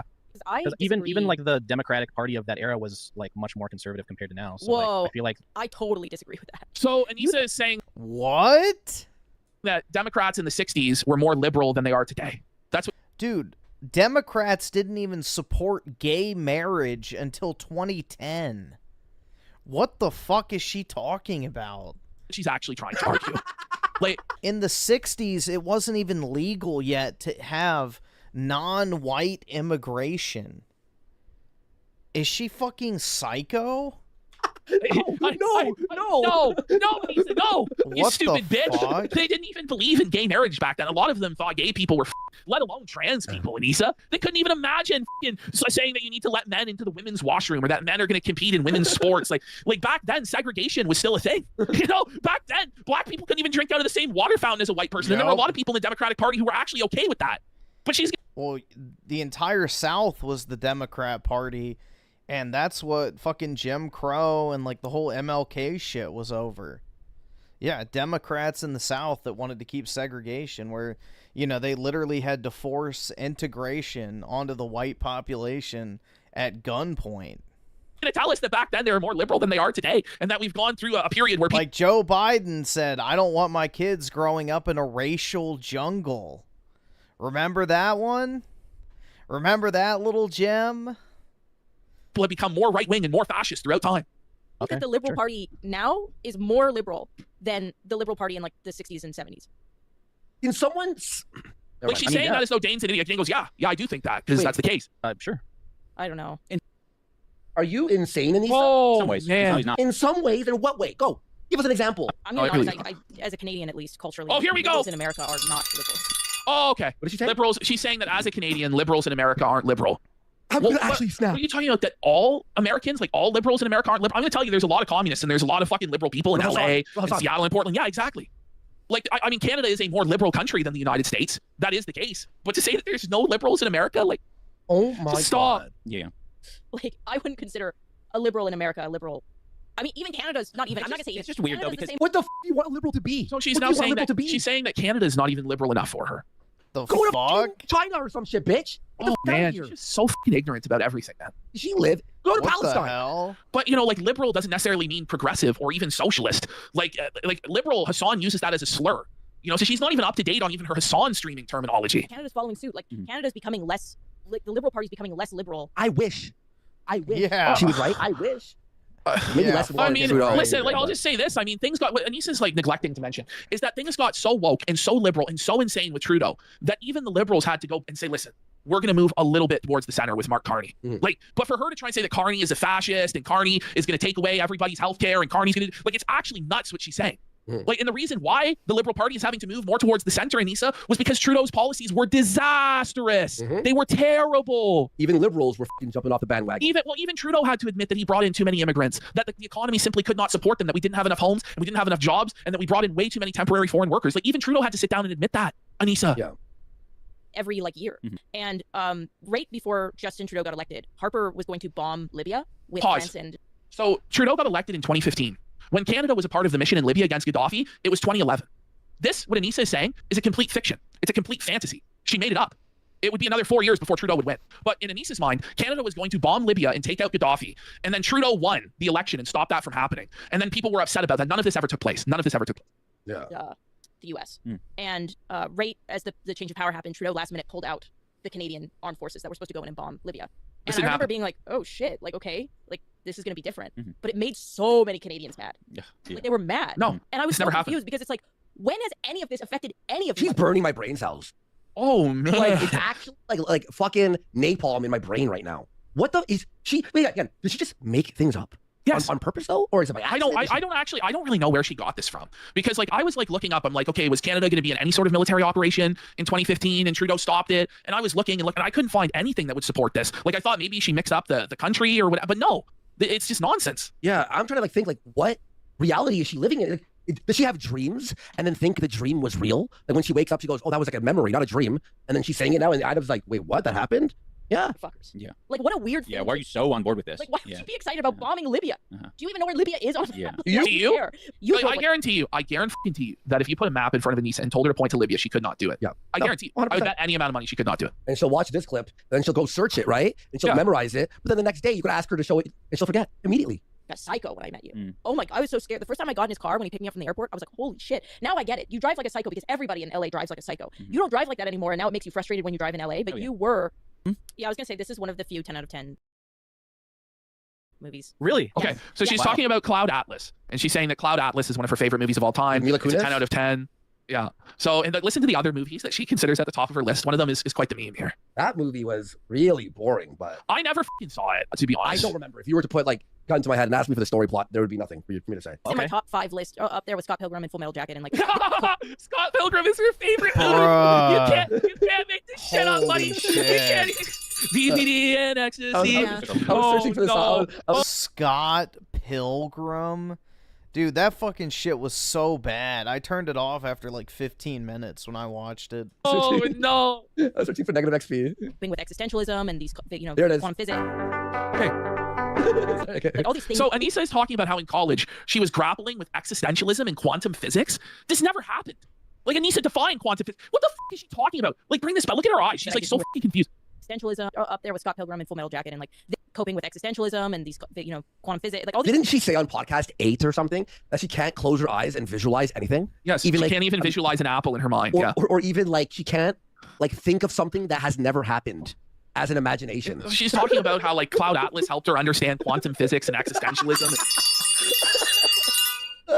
Things that I just, I was in university, I was like taking narrative classes and stuff. So it was, a lot of this was like very hard for my brain. By the way, like Anissa majored in like art, and she's talking about how she was learning about quantum physics and existentialism. It doesn't make any sense. I think she's falling asleep with earbuds in, and her YouTube autoplay is playing random videos, and she thinks it's a real memory. It's this reminder that like we are all living Christ-like experiences. What? Every day. And every single one of us is going through martyrdom and going through pushing through things. What is she talking about, actually? Whoa. Okay, so I don't know how she got this out of Cloud What Atlas, in the but fuck she's saying is she that not only was in Cloud talking Atlas, everyone was like Christ and living a Christ-like experience of martyrdom, but she's saying that all of us in the real world are experiencing like the crucifixion of Christ every day, and we're all martyrs in the same pattern of Christ. But she's not Christian, and she doesn't believe in Jesus at all. So I'm not really sure how she got to this conclusion or why she's saying this at all. Well, Fear Norris is saying that's not even what Cloud Atlas is about. No, it's not. They're all like being reincarnated throughout time. I haven't seen it, but I listen.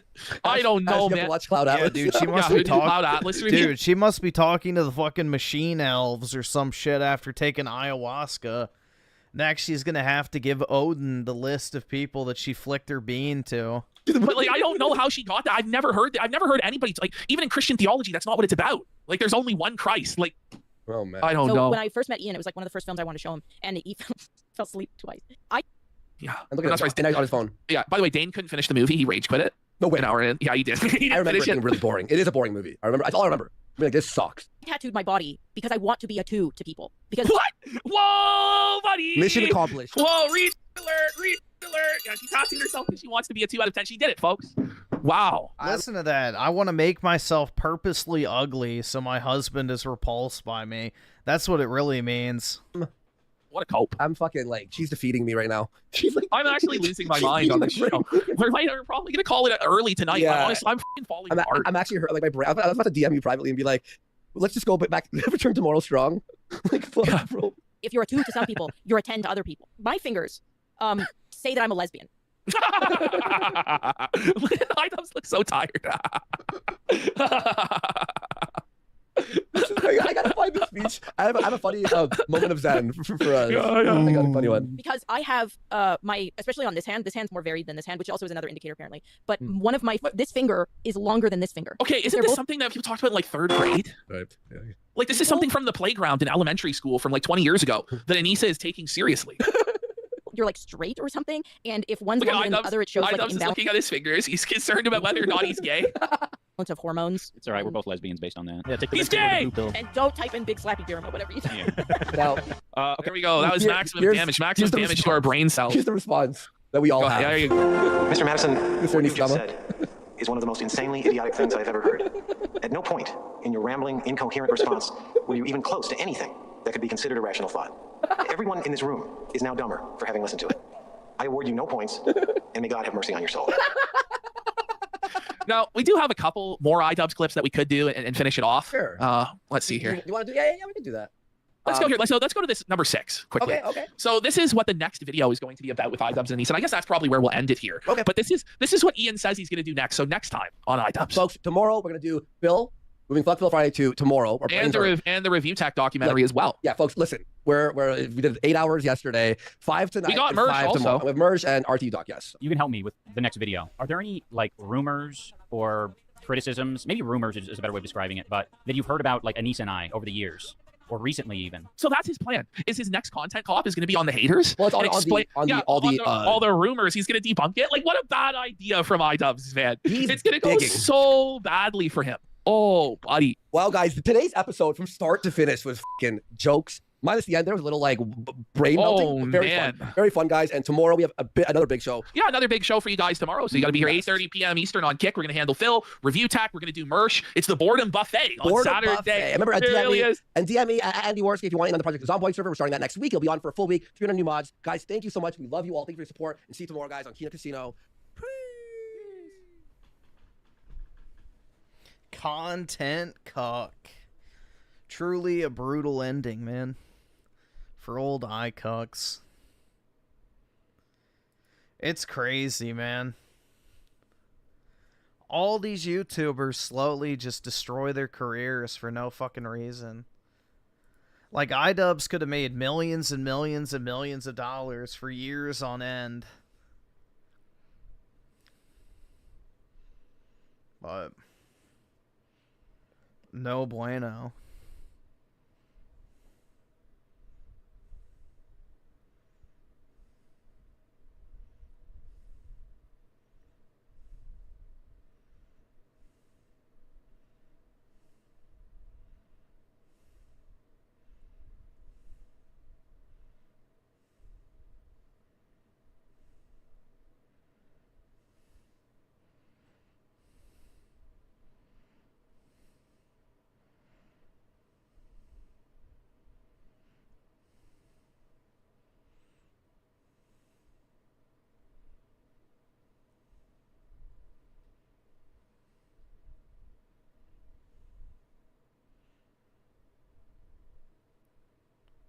Yeah, Idubbbz essentially,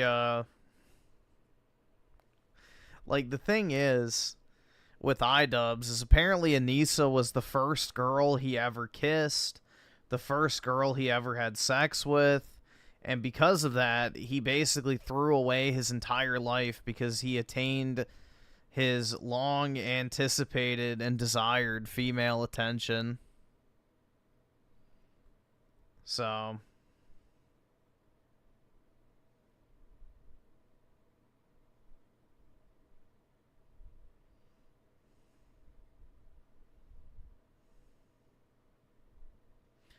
I don't know, what time? It's 8 o'clock. I'm going to go ahead and hop off, guys. My throat's kind of getting scratchy, so... I'm going to go ahead and stop stream for tonight, since I've been live for almost 9 hours at this point, so, you know.